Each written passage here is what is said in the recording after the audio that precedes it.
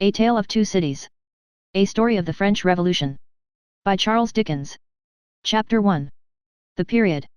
It was the best of times, it was the worst of times, it was the age of wisdom, it was the age of foolishness, it was the epoch of belief, it was the epoch of incredulity, it was the season of light, it was the season of darkness, it was the spring of hope, it was the winter of despair. We had everything before us, we had nothing before us, we were all going direct to heaven, we were all going direct the other way. In short, the period was so far like the present period, that some of its noisiest authorities insisted on its being received, for good or for evil, in the superlative degree of comparison only.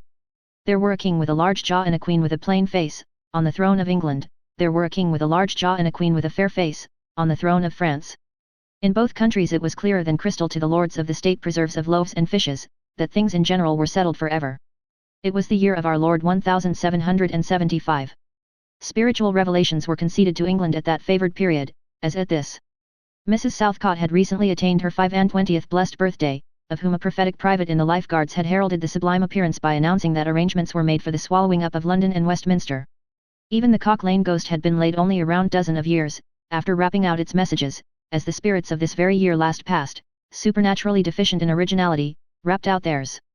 Mere messages in the earthly order of events had lately come to the English crown and people, from a Congress of British subjects in America, which, strange to relate, have proved more important to the human race than any communications yet received through any of the chickens of the Cock Lane brood. France, less favoured on the whole as to matters spiritual than her sister of the Shield and Trident, rolled with exceeding smoothness downhill, making paper money and spending it. Under the guidance of her Christian pastors, she entertained herself, besides, with such humane achievements as sentencing a youth to have his hands cut off, his tongue torn out with pincers, and his body burned alive, because he had not kneeled down in the rain to do honour to a dirty procession of monks which passed within his view, at a distance of some 50 or 60 yards. It is likely enough that, rooted in the woods of France and Norway, there were growing trees, when that sufferer was put to death, already marked by the woodman, fate, to come down and be sawn into boards, to make a certain movable framework with a sack and a knife in it, terrible in history. It is likely enough that in the rough outhouses of some tillers of the heavy lands adjacent to Paris, there were sheltered from the weather that very day, rude carts, bespattered with rustic mire, snuffed about by pigs, and roosted in by poultry, which the farmer, Death, had already set apart to be his tumbrils of the Revolution. But that woodman and that farmer, though they work unceasingly, work silently, and no one heard them as they went about with muffled tread, the rather, for as much as to entertain any suspicion that they were awake, was to be atheistical and traitorous. In England, there was scarcely an amount of order and protection to justify much national boasting. Daring burglaries by armed men, and highway robberies, took place in the capital itself every night. Families were publicly cautioned not to go out of town without removing their furniture to upholsterers' warehouses for security. The highwayman in the dark was a city tradesman in the light, and, being recognized and challenged by his fellow tradesmen whom he stopped in his character of the captain, gallantly shot him through the head and rode away. The mail was waylaid by 7 robbers, and the guard shot 3 dead, and then got shot dead himself by the other 4, in consequence of the failure of his ammunition, after which the mail was robbed in peace. That magnificent potentate, the Lord Mayor of London, was made to stand and deliver on Turnham Green, by one highwayman, who despoiled the illustrious creature in sight of all his retinue. Prisoners in London jails fought battles with their turnkeys, and the majesty of the law fired blunderbusses in among them, loaded with rounds of shot and ball. Thieves snipped off diamond crosses from the necks of noble lords at court drawing rooms. Musketeers went into St. Giles's, to search for contraband goods, and the mob fired on the musketeers, and the musketeers fired on the mob, and nobody thought any of these occurrences much out of the common way. In the midst of them, the hangman, ever busy and ever worse than useless, was in constant requisition, now, stringing up long rows of miscellaneous criminals, now, hanging a housebreaker on Saturday who had been taken on Tuesday, now, burning people in the hand at Newgate by the dozen, and now burning pamphlets at the door of Westminster Hall, today, taking the life of an atrocious murderer, and tomorrow of a wretched pilferer who had robbed a farmer's boy of 6pence. All these things, and 1,000 like them, came to pass in and close upon the dear old year 1775. Environed by them, while the woodman and the farmer worked unheeded, those 2 of the large jaws, and those other 2 of the plain and the fair faces, trod with stir enough, and carried their divine rights with a high hand. Thus did the year 1775 conduct their greatnesses, and myriads of small creatures, the creatures of this chronicle among the rest, along the roads that lay before them. Chapter 2. The Mail. It was the Dover Road that lay, on a Friday night late in November, before the first of the persons with whom this history has business. The Dover Road lay, as to him, beyond the Dover Mail, as it lumbered up Shooter's Hill. He walked uphill in the mire by the side of the mail, as the rest of the passengers did, not because they had the least relish for walking exercise, under the circumstances, but because the hill, and the harness, and the mud, and the mail, were all so heavy, that the horses had 3 times already come to a stop, besides once drawing the coach across the road, with the mutinous intent of taking it back to Blackheath.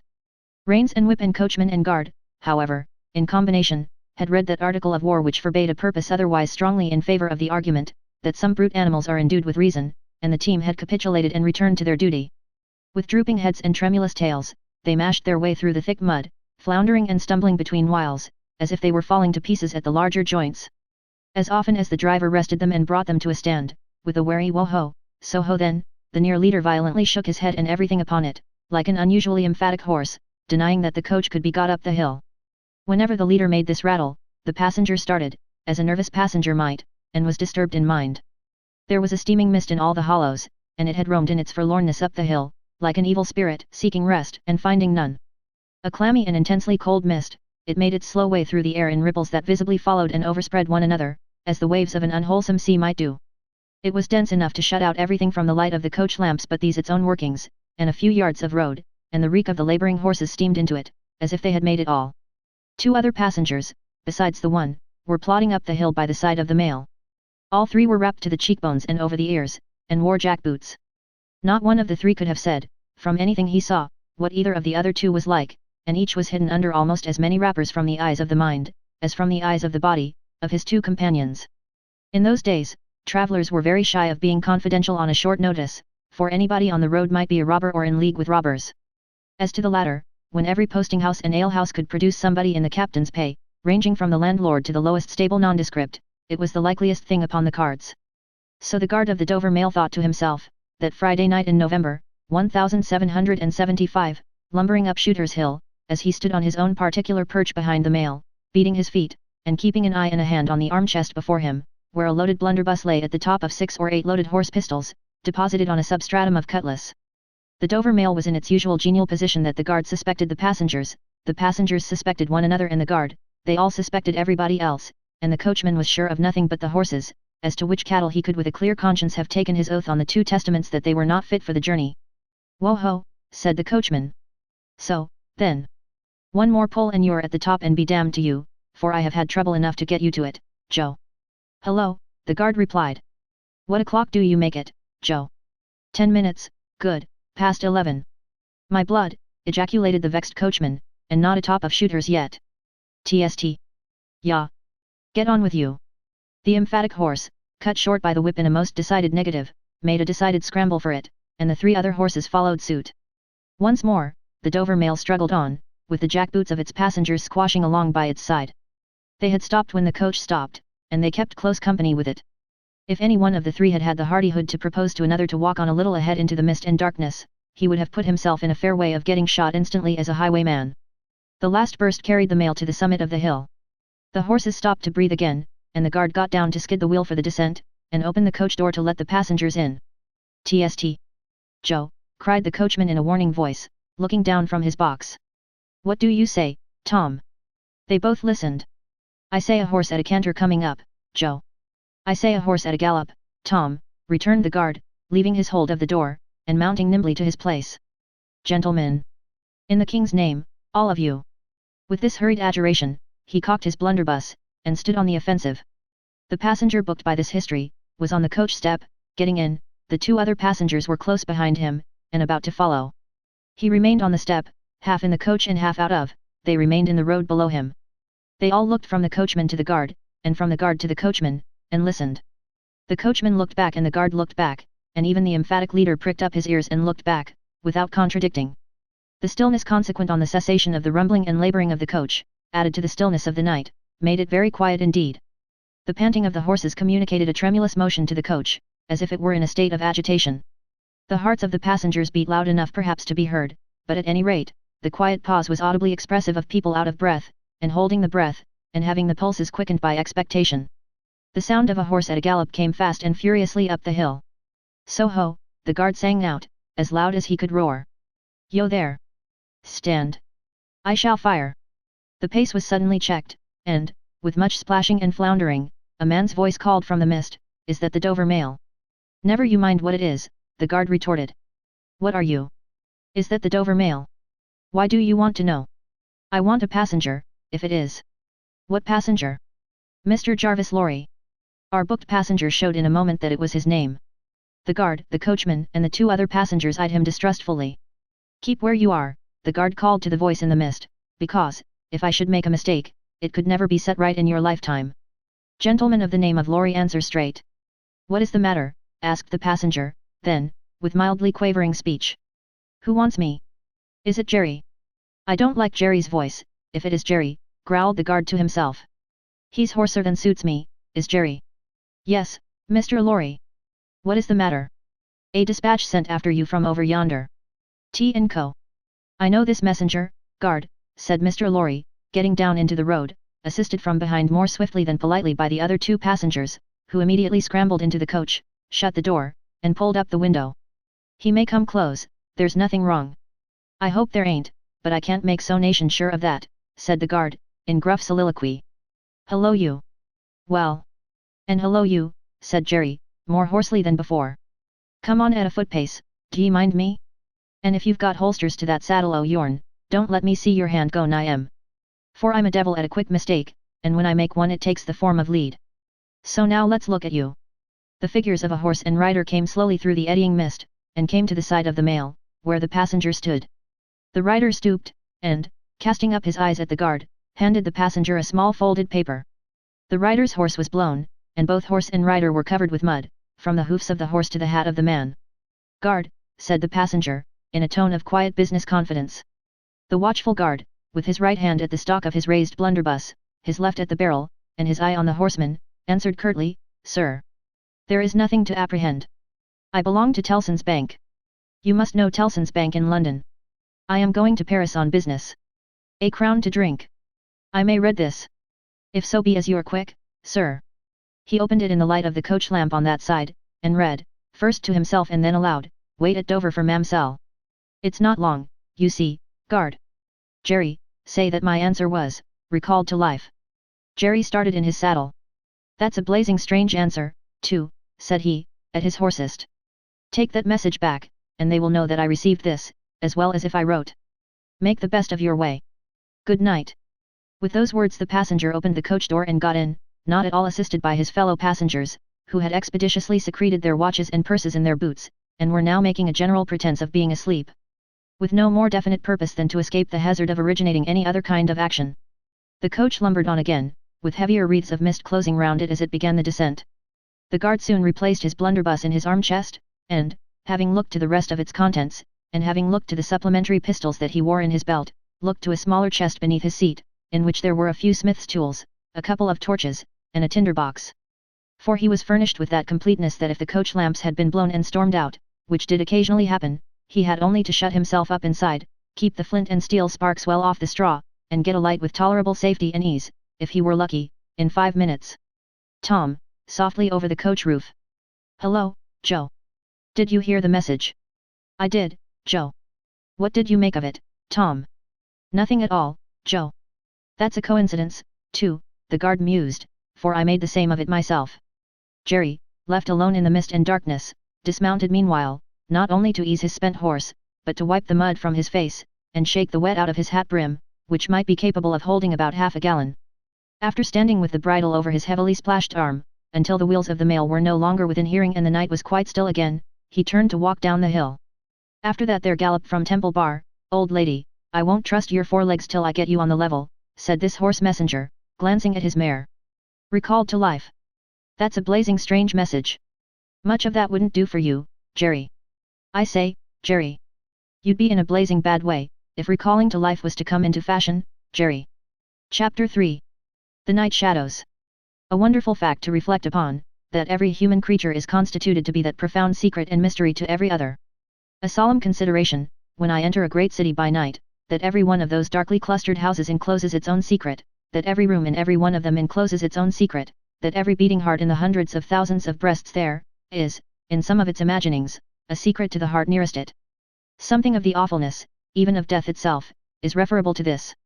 No more can I turn the leaves of this dear book that I loved, and vainly hope in time to read it all. No more can I look into the depths of this unfathomable water, wherein, as momentary lights glanced into it, I have had glimpses of buried treasure and other things submerged. It was appointed that the book should shut with a spring, forever and forever, when I had read but a page.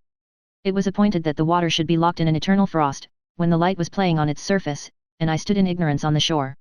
My friend is dead, my neighbor is dead, my love, the darling of my soul, is dead. It is the inexorable consolidation and perpetuation of the secret that was always in that individuality, and which I shall carry in mind to my life's end.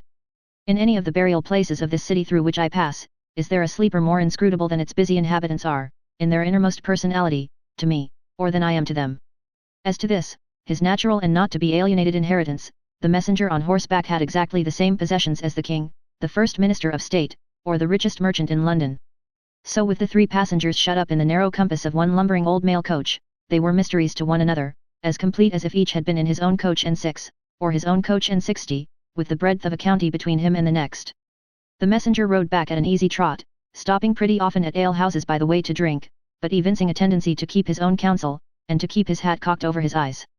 He had eyes that assorted very well with that decoration, being of a surface black, with no depth in the color or form, and much too near together, as if they were afraid of being found out in something, singly, if they kept too far apart. They had a sinister expression, under an old cocked hat like a 3-cornered spittoon, and over a great muffler for the chin and throat, which descended nearly to the wearer's knees. When he stopped for drink, he moved this muffler with his left hand, only while he poured his liquor in with his right. As soon as that was done, he muffled again. "No, Jerry, no," said the messenger, harping on one theme as he rode. "It wouldn't do for you, Jerry. Jerry, you honest tradesman, it wouldn't suit your line of business." Recalled. "Bust me if I don't think he'd been a-drinking." His message perplexed his mind to that degree that he was fain, several times, to take off his hat to scratch his head. Except on the crown, which was raggedly bald, he had stiff, black hair, standing jaggedly all over it, and growing downhill almost to his broad, blunt nose. It was so like Smith's work, so much more like the top of a strongly spiked wall than a head of hair, that the best of players at leap-frog might have declined him, as the most dangerous man in the world to go over. While he trotted back with the message he was to deliver to the night watchman in his box at the door of Tellson's Bank, by Temple Bar, who was to deliver it to greater authorities within, the shadows of the night took such shapes to him as arose out of the message, and took such shapes to the mare as arose out of her private topics of uneasiness. They seemed to be numerous, for she shied at every shadow on the road. What time, the mail coach lumbered, jolted, rattled, and bumped upon its tedious way, with its 3 fellow inscrutables inside. To whom, likewise, the shadows of the night revealed themselves, in the forms their dozing eyes and wandering thoughts suggested. Tellson's Bank had a run upon it in the mail. As the bank passenger, with an arm drawn through the leathern strap, which did what lay in it to keep him from pounding against the next passenger, and driving him into his corner, whenever the coach got a special jolt, nodded in his place, with half-shut eyes, the little coach windows, and the coach lamp dimly gleaming through them, and the bulky bundle of opposite passenger, became the bank, and did a great stroke of business. The rattle of the harness was the chink of money, and more drafts were honoured in 5 minutes than even Tellson's, with all its foreign and home connection, ever paid in thrice the time. Then the strong rooms underground, at Tellson's, with such of their valuable stores and secrets as were known to the passenger, and it was not a little that he knew about them, opened before him, and he went in among them with the great keys and the feebly burning candle, and found them safe and strong and sound, and still, just as he had last seen them. But, though the bank was almost always with him, and though the coach, in a confused way, like the presence of pain under an opiate, was always with him, there was another current of impression that never ceased to run, all through the night. He was on his way to dig someone out of a grave. Now, which of the multitude of faces that showed themselves before him was the true face of the buried person, the shadows of the night did not indicate, but they were all the faces of a man of 45 by years, and they differed principally in the passions they expressed, and in the ghastliness of their worn and wasted state. Pride, contempt, defiance, stubbornness, submission, lamentation, succeeded one another, so did varieties of sunken cheek, cadaverous color, emaciated hands, and figures. But the face was in the main one face, and every head was prematurely white. 100 times the dozing passenger inquired of this spectre. Buried how long? The answer was always the same, almost 18 years. You had abandoned all hope of being dug out. Long ago. You know that you are recalled to life. They tell me so. I hope you care to live. I can't say. Shall I show her to you? Will you come and see her? The answers to this question were various and contradictory. Sometimes the broken reply was, wait. It would kill me if I saw her too soon. Sometimes, it was given in a tender rain of tears, and then it was, take me to her. Sometimes it was staring and bewildered, and then it was, I don't know her. I don't understand. After such imaginary discourse, the passenger in his fancy would dig, and dig, dig, now with a spade, now with a great key, now with his hands, to dig this wretched creature out. Got out at last, with earth hanging about his face and hair, he would suddenly fan away to dust. The passenger would then start to himself, and lower the window, to get the reality of mist and rain on his cheek. Yet even when his eyes were opened on the mist and rain, on the moving patch of light from the lamps, and the hedge at the roadside retreating by jerks, the night shadows outside the coach would fall into the train of the night shadows within. The real banking house by Temple Bar, the real business of the past day, the real strong rooms, the real express sent after him, and the real message returned, would all be there. Out of the midst of them, the ghostly face would rise, and he would accost it again. Buried how long? Almost 18 years. I hope you care to live. I can't say. Dig, dig, dig, until an impatient movement from one of the two passengers would admonish him to pull up the window, draw his arm securely through the leathern strap, and speculate upon the two slumbering forms, until his mind lost its hold of them, and they again slid away into the bank and the grave. Buried how long? Almost 18 years. You had abandoned all hope of being dug out. Long ago. The words were still in his hearing as just spoken, distinctly in his hearing as ever spoken words had been in his life, when the weary passenger started to the consciousness of daylight, and found that the shadows of the night were gone. He lowered the window, and looked out at the rising sun. There was a ridge of ploughed land, with the plough upon it where it had been left last night when the horses were unyoked, beyond, a quiet coppice wood, in which many leaves of burning red and golden yellow still remained upon the trees. Though the earth was cold and wet, the sky was clear, and the sun rose bright, placid, and beautiful. 18 years, said the passenger, looking at the sun. Gracious Creator of day! To be buried alive for 18 years. Chapter 4. The Preparation.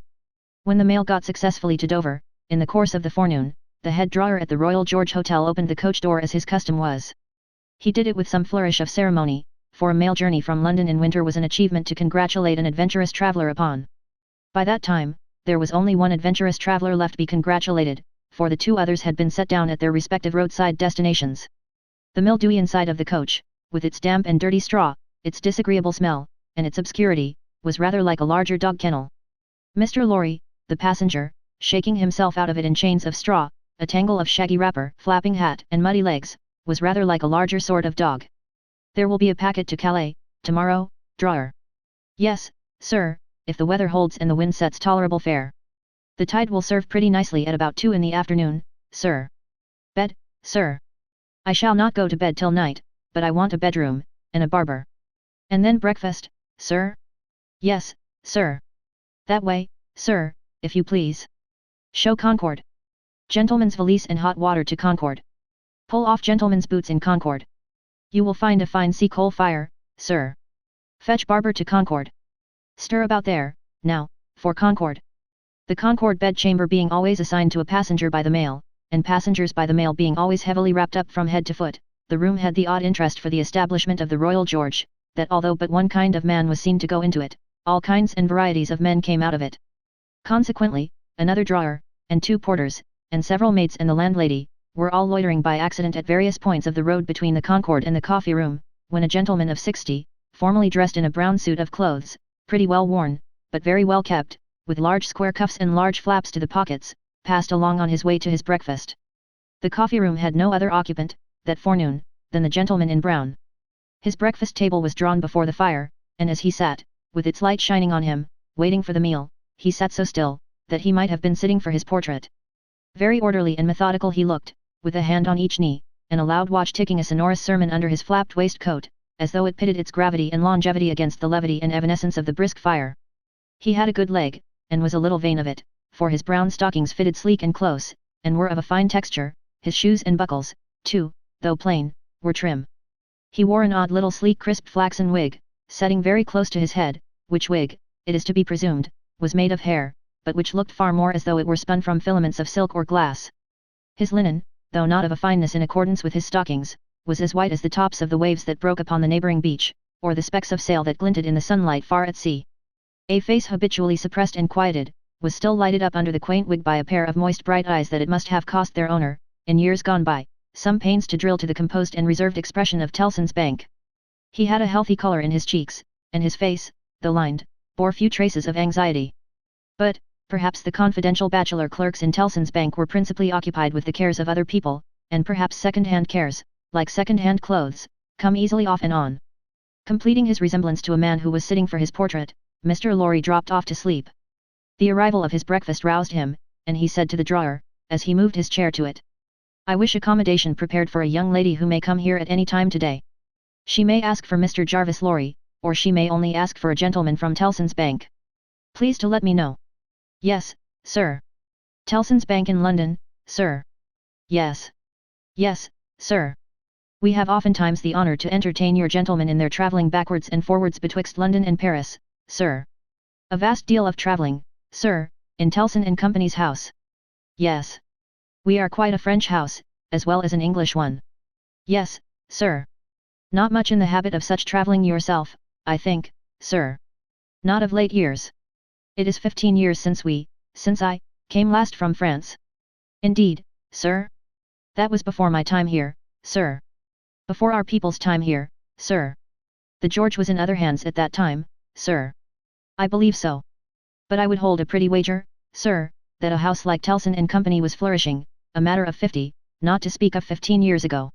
You might treble that, and say 150, yet not be far from the truth. Indeed, sir.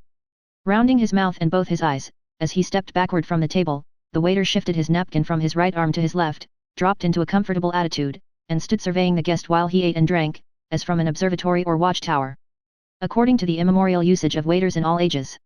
When Mr. Lorry had finished his breakfast, he went out for a stroll on the beach. The little narrow, crooked town of Dover hid itself away from the beach, and ran its head into the chalk cliffs, like a marine ostrich.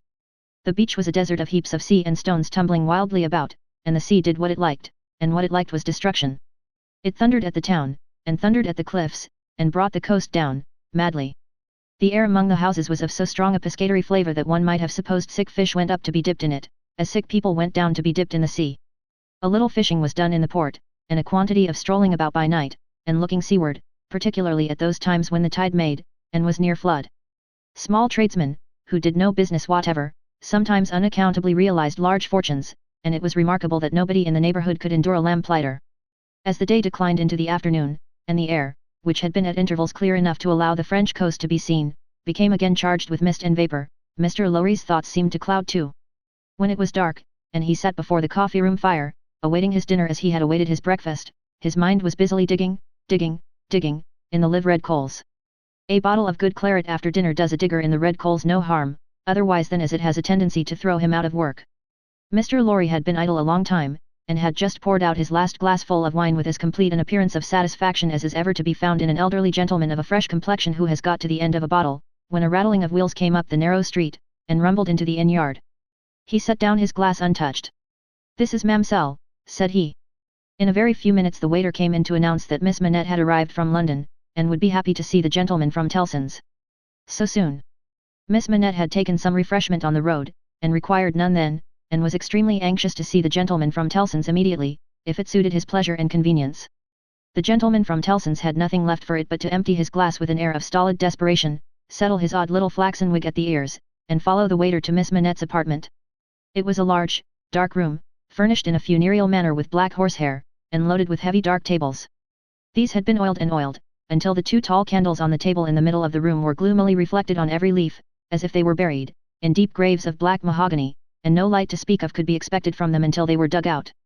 The obscurity was so difficult to penetrate that Mr. Lorry, picking his way over the well-worn Turkey carpet, supposed Miss Manette to be, for the moment, in some adjacent room, until, having got past the two tall candles, he saw standing to receive him by the table between them and the fire, a young lady of not more than 17, in a riding cloak, and still holding her straw travelling hat by its ribbon in her hand.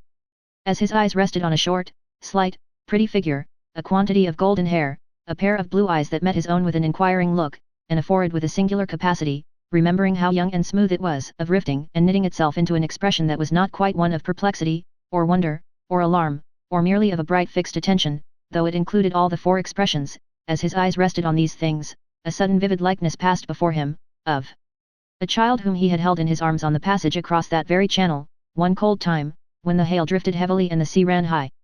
The likeness passed away, like a breath along the surface of the gaunt pier glass behind her, on the frame of which, a hospital procession of negro cupids, several headless and all cripples, were offering black baskets of dead sea fruit to black divinities of the feminine gender, and he made his formal bow to Miss Manette.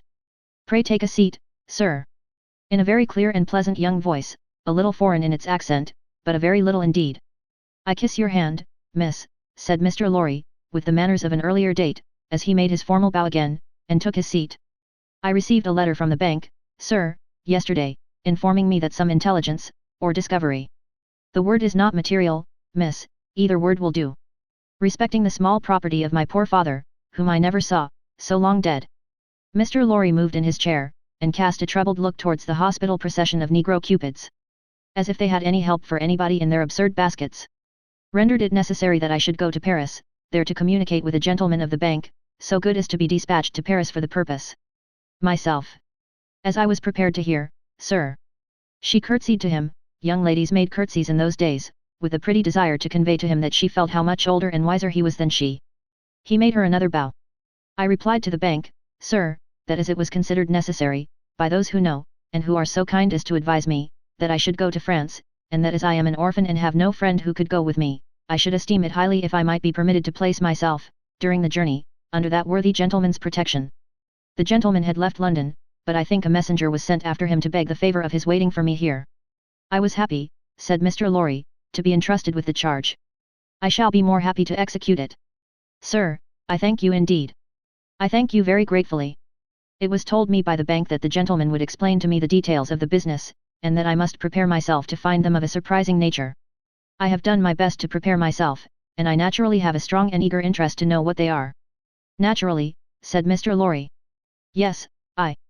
After a pause, he added, again settling the crisp flaxen wig at the ears, "It is very difficult to begin." He did not begin, but, in his indecision, met her glance. The young forehead lifted itself into that singular expression, but it was pretty and characteristic, besides being singular, and she raised her hand, as if with an involuntary action she caught it, or stayed some passing shadow. "Are you quite a stranger to me, sir?" "Am I not?" Mr. Lorry opened his hands, and extended them outwards with an argumentative smile. Between the eyebrows and just over the little feminine nose, the line of which was as delicate and fine as it was possible to be, the expression deepened itself as she took her seat thoughtfully in the chair by which she had hitherto remained standing. He watched her as she mused, and the moment she raised her eyes again, went on. "In your adopted country, I presume, I cannot do better than address you as a young English lady, Miss Manette." "If you please, sir." "Miss Manette, I am a man of business. I have a business charge to acquit myself of. In your reception of it, don't heed me any more than if I was a speaking machine. Truly, I am not much else. I will, with your leave, relate to you, miss, the story of one of our customers." "Story?" He seemed wilfully to mistake the word she had repeated, when he added, in a hurry, "Yes, customers, in the banking business we usually call our connection our customers." He was a French gentleman, a scientific gentleman, a man of great acquirements, a doctor. "Not of Beauvais?" "Why, yes, of Beauvais. Like Monsieur Manette, your father, the gentleman was of Beauvais. Like Monsieur Manette, your father, the gentleman was of repute in Paris. I had the honor of knowing him there. Our relations were business relations, but confidential. I was at that time in our French house, and had been, 20 years. At that time, I may ask, at what time, sir?" "I speak, miss, of 20 years ago. He married, an English lady, and I was one of the trustees. His affairs, like the affairs of many other French gentlemen and French families, were entirely in Tellson's hands. In a similar way I am, or I have been, trustee of one kind or other for scores of our customers. These are mere business relations, miss, there is no friendship in them, no particular interest, nothing like sentiment. I have passed from one to another, in the course of my business life, just as I pass from one of our customers to another in the course of my business day. In short, I have no feelings, I am a mere machine. To go on. But this is my father's story, sir, and I begin to think," the curiously roughened forehead was very intent upon him, "that when I was left an orphan through my mother's surviving my father only 2 years, it was you who brought me to England. I am almost sure it was you."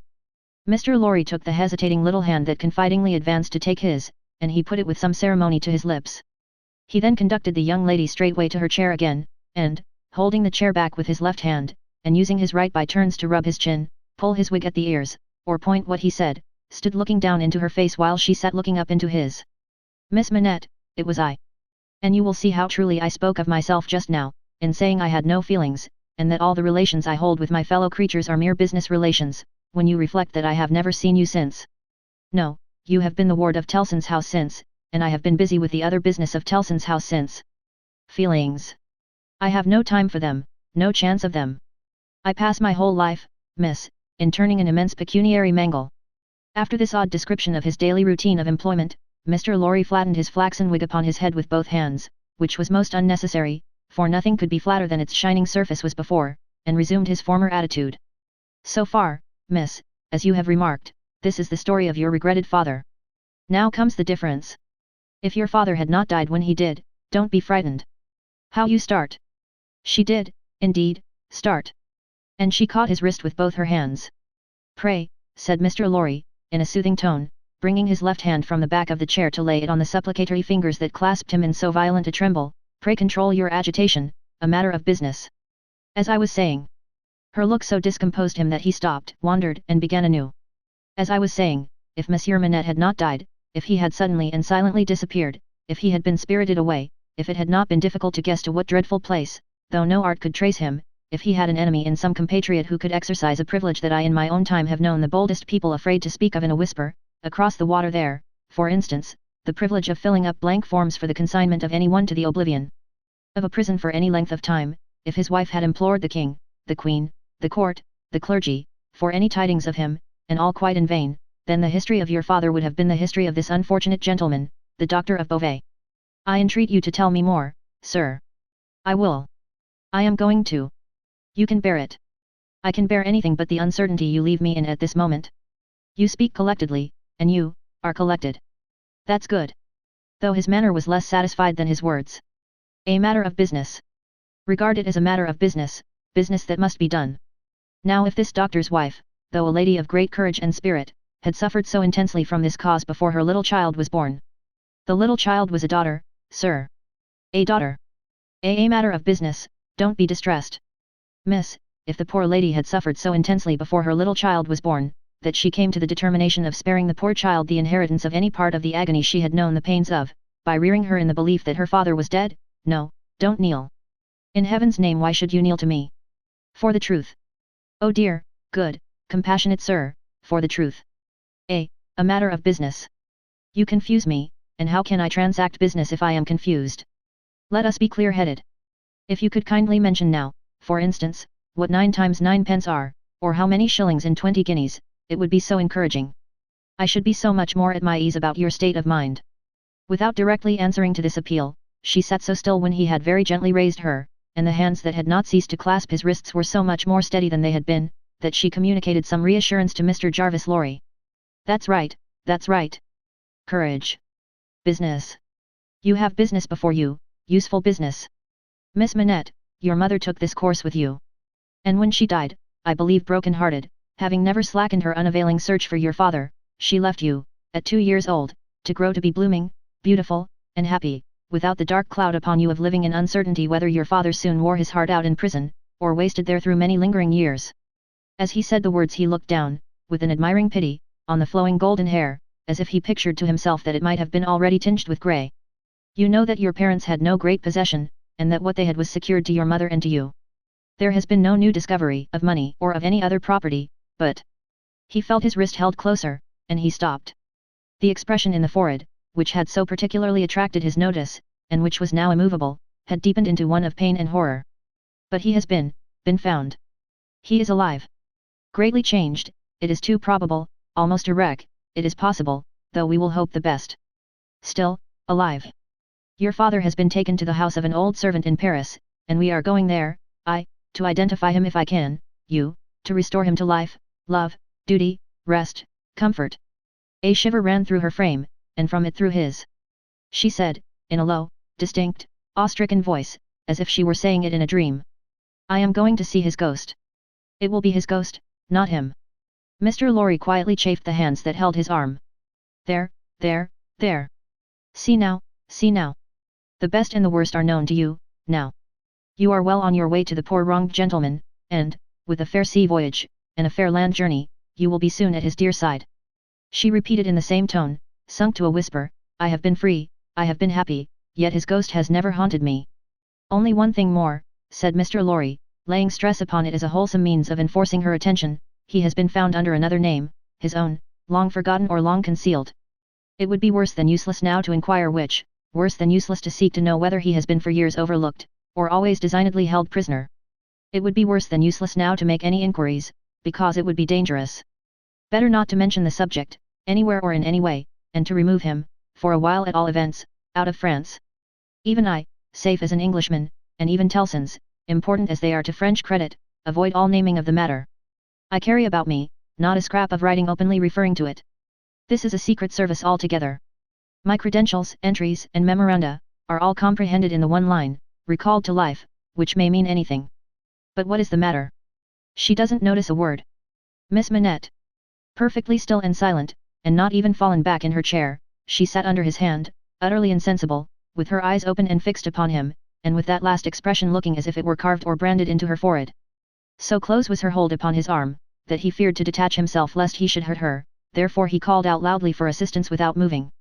A wild-looking woman, whom even in his agitation, Mr. Lorry observed to be all of a red color, and to have red hair, and to be dressed in some extraordinary tight-fitting fashion, and to have on her head a most wonderful bonnet like a grenadier wooden measure, and good measure too, or a great Stilton cheese, came running into the room in advance of the inn servants, and soon settled the question of his detachment from the poor young lady, by laying a brawny hand upon his chest, and sending him flying back against the nearest wall.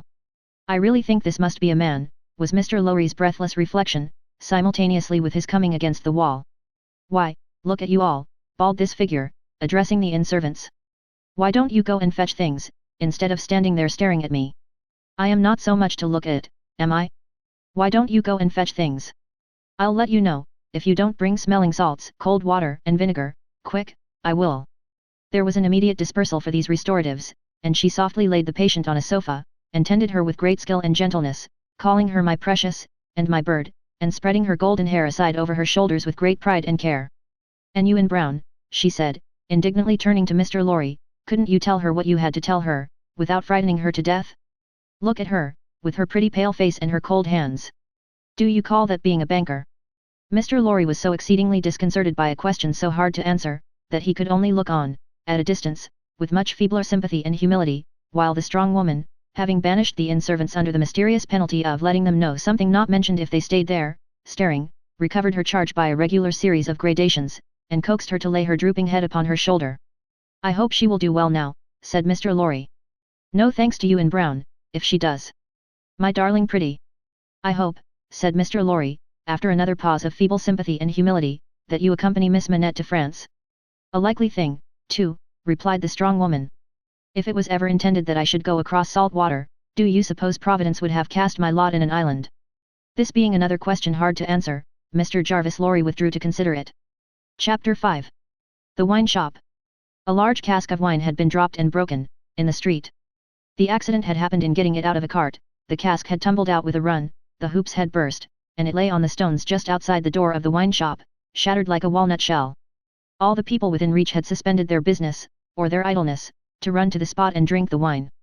The rough, irregular stones of the street, pointing every way, and designed, one might have thought, expressly to lame all living creatures that approached them, had dammed it into little pools. These were surrounded, each by its own jostling group or crowd, according to its size.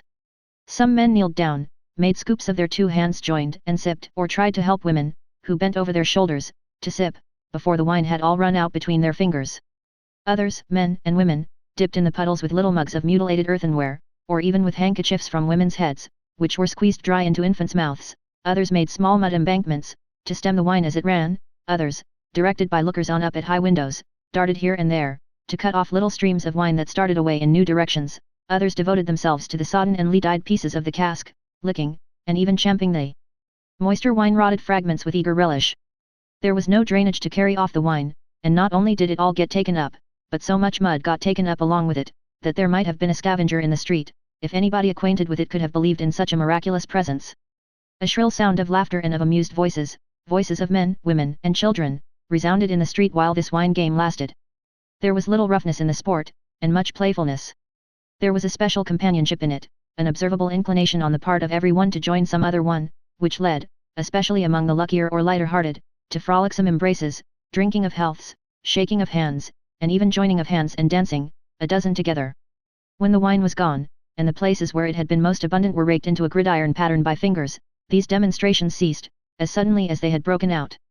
The man who had left his saw sticking in the firewood he was cutting, set it in motion again. The woman who had left on a doorstep the little pot of hot ashes, at which she had been trying to soften the pain in her own starved fingers and toes, or in those of her child, returned to it, men with bare arms, matted locks, and cadaverous faces, who had emerged into the winter light from cellars, moved away, to descend again, and a gloom gathered on the scene that appeared more natural to it than sunshine.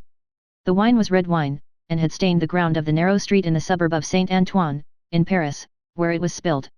It had stained many hands, too, and many faces, and many naked feet, and many wooden shoes. The hands of the man who sawed the wood, left red marks on the billets, and the forehead of the woman who nursed her baby, was stained with the stain of the old rag she wound about her head again. Those who had been greedy with the staves of the cask, had acquired a tigerish smear about the mouth, and one tall joker so besmirched, his head more out of a long squalid bag of a nightcap than in it, scrawled upon a wall with his finger dipped in muddy wine lees, blood. The time was to come, when that wine too would be spilled on the street stones, and when the stain of it would be read upon many there. And now that the cloud settled on Saint Antoine, which a momentary gleam had driven from his sacred countenance, the darkness of it was heavy, cold, dirt, sickness, ignorance, and want, were the lords in waiting on the saintly presence, nobles of great power all of them, but, most especially the last. Samples of a people that had undergone a terrible grinding and regrinding in the mill, and certainly not in the fabulous mill which ground old people young, shivered at every corner, passed in and out at every doorway, looked from every window, fluttered in every vestige of a garment that the wind shook. The mill which had worked them down, was the mill that grinds young people old. The children had ancient faces and grave voices, and upon them, and upon the grown faces, and ploughed into every furrow of age and coming up afresh, was the sigh, hunger. It was prevalent everywhere. Hunger was pushed out of the tall houses, in the wretched clothing that hung upon poles and lines, hunger was patched into them with straw and rag and wood and paper, hunger was repeated in every fragment of the small modicum of firewood that the man sawed off, hunger stared down from the smokeless chimneys, and started up from the filthy street that had no offal, among its refuse, of anything to eat. Hunger was the inscription on the baker's shelves, written in every small loaf of his scanty stock of bad bread, at the sausage shop, in every dead dog preparation that was offered for sale. Hunger rattled its dry bones among the roasting chestnuts in the turn cylinder, hunger was shred into atomics in every farthing porringer of husky chips of potato, fried with some reluctant drops of oil. Its abiding place was in all things fitted to it. A narrow winding street, full of offence and stench, with other narrow winding streets diverging, all peopled by rags and nightcaps, and all smelling of rags and nightcaps, and all visible things with a brooding look upon them that looked ill. In the hunted air of the people there was yet some wild beast thought of the possibility of turning at bay. Depressed and slinking though they were, eyes of fire were not wanting among them, nor compressed lips, white with what they suppressed, nor foreheads knitted into the likeness of the gallows rope they mused about enduring, or inflicting. The trade signs, and they were almost as many as the shops, were, all, grim illustrations of want. The butcher and the porkman painted up, only the leanest scrags of meat, the baker, the coarsest of meagre loaves. The people rudely pictured as drinking in the wine shops, croaked over their scanty measures of thin wine and beer, and were gloweringly confidential together. Nothing was represented in a flourishing condition, save tools and weapons, but, the cutler's knives and axes were sharp and bright, the smith's hammers were heavy, and the gunmaker's stock was murderous. The crippling stones of the pavement, with their many little reservoirs of mud and water, had no footways, but broke off abruptly at the doors. The kennel, to make amends, ran down the middle of the street, when it ran at all, which was only after heavy rains, and then it ran, by many eccentric fits, into the houses. Across the streets, at wide intervals, one clumsy lamp was slung by a rope and pulley. At night, when the lamplighter had let these down, and lighted, and hoisted them again, a feeble grove of dim wicks swung in a sickly manner overhead, as if they were at sea. Indeed they were at sea, and the ship and crew were in peril of tempest. For, the time was to come, when the gaunt scarecrows of that region should have watched the lamplighter, in their idleness and hunger, so long, as to conceive the idea of improving on his method, and hauling up men by those ropes and pulleys, to flare upon the darkness of their condition.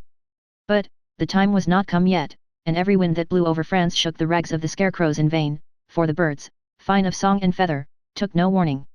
The wine shop was a corner shop, better than most others in its appearance and degree, and the master of the wine shop had stood outside it, in a yellow waistcoat and green breeches, looking on at the struggle for the lost wine. "It's not my affair," said he, with a final shrug of the shoulders. "The people from the market did it. Let them bring another." There, his eyes happening to catch the tall joker writing up his joke, he called to him across the way. "Say, then, my Gaspard, what do you do there?" The fellow pointed to his joke with immense significance, as is often the way with his tribe. It missed its mark, and completely failed, as is often the way with his tribe too. "What now? Are you a subject for the mad hospital?" said the wine shop keeper, crossing the road, and obliterating the jest with a handful of mud, picked up for the purpose, and smeared over it. "Why do you write in the public streets? Is there, tell me thou, is there no other place to write such words in? In his expostulation he dropped his cleaner hand, perhaps accidentally, perhaps not, upon the Joker's heart. The Joker rapped it with his own, took a nimble spring upward, and came down in a fantastic dancing attitude, with one of his stained shoes jerked off his foot into his hand, and held out. A Joker of an extremely, not to say wolfishly practical character, he looked, under those circumstances. Put it on, said the other. Call wine, and finish there. With that advice, he wiped his soiled hand upon the Joker's dress, such as it was, quite deliberately, as having dirted the hand on his account, and then recrossed the road and entered the wine shop. This wine shop keeper was a bull-necked, martial-looking man of 30, and he should have been of a hot temperament, for, although it was a bitter day, he wore no coat, but carried one slung over his shoulder. His shirt sleeves were rolled up, too, and his brown arms were bare to the elbows. Neither did he wear anything more on his head than his own crisply curling short dark hair. He was a dark man altogether, with good eyes and a good bold breadth between them. Good-humoured looking on the whole, but implacable looking, too, evidently a man of a strong resolution and a set purpose, a man not desirable to be met, rushing down a narrow pass with a gulf on either side, for nothing would turn the man. Madame Defarge, his wife, sat in the shop behind the counter as he came in. Madame Defarge was a stout woman of about his own age, with a watchful eye that seldom seemed to look at anything, a large hand heavily ringed, a steady face, strong features, and great composure of manner. There was a character about Madame Defarge, from which one might have predicated that she did not often make mistakes against herself in any of the reckonings over which she presided. Madame Defarge, being sensitive to cold, was wrapped in fur, and had a quantity of bright shawl twined about her head, though not to the concealment of her large ear-rings. Her knitting was before her, but she had laid it down to pick her teeth with a toothpick. Thus engaged, with her right elbow supported by her left hand, Madame Defarge said nothing when her lord came in, but coughed just one grain of cough. This, in combination with the lifting of her darkly defined eyebrows over her toothpick by the breadth of a line, suggested to her husband that he would do well to look round the shop among the customers, for any new customer who had dropped in while he stepped over the way. The wine shop keeper accordingly rolled his eyes about, until they rested upon an elderly gentleman and a young lady, who were seated in a corner. Other company were there, 2 playing cards, 2 playing dominoes, 3 standing by the counter lengthening out a short supply of wine. As he passed behind the counter, he took notice that the elderly gentleman said in a look to the young lady, "This is our man." "What the devil do you do in that galley there?" said Monsieur Defarge to himself. "I don't know you." But, he feigned not to notice the 2 strangers, and fell into discourse with the triumvirate of customers who were drinking at the counter. "How goes it, Jacques?" said one of these 3 to Monsieur Defarge. "Is all the spilt wine swallowed?" "Every drop, Jacques," answered Monsieur Defarge. When this interchange of Christian name was effected, Madame Defarge, picking her teeth with her toothpick, coughed another grain of cough, and raised her eyebrows by the breadth of another line. "It is not often," said the second of the 3, addressing Monsieur Defarge, "that many of these miserable beasts know the taste of wine, or of anything but black bread and death. Is it not so, Jacques?" "It is so, Jacques," Monsieur Defarge returned. At this second interchange of the Christian name, Madame Defarge, still using her toothpick with profound composure, coughed another grain of cough, and raised her eyebrows by the breadth of another line. The last of the 3 now said his say, as he put down his empty drinking vessel and smacked his lips. "Ah! So much the worse. A bitter taste it is that such poor cattle always have in their mouths, and hard lives they live, Jacques. Am I right, Jacques?" "You are right, Jacques," was the response of Monsieur Defarge. This third interchange of the Christian name was completed at the moment when Madame Defarge put her toothpick by, kept her eyebrows up, and slightly rustled in her seat. "Hold then." "True," muttered her husband. "Gentlemen, my wife." The 3 customers pulled off their hats to Madame Defarge, with 3 flourishes. She acknowledged their homage by bending her head, and giving them a quick look. Then she glanced in a casual manner round the wine shop, took up her knitting with great apparent calmness and repose of spirit, and became absorbed in it. "Gentlemen," said her husband, who had kept his bright eye observantly upon her, "good day. The chamber, furnished bachelor fashion, that you wished to see, and were inquiring for when I stepped out, is on the 5th floor. The doorway of the staircase gives on the little courtyard close to the left here," pointing with his hand, "near to the window of my establishment. But, now that I remember, one of you has already been there, and can show the way. Gentlemen, adieu." They paid for their wine, and left the place. The eyes of Monsieur Defarge were studying his wife at her knitting when the elderly gentleman advanced from his corner, and begged the favour of a word. "Willingly, sir," said Monsieur Defarge, and quietly stepped with him to the door. Their conference was very short, but very decided. Almost at the first word, Monsieur Defarge started and became deeply attentive. It had not lasted a minute, when he nodded and went out. The gentleman then beckoned to the young lady, and they, 2, went out.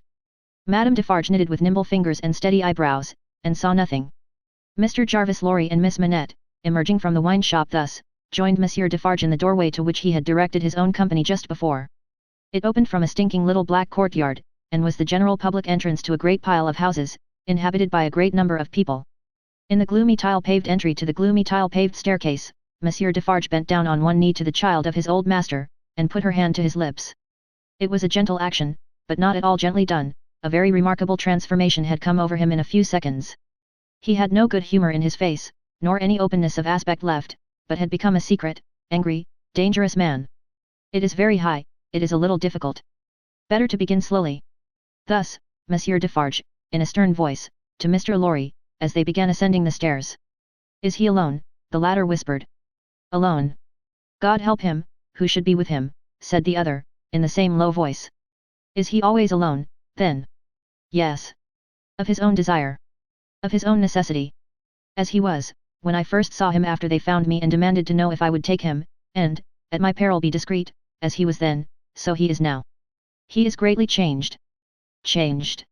The keeper of the wine shop stopped to strike the wall with his hand, and mutter a tremendous curse. No direct answer could have been half so forcible. Mr. Lorry's spirits grew heavier and heavier, as he and his two companions ascended higher and higher. Such a staircase, with its accessories, in the older and more crowded parts of Paris, would be bad enough now, but, at that time, it was vile indeed to unaccustomed and unhardened senses.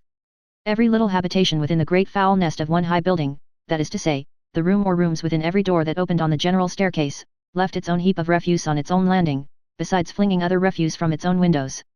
The uncontrollable and hopeless mass of decomposition so engendered, would have polluted the air, even if poverty and deprivation had not loaded it with their intangible impurities. The two bad sources combined made it almost insupportable. Through such an atmosphere, by a steep dark shaft of dirt and poison, the way lay. Yielding to his own disturbance of mind, and to his young companion's agitation, which became greater every instant, Mr. Jarvis Lorry twice stopped to rest.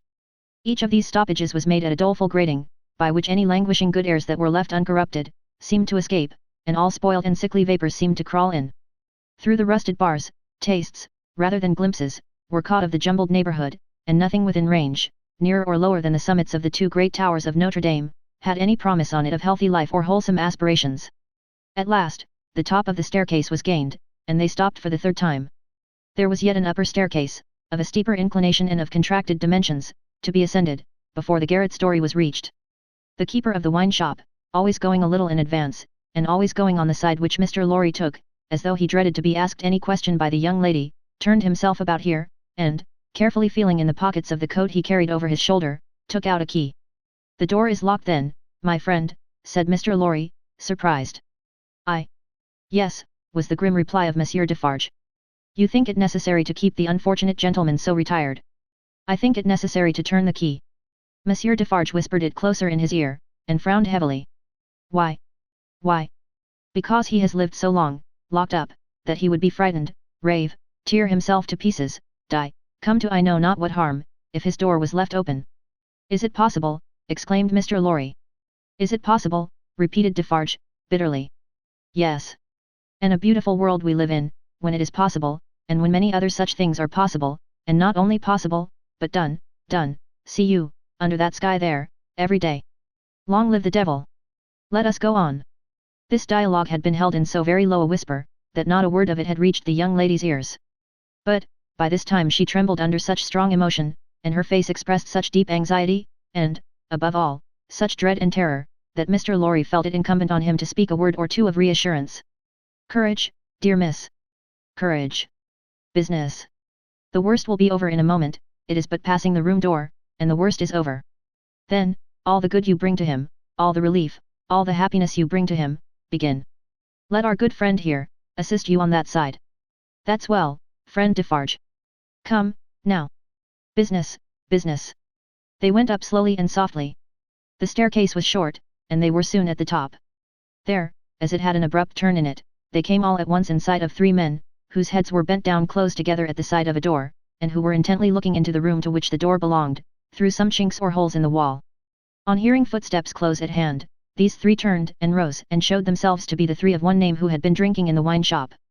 I forgot them in the surprise of your visit, explained Monsieur Defarge. Leave us, good boys, we have business here. The three glided by, and went silently down. There appearing to be no other door on that floor, and the keeper of the wine shop going straight to this one when they were left alone, Mr. Lorry asked him in a whisper, with a little anger. Do you make a show of Monsieur Manette? I show him, in the way you have seen, to a chosen few. Is that well? I think it is well. Who are the few? How do you choose them? I choose them as real men, of my name, Jacques is my name, to whom the sight is likely to do good. Enough, you are English, that is another thing. Stay there, if you please, a little moment. With an admonitory gesture to keep them back, he stooped, and looked in through the crevice in the wall. Soon raising his head again, he struck twice or thrice upon the door, evidently with no other object than to make a noise there. With the same intention, he drew the key across it, 3 or 4 times, before he put it clumsily into the lock, and turned it as heavily as he could. The door slowly opened inward under his hand, and he looked into the room and said something. A faint voice answered something. Little more than a single syllable could have been spoken on either side. He looked back over his shoulder, and beckoned them to enter. Mr. Lorry got his arm securely round the daughter's waist, and held her, for he felt that she was sinking.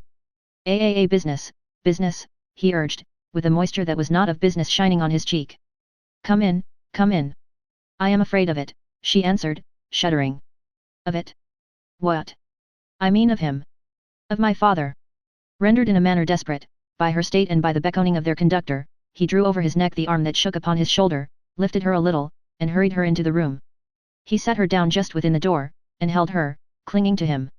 Defarge drew out the key, closed the door, locked it on the inside, took out the key again, and held it in his hand. All this he did, methodically, and with as loud and harsh an accompaniment of noise as he could make. Finally, he walked across the room with a measured tread to where the window was. He stopped there, and faced round. The garret, built to be a depository for firewood and the like, was dim and dark, for, the window of dormer shape, was in truth a door in the roof, with a little crane over it for the hoisting up of stores from the street, unglazed, and closing up the middle in 2 pieces, like any other door of French construction. To exclude the cold, one half of this door was fast closed, and the other was opened but a very little way. Such a scanty portion of light was admitted through these means, that it was difficult, on first coming in, to see anything, and long habit alone could have slowly formed in anyone, the ability to do any work requiring nicety in such obscurity. Yet, work of that kind was being done in the garret, for, with his back towards the door, and his face towards the window where the keeper of the wine shop stood looking at him, a white-haired man sat on a low bench, stooping forward and very busy, making shoes. Chapter 6. The Shoemaker. Good day, said Monsieur Defarge, looking down at the white head that bent low over the shoemaking. It was raised for a moment, and a very faint voice responded to the salutation, as if it were at a distance. Good day. You are still hard at work, I see. After a long silence, the head was lifted for another moment, and the voice replied, Yes, I am working. This time, a pair of haggard eyes had looked at the questioner, before the face had dropped again. The faintness of the voice was pitiable and dreadful. It was not the faintness of physical weakness, though confinement and hard fare no doubt had their part in it. Its deplorable peculiarity was, that it was the faintness of solitude and disuse. It was like the last feeble echo of a sound made long and long ago. So entirely had it lost the life and resonance of the human voice, that it affected the senses like a once beautiful colour faded away into a poor weak stain. So sunken and suppressed it was, that it was like a voice underground. So expressive it was, of a hopeless and lost creature, that a famished traveller, wearied out by lonely wandering in a wilderness, would have remembered home and friends in such a tone before lying down to die. Some minutes of silent work had passed, and the haggard eyes had looked up again, not with any interest or curiosity, but with a dull mechanical perception, beforehand, that the spot where the only visitor they were aware of had stood, was not yet empty. I want, said Defarge, who had not removed his gaze from the shoemaker, to let in a little more light here. You can bear a little more. The shoemaker stopped his work, looked with a vacant air of listening, at the floor on one side of him, then similarly, at the floor on the other side of him, then, upward at the speaker. What did you say? You can bear a little more light. I must bear it, if you let it in. Laying the palest shadow of a stress upon the second word. The opened half-door was opened a little further, and secured at that angle for the time. A broad ray of light fell into the garret, and showed the workman with an unfinished shoe upon his lap, pausing in his labour. His few common tools and various scraps of leather were at his feet and on his bench. He had a white beard, raggedly cut, but not very long, a hollow face, and exceedingly bright eyes.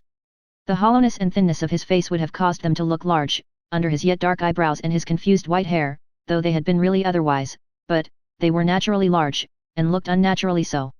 His yellow rags of shirt lay open at the throat, and showed his body to be withered and worn. He, and his old canvas frock, and his loose stockings, and all his poor tatters of clothes, had, in a long seclusion from direct light and air, faded down to such a dull uniformity of parchment yellow, that it would have been hard to say which was which. He had put up a hand between his eyes and the light, and the very bones of it seemed transparent. So he sat, with a steadfastly vacant gaze, pausing in his work. He never looked at the figure before him, without first looking down on this side of himself, then on that, as if he had lost the habit of associating place with sound. He never spoke, without first wandering in this manner, and forgetting to speak. "Are you going to finish that pair of shoes today?" asked Defarge, motioning to Mr. Lorry to come forward. "What did you say? Do you mean to finish that pair of shoes today?" "I can't say that I mean to. I suppose so. I don't know." But, the question reminded him of his work, and he bent over it again. Mr. Lorry came silently forward, leaving the daughter by the door. When he had stood, for a minute or two, by the side of Defarge, the shoemaker looked up. He showed no surprise at seeing another figure, but the unsteady fingers of one of his hands strayed to his lips as he looked at it. His lips and his nails were of the same pale lead color, and then the hand dropped to his work, and he once more bent over the shoe. The look and the action had occupied but an instant. "You have a visitor, you see," said Monsieur Defarge. "What did you say?" "Here is a visitor." The shoemaker looked up as before, but without removing a hand from his work. "Come," said Defarge. "Here is Monsieur, who knows a well-made shoe when he sees one. Show him that shoe you are working at.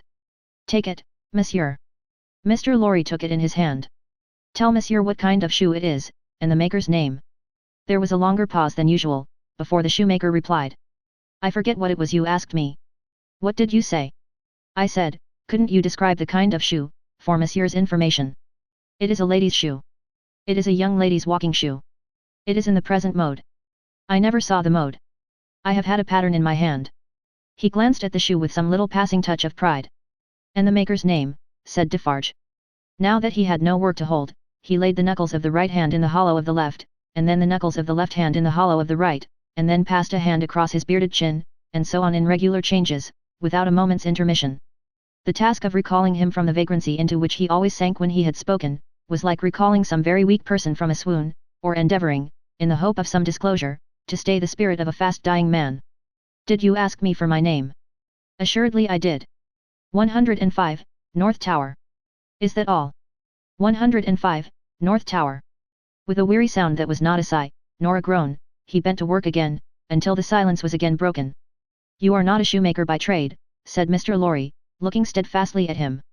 His haggard eyes turned to Defarge as if he would have transferred the question to him, but as no help came from that quarter, they turned back on the questioner when they had sought the ground. "I am not a shoemaker by trade?" "No, I was not a shoemaker by trade. I learned it here. I taught myself. I asked leave to." He lapsed away, even for minutes, ringing those measured changes on his hands the whole time. His eyes came slowly back, at last, to the face from which they had wandered. When they rested on it, he started, and resumed, in the manner of a sleeper that moment awake, reverting to a subject of last night.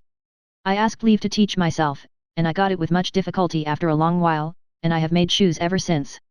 As he held out his hand for the shoe that had been taken from him, Mr. Lorry said, still looking steadfastly in his face, "Monsieur Manette, do you remember nothing of me?" The shoe dropped to the ground, and he sat looking fixedly at the questioner. "Monsieur Manette," Mr. Lorry laid his hand upon Defarge's arm, "do you remember nothing of this man? Look at him. Look at me. Is there no old banker, no old business, no old servant, no old time, rising in your mind, Monsieur Manette?" As the captive of many years sat looking fixedly, by turns, at Mr. Lorry and at Defarge, some long obliterated marks of an actively intent intelligence in the middle of the forehead, gradually forced themselves through the black mist that had fallen on him. They were overclouded again, they were fainter, they were gone, but they had been there. And so exactly was the expression repeated on the fair young face of her who had crept along the wall to a point where she could see him, and where she now stood looking at him, with hands which at first had been only raised in frightened compassion, if not even to keep him off and shut out the sight of him, but which were now extending towards him, trembling with eagerness to lay the spectral face upon her warm young breast, and love it back to life and hope. So exactly was the expression repeated, though in stronger characters, on her fair young face, that it looked as though it had passed like a moving light, from him to her. Darkness had fallen on him in its place. He looked at the two, less and less attentively, and his eyes in gloomy abstraction sought the ground and looked about him in the old way. Finally, with a deep long sigh, he took the shoe up, and resumed his work. "Have you recognized him, Monsieur?" asked Defarge in a whisper. Yes, for a moment. At first I thought it quite hopeless, but I have unquestionably seen, for a single moment, the face that I once knew so well. Hush! Let us draw further back. Hush! She had moved from the wall of the garret, very near to the bench on which he sat. There was something awful in his unconsciousness of the figure that could have put out its hand and touched him as he stooped over his labour.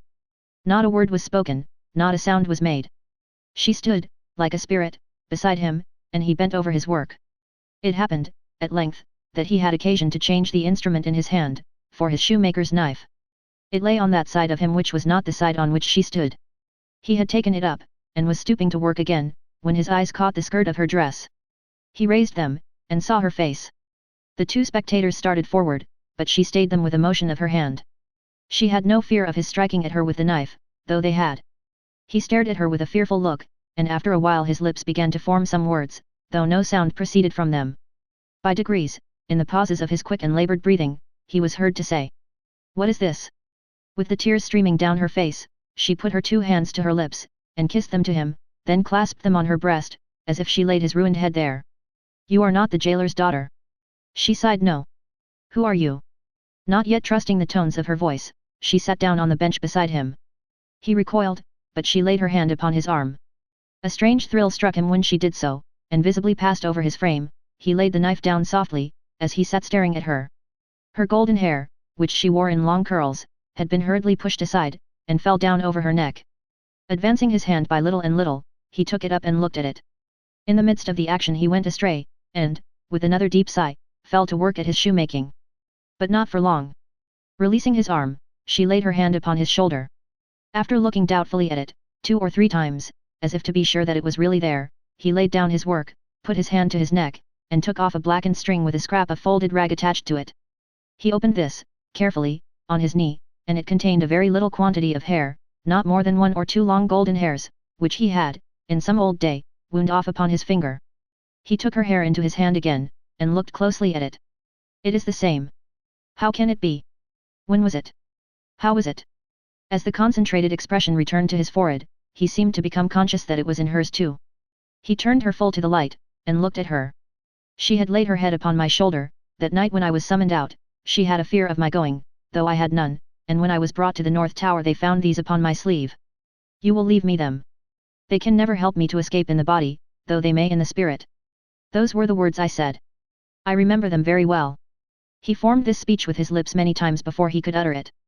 But when he did find spoken words for it, they came to him coherently, though slowly. "How was this? Was it you?" Once more, the two spectators started, as he turned upon her with a frightful suddenness. But she sat perfectly still in his grasp, and only said, in a low voice, "I entreat you, good gentlemen, do not come near us, do not speak, do not move." "Hark!" he exclaimed. Whose voice was that? His hands released her as he uttered this cry, and went up to his white hair, which they tore in a frenzy. It died out, as everything but his shoemaking did die out of him, and he refolded his little packet and tried to secure it in his breast, but he still looked at her, and gloomily shook his head. "No, no, no, you are too young, too blooming. It can't be. See what the prisoner is. These are not the hands she knew, this is not the face she knew, this is not a voice she ever heard. No, no. She was, and he was, before the slow years of the North Tower, ages ago.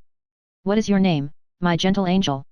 Hailing his softened tone and manner, his daughter fell upon her knees before him, with her appealing hands upon his breast. "Oh, sir, at another time you shall know my name, and who my mother was, and who my father, and how I never knew their hard history. But I cannot tell you at this time, and I cannot tell you here. All that I may tell you, here and now, is, that I pray to you to touch me and to bless me. Kiss me, kiss me. Oh my dear, my dear." His cold white head mingled with her radiant hair, which warmed and lighted it as though it were the light of freedom shining on him. "If you hear in my voice, I don't know that it is so, but I hope it is, if you hear in my voice any resemblance to a voice that once was sweet music in your ears, weep for it, weep for it. If you touch, in touching my hair, anything that recalls a beloved head that lay on your breast when you were young and free, weep for it, weep for it. If, when I hint to you of a home that is before us, where I will be true to you with all my duty and with all my faithful service, I bring back the remembrance of a home long desolate, while your poor heart pined away, weep for it, weep for it." She held him closer round the neck, and rocked him on her breast like a child. "If, when I tell you, dearest dear, that your agony is over, and that I have come here to take you from it, and that we go to England to be at peace and at rest, I cause you to think of your useful life laid waste, and of our native France so wicked to you, weep for it, weep for it. And if, when I shall tell you of my name, and of my father who is living, and of my mother who is dead, you learn that I have to kneel to my honoured father, and implore his pardon for having never for his sake striven all day and lain awake and wept all night, because the love of my poor mother hid his torture from me, weep for it, weep for it. Weep for her, then, and for me. Good gentlemen, thank God. I feel his sacred tears upon my face, and his sobs strike against my heart. Oh, see. Thank God for us, thank God. He had sunk in her arms, and his face dropped on her breast, a sight so touching, yet so terrible in the tremendous wrong and suffering which had gone before it, that the two beholders covered their faces. When the quiet of the garret had been long undisturbed, and his heaving breast and shaken form had long yielded to the calm that must follow all storms, emblem to humanity, of the rest and silence into which the storm called life must hush at last, they came forward to raise the father and daughter from the ground. He had gradually dropped to the floor, and lay there in a lethargy, worn out. She had nestled down with him, that his head might lie upon her arm, and her hair drooping over him curtained him from the light. If, without disturbing him, she said, raising her hand to Mr. Lorry as he stooped over them, after repeated blowings of his nose, all could be arranged for our leaving Paris at once, so that, from the very door, he could be taken away. But, consider. Is he fit for the journey? Asked Mr. Lorry. More fit for that, I think, than to remain in this city, so dreadful to him. It is true, said Defarge, who was kneeling to look on and hear. More than that, Monsieur Manette is, for all reasons, best out of France. Say, shall I hire a carriage and post horses? That's business, said Mr. Lorry, resuming on the shortest notice his methodical manners, and if business is to be done, I had better do it. Then be so kind, urged Miss Manette, as to leave us here. You see how composed he has become, and you cannot be afraid to leave him with me now. Why should you be? If you will lock the door to secure us from interruption, I do not doubt that you will find him, when you come back, as quiet as you leave him. In any case, I will take care of him until you return, and then we will remove him straight. Both Mr. Lorry and Defarge were rather disinclined to this course, and in favour of one of them remaining. But, as there were not only carriage and horses to be seen to, but travelling papers, and as time pressed, for the day was drawing to an end, it came at last to their hastily dividing the business that was necessary to be done, and hurrying away to do it. Then, as the darkness closed in, the daughter laid her head down on the hard ground close at the father's side, and watched him.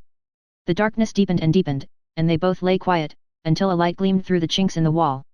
Mr. Lorry and Monsieur Defarge had made all ready for the journey, and had brought with them, besides travelling cloaks and wrappers, bread and meat, wine, and hot coffee. Monsieur Defarge put this provender, and the lamp he carried, on the shoemaker's bench. There was nothing else in the garret but a pallet bed, and he and Mr. Lorry roused the captive, and assisted him to his feet. No human intelligence could have read the mysteries of his mind, in the scared blank wonder of his face. Whether he knew what had happened, whether he recollected what they had said to him, whether he knew that he was free, were questions which no sagacity could have solved. They tried speaking to him, but, he was so confused, and so very slow to answer, that they took fright at his bewilderment, and agreed for the time to tamper with him no more.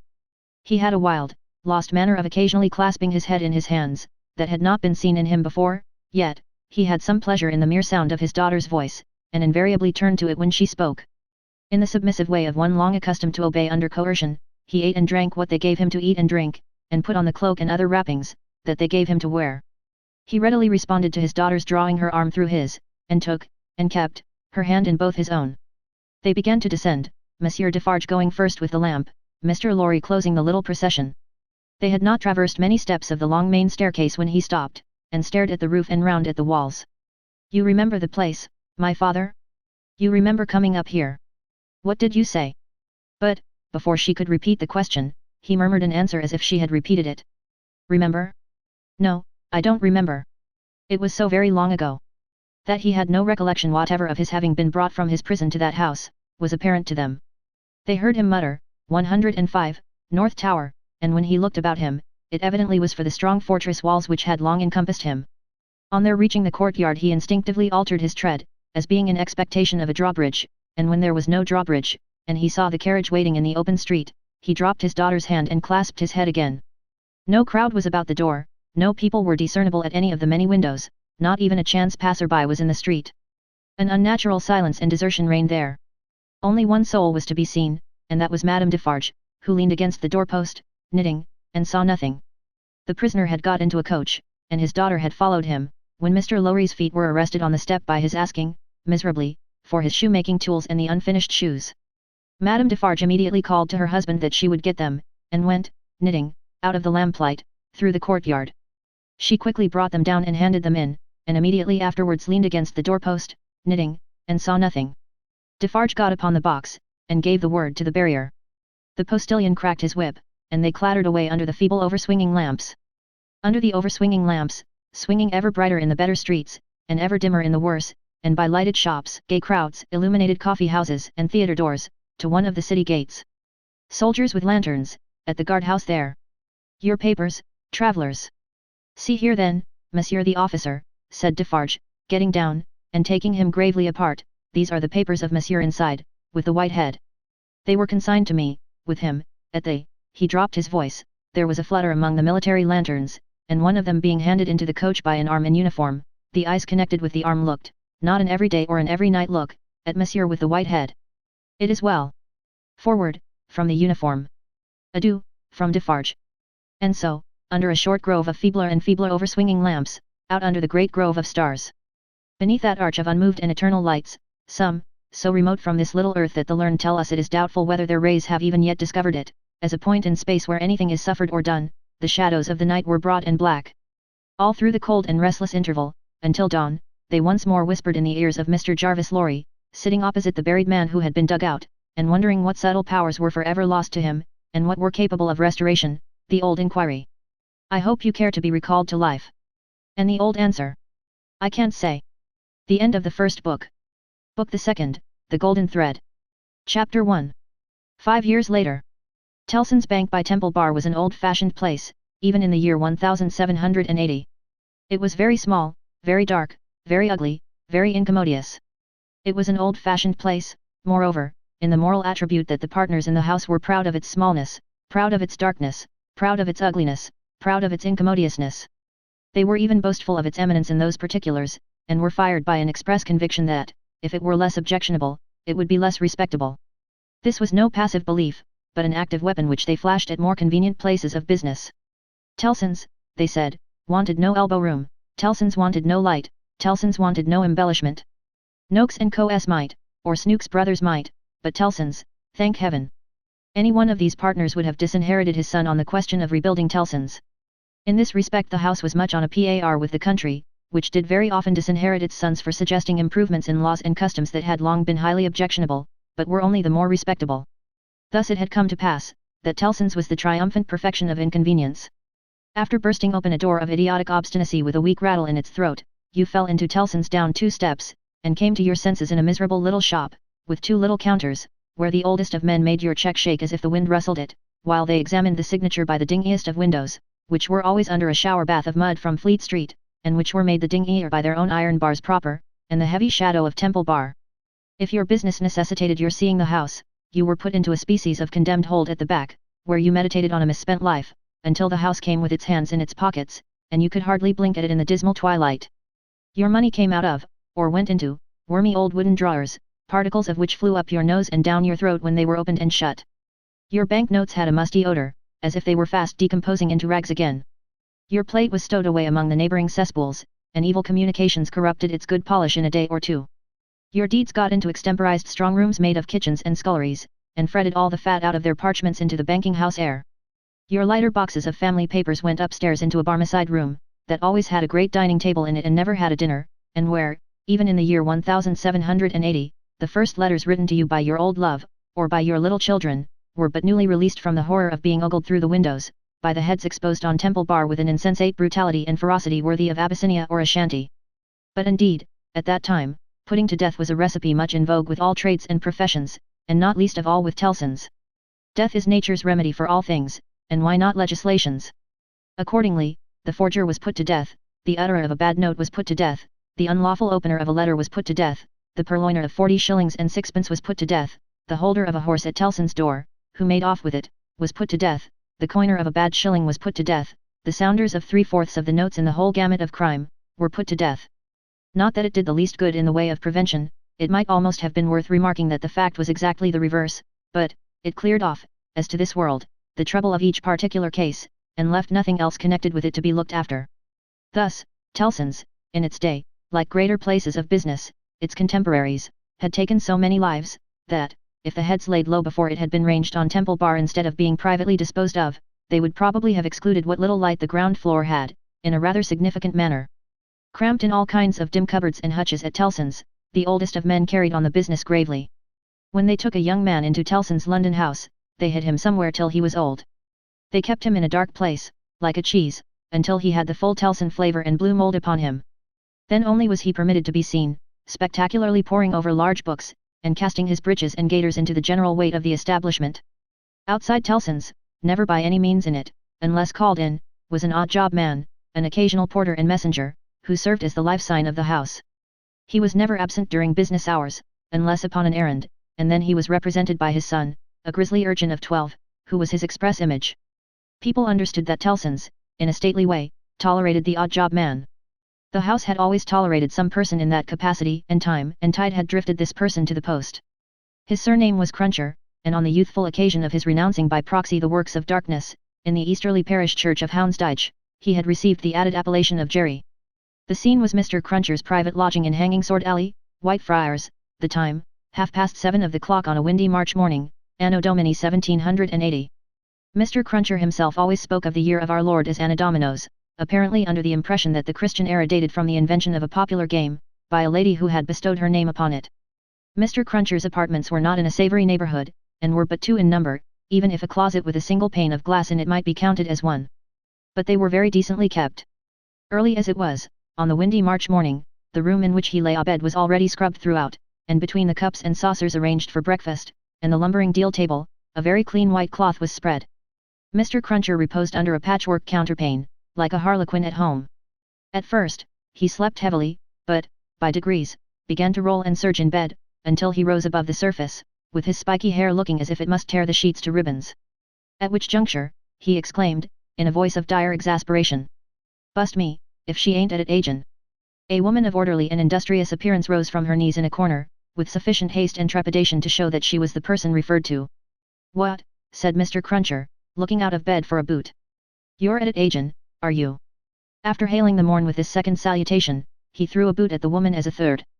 It was a very muddy boot, and may introduce the odd circumstance connected with Mr. Cruncher's domestic economy, that, whereas he often came home after banking hours with clean boots, he often got up next morning to find the same boots covered with clay.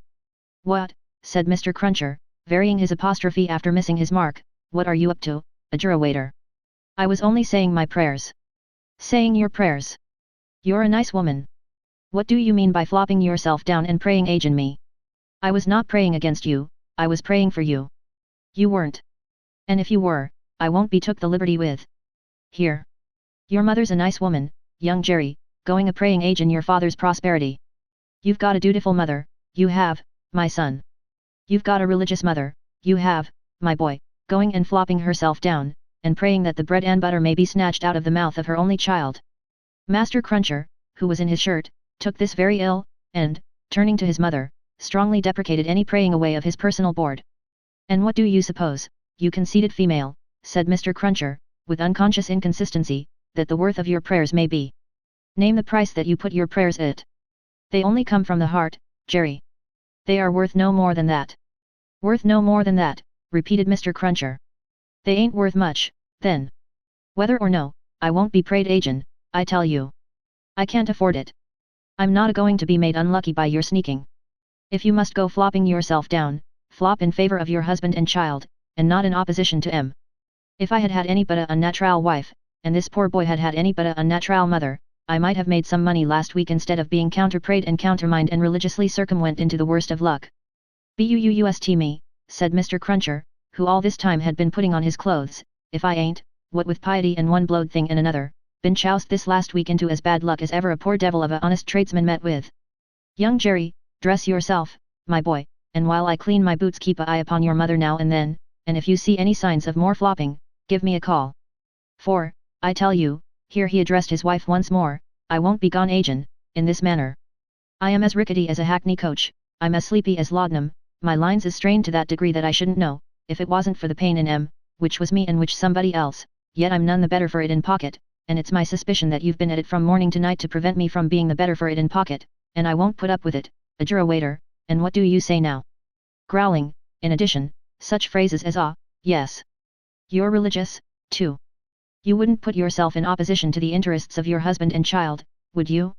Not you," and throwing off other sarcastic sparks from the whirling grindstone of his indignation, Mr. Cruncher betook himself to his boot cleaning and his general preparation for business. In the meantime, his son, whose head was garnished with tenderer spikes, and whose young eyes stood close by one another, as his father's did, kept the required watch upon his mother. He greatly disturbed that poor woman at intervals, by darting out of his sleeping closet, where he made his toilet, with the suppressed cry of "You are going to flop, mother. Hello, father," and, after raising this fictitious alarm, darting in again with an undutiful grin. Mr. Cruncher's temper was not at all improved when he came to his breakfast. He resented Mrs. Cruncher's saying grace with particular animosity. "Now, adjure, waiter. What are you up to? At it again?" His wife explained that she had merely asked a blessing. "Don't do it," said Mr. Crunches, looking about, as if he rather expected to see the loaf disappear under the efficacy of his wife's petitions. "I ain't a-going to be blessed out of house and home. I won't have my wittles blessed off my table. Keep still." Exceedingly red-eyed and grim, as if he had been up all night at a party which had taken anything but a convivial turn, Jerry Cruncher worried his breakfast rather than ate it, growling over it like any four-footed inmate of a menagerie. Towards 9 o'clock he smoothed his ruffled aspect, and, presenting as respectable and businesslike an exterior as he could overlay his natural self with, issued forth to the occupation of the day. It could scarcely be called a trade, in spite of his favourite description of himself as an honest tradesman.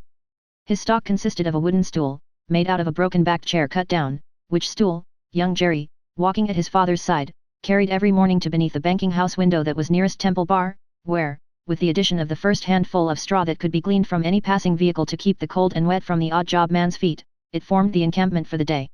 On this post of his, Mr. Cruncher was as well known to Fleet Street and the Temple, as the bar itself, and was almost as in-looking. Encamped at 9:15, in good time to touch his three-cornered hat to the oldest of men as they passed into Tellson's, Jerry took up his station on this windy March morning, with young Jerry standing by him, when not engaged in making forays through the bar, to inflict bodily and mental injuries of an acute description on passing boys who were small enough for his amiable purpose. Father and son, extremely like each other, looking silently on at the morning traffic in Fleet Street, with their two heads as near to one another as the two eyes of each were, bore a considerable resemblance to a pair of monkeys. The resemblance was not lessened by the accidental circumstance, that the mature Jerry bit and spat out straw, while the twinkling eyes of the youthful Jerry were as restlessly watchful of him as of everything else in Fleet Street. The head of one of the regular indoor messengers attached to Tellson's establishment was put through the door, and the word was given. "Porter wanted." "Hooray, father! Here's an early job to begin with." Having thus given his parent Godspeed, young Jerry seated himself on the stool, entered on his reversionary interest in the straw his father had been chewing, and cogitated. "Always rusty. His fingers is always rusty," muttered young Jerry. "Where does my father get all that iron rust from? He don't get no iron rust here." Chapter 2. A sight. "You know the Old Bailey well, no doubt," said one of the oldest of clerks to Jerry the messenger. Yes, sir," returned Jerry, in something of a dogged manner. "I do know the Bailey." "Just so. And you know Mr. Lorry?" "I know Mr. Lorry, sir, much better than I know the Bailey." "Much better," said Jerry, not unlike a reluctant witness at the establishment in question, "than I, as a honest tradesman, wish to know the Bailey." "Very well. Find the door where the witnesses go in, and show the doorkeeper this note for Mr. Lorry. He will then let you in." "Into the court, sir." "Into the court." Mr. Cruncher's eyes seemed to get a little closer to one another, and to interchange the inquiry, "What do you think of this?" "Am I to wait in the court, sir?" he asked, as the result of that conference. "I am going to tell you. The doorkeeper will pass the note to Mr. Lorry, and do you make any gesture that will attract Mr. Lorry's attention, and show him where you stand. Then what you have to do, is, to remain there until he wants you." "Is that all, sir?" "That's all. He wishes to have a messenger at hand. This is to tell him you are there." As the ancient clerk deliberately folded and superscribed the note, Mr. Cruncher, after surveying him in silence until he came to the blotting paper stage, remarked. "I suppose they'll be trying forgeries this morning." "Treason." "That's quartering," said Jerry. "Barbarous." "It is the law," remarked the ancient clerk, turning his surprised spectacles upon him. "It is the law. It's hard in the law to spile a man, I think. It's hard enough to kill him, but it's very hard to spile him, sir." "Not at all," retained the ancient clerk. "Speak well of the law. Take care of your chest and voice, my good friend, and leave the law to take care of itself. I give you that advice." "It's the damp, sir, What settles on my chest and voice, said Jerry. I leave you to judge what a damp way of earning a living mine is. Well, well, said the old clerk, we all have our various ways of gaining a livelihood. Some of us have damp ways, and some of us have dry ways. Here is the letter. Go along. Jerry took the letter, and, remarking to himself with less internal deference than he made an outward show of, you are a lean old one, too, made his bow, informed his son, in passing, of his destination, and went his way. They hanged at Tyburn, in those days, so the street outside Newgate had not obtained one infamous notoriety that has since attached to it. But, the jail was a vile place, in which most kinds of debauchery and villainy were practiced, and where dire diseases were bred, that came into court with the prisoners, and sometimes rushed straight from the dock at my Lord Chief Justice himself, and pulled him off the bench. It had more than once happened, that the judge in the black cap pronounced his own doom as certainly as the prisoners, and even died before him. For the rest, the Old Bailey was famous as a kind of deadly inn-yard, from which pale travellers set out continually, in carts and coaches, on a violent passage into the other world, traversing some 2 miles and a half of public street and road, and shaming few good citizens, if any. So powerful is use, and so desirable to be good use in the beginning. It was famous, too, for the pillory, a wise old institution, that inflicted a punishment of which no one could foresee the extent, also, for the whipping post, another dear old institution, very humanizing and softening to behold in action, also, for extensive transactions in blood money, another fragment of ancestral wisdom, systematically leading to the most frightful mercenary crimes that could be committed under heaven. Altogether, the Old Bailey, at that date, was a choice illustration of the precept, that whatever is right, an aphorism that would be as final as it is lazy, did it not include the troublesome consequence, that nothing that ever was wrong. Making his way through the tainted crowd, dispersed up and down this hideous scene of action, with the skill of a man accustomed to make his way quietly, the messenger found out the door he sought, and handed in his letter through a trap in it. 4. People then paid to see the play at the Old Bailey, just as they paid to see the play in Bedlam, only the former entertainment was much the dearer. Therefore, all the Old Bailey doors were well guarded, except, indeed, the social doors by which the criminals got there, and those were always left wide open. After some delay and demur, the door grudgingly turned on its hinges a very little way, and allowed Mr. Jerry Cruncher to squeeze himself into court. What's on? He asked, in a whisper, of the man he found himself next to. Nothing yet. What's coming on? The treason case. The quartering one, et. Ah, returned the man, with a relish, he'll be drawn on a hurdle to be half-hanged, and then he'll be taken down and sliced before his own face, and then his inside will be taken out and burnt while he looks on, and then his head will be chopped off, and he'll be cut into quarters. That's the sentence. If he's found guilty, you mean to say? Jerry added, by way of proviso. Oh, they'll find him guilty, said the other. Don't you be afraid of that. Mr. Cruncher's attention was here diverted to the doorkeeper, whom he saw making his way to Mr. Lorry, with the note in his hand. Mr. Lorry sat at a table, among the gentlemen in wigs, not far from a wigged gentleman, the prisoner's counsel, who had a great bundle of papers before him, and nearly opposite another wigged gentleman with his hands in his pockets, whose whole attention, when Mr. Cruncher looked at him then or afterwards, seemed to be concentrated on the ceiling of the court. After some gruff coughing and rubbing of his chin and signing with his hand, Jerry attracted the notice of Mr. Lorry, who had stood up to look for him, and who quietly nodded and sat down again. What's he got to do with the case? Asked the man he had spoken with. Blessed if I know, said Jerry. What have you got to do with it, then, if a person may inquire? Blessed if I know that either, said Jerry. The entrance of the judge, and a consequent great stir and settling down in the court, stopped the dialogue. Presently, the dock became the central point of interest. 2 jailers, who had been standing there, went out, and the prisoner was brought in, and put to the bar. Everybody present, except the one wigged gentleman who looked at the ceiling, stared at him. All the human breath in the place, rolled at him, like a sea, or a wind, or a fire. Eager faces strained round pillars and corners, to get a sight of him, spectators in back rows stood up, not to miss a hair of him, people on the floor of the court, laid their hands on the shoulders of the people before them, to help themselves, at anybody's cost, to a view of him, stood a tiptoe, got upon ledges, stood upon next to nothing, to see every inch of him. Conspicuous among these latter, like an animated bit of the spiked wall of Newgate, Jerry stood, aiming at the prisoner the beery breath of a wet he had taken as he came along, and discharging it to mingle with the waves of other beer and gin and tea, and coffee, and what not, that flowed at him, and already broke upon the great windows behind him in an impure mist and rain. The object of all this staring and blaring, was a young man of about 25, well grown and well looking, with a sunburnt cheek and a dark eye. His condition was that of a young gentleman. He was plainly dressed in black, or very dark grey, and his hair, which was long and dark, was gathered in a ribbon at the back of his neck, more to be out of his way than for ornament. As an emotion of the mind will express itself through any covering of the body, so the paleness which his situation engendered came through the brown upon his cheek, showing the soul to be stronger than the sun. He was otherwise quite self-possessed, bowed to the judge, and stood quiet. The sort of interest with which this man was stared and breathed it, was not a sort that elevated humanity. Had he stood in peril of a less horrible sentence, had there been a chance of any one of its savage details being spared, by just so much would he have lost in his fascination. The form that was to be doomed to be so shamefully mangled, was the sight, the immortal creature that was to be so butchered and torn asunder, yielded the sensation. Whatever gloss the various spectators put upon the interest, according to their several arts and powers of self-deceit, the interest was, at the root of it, ogreish. Silence in the court. Charles Darnay had yesterday pleaded not guilty to an indictment denouncing him, with infinite jingle and jangle, for that he was a false traitor to our serene, illustrious, excellent, and so forth, Prince, our Lord the King, by reason of his having, on divers occasions, and by divers means and ways, assisted Louis, the French King, in his wars against our said serene, illustrious, excellent, and so forth, that was to say, by coming and going, between the dominions of our said serene, illustrious, excellent, and so forth, and those of the said French Louis, and wickedly, falsely, traitorously, and otherwise evil adverbiously, revealing to the said French Louis what forces our said serene, illustrious, excellent, and so forth, had in preparation to send to Canada and North America. This much, Jerry, with his head becoming more and more spiky as the law terms bristled it, made out with huge satisfaction, and so arrived circuitously at the understanding that the aforesaid, and over again aforesaid, Charles Darnay, stood there before him upon his trial, that the jury were swearing in, and that Mr. Attorney General was making ready to speak.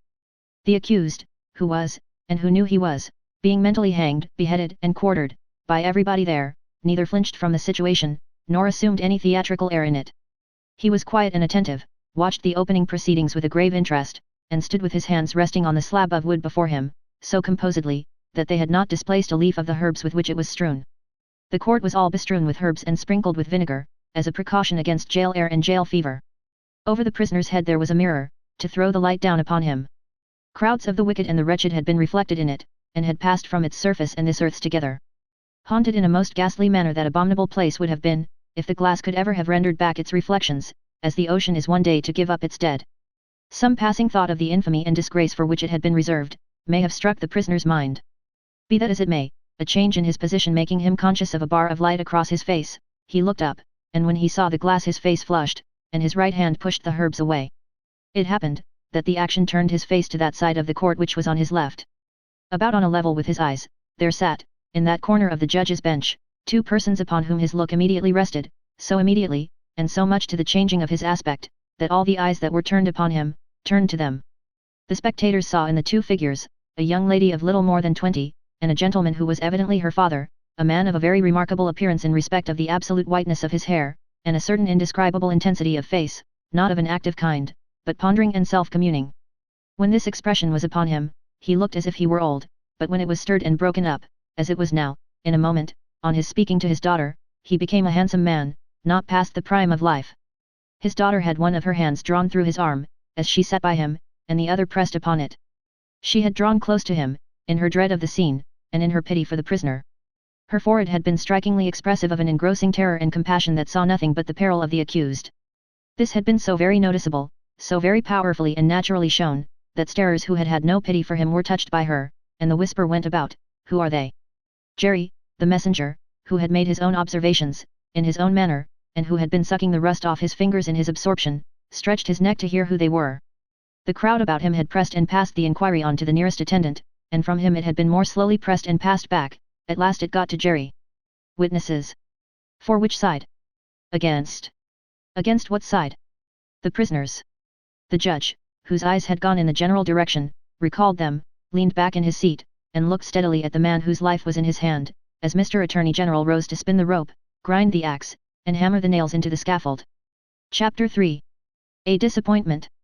Mr. Attorney General had to inform the jury, that the prisoner before them, though young in years, was old in the treasonable practices which claimed the forfeit of his life. That this correspondence with the public enemy was not a correspondence of today, or of yesterday, or even of last year, or of the year before. That, it was certain the prisoner had, for longer than that, been in the habit of passing and repassing between France and England, on secret business of which he could give no honest account. That, if it were in the nature of traitorous ways to thrive, which happily it never was, the real wickedness and guilt of his business might have remained undiscovered. That Providence, however, had put it into the heart of a person who was beyond fear and beyond reproach, to ferret out the nature of the prisoner's schemes, and, struck with horror, to disclose them to His Majesty's Chief Secretary of State and Most Honourable Privy Council. That, this patriot would be produced before them. That, his position and attitude were, on the whole, sublime. That, he had been the prisoner's friend, but, at once in an auspicious and an evil hour detecting his infamy, had resolved to immolate the traitor he could no longer cherish in his bosom, on the sacred altar of his country. That, if statues were decreed in Britain, as in ancient Greece and Rome, to public benefactors, this shining citizen would assuredly have had one. That, as they were not so decreed, he probably would not have one. That, virtue, as had been observed by the poets, in many passages which he well knew the jury would have, word for word, at the tips of their tongues, whereat the jury's countenances displayed a guilty consciousness that they knew nothing about the passages, was in a manner contagious, more especially the bright virtue known as patriotism, or love of country. That, the lofty example of this immaculate and unimpeachable witness for the crown, to refer to whom however unworthily was an honour, had communicated itself to the prisoner's servant, and had engendered in him a holy determination to examine his master's table drawers and pockets, and secrete his papers. That, he, Mr. Attorney General, was prepared to hear some disparagement attempted of this admirable servant, but that, in a general way, he preferred him to his, Mr. Attorney General's, brothers and sisters, and honoured him more than his, Mr. Attorney General's, father and mother. That, he called with confidence on the jury to come and do likewise. That, the evidence of these two witnesses, coupled with the documents of their discovering that would be produced, would show the prisoner to have been furnished with lists of His Majesty's forces, and of their disposition and preparation, both by sea and land, and would leave no doubt that he had habitually conveyed such information to a hostile power. That, these lists could not be proved to be in the prisoner's handwriting, but that it was all the same, that, indeed, it was rather the better for the prosecution, as showing the prisoner to be artful in his precautions. That, the proof would go back 5 years, and would show the prisoner already engaged in these pernicious missions, within a few weeks before the date of the very first action fought between the British troops and the Americans. That, for these reasons, the jury, being a loyal jury, as he knew they were, and being a responsible jury, as they knew they were, must positively find the prisoner guilty, and make an end of him, whether they liked it or not. That, they never could lay their heads upon their pillows, that, they never could tolerate the idea of their wives laying their heads upon their pillows, that, they never could endure the notion of their children laying their heads upon their pillows, in short, that there never more could be, for them or theirs, any laying of heads upon pillows at all, unless the prisoner's head was taken off. That head Mr. Attorney General concluded by demanding of them, in the name of everything he could think of with a round turn in it, and on the faith of his solemn asseveration that he already considered the prisoner as good as dead and gone. When the Attorney General ceased, a buzz arose in the court as if a cloud of great blue flies were swarming about the prisoner, in anticipation of what he was soon to become. When toned down again, the unimpeachable patriot appeared in the witness box. Mr. Solicitor General then, following his leader's lead, examined the patriot, John Barsad, gentleman, by name. The story of his pure soul was exactly what Mr. Attorney General had described it to be, perhaps, if it had a fault, a little too exactly. Having released his noble bosom of its burden, he would have modestly withdrawn himself, but that the wigged gentleman with the papers before him, sitting not far from Mr. Lorry, begged to ask him a few questions. The wigged gentleman sitting opposite, still looking at the ceiling of the court. Had he ever been a spy himself? No, he scorned the base insinuation. What did he live upon? His property. Where was his property? He didn't precisely remember where it was. What was it? No business of anybody's. Had he inherited it? Yes, he had. From whom? Distant relation. Very distant? Rather. Ever been in prison? Certainly not. Never in a debtor's prison? Didn't see what that had to do with it. Never in a debtor's prison, come, once again. Never? Yes. How many times? 2 or 3 times. Not 5 or 6. Perhaps. Of what profession? Gentleman. Ever been kicked? Might have been. Frequently? No. Ever kicked downstairs? Decidedly not. Once received a kick on the top of a staircase, and fell downstairs of his own accord. Kicked on that occasion for cheating at dice? Something to that effect was said by the intoxicated liar who committed the assault, but it was not true. Swear it was not true? Positively. Ever live by cheating at play? Never. Ever live by play? Not more than other gentlemen do. Ever borrow money of the prisoner? Yes. Ever pay him? No. Was not this intimacy with the prisoner, in reality a very slight one, forced upon the prisoner in coaches, inns, and packets? No. Sure he saw the prisoner with these lists? Certain and knew no more about the lists? No. Had not procured them himself, for instance? No. Expect to get anything by this evidence? No. Not in regular government pay and employment, to lay traps? Oh dear no. Or to do anything? Oh dear no. Swear that? Over and over again. No motives but motives of sheer patriotism? None whatever. The virtuous servant, Roger Cly, swore his way through the case at a great rate. He had taken service with the prisoner, in good faith and simplicity, 4 years ago. He had asked the prisoner, aboard the Calais packet, if he wanted a handy fellow, and the prisoner had engaged him. He had not asked the prisoner to take the handy fellow as an act of charity, never thought of such a thing. He began to have suspicions of the prisoner, and to keep an eye upon him, soon afterwards. In arranging his clothes, while travelling, he had seen similar lists to these in the prisoner's pockets, over and over again. He had taken these lists from the drawer of the prisoner's desk. He had not put them there first. He had seen the prisoner show these identical lists to French gentlemen at Calais, and similar lists to French gentlemen, both at Calais and Boulogne. He loved his country, and couldn't bear it, and had given information. He had never been suspected of stealing a silver teapot, he had been maligned respecting a mustard pot, but it turned out to be only a plated one. He had known the last witness 7 or 8 years, that was merely a coincidence. He didn't call it a particularly curious coincidence, most coincidences were curious. Neither did he call it a curious coincidence that true patriotism was his only motive too. He was a true Briton, and hoped there were many like him. The blue flies buzzed again, and Mr. Attorney General called Mr. Jarvis Lorry. Mr. Jarvis Lorry, are you a clerk in Tellson's Bank? I am. On a certain Friday night in November 1775, did business occasion you to travel between London and Dover by the mail? It did. Were there any other passengers in the mail? 2. Did they alight on the road in the course of the night? They did. Mr. Lorry, look upon the prisoner. Was he one of those 2 passengers? I cannot undertake to say that he was. Does he resemble either of these 2 passengers? Both were so wrapped up, and the night was so dark, and we were all so reserved, that I cannot undertake to say even that. Mr. Lorry, look again upon the prisoner. Supposing him wrapped up as those 2 passengers were, is there anything in his bulk and stature to render it unlikely that he was one of them? No. You will not swear, Mr. Lorry, that he was not one of them? No. So at least you say he may have been one of them? Yes. Except that I remember them both to have been, like myself, timorous of highwaymen, and the prisoner has not a timorous air. Did you ever see a counterfeit of timidity, Mr. Lorry? I certainly have seen that. Mr. Lorry, look once more upon the prisoner. Have you seen him, to your certain knowledge, before? I have. When? I was returning from France a few days afterwards, and, at Calais, the prisoner came on board the packet ship in which I returned, and made the voyage with me. At what hour did he come on board?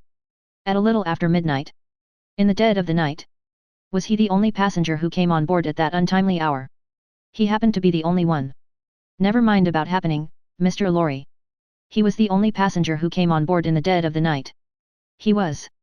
Were you travelling alone, Mr. Lorry, or with any companion? With 2 companions. A gentleman and lady. They are here. They are here. Had you any conversation with the prisoner? Hardly any. The weather was stormy, and the passage long and rough, and I lay on a sofa, almost from shore to shore. Miss Manette. The young lady, to whom all eyes had been turned before, and were now turned again, stood up where she had sat. Her father rose with her, and kept her hand drawn through his arm. Miss Manette, look upon the prisoner. To be confronted with such pity, and such earnest youth and beauty, was far more trying to the accused than to be confronted with all the crowd. Standing, as it were, apart with her on the edge of his grave, not all the staring curiosity that looked on, could, for the moment, nerve him to remain quite still. His hurried right hand parcelled out the herbs before him into imaginary beds of flowers in a garden, and his efforts to control and steady his breathing shook the lips from which the colour rushed to his heart. The buzz of the great flies was loud again. Miss Manette, have you seen the prisoner before? Yes, sir. Where? On board of the packet ship just now referred to, sir, and on the same occasion. You are the young lady just now referred to. Oh, most unhappily, I am. The plaintive tone of her compassion merged into the less musical voice of the judge, as he said something fiercely, answer the questions put to you, and make no remark upon them. Miss Manette, had you any conversation with the prisoner on that passage across the channel? Yes, sir. Recall it. In the midst of a profound stillness, she faintly began, when the gentleman came on board. Do you mean the prisoner? Inquired the judge, knitting his brows. Yes, my lord. Then say the prisoner. When the prisoner came on board, he noticed that my father, turning her eyes lovingly to him as he stood beside her, was much fatigued and in a very weak state of health. My father was so reduced that I was afraid to take him out of the air, and I had made a bed for him on the deck near the cabin steps, and I sat on the deck at his side to take care of him. There were no other passengers that night, but we four. The prisoner was so good as to beg permission to advise me how I could shelter my father from the wind and weather, better than I had done. I had not known how to do it well, not understanding how the wind would set when we were out of the harbour. He did it for me. He expressed great gentleness and kindness for my father's state, and I am sure he felt it. That was the manner of our beginning to speak together. Let me interrupt you for a moment. Had he come on board alone? No. How many were with him? 2 French gentlemen. Had they conferred together? They had conferred together until the last moment, when it was necessary for the French gentlemen to be landed in their boat. Had any papers been handed about among them, similar to these lists? Some papers had been handed about among them, but I don't know what papers. Like these in shape and size? Possibly, but indeed I don't know, although they stood whispering very near to me, because they stood at the top of the cabin steps to have the light of the lamp that was hanging there. It was a dull lamp, and they spoke very low, and I did not hear what they said, and saw only that they looked at papers. Now, to the prisoner's conversation, Miss Manette. The prisoner was as open in his confidence with me, which arose out of my helpless situation, as he was kind, and good, and useful to my father. I hope, bursting into tears, I may not repay him by doing him harm today. Buzzing from the blue flies. Miss Manette, if the prisoner does not perfectly understand that you give the evidence which it is your duty to give, which you must give, and which you cannot escape from giving, with great unwillingness, he is the only person present in that condition. Please to go on. He told me that he was travelling on business of a delicate and difficult nature, which might get people into trouble, and that he was therefore travelling under an assumed name. He said that this business had, within a few days, taken him to France, and might, at intervals, take him backwards and forwards between France and England for a long time to come. Did he say anything about America, Miss Manette? Be particular.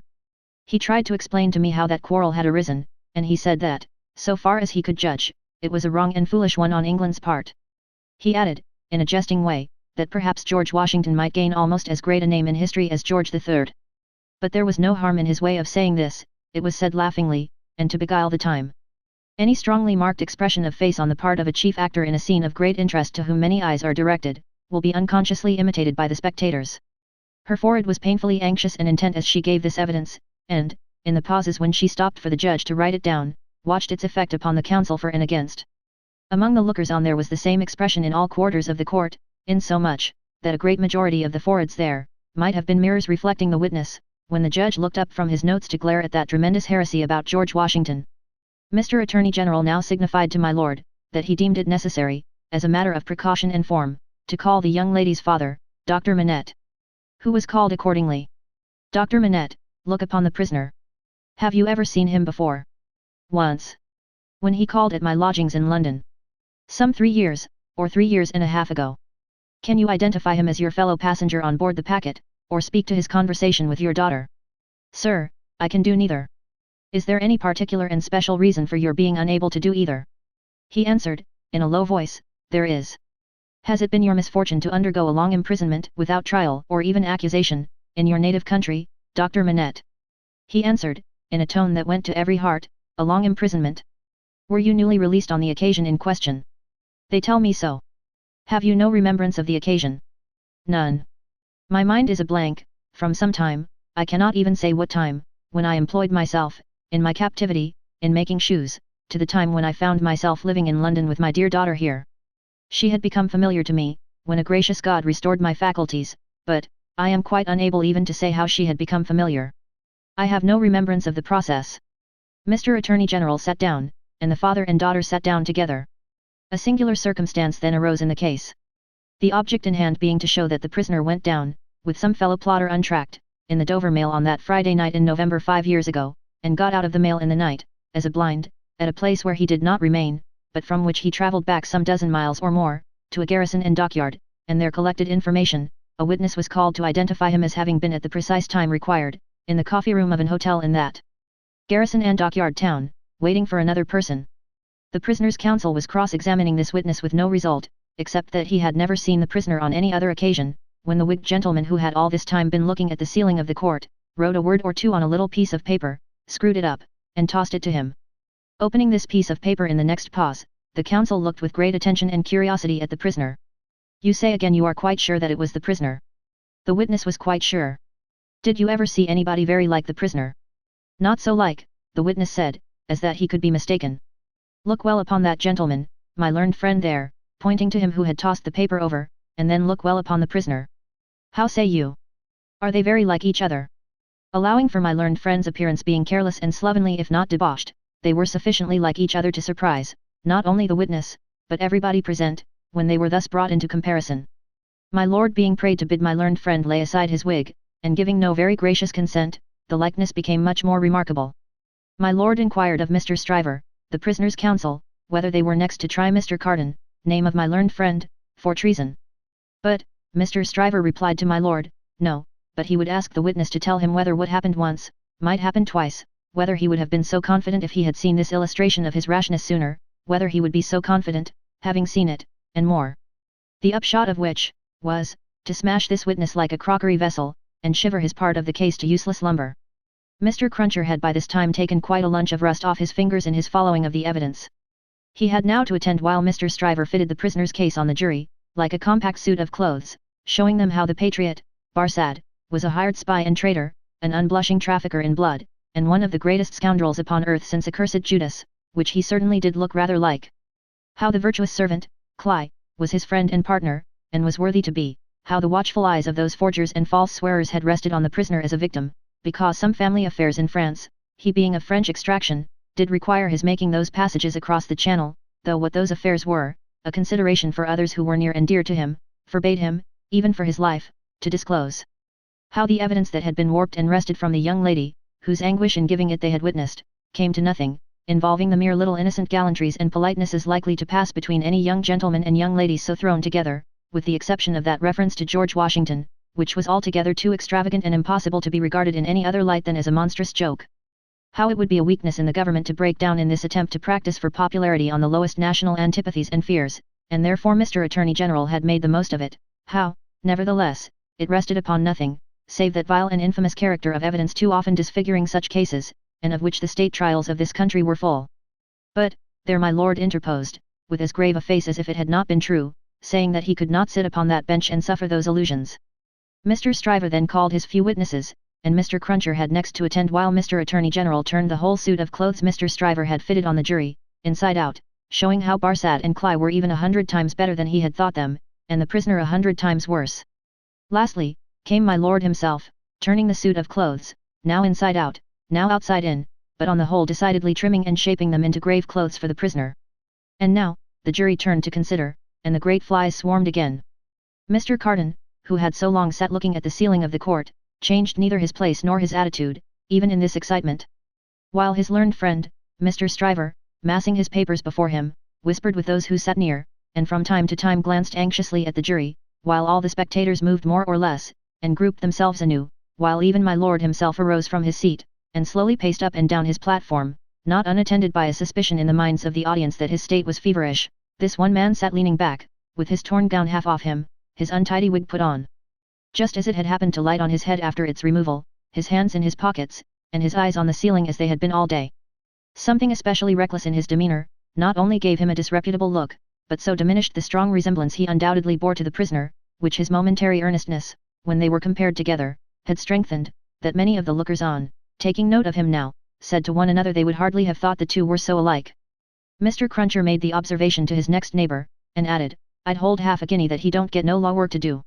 Don't look like the sort of one to get any, do he? Yet, this Mr. Carden took in more of the details of the scene than he appeared to take in, for now, when Miss Manette's head dropped upon her father's breast, he was the first to see it, and to say audibly, Officer, look to that young lady. Help the gentleman to take her out. Don't you see she will fall?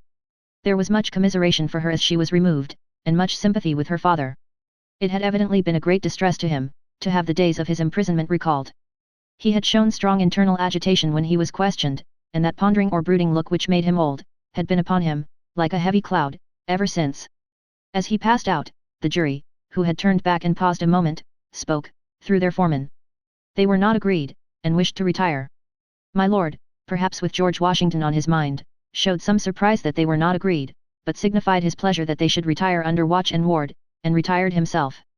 The trial had lasted all day, and the lamps in the court were now being lighted. It began to be rumored that the jury would be out a long while. The spectators dropped off to get refreshment, and the prisoner withdrew to the back of the dock, and sat down. Mr. Lorry, who had gone out when the young lady and her father went out, now reappeared, and beckoned to Jerry, who, in the slackened interest, could easily get near him. "Jerry, if you wish to take something to eat, you can. But, keep in the way. You will be sure to hear when the jury come in. Don't be a moment behind them, for I want you to take the verdict back to the bank. You are the quickest messenger I know, and will get to Temple Bar long before I can." Jerry had just enough forehead to knuckle, and he knuckled it in acknowledgement of this communication and a shilling. Mr. Carton came up at the moment, and touched Mr. Lorry on the arm. "How is the young lady?" "She is greatly distressed, but her father is comforting her, and she feels the better for being out of court. I'll tell the prisoner so. It won't do for a respectable bank gentleman like you, to be seen speaking to him publicly, you know." Mr. Lorry reddened as if he were conscious of having debated the point in his mind, and Mr. Carton made his way to the outside of the bar. The way out of court lay in that direction, and Jerry followed him, all eyes, ears, and spikes. "Mr. Darnay." The prisoner came forward directly. "You will naturally be anxious to hear of the witness, Miss Manette. She will do very well. You have seen the worst of her agitation. I am deeply sorry to have been the cause of it. Could you tell her so for me, with my fervent acknowledgements?" "Yes, I could. I will, if you ask it." Mr. Carton's manner was so careless as to be almost insolent. He stood, half turned from the prisoner, lounging with his elbow against the bar. "I do ask it. Accept my cordial thanks." "What," said Carton, still only half turned towards him, "do you expect, Mr. Darnay?" "The worst. It's the wisest thing to expect, and the likeliest. But I think their withdrawing is in your favour." Loitering on the way out of court not being allowed, Jerry heard no more, but left them, so like each other in feature, so unlike each other in manner, standing side by side, both reflected in the glass above them. An hour and a half limped heavily away in the thief and rascal crowded passages below, even though assisted off with mutton pies and ale. The horse messenger, uncomfortably seated on a form after taking that refection, had dropped into a doze, when a loud murmur and a rapid tide of people setting up the stairs that led to the court, carried him along with them. "Jerry! Jerry!" Mr. Lorry was already calling at the door when he got there. "Here, sir. It's a fight to get back again." "Here I am, sir." Mr. Lorry handed him a paper through the throng. "Quick! Have you got it?" "Yes, sir." Hastily written on the paper was the word acquitted. "If you had sent the message, recalled to life, again," muttered Jerry, as he turned, "I should have known what you meant, this time." He had no opportunity of saying, or so much as thinking, anything else, until he was clear of the Old Bailey, for, the crowd came pouring out with a vehemence that nearly took him off his legs, and a loud buzz swept into the street as if the baffled blue flies were dispersing in search of other carrion. Chapter 4. Congratulatory. From the dimly lighted passages of the court, the last sediment of the human stew that had been boiling there all day, was straining off, when Dr. Manette, Lucy Manette, his daughter, Mr. Lorry, the solicitor for the defence, and its counsel, Mr. Stryver, stood gathered round Mr. Charles Darnay, just released, congratulating him on his escape from death. It would have been difficult by a far brighter light, to recognize in Dr. Manette, intellectual of face and upright of bearing, the shoemaker of the garret in Paris. Yet, no one could have looked at him twice, without looking again, even though the opportunity of observation had not extended to the mournful cadence of his low grave voice, and to the abstraction that overclouded him fitfully, without any apparent reason. While one external cause, and that a reference to his long lingering agony, would always, as on the trial, evoke this condition from the depths of his soul, it was also in its nature to arise of itself, and to draw a gloom over him, as incomprehensible to those unacquainted with his story as if they had seen the shadow of the actual Bastille thrown upon him by a summer sun, when the substance was 300 miles away. Only his daughter had the power of charming this black brooding from his mind. She was the golden thread that united him to a past beyond his misery, and to a present beyond his misery, and the sound of her voice, the light of her face, the touch of her hand, had a strong beneficial influence with him almost always. Not absolutely always, for she could recall some occasions on which her power had failed, but they were few and slight, and she believed them over. Mr. Darnay had kissed her hand fervently and gratefully, and had turned to Mr. Stryver, whom he warmly thanked. Mr. Stryver, a man of little more than 30, but looking 20 years older than he was, stout, loud, red, bluff, and free from any drawback of delicacy, had a pushing way of shouldering himself, morally and physically, into companies and conversations, that argued well for his shouldering his way up in life. He still had his wig and gown on, and he said, squaring himself at his late client to that degree that he squeezed the innocent Mr. Lorry clean out of the group. "I am glad to have brought you off with honor, Mr. Darnay. It was an infamous prosecution, grossly infamous, but not the less likely to succeed on that account. You have laid me under an obligation to you for life, in two senses," said his late client, taking his hand. "I have done my best for you, Mr. Darnay, and my best is as good as another man's, I believe." It clearly being incumbent on someone to say, "Much better," Mr. Lorry said it, perhaps not quite disinterestedly, but with the interested object of squeezing himself back again. "You think so," said Mr. Stryver. "Well, you have been present all day, and you ought to know. You are a man of business, too. And as such," quoth Mr. Lorry, whom the counsel learned in the law had now shouldered back into the group, just as he had previously shouldered him out of it, "as such I will appeal to Dr. Manette, to break up this conference and order us all to our homes. Miss Lucy looks ill, Mr. Darnay has had a terrible day, we are worn out." "Speak for yourself, Mr. Lorry," said Stryver, "I have a night's work to do yet." "Speak for yourself." "I speak for myself," answered Mr. Lorry, "and for Mr. Darnay, and for Miss Lucy, and, Miss Lucy, do you not think I may speak for us all?" He asked her the question pointedly, and with a glance at her father. His face had become frozen, as it were, in a very curious look at Darnay, an intent look, deepening into a frown of dislike and distrust, not even unmixed with fear. With this strange expression on him his thoughts had wandered away. "My father," said Lucy, softly laying her hand on his. He slowly shook the shadow off, and turned to her. "Shall we go home, my father?" With a long breath, he answered yes. The friends of the acquitted prisoner had dispersed, under the impression, which he himself had originated, that he would not be released that night. The lights were nearly all extinguished in the passages, the iron gates were being closed with a jar and a rattle, and the dismal place was deserted until tomorrow morning's interest of gallows, pillory, whipping post, and branding iron, should repeople it. Walking between her father and Mr. Darnay, Lucy Manette passed into the open air. A hackney coach was called, and the father and daughter departed in it. Mr. Stryver had left them in the passages, to shoulder his way back to the robing room. Another person, who had not joined the group, or interchanged a word with any one of them, but who had been leaning against the wall where its shadow was darkest, had silently strolled out after the rest, and had looked on until the coach drove away. He now stepped up to where Mr. Lorry and Mr. Darnay stood upon the pavement. "So, Mr. Lorry. Men of business may speak to Mr. Darnay now." Nobody had made any acknowledgement of Mr. Carton's part in the day's proceedings, nobody had known of it. He was unrobed, and was none the better for it in appearance. If you knew what a conflict goes on in the business mind, when the business mind is divided between good-natured impulse and business appearances, you would be amused, Mr. Darnay.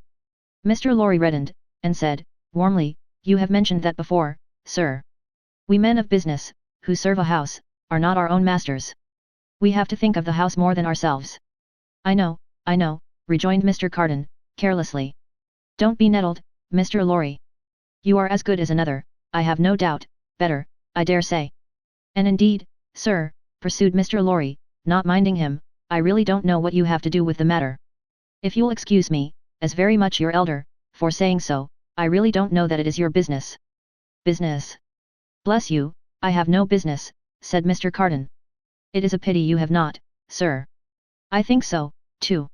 If you had," pursued Mr. Lorry, "perhaps you would attend to it." "Lord love you, no, I shouldn't," said Mr. Carton. "Well, sir," cried Mr. Lorry, thoroughly heated by his indifference, "business is a very good thing, and a very respectable thing.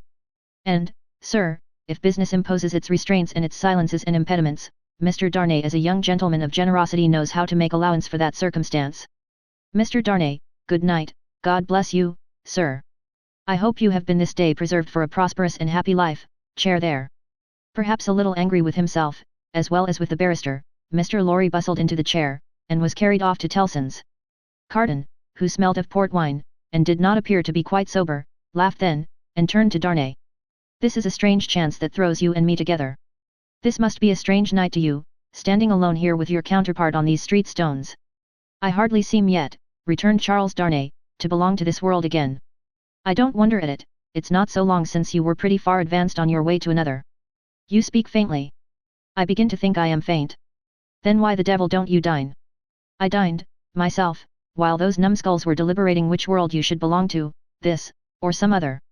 Let me show you the nearest tavern to dine well at." Drawing his arm through his own, he took him down Ludgate Hill to Fleet Street, and so, up a covered way, into a tavern.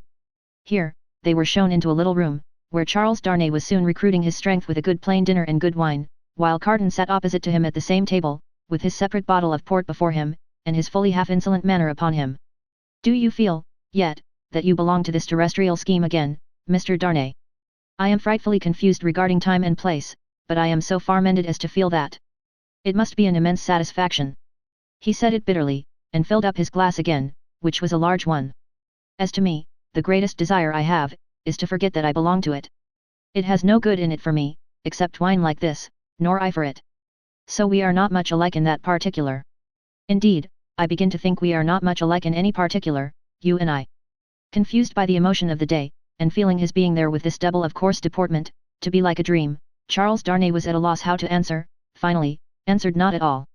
"Now your dinner is done," Carton presently said, "why don't you call a health, Mr. Darnay, why don't you give your toast?" "What health? What toast? Why, it's on the tip of your tongue. It ought to be, it must be, I'll swear it's there. Miss Manette, then. Miss Manette, then."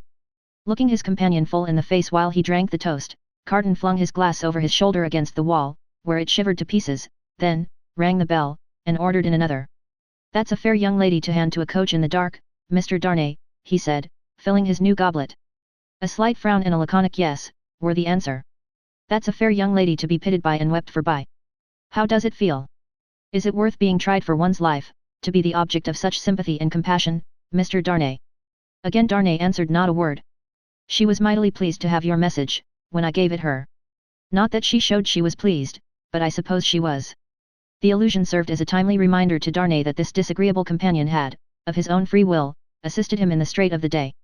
He turned the dialogue to that point, and thanked him for it. "I neither want any thanks, nor merit any," was the careless rejoinder.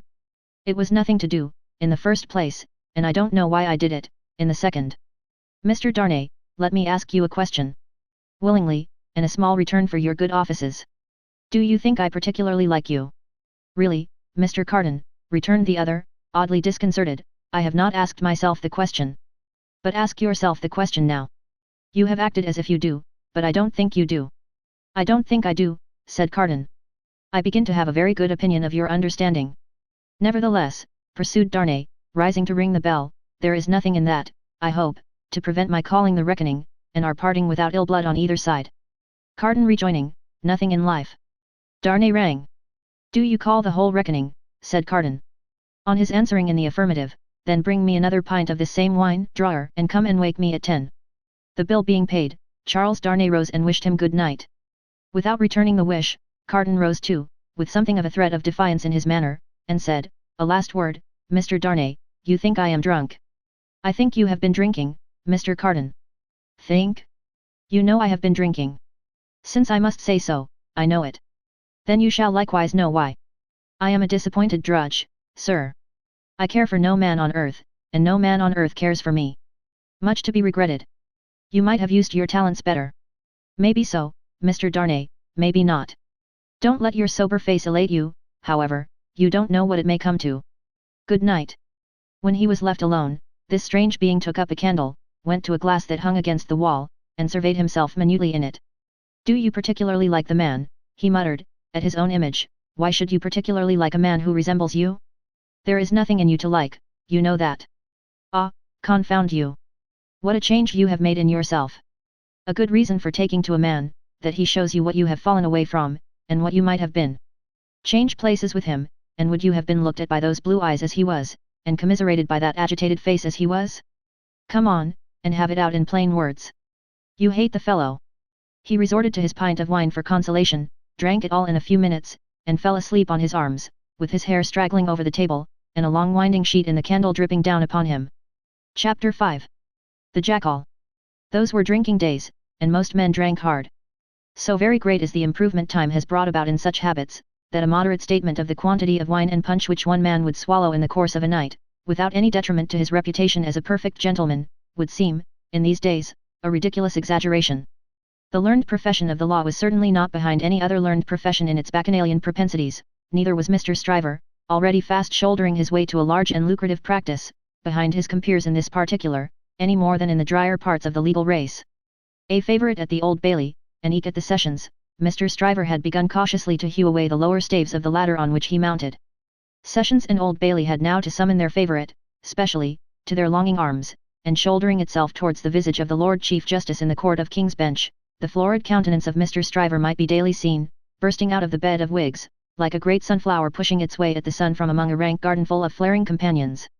It had once been noted at the bar, that while Mr. Stryver was a glib man, and an unscrupulous, and a ready, and a bold, he had not that faculty of extracting the essence from a heap of statements, which is among the most striking and necessary of the advocate's accomplishments. But, a remarkable improvement came upon him as to this. The more business he got, the greater his power seemed to grow of getting at its pith and marrow, and however late at night he sat carousing with Sidney Carton, he always had his points at his fingers' ends in the morning. Sidney Carton, idlest and most unpromising of men, was Stryver's great ally. What the two drank together, between Hilary Term and Michaelmas, might have floated a king's ship. Stryver never had a case in hand, anywhere, but Carton was there, with his hands in his pockets, staring at the ceiling of the court. They went the same circuit, and even there they prolonged their usual orgies late into the night, and Carton was rumoured to be seen at broad day, going home stealthily and unsteadily to his lodgings, like a dissipated cat. At last, it began to get about, among such as were interested in the matter, that although Sidney Carton would never be a lion, he was an amazingly good jackal, and that he rendered suit and service to Stryver in that humble capacity. 10 o'clock, sir, said the man at the tavern, whom he had charged to wake him. 10 o'clock, sir. What's the matter? 10 o'clock, sir. What do you mean? 10 o'clock at night? Yes, sir. Your Honour told me to call you. Oh. I remember. Very well, very well. After a few dull efforts to get to sleep again, which the man dexterously combated by stirring the fire continuously for 5 minutes, he got up, tossed his hat on, and walked out. He turned into the Temple, and, having revived himself by twice pacing the pavements of King's Bench Walk and Paper Buildings, turned into the Stryver chambers. The Stryver clerk, who never assisted at these conferences, had gone home, and the Stryver principal opened the door. He had his slippers on, and a loose bedgown, and his throat was bare for his greater ease. He had that rather wild, strained, seared marking about the eyes, which may be observed in all free livers of his class, from the portrait of Jeffreys downward, and which can be traced, under various disguises of art, through the portraits of every drinking age. You are a little late, Memory, said Stryver.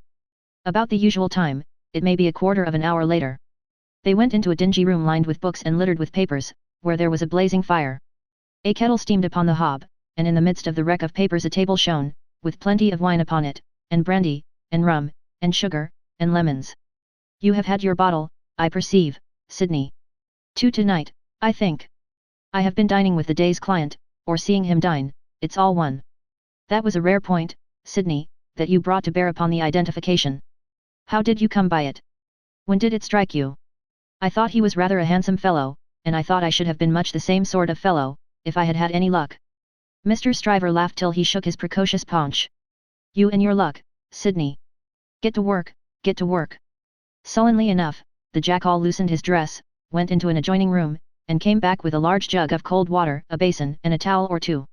Steeping the towels in the water, and partially wringing them out, he folded them on his head in a manner hideous to behold, sat down at the table, and said, Now I am ready. Not much boiling down to be done tonight, Memory, said Mr. Stryver, gaily, as he looked among his papers. How much? Only 2 sets of them. Give me the worst first. There they are, Sidney. Fire away.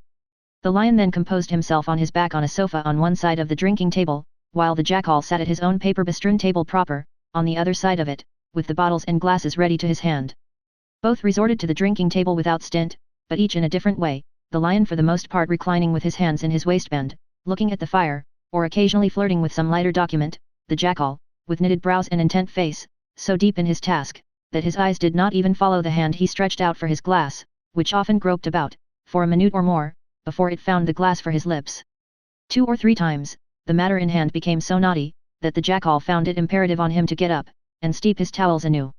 From these pilgrimages to the jug and basin, he returned with such eccentricities of damp headgear as no words can describe, which were made the more ludicrous by his anxious gravity.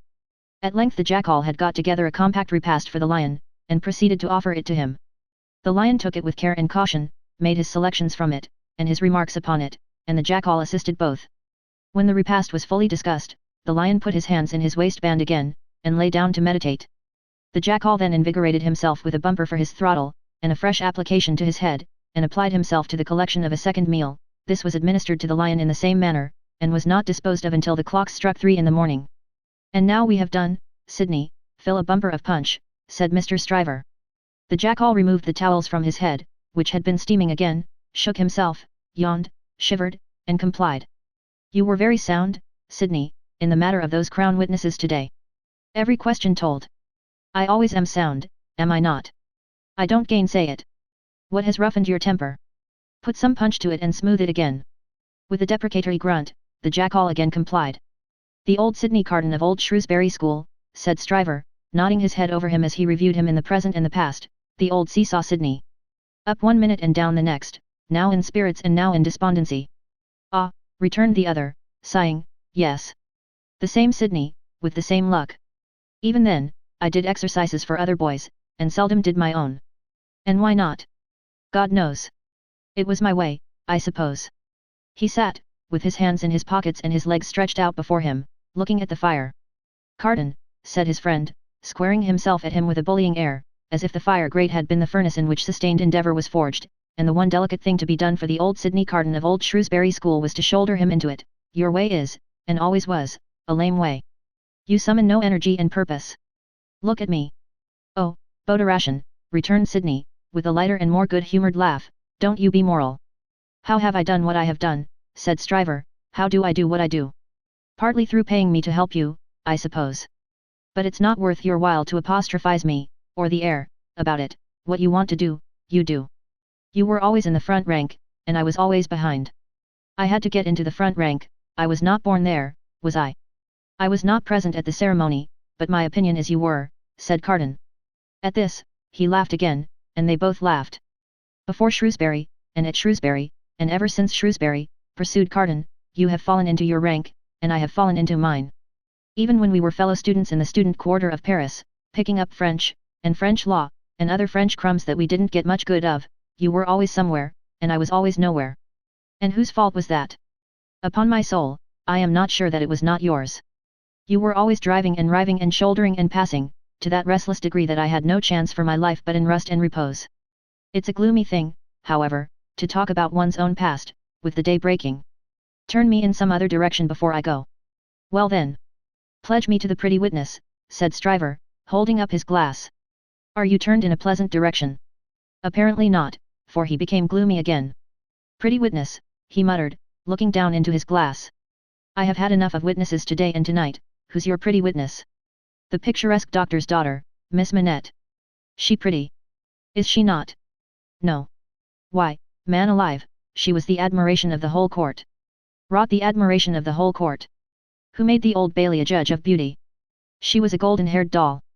"Do you know, Sydney," said Mr. Stryver, looking at him with sharp eyes, and slowly drawing a hand across his florid face, "do you know, I rather thought, at the time, that you sympathized with the golden-haired doll, and were quick to see what happened to the golden-haired doll." "Quick to see what happened? If a girl, doll or no doll, swoons within a yard or two of a man's nose, he can see it without a perspective glass. I pledge you, but I deny the beauty. And now I'll have no more drink, I'll get to bed."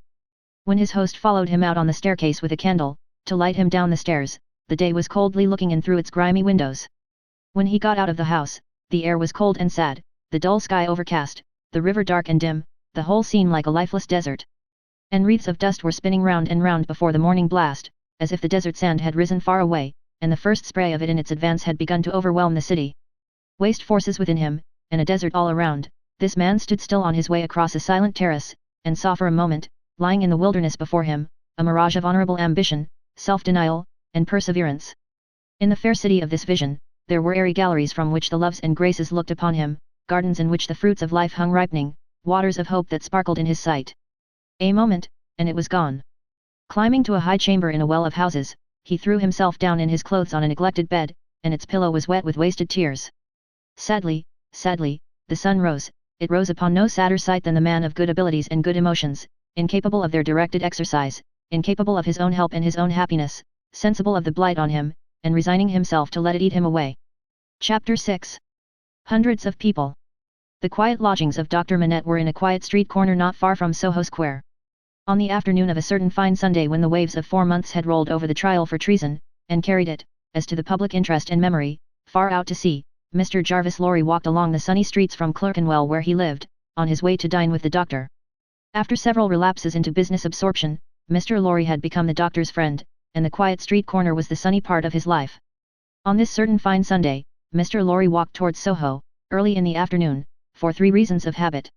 Firstly, because, on fine Sundays, he often walked out, before dinner, with the doctor and Lucy. Secondly, because, on unfavourable Sundays, he was accustomed to be with them as the family friend, talking, reading, looking out of window, and generally getting through the day. Thirdly, because he happened to have his own little shrewd doubts to solve, and knew how the ways of the doctor's household pointed to that time as a likely time for solving them. A quainter corner than the corner where the doctor lived, was not to be found in London. There was no way through it, and the front windows of the doctor's lodgings commanded a pleasant little vista of street that had a congenial air of retirement on it. There were few buildings then, north of the Oxford Road, and forest trees flourished, and wild flowers grew, and the hawthorn blossomed, in the now vanished fields. As a consequence, country airs circulated in Soho with vigorous freedom, instead of languishing into the parish like stray paupers without a settlement, and there was many a good south wall, not far off, on which the peaches ripened in their season. The summer light struck into the corner brilliantly in the earlier part of the day, but, when the streets grew hot, the corner was in shadow, though not in shadow so remote but that you could see beyond it into a glare of brightness. It was a cool spot, staid but cheerful, a wonderful place for echoes, and a very harbour from the raging streets. There ought to have been a tranquil bark in such an anchorage, and there was. The doctor occupied 2 floors of a large stiff house, where several callings purported to be pursued by day, but whereof little was audible any day, and which was shunned by all of them at night.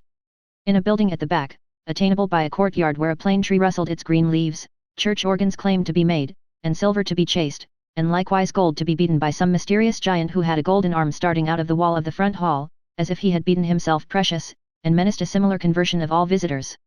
Very little of these trades, or of a lonely lodger rumoured to live upstairs, or of a dim coach trimming maker asserted to have a counting house below, was ever heard or seen. Occasionally, a stray workman putting his coat on, traversed the hall, or a stranger peered about there, or a distant clink was heard across the courtyard, or a thump from the golden giant.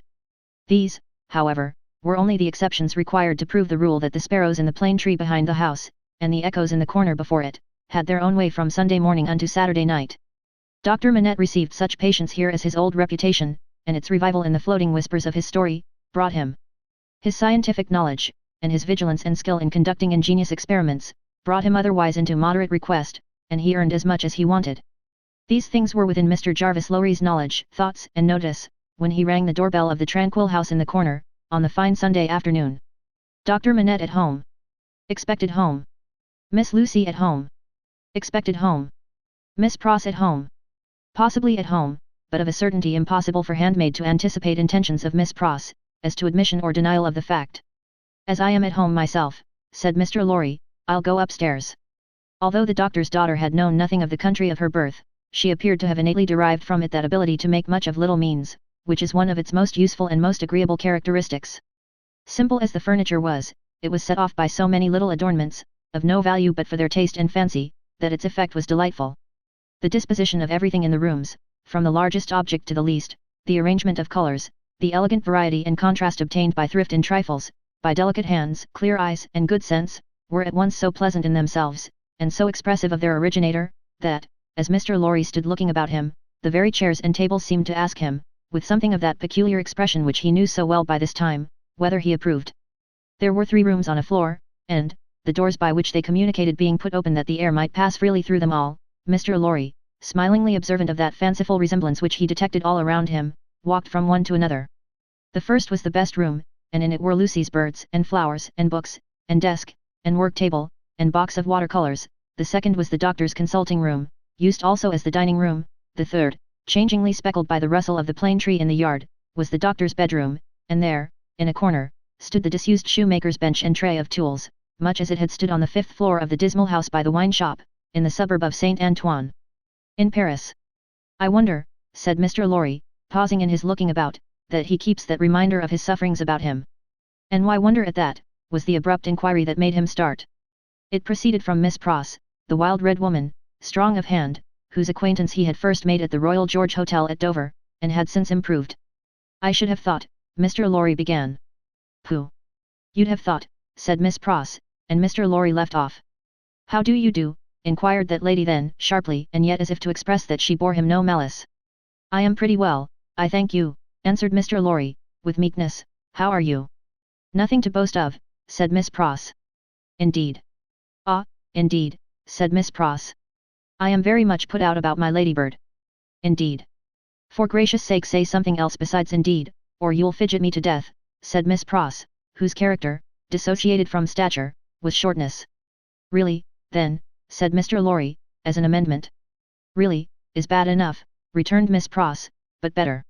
"Yes, I am very much put out." "May I ask the cause?" "I don't want dozens of people who are not at all worthy of Ladybird, to come here looking after her," said Miss Pross. "Do dozens come for that purpose?" "Hundreds," said Miss Pross. It was characteristic of this lady, as of some other people before her time and since, that whenever her original proposition was questioned, she exaggerated it. "Dear me," said Mr. Lorry, as the safest remark he could think of. "I have lived with the darling, or the darling has lived with me, and paid me for it, which she certainly should never have done. You may take your affidavit, if I could have afforded to keep either myself or her for nothing, since she was 10 years old." "And it's really very hard," said Miss Pross. Not seeing with precision what was very hard, Mr. Lorry shook his head, using that important part of himself as a sort of fairy cloak that would fit anything. "All sorts of people who are not in the least degree worthy of the pet, are always turning up," said Miss Pross. "When you began it." "I began it, Miss Pross." "Didn't you? Who brought her father to life?" "Oh. If that was beginning it," said Mr. Lorry. "It wasn't ending it, I suppose?" "I say, when you began it, it was hard enough, not that I have any fault to find with Dr. Manette, except that he is not worthy of such a daughter, which is no imputation on him, for it was not to be expected that anybody should be, under any circumstances. But it really is doubly and trebly hard to have crowds and multitudes of people turning up after him. I could have forgiven him, to take Ladybird's affections away from me." Mr. Lorry knew Miss Pross to be very jealous, but he also knew her by this time to be, beneath the surface of her eccentricity, one of those unselfish creatures, found only among women, who will, for pure love and admiration, bind themselves willing slaves, to youth when they have lost it, to beauty that they never had, to accomplishments that they were never fortunate enough to gain, to bright hopes that never shone upon their own sombre lives. He knew enough of the world to know that there is nothing in it better than the faithful service of the heart, so rendered and so free from any mercenary taint. He had such an exalted respect for it, that in the retributive arrangements made by his own mind, we all make such arrangements, more or less, he stationed Miss Pross much nearer to the lower angels than many ladies immeasurably better got up both by nature and art, who had balances at Tellson's. "There never was, nor will be, but one man worthy of Ladybird," said Miss Pross, "and that was my brother Solomon, if he hadn't made a mistake in life." Here again, Mr. Lorry's inquiries into Miss Pross's personal history had established the fact that her brother Solomon was a heartless scoundrel who had stripped her of everything she possessed, as a stake to speculate with, and had abandoned her in her poverty for evermore, with no touch of compunction. Miss Pross's fidelity of belief in Solomon, deducting a mere trifle for this slight mistake, was quite a serious matter with Mr. Lorry, and had its weight in his good opinion of her. "As we happen to be alone for the moment, and are both people of business," he said, when they had got back to the drawing-room and had sat down there in friendly relations, "let me ask you, does the doctor, in talking with Lucy, never refer to the shoemaking time, yet?" "Never. And yet keeps that bench and those tools beside him." "Ah," returned Miss Pross, shaking her head. "But I don't say he don't refer to it within himself." "Do you believe that he thinks of it much?" "I do," said Miss Pross. "Do you imagine," Mr. Lorry had begun, when Miss Pross took him up short with, "Never imagine anything. Have no imagination at all." "I stand corrected. Do you suppose, you go so far as to suppose, sometimes?" "Now and then," said Miss Pross. "Do you suppose," Mr. Lorry went on, with a laughing twinkle in his bright eye, as it looked kindly at her, "that Dr. Manette has any theory of his own, preserved through all those years, relative to the cause of his being so oppressed, perhaps, even to the name of his oppressor?" "I don't suppose anything about it but what Ladybird tells me." "And that is?" "That she thinks he has." "Now don't be angry at my asking all these questions, because I am a mere dull man of business, and you are a woman of business." "Dull?" Miss Pross inquired, with placidity. Rather wishing his modest adjective away, Mr. Lorry replied, "No, no, no. Surely not. To return to business, is it not remarkable that Dr. Manette, unquestionably innocent of any crime as we are all well assured he is, should never touch upon that question? I will not say with me, though he had business relations with me many years ago, and we are now intimate, I will say with the fair daughter to whom he is so devotedly attached, and who is so devotedly attached to him. Believe me, Miss Pross, I don't approach the topic with you, out of curiosity, but out of zealous interest." "Well, to the best of my understanding, and bad's the best, you'll tell me," said Miss Pross, softened by the tone of the apology, he is afraid of the whole subject. Afraid? It's plain enough, I should think, why he may be. It's a dreadful remembrance. Besides that, his loss of himself grew out of it. Not knowing how he lost himself, or how he recovered himself, he may never feel certain of not losing himself again. That alone wouldn't make the subject pleasant, I should think. It was a profounder remark than Mr. Lorry had looked for. True, said he, and fearful to reflect upon. Yet, a doubt lurks in my mind, Miss Pross, whether it is good for Dr. Manette to have that suppression always shut up within him. Indeed, it is this doubt and the uneasiness it sometimes causes me that has led me to our present confidence. Can't be helped, said Miss Pross, shaking her head. Touch that string, and he instantly changes for the worse. Better leave it alone. In short, must leave it alone, like or no like. Sometimes, he gets up in the dead of the night, and will be heard, by us overhead there, walking up and down, in his room. Ladybird has learnt to know then that his mind is walking up and down, in his old prison. She hurries to him, and they go on together, walking up and down, until he is composed. But he never says a word of the true reason of his restlessness, to her, and she finds it best not to hint at it to him. In silence they go walking up and down together, till her love and company have brought him to himself. Notwithstanding Miss Pross's denial of her own imagination, there was a perception of the pain of being monotonously haunted by one sad idea, in her repetition of the phrase, walking up and down, which testified to her possessing such a thing.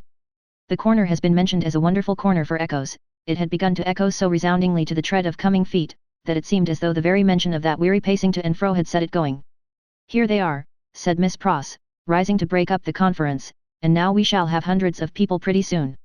It was such a curious corner in its acoustical properties, such a peculiar ear of a place, that as Mr. Lorry stood at the open window, looking for the father and daughter whose steps he heard, he fancied they would never approach. Not only would the echoes die away, as though the steps had gone, but, echoes of other steps that never came would be heard in their stead, and would die away for good when they seemed close at hand. However, father and daughter did at last appear, and Miss Pross was ready at the street door to receive them. Miss Pross was a pleasant sight, albeit wild, and red, and grim, taking off her darling's bonnet when she came upstairs, and touching it up with the ends of her handkerchief, and blowing the dust off it, and folding her mantle ready for laying by, and smoothing her rich hair with as much pride as she could possibly have taken in her own hair if she had been the vainest and handsomest of women. Her darling was a pleasant sight too, embracing her and thanking her, and protesting against her taking so much trouble for her, which last she only dared to do playfully, or Miss Pross, sorely hurt, would have retired to her own chamber and cried. The doctor was a pleasant sight too, looking on at them, and telling Miss Pross how she spoiled Lucy in accents and with eyes that had as much spoiling in them as Miss Pross had, and would have had more if it were possible. Mr. Lorry was a pleasant sight too, beaming at all this in his little wig, and thanking his bachelor stars for having lighted him in his declining years to a home. But, no hundreds of people came to see the sights, and Mr. Lorry looked in vain for the fulfillment of Miss Pross's prediction. Dinner time, and still no hundreds of people. In the arrangements of the little household, Miss Pross took charge of the lower regions, and always acquitted herself marvellously. Her dinners, of a very modest quality, were so well cooked and so well served, and so neat in their contrivances, half English and half French, that nothing could be better. Miss Pross's friendship being of the thoroughly practical kind, she had ravaged Soho and the adjacent provinces, in search of impoverished French, who, tempted by shillings and half-crowns, would impart culinary mysteries to her. From these decayed sons and daughters of Gaul, she had acquired such wonderful arts, that the woman and girl who formed the staff of domestics regarded her as quite a sorceress, or Cinderella's godmother, who would send out for a fowl, a rabbit, a vegetable or two from the garden, and change them into anything she pleased. On Sundays, Miss Pross dined at the doctor's table, but on other days persisted in taking her meals at unknown periods, either in the lower regions, or in her own room on the second floor, a blue chamber, to which no one but her Ladybird ever gained admittance. On this occasion, Miss Pross, responding to Ladybird's pleasant face and pleasant efforts to please her, unbent exceedingly, so the dinner was very pleasant, too. It was an oppressive day, and, after dinner, Lucy proposed that the wine should be carried out under the plane tree, and they should sit there in the air. As everything turned upon her, and revolved about her, they went out under the plane tree, and she carried the wine down for the special benefit of Mr. Lorry. She had installed herself, some time before, as Mr. Lorry's cup-bearer, and while they sat under the plane tree, talking, she kept his glass replenished. Mysterious backs and ends of houses peeped at them as they talked, and the plane tree whispered to them in its own way above their heads. Still, the hundreds of people did not present themselves. Mr. Darnay presented himself while they were sitting under the plane tree, but he was only one. Dr. Manette received him kindly, and so did Lucy. But, Miss Pross suddenly became afflicted with a twitching in the head and body, and retired into the house. She was not unfrequently the victim of this disorder, and she called it, in familiar conversation, a fit of the jerks. The doctor was in his best condition, and looked specially young. The resemblance between him and Lucy was very strong at such times, and as they sat side by side, she leaning on his shoulder, and he resting his arm on the back of her chair, it was very agreeable to trace the likeness. He had been talking all day, on many subjects, and with unusual vivacity. "Pray, Dr. Manette," said Mr. Darnay, as they sat under the plane tree, and he said it in the natural pursuit of the topic in hand, which happened to be the old buildings of London, "have you seen much of the Tower?" "Lucy and I have been there, but only casually. We have seen enough of it, to know that it teems with interest, little more." "I have been there, as you remember," said Darnay, with a smile, though reddening a little angrily, "in another character, and not in a character that gives facilities for seeing much of it. They told me a curious thing when I was there." "What was that?" Lucy asked. "In making some alterations, the workmen came upon an old dungeon, which had been, for many years, built up and forgotten. Every stone of its inner wall was covered by inscriptions which had been carved by prisoners, dates, names, complaints, and prayers. Upon a corner stone in an angle of the wall, one prisoner, who seemed to have gone to execution, had cut as his last work, 3 letters. They were done with some very poor instrument, and hurriedly, with an unsteady hand. At first, they were read as DIC, but, on being more carefully examined, the last letter was found to be G. There was no record or legend of any prisoner with those initials, and many fruitless guesses were made what the name could have been. At length, it was suggested that the letters were not initials, but the complete word, dig. The floor was examined very carefully under the inscription, and, in the earth beneath a stone or tile or some fragment of paving, were found the ashes of a paper, mingled with the ashes of a small leathern case or bag. What the unknown prisoner had written will never be read, but he had written something, and hidden it away to keep it from the jailer. "My father," exclaimed Lucy, "you are ill." He had suddenly started up, with his hand to his head. His manner and his look quite terrified them all. "No, my dear, not ill. There are large drops of rain falling, and they made me start. We had better go in." He recovered himself almost instantly. Rain was really falling in large drops, and he showed the back of his hand with raindrops on it. But, he said not a single word in reference to the discovery that had been told of, and, as they went into the house, the business eye of Mr. Lorry either detected, or fancied it detected, on his face, as it turned towards Charles Darnay, the same singular look that had been upon it when it turned towards him in the passages of the court-house. He recovered himself so quickly, however, that Mr. Lorry had doubts of his business eye. The arm of the golden giant in the hall was not more steady than he was, when he stopped under it to remark to them that he was not yet proof against slight surprises, if he ever would be, and that the rain had startled him. Tea time, and Miss Pross making tea, with another fit of the jerks upon her, and yet no hundreds of people. Mr. Carton had lounged in, but he made only 2. The night was so very sultry, that although they sat with doors and windows open, they were overpowered by heat. When the tea table was done with, they all moved to one of the windows, and looked out into the heavy twilight. Lucy sat by her father, Darnay sat beside her, Carton leaned against a window. The curtains were long and white, and some of the thunder gusts that whirled into the corner, caught them up to the ceiling, and waved them like spectral wings. "The raindrops are still falling, large, heavy, and few," said Dr. Manette. "It comes slowly." "It comes surely," said Carton. They spoke low, as people watching and waiting mostly do, as people in a dark room, watching and waiting for lightning, always do. There was a great hurry in the streets of people speeding away to get shelter before the storm broke. The wonderful corner for echoes resounded with the echoes of footsteps coming and going, yet not a footstep was there.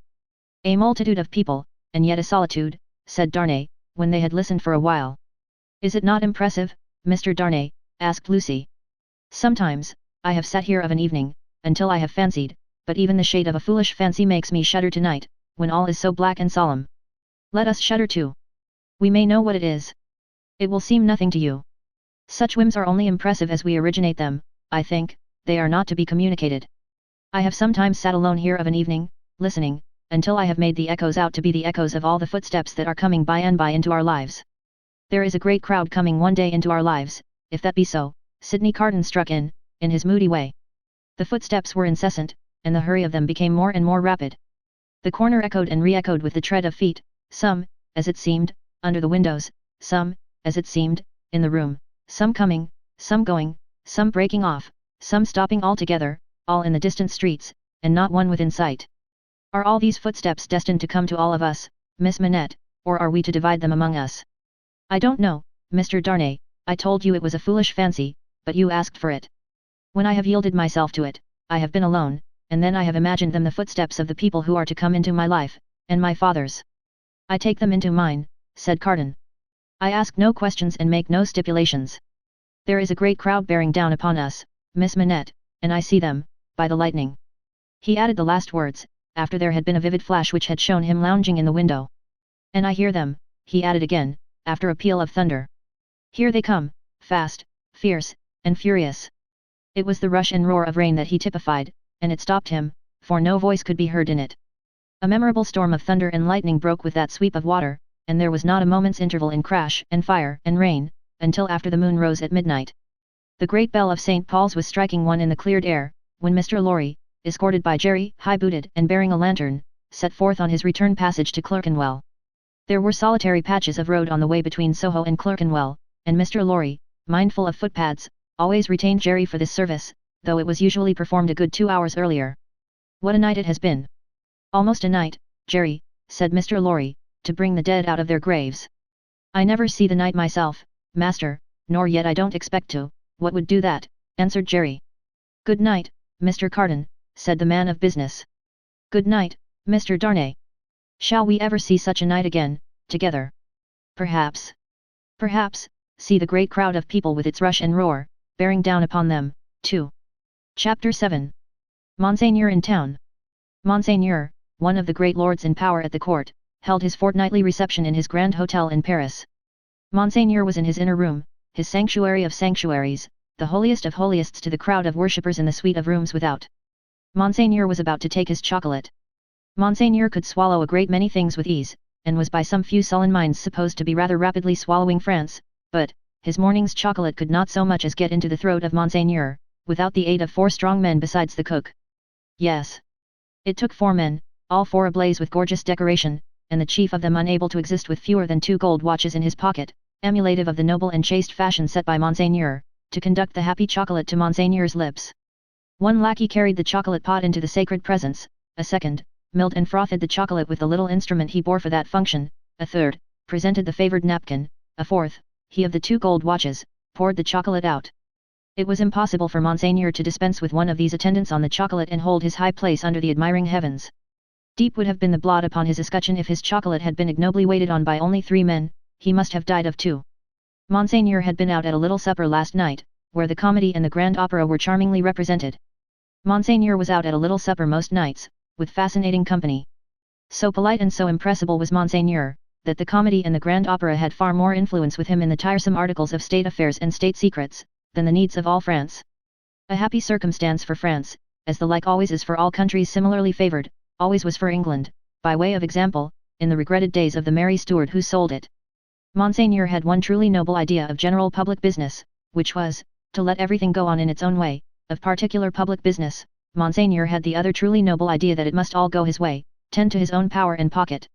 Of his pleasures, general and particular, Monseigneur had the other truly noble idea, that the world was made for them. The text of his order, altered from the original by only a pronoun, which is not much, ran, "The earth and the fullness thereof are mine, saith Monseigneur." Yet, Monseigneur had slowly found that vulgar embarrassments crept into his affairs, both private and public, and he had, as to both classes of affairs, allied himself perforce with a farmer general. As to finances public, because Monseigneur could not make anything at all of them, and must consequently let them out to somebody who could, as to finances private, because farmer generals were rich, and Monseigneur, after generations of great luxury and expense, was growing poor. Hence Monseigneur had taken his sister from a convent, while there was yet time to ward off the impending veil, the cheapest garment she could wear, and had bestowed her as a prize upon a very rich farmer general, poor in family. Which farmer general, carrying an appropriate cane with a golden apple on the top of it, was now among the company in the outer rooms, much prostrated before by mankind, always excepting superior mankind of the blood of Monseigneur, who, his own wife included, looked down upon him with the loftiest contempt. A sumptuous man was the farmer general. 30 horses stood in his stables, 24 male domestics sat in his halls, 6 body women waited on his wife. As one who pretended to do nothing but plunder and forage where he could, the farmer general, howsoever his matrimonial relations conduced to social morality, was at least the greatest reality among the personages who attended at the hotel of Monseigneur that day.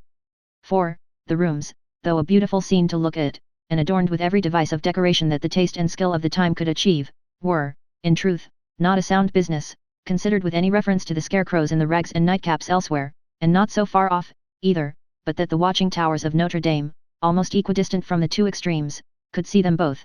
They would have been an exceedingly uncomfortable business, if that could have been anybody's business, at the house of Monseigneur.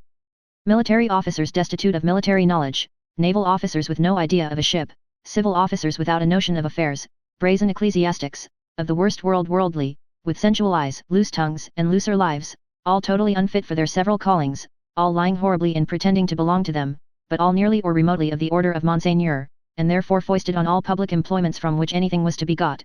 These were to be told off by the score and the score. People not immediately connected with Monseigneur or the state, yet equally unconnected with anything that was real, or with lives passed in travelling by any straight road to any true earthly end, were no less abundant. Doctors who made great fortunes out of dainty remedies for imaginary disorders that never existed, smiled upon their courtly patients in the antechambers of Monseigneur. Projectors who had discovered every kind of remedy for the little evils with which the state was touched, except the remedy of setting to work in earnest to root out a single sin, poured their distracting babble into any ears they could lay hold of, at the reception of Monseigneur. Unbelieving philosophers who were remodeling the world with words, and making card towers of Babel to scale the skies with, talked with unbelieving chemists who had an eye on the transmutation of metals, at this wonderful gathering accumulated by Monseigneur. Exquisite gentlemen of the finest breeding, which was at that remarkable time, and has been since, to be known by its fruits of indifference to every natural subject of human interest, were in the most exemplary state of exhaustion, at the hotel of Monseigneur. Such homes had these various notabilities left behind them in the fine world of Paris, that the spies among the assembled devotees of Monseigneur, forming a goodly half of the polite company, would have found it hard to discover among the angels of that sphere one solitary wife, who, in her manners and appearance, owned to being a mother. Indeed, except for the mere act of bringing a troublesome creature into this world, which does not go far towards the realization of the name of mother, there was no such thing known to the fashion. Peasant women kept the unfashionable babies' clothes, and brought them up, and charming grandmammas of 60 dressed and supped as at 20. The leprosy of unreality disfigured every human creature in attendance upon Monseigneur. In the outermost room were half a dozen exceptional people who had, for a few years, some vague misgiving in them that things in general were going rather wrong. As a promising way of setting them right, half of the half-dozen had become members of a fantastic sect of convulsionists, and were even then considering within themselves whether they should foam, rage, roar, and turn cataleptic on the spot, thereby setting up a highly intelligible finger-post to the future, for Monseigneur's guidance. Besides these dervishes, were other three who had rushed into another sect, which mended matters with a jargon about the center of truth, holding that man had got out of the center of truth, which did not need much demonstration, but had not got out of the circumference, and that he was to be kept from flying out of the circumference, and was even to be shoved back into the center, by fasting and seeing of spirits. Among these, accordingly, much discoursing with spirits went on, and it did a world of good which never became manifest. But, the comfort was, that all the company at the Grand Hotel of Monseigneur were perfectly dressed. If the day of judgment had only been ascertained to be a dress day, everybody there would have been eternally correct. Such frizzling and powdering and sticking up of hair, such delicate complexions artificially preserved and mended, such gallant swords to look at, and such delicate honor to the sense of smell, would surely keep anything going, for ever and ever. The exquisite gentlemen of the finest breeding wore little pendant trinkets that chinked as they languidly moved, these golden fetters rang like precious little bells, and what with that ringing, and with the rustle of silk and brocade and fine linen, there was a flutter in the air that fanned Saint Antoine and his devouring hunger far away. Dress was the one unfailing talisman and charm used for keeping all things in their places. Everybody was dressed for a fancy ball that was never to leave off. From the palace of the Tuileries, through Monseigneur and the whole court, through the chambers, the tribunals of justice, and all society, except the scarecrows, the fancy ball descended to the common executioner, who, in pursuance of the charm, was required to officiate frizzled, powdered, in a gold-laced coat, pumps, and white silk stockings. At the gallows and the wheel, the axe was a rarity, Monsieur Paris, as it was the episcopal mode among his brother professors of the provinces, Monsieur Orleans and the rest, to call him, presided in this dainty dress. And who among the company at Monseigneur's reception in that 1780th year of our Lord, could possibly doubt, that a system rooted in a frizzled hangman, powdered, gold-laced, pumped, and white silk stockinged, would see the very stars out? Monseigneur, having eased his 4 men of their burdens and taken his chocolate, caused the doors of the holiest of holiest to be thrown open, and issued forth. Then, what submission, what cringing and fawning, what servility, what abject humiliation! As to bowing down in body and spirit, nothing in that way was left for heaven, which may have been one among other reasons why the worshippers of Monseigneur never troubled it. Bestowing a word of promise here and a smile there, a whisper on one happy slave and a wave of the hand on another, Monseigneur affably passed through his rooms to the remote region of the circumference of truth. There, Monseigneur turned, and came back again, and so in due course of time got himself shut up in his sanctuary by the chocolate sprites, and was seen no more. The show being over, the flutter in the air became quite a little storm, and the precious little bells went ringing downstairs. There was soon but one person left of all the crowd, and he, with his hat under his arm and his snuff-box in his hand, slowly passed among the mirrors on his way out. "I devote you," said this person, stopping at the last door on his way, and turning in the direction of the sanctuary, "to the devil." With that, he shook the snuff from his fingers as if he had shaken the dust from his feet, and quietly walked downstairs. He was a man of about 60, handsomely dressed, haughty in manner, and with a face like a fine mask. A face of a transparent paleness, every feature in it clearly defined, one set expression on it. The nose, beautifully formed otherwise, was very slightly pinched at the top of each nostril. In those two compressions, or dints, the only little change that the face ever showed, resided.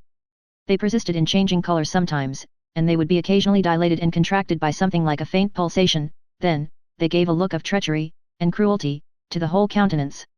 Examined with attention, its capacity of helping such a look was to be found in the line of the mouth, and the lines of the orbits of the eyes, being much too horizontal and thin, still, in the effect of the face made, it was a handsome face, and a remarkable one. Its owner went downstairs into the courtyard, got into his carriage, and drove away. Not many people had talked with him at the reception, he had stood in a little space apart, and Monseigneur might have been warmer in his manner. It appeared, under the circumstances, rather agreeable to him to see the common people dispersed before his horses, and often barely escaping from being run down. His man drove as if he were charging an enemy, and the furious recklessness of the man brought no check into the face, or to the lips, of the master. The complaint had sometimes made itself audible, even in that deaf city and dumb age, that, in the narrow streets without footways, the fierce patrician custom of hard driving endangered and maimed the mere vulgar in a barbarous manner. But, few cared enough for that to think of it a second time, and, in this matter, as in all others, the common wretches were left to get out of their difficulties as they could. With a wild rattle and clatter, and an inhuman abandonment of consideration not easy to be understood in these days, the carriage dashed through streets and swept round corners, with women screaming before it, and men clutching each other and clutching children out of its way. At last, swooping at a street corner by a fountain, one of its wheels came to a sickening little jolt, and there was a loud cry from a number of voices, and the horses reared and plunged. But for the latter inconvenience, the carriage probably would not have stopped.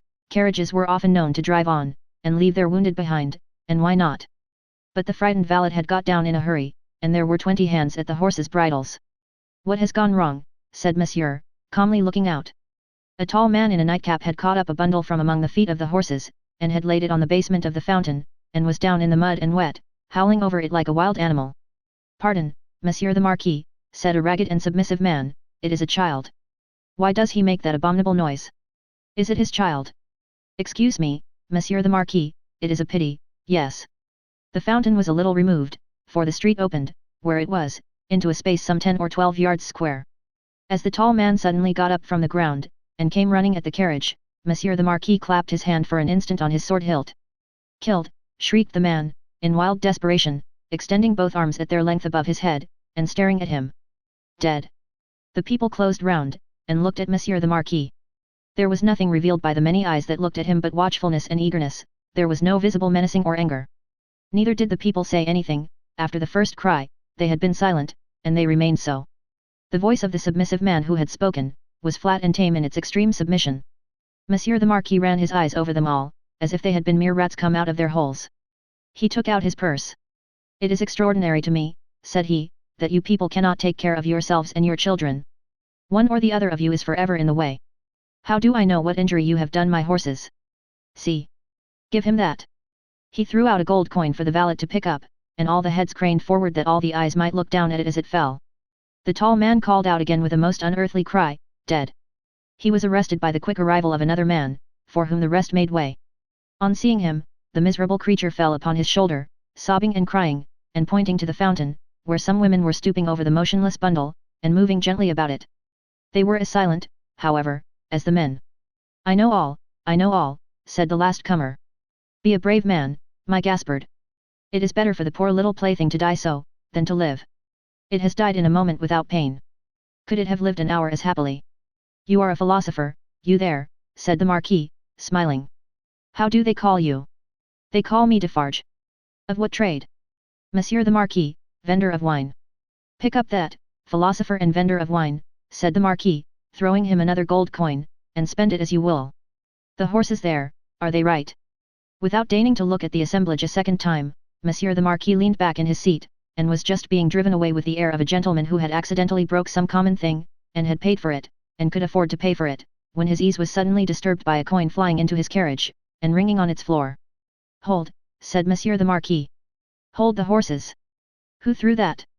He looked to the spot where Defarge the vendor of wine had stood, a moment before, but the wretched father was grovelling on his face on the pavement in that spot, and the figure that stood beside him was the figure of a dark stout woman, knitting.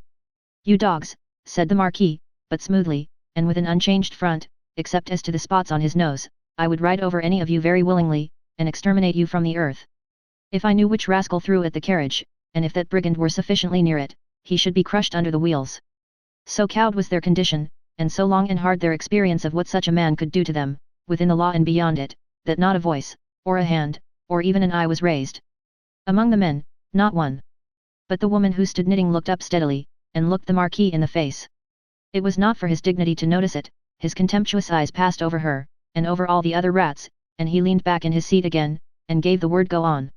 He was driven on, and other carriages came whirling by in quick succession, the minister, the state projector, the farmer general, the doctor, the lawyer, the ecclesiastic, the grand opera, the comedy, the whole fancy ball in a bright continuous flow, came whirling by. The rats had crept out of their holes to look on, and they remained looking on for hours, soldiers and police often passing between them and the spectacle, and making a barrier behind which they slunk, and through which they peeped. The father had long ago taken up his bundle and bidden himself away with it, when the women who had tended the bundle while it lay on the base of the fountain, sat there watching the running of the water and the rolling of the fancy ball, when the one woman who had stood conspicuous, knitting, still knitted on with the steadfastness of fate. The water of the fountain ran, the swift river ran, the day ran into evening, so much life in the city ran into death according to rule, time and tide waited for no man, the rats were sleeping close together in their dark holes again, the fancy ball was lighted up at supper, all things ran their course. Chapter 8. Monseigneur in the country. A beautiful landscape, with the corn bright in it, but not abundant. Patches of poor rye where corn should have been, patches of poor peas and beans, patches of most coarse vegetable substitutes for wheat. On inanimate nature, as on the men and women who cultivated it, a prevalent tendency towards an appearance of vegetating unwillingly, a dejected disposition to give up, and wither away. Monsieur the Marquis in his travelling carriage, which might have been lighter, conducted by 4 post horses and 2 postilions, faggied up a steep hill. A blush on the countenance of Monsieur the Marquis was no impeachment of his high breeding, it was not from within, it was occasioned by an external circumstance beyond his control, the setting sun. The sunset struck so brilliantly into the travelling carriage when it gained the hilltop, that its occupant was steeped in crimson. "It will die out," said Monsieur the Marquis, glancing at his hands, directly. In effect, the sun was so low that it dipped at the moment. When the heavy drag had been adjusted to the wheel, and the carriage slid downhill, with the cindy rouse smell, in a cloud of dust, the red glow departed quickly, the sun and the Marquis going down together, there was no glow left when the drag was taken off. But, there remained a broken country, bold and open, a little village at the bottom of the hill, a broad sweep and rise beyond it, a church tower, a windmill, a forest for the chase, and a crag with a fortress on it used as a prison. Round upon all these darkening objects as the night drew on, the Marquis looked, with the air of one who was coming near home. The village had its one poor street, with its poor brewery, poor tannery, poor tavern, poor stable yard for relays of post horses, poor fountain, all usual poor appointments. It had its poor people too. All its people were poor, and many of them were sitting at their doors, shredding spare onions and the like for supper, while many were at the fountain, washing leaves, and grasses, and any such small yieldings of the earth that could be eaten.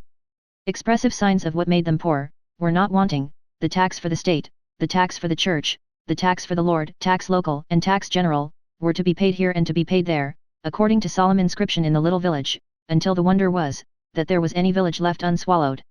Few children were to be seen, and no dogs. As to the men and women, their choice on earth was stated in the prospect, life on the lowest terms that could sustain it, down in the little village under the mill, or captivity and death in the dominant prison on the crag. Heralded by a courier in advance, and by the cracking of his postilions' whips, which twined snake-like about their heads in the evening air, as if he came attended by the Furies, Monsieur the Marquis drew up in his travelling carriage at the posting-house gate. It was hard by the fountain, and the peasants suspended their operations to look at him. He looked at them, and saw in them, without knowing it, the slow sure filing down of misery-worn face and figure, that was to make the meagreness of Frenchman and English superstition which should survive the truth through the best part of 100 years.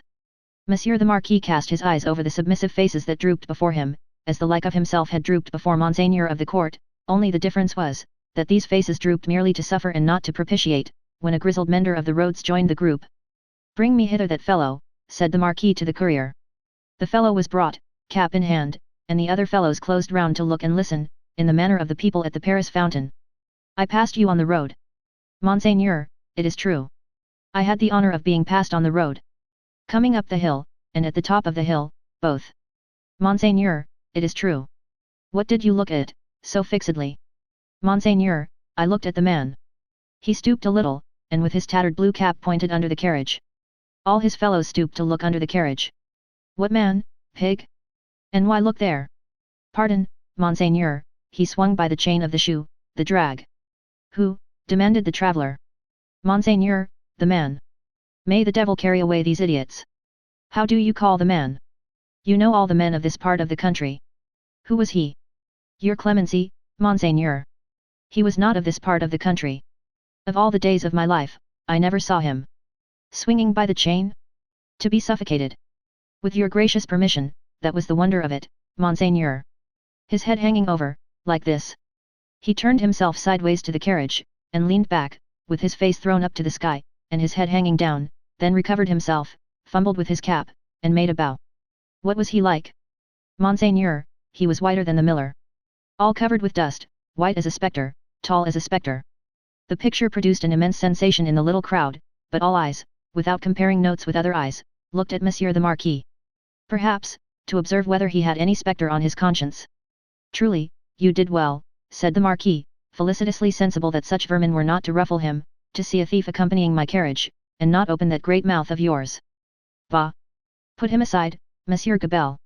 Monsieur Gabelle was the postmaster, and some other taxing functionary united. He had come out with great obsequiousness to assist at this examination, and had held the examined by the drapery of his arm in an official manner. "Bah! Go aside," said Monsieur Gabelle. "Lay hands on this stranger if he seeks to lodge in your village tonight, and be sure that his business is honest, Gabelle." "Monseigneur, I am flattered to devote myself to your orders." "Did he run away, fellow? Where is that accursed?" The accursed was already under the carriage with some half-dozen particular friends, pointing out the chain with his blue cap. Some half-dozen other particular friends promptly hauled him out, and presented him breathless to Monsieur the Marquis. "Did the man run away, dolt, when we stopped for the drag?" "Monseigneur, he precipitated himself over the hillside, head first, as a person plunges into the river." "See to it, Gabelle. Go on." The half-dozen who were peering at the chain were still among the wheels. Like sheep, the wheels turned so suddenly that they were lucky to save their skins and bones. They had very little else to save, or they might not have been so fortunate. The burst with which the carriage started out of the village and up the rise beyond, was soon checked by the steepness of the hill. Gradually, it subsided to a foot pace, swinging and lumbering upward among the many sweet scents of a summer night. The postilions, with 1,000 gossamer gnats circling about them in lieu of the furies, quietly mended the points to the lashes of their whips. The valet walked by the horses. The courier was audible, trotting on ahead into the dull distance. At the steepest point of the hill there was a little burial ground, with a cross and a new large figure of Our Saviour on it. It was a poor figure in wood, done by some inexperienced rustic carver, but he had studied the figure from the life, his own life, maybe, for it was dreadfully spare and thin. To this distressful emblem of a great distress that had long been growing worse, and was not at its worst, a woman was kneeling. She turned her head as the carriage came up to her, rose quickly, and presented herself at the carriage door. "It is you, Monseigneur." "Monseigneur, a petition." With an exclamation of impatience, but with his unchangeable face, Monseigneur looked out. "How, then? What is it?" "Always petitions, Monseigneur. For the love of the great God." "My husband, the forester." "What of your husband, the forester?" "Always the same with you people. He cannot pay something." "He has paid all, Monseigneur." "He is dead." "Well. He is quiet. Can I restore him to you?" "Alas, no, Monseigneur. But he lies yonder, under a little heap of poor grass." "Well. Monseigneur, there are so many little heaps of poor grass." "Again, well." She looked an old woman, but was young. Her manner was one of passionate grief. By turns she clasped her veinous and knotted hands together with wild energy, and laid one of them on the carriage door, tenderly, caressingly, as if it had been a human breast, and could be expected to feel the appealing touch. "Monseigneur, hear me. Monseigneur, hear my petition. My husband died of want, so many die of want, so many more will die of want." "Again, well? Can I feed them?" "Monseigneur, the good God knows, but I don't ask it." My petition is, that a morsel of stone or wood, with my husband's name, may be placed over him to show where he lies. Otherwise, the place will be quickly forgotten, it will never be found when I am dead of the same malady, I shall be laid under some other heap of poor grass. Monseigneur, they are so many, they increase so fast, there is so much want. Monseigneur! Monseigneur! The valet had put her away from the door, the carriage had broken into a brisk trot, the postilions had quickened the pace, she was left far behind, and Monseigneur, again escorted by the Furies, was rapidly diminishing the league or two of distance that remained between him and his chateau. The sweet scents of the summer night rose all around him, and rose, as the rain falls, impartially, on the dusty, ragged and toil-worn group at the fountain not far away, to whom the mender of roads, with the aid of the blue cap without which he was nothing, still enlarged upon his man like a spectre, as long as they could bear it. By degrees, as they could bear no more, they dropped off one by one, and lights twinkled in little casements, which lights, as the casements darkened, and more stars came out, seemed to have shot up into the sky instead of having been extinguished. The shadow of a large high-roofed house, and of many overhanging trees, was upon Monsieur the Marquis by that time, and the shadow was exchanged for the light of a flambeau, as his carriage stopped, and the great door of his chateau was opened to him. Monsieur Charles, whom I expect, is he arrived from England? Monseigneur, not yet. Chapter 9. The Gorgon's Head. It was a heavy mass of building, that chateau of Monsieur the Marquis, with a large stone courtyard before it, and 2 stone sweeps of staircase meeting in a stone terrace before the principal door. A stony business altogether, with heavy stone balustrades, and stone urns, and stone flowers, and stone faces of men, and stone heads of lions, in all directions. As if the Gorgon's Head had surveyed it, when it was finished, 2 centuries ago. Up the broad flight of shallow steps, Monsieur the Marquis, flambeau preceded, went from his carriage, sufficiently disturbing the darkness to elicit loud remonstrance from an owl in the roof of the great pile of stable building away among the trees. All else was so quiet, that the flambeau carried up the steps, and the other flambeau held at the great door, burnt as if they were in a close room of state, instead of being in the open night air. Other sound than the owl's voice there was none, save the falling of a fountain into its stone basin, for, it was one of those dark nights that hold their breath by the hour together, and then heave a long low sigh, and hold their breath again.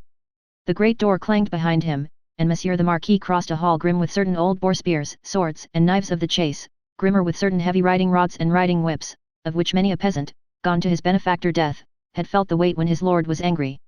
Avoiding the larger rooms, which were dark and made fast for the night, Monsieur the Marquis, with his flambeau bearer going on before, went up the staircase to a door in a corridor. This thrown open, admitted him to his own private apartment of 3 rooms, his bed-chamber and 2 others. High vaulted rooms with cool uncarpeted floors, great dogs upon the hearths for the burning of wood in winter time, and all luxuries befitting the state of a marquis in a luxurious age and country.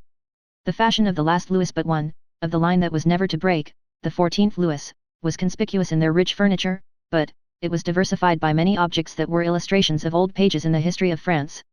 A supper table was laid for 2, in the third of the rooms, a round room, in one of the chateau's 4 extinguisher-topped towers. A small lofty room, with its window wide open, and the wooden jalousie blinds closed, so that the dark night only showed in slight horizontal lines of black, alternating with their broad lines of stone color. "My nephew," said the Marquis, glancing at the supper preparation, "they said he was not arrived." Nor was he, but, he had been expected with Monseigneur. "Ah! It is not probable he will arrive tonight, nevertheless, leave the table as it is. I shall be ready in a quarter of an hour." In a quarter of an hour Monseigneur was ready, and sat down alone to his sumptuous and choice supper. His chair was opposite to the window, and he had taken his soup, and was raising his glass of Bordeaux to his lips, when he put it down. "What is that?" he calmly asked, looking with attention at the horizontal lines of black and stone color. "Monseigneur?" "That. Outside the blinds." "Open the blinds." It was done. "Well, Monseigneur, it is nothing. The trees and the night are all that are here." The servant who spoke, had thrown the blinds wide, had looked out into the vacant darkness, and stood with that blank behind him, looking round for instructions. "Good," said the imperturbable master. "Close them again." That was done too, and the Marquis went on with his supper. He was halfway through it, when he again stopped with his glass in his hand, hearing the sound of wheels. It came on briskly, and came up to the front of the chateau. "Ask who is arrived." It was the nephew of Monseigneur. He had been some few leagues behind Monseigneur, early in the afternoon. He had diminished the distance rapidly, but not so rapidly as to come up with Monseigneur on the road. He had heard of Monseigneur, at the posting houses, as being before him. He was to be told, said Monseigneur, that supper awaited him then and there, and that he was prayed to come to it. In a little while he came. He had been known in England as Charles Darnay. Monseigneur received him in a courtly manner, but they did not shake hands. You left Paris yesterday, sir, he said to Monseigneur, as he took his seat at table. Yesterday? And you? I come direct. From London. Yes. You have been a long time coming, said the Marquis, with a smile. On the contrary, I come direct. Pardon me. I mean, not a long time on the journey, a long time intending the journey. I have been detained by, the nephew stopped a moment in his answer, various business. Without doubt, said the polished uncle. So long as a servant was present, no other words passed between them. When coffee had been served and they were alone together, the nephew, looking at the uncle and meeting the eyes of the face that was like a fine mask, opened a conversation. I have come back, sir, as you anticipate, pursuing the object that took me away. It carried me into great and unexpected peril, but it is a sacred object, and if it had carried me to death I hope it would have sustained me. Not to death, said the uncle, it is not necessary to say, to death. I doubt, sir, returned the nephew, whether, if it had carried me to the utmost brink of death, you would have cared to stop me there. The deepened marks in the nose, and the lengthening of the fine straight lines in the cruel face, looked ominous as to that. The uncle made a graceful gesture of protest, which was so clearly a slight form of good breeding that it was not reassuring. Indeed, sir, pursued the nephew, for anything I know, you may have expressly worked to give a more suspicious appearance to the suspicious circumstances that surrounded me. No, no, no, said the uncle, pleasantly. But, however that may be, resumed the nephew, glancing at him with deep distrust, I know that your diplomacy would stop me by any means, and would know no scruple as to means. My friend, I told you so, said the uncle, with a fine pulsation in the two marks. Do me the favor to recall that I told you so, long ago. I recall it. Thank you, said the Marquis, very sweetly indeed. His tone lingered in the air, almost like the tone of a musical instrument. In effect, sir, pursued the nephew, I believe it to be at once your bad fortune, and my good fortune, that has kept me out of a prison in France here. I do not quite understand, returned the uncle, sipping his coffee. Dare I ask you to explain? I believe that if you were not in disgrace with the court, and had not been overshadowed by that cloud for years past, a letter de cachet would have sent me to some fortress indefinitely. It is possible, said the uncle, with great calmness. For the honor of the family, I could even resolve to incommode you to that extent. Pray excuse me. I perceive that, happily for me, the reception of the day before yesterday was, as usual, a cold one, observed the nephew. I would not say happily, my friend, returned the uncle, with refined politeness, I would not be sure of that. A good opportunity for consideration, surrounded by the advantages of solitude, might influence your destiny to far greater advantage than you influence it for yourself. But it is useless to discuss the question. I am, as you say, at a disadvantage. These little instruments of correction, these gentle aids to the power and honor of families, these slight favors that might so incommode you, are only to be obtained now by interest and importunity. They are sought by so many, and they are granted, comparatively, to so few. It used not to be so, but France in all such things is changed for the worse. Our not remote ancestors held the right of life and death over the surrounding vulgar. From this room, many such dogs have been taken out to be hanged. In the next room, my bedroom, one fellow, to our knowledge, was poniarded on the spot for professing some insolent delicacy respecting his daughter. His daughter? We have lost many privileges, a new philosophy has become the mode, and the assertion of our station, in these days, might, I do not go so far as to say would, but might, cause us real inconvenience. All very bad, very bad. The Marquis took a gentle little pinch of snuff, and shook his head, as elegantly despondent as he could becomingly be of a country still containing himself, that great means of regeneration. We have so asserted our station, both in the old time and in the modern time also, said the nephew, gloomily, that I believe our name to be more detested than any name in France. Let us hope so, said the uncle. Detestation of the high is the involuntary homage of the low.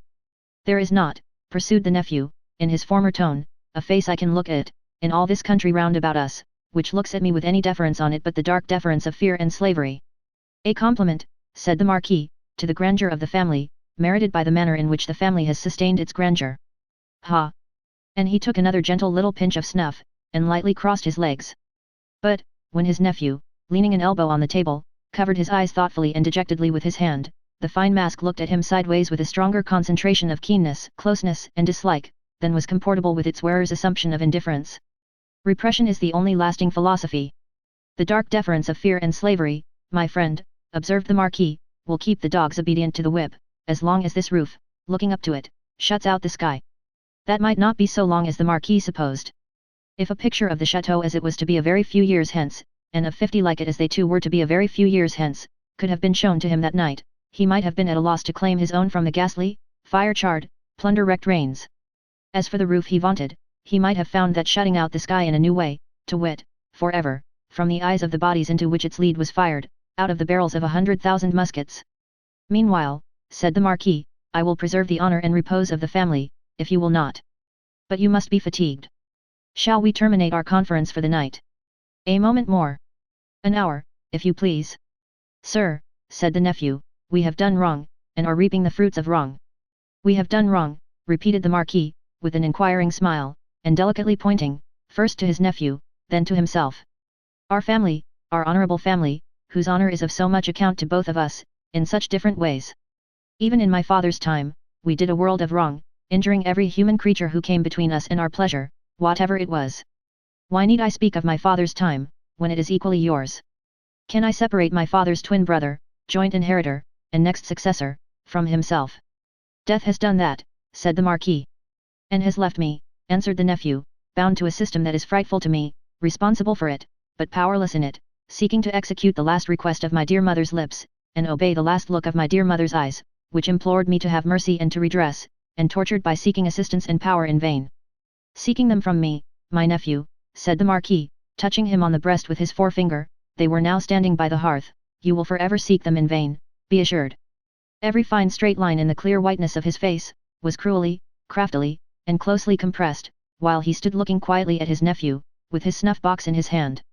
Once again he touched him on the breast, as though his finger were the fine point of a small sword, with which, in delicate finesse, he ran him through the body, and said, My friend, I will die, perpetuating the system under which I have lived.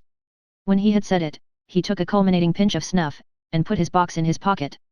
Better to be a rational creature, he added then, after ringing a small bell on the table, and accept your natural destiny. But you are lost, Monsieur Charles, I see. This property and France are lost to me, said the nephew, sadly, I renounce them. Are they both yours to renounce? France may be, but is the property? It is scarcely worth mentioning, but, is it yet? I had no intention, in the words I used, to claim it yet. If it passed to me from you, tomorrow. Which I have the vanity to hope is not probable. Or 20 years hence. You do me too much honour, said the Marquis, still, I prefer that supposition. I would abandon it, and live otherwise and elsewhere. It is little to relinquish. What is it but a wilderness of misery and ruin? Ha, said the Marquis, glancing round the luxurious room. To the eye it is fair enough, here, but seen in its integrity, under the sky, and by the daylight, it is a crumbling tower of waste, mismanagement, extortion, debt, mortgage, oppression, hunger, nakedness, and suffering. Ha, said the Marquis again, in a well-satisfied manner. If it ever becomes mine, it shall be put into some hands better qualified to free it slowly, if such a thing is possible, from the weight that drags it down, so that the miserable people who cannot leave it and who have been long wrung to the last point of endurance, may, in another generation, suffer less, but it is not for me. There is a curse on it, and on all this land. And you, said the uncle. Forgive my curiosity, do you, under your new philosophy, graciously intend to live? I must do, to live, what others of my countrymen, even with nobility at their backs, may have to do some day, work.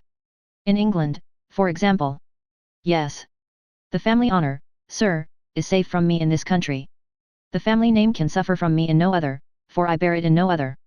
The ringing of the bell had caused the adjoining bed-chamber to be lighted. It now shone brightly, through the door of communication. The Marquis looked that way, and listened for the retreating step of his valet. England is very attractive to you, seeing how indifferently you have prospered there, he observed then, turning his calm face to his nephew with a smile. I have already said, that for my prospering there, I am sensible I may be indebted to you, sir. For the rest, it is my refuge. They say, those boastful English, that it is the refuge of many. You know a compatriot who has found a refuge there? A doctor? Yes. With a daughter? Yes. Yes, said the Marquis. You are fatigued. Good night. As he bent his head in his most courtly manner, there was a secrecy in his smiling face, and he conveyed an air of mystery to those words, which struck the eyes and ears of his nephew forcibly. At the same time, the thin straight lines of the setting of the eyes, and the thin straight lips, and the markings in the nose, curved with a sarcasm that looked handsomely diabolic. Yes, repeated the Marquis. A doctor with a daughter. Yes. So commences the new philosophy. You are fatigued. Good night. It would have been of as much avail to interrogate any stone face outside the chateau as to interrogate that face of his. The nephew looked at him, in vain, in passing on to the door. Good night, said the uncle. I look to the pleasure of seeing you again in the morning. Good repose. Light monsieur my nephew to his chamber there, and burn monsieur my nephew in his bed, if you will, he added to himself, before he rang his little bell again, and summoned his valet to his own bedroom. The valet come and gone, Monsieur the Marquis walked to and fro in his loose chamber robe, to prepare himself gently for sleep, that hot still night. Rustling about the room, his softly slippered feet making no noise on the floor, he moved like a refined tiger, looked like some enchanted marquis of the impenitently wicked sort, in story, whose periodical change into tiger form was either just going off, or just coming on. He moved from end to end of his voluptuous bedroom, looking again at the scraps of the day's journey that came unbidden into his mind, the slow toil up the hill at sunset, the setting sun, the descent, the mill, the prison on the crag, the little village in the hollow, the peasants at the fountain, and the mender of roads with his blue cap pointing out the chain under the carriage. That fountain suggested the Paris fountain, the little bundle lying on the step, the women bending over it, and the tall man with his arms up, crying, dead. I am cool now, said Monsieur the Marquis, and may go to bed. So, leaving only one light burning on the large hearth, he let his thin gauze curtains fall around him, and heard the night break its silence with a long sigh as he composed himself to sleep. The stone faces on the outer wall stared blindly at the black night for 3 heavy hours. For 3 heavy hours, the horses in the stables rattled at their racks, the dogs barked, and the owl made a noise with very little resemblance in it to the noise conventionally assigned to the owl by men poets. But it is the obstinate custom of such creatures hardly ever to say what is set down for them. For 3 heavy hours, the stone faces of the chateau, lion and human, stared blindly at the night. Dead darkness lay on all the landscape, dead darkness added its own hush to the hushing dust on all the roads. The burial place had got to the pass that its little heaps of poor grass were undistinguishable from one another, the figure on the cross might have come down, for anything that could be seen of it. In the village, taxers and taxed were fast asleep. Dreaming, perhaps, of banquets, as the starved usually do, and of ease and rest, as the driven slave and the yoked ox may, its lean inhabitants slept soundly, and were fed and freed. The fountain in the village flowed unseen and unheard, and the fountain at the chateau dropped unseen and unheard, both melting away, like the minutes that were falling from the spring of time, through 3 dark hours. Then, the grey water of both began to be ghostly in the light, and the eyes of the stone faces of the chateau were opened. Lighter and lighter, until at last the sun touched the tops of the still trees, and poured its radiance over the hill. In the glow, the water of the chateau fountain seemed to turn to blood, and the stone faces crimsoned. The carol of the birds was loud and high, and, on the weather-beaten sill of the great window of the bedchamber of Monsieur the Marquis, one little bird sang its sweetest song with all its might. At this, the nearest stone face seemed to stare amazed, and, with open mouth and dropped under jaw, looked awe-stricken. Now, the sun was full up, and movement began in the village. Casement windows opened, crazy doors were unbarred, and people came forth shivering, chilled, as yet, by the new sweet air. Then began the rarely lightened toil of the day among the village population. Some, to the fountain, some, to the fields, men and women here, to dig and delve, men and women there, to see to the poor livestock, and lead the bony cows out, to such pasture as could be found by the roadside. In the church and at the cross, a kneeling figure or two, attendant on the latter prayers, the led cow, trying for a breakfast among the weeds at its foot. The chateau awoke later, as became its quality, but awoke gradually and surely. First, the lonely boar spears and knives of the chase had been reddened as of old, then, had gleamed trenchant in the morning sunshine, now, doors and windows were thrown open, horses in their stables looked round over their shoulders at the light and freshness pouring in at doorways, leaves sparkled and rustled at iron-grated windows, dogs pulled hard at their chains, and reared impatient to be loosed. All these trivial incidents belonged to the routine of life, and the return of morning.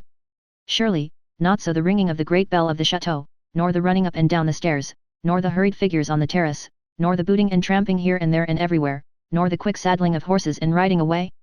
What winds conveyed this hurry to the grizzled mender of roads, already at work on the hilltop beyond the village, with his day's dinner, not much to carry, lying in a bundle that it was worth no crow's while to peck at, on a heap of stones? Had the birds, carrying some grains of it to a distance, dropped one over him as they sow chance seeds? Whether or no, the mender of roads ran, on the sultry morning, as if for his life, down the hill, knee-high in dust, and never stopped till he got to the fountain.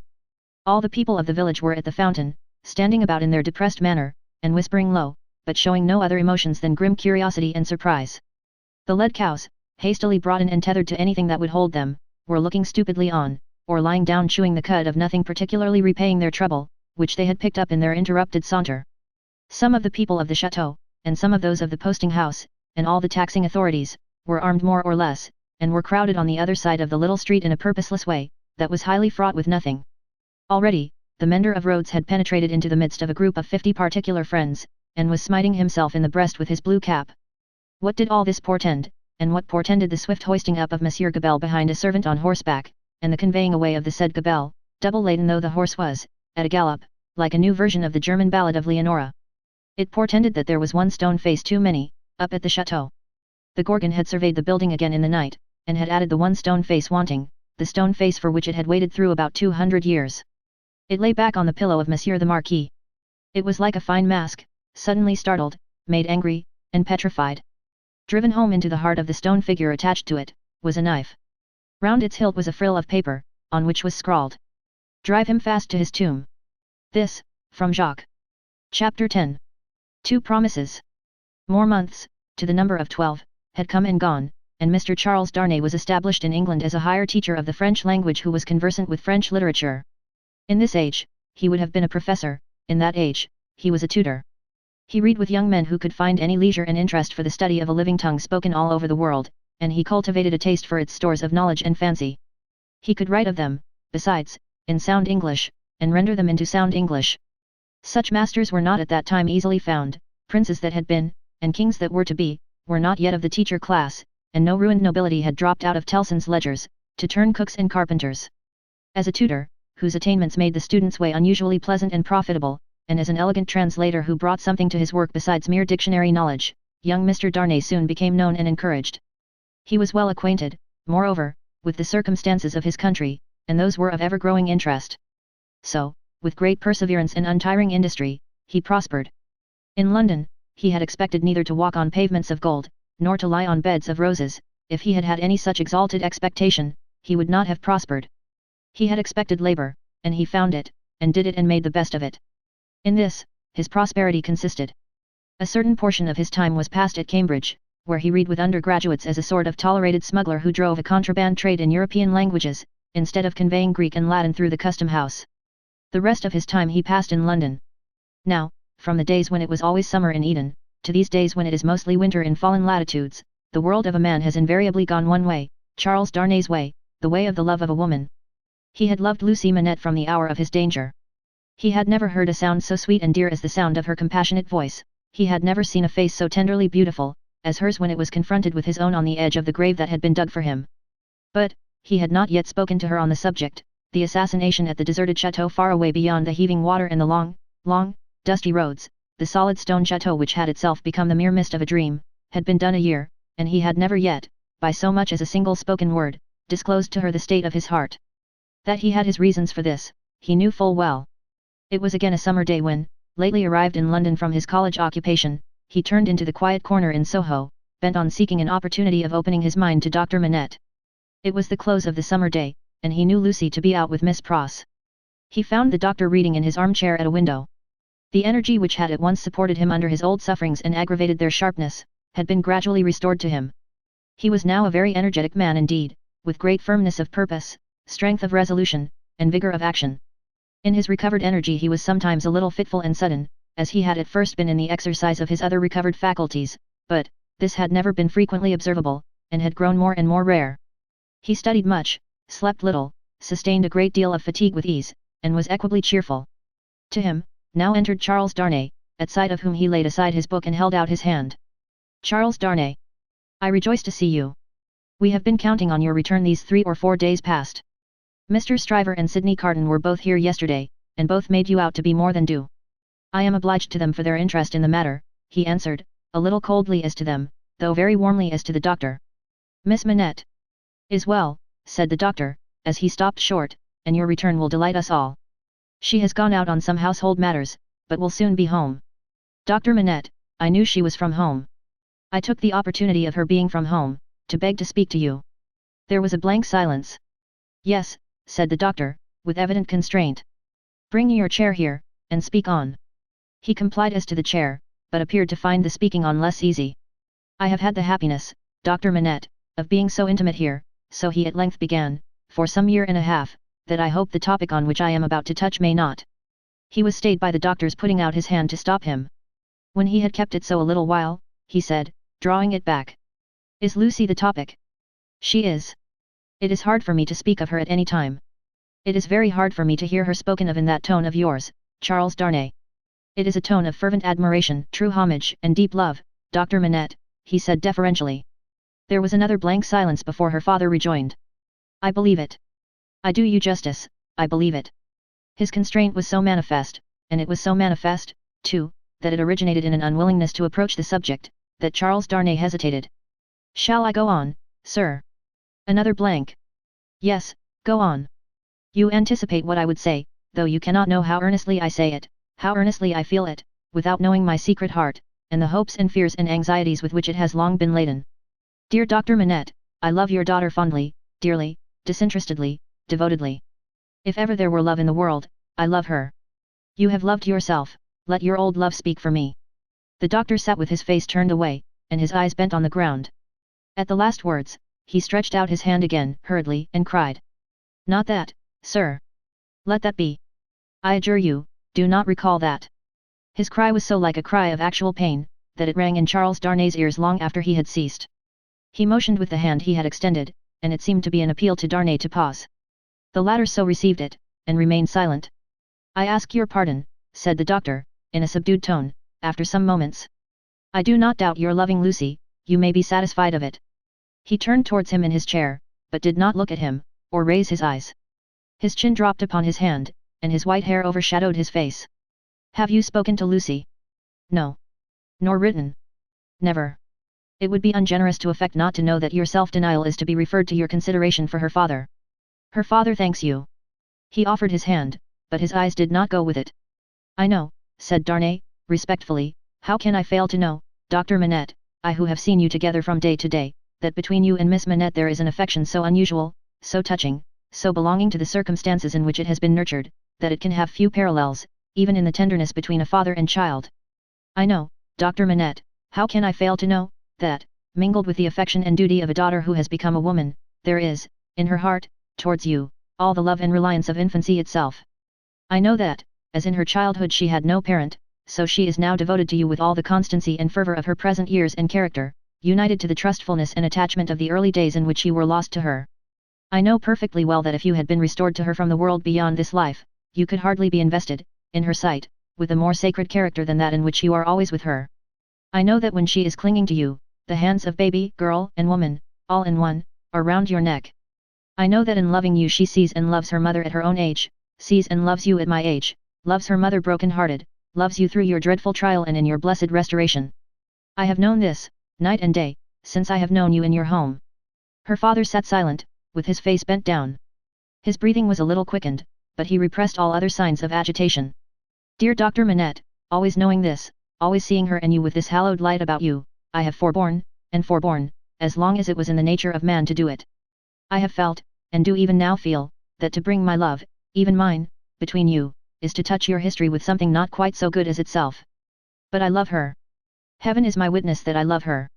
I believe it, answered her father, mournfully. I have thought so before now. I believe it. But, do not believe, said Darnay, upon whose ear the mournful voice struck with a reproachful sound, that if my fortune were so cast as that, being one day so happy as to make her my wife, I must at any time put any separation between her and you, I could or would breathe a word of what I now say. Besides that I should know it to be hopeless, I should know it to be a baseness. If I had any such possibility, even at a remote distance of years, harboured in my thoughts, and hidden in my heart, if it ever had been there, if it ever could be there, I could not now touch this honoured hand. He laid his own upon it as he spoke. No, dear Dr. Manette. Like you, a voluntary exile from France, like you, driven from it by its distractions, oppressions, and miseries, like you, striving to live away from it by my own exertions, and trusting in a happier future, I look only to sharing your fortunes, sharing your life and home, and being faithful to you to the death. Not to divide with Lucy her privilege as your child, companion, and friend, but to come in aid of it, and bind her closer to you, if such a thing can be. His touch still lingered on her father's hand.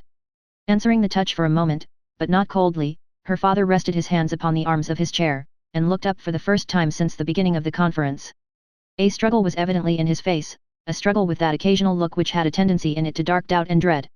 You speak so feelingly and so manfully, Charles Darnay, that I thank you with all my heart, and will open all my heart, or nearly so. Have you any reason to believe that Lucy loves you? None. As yet, none. Is it the immediate object of this confidence, that you may at once ascertain that, with my knowledge? Not even so. I might not have the hopefulness to do it for weeks, I might, mistaken or not mistaken, have that hopefulness tomorrow. Do you seek any guidance from me? I ask none, sir. But I have thought it possible that you might have it in your power, if you should deem it right, to give me some. Do you seek any promise from me? I do seek that. What is it? I well understand that, without you, I could have no hope.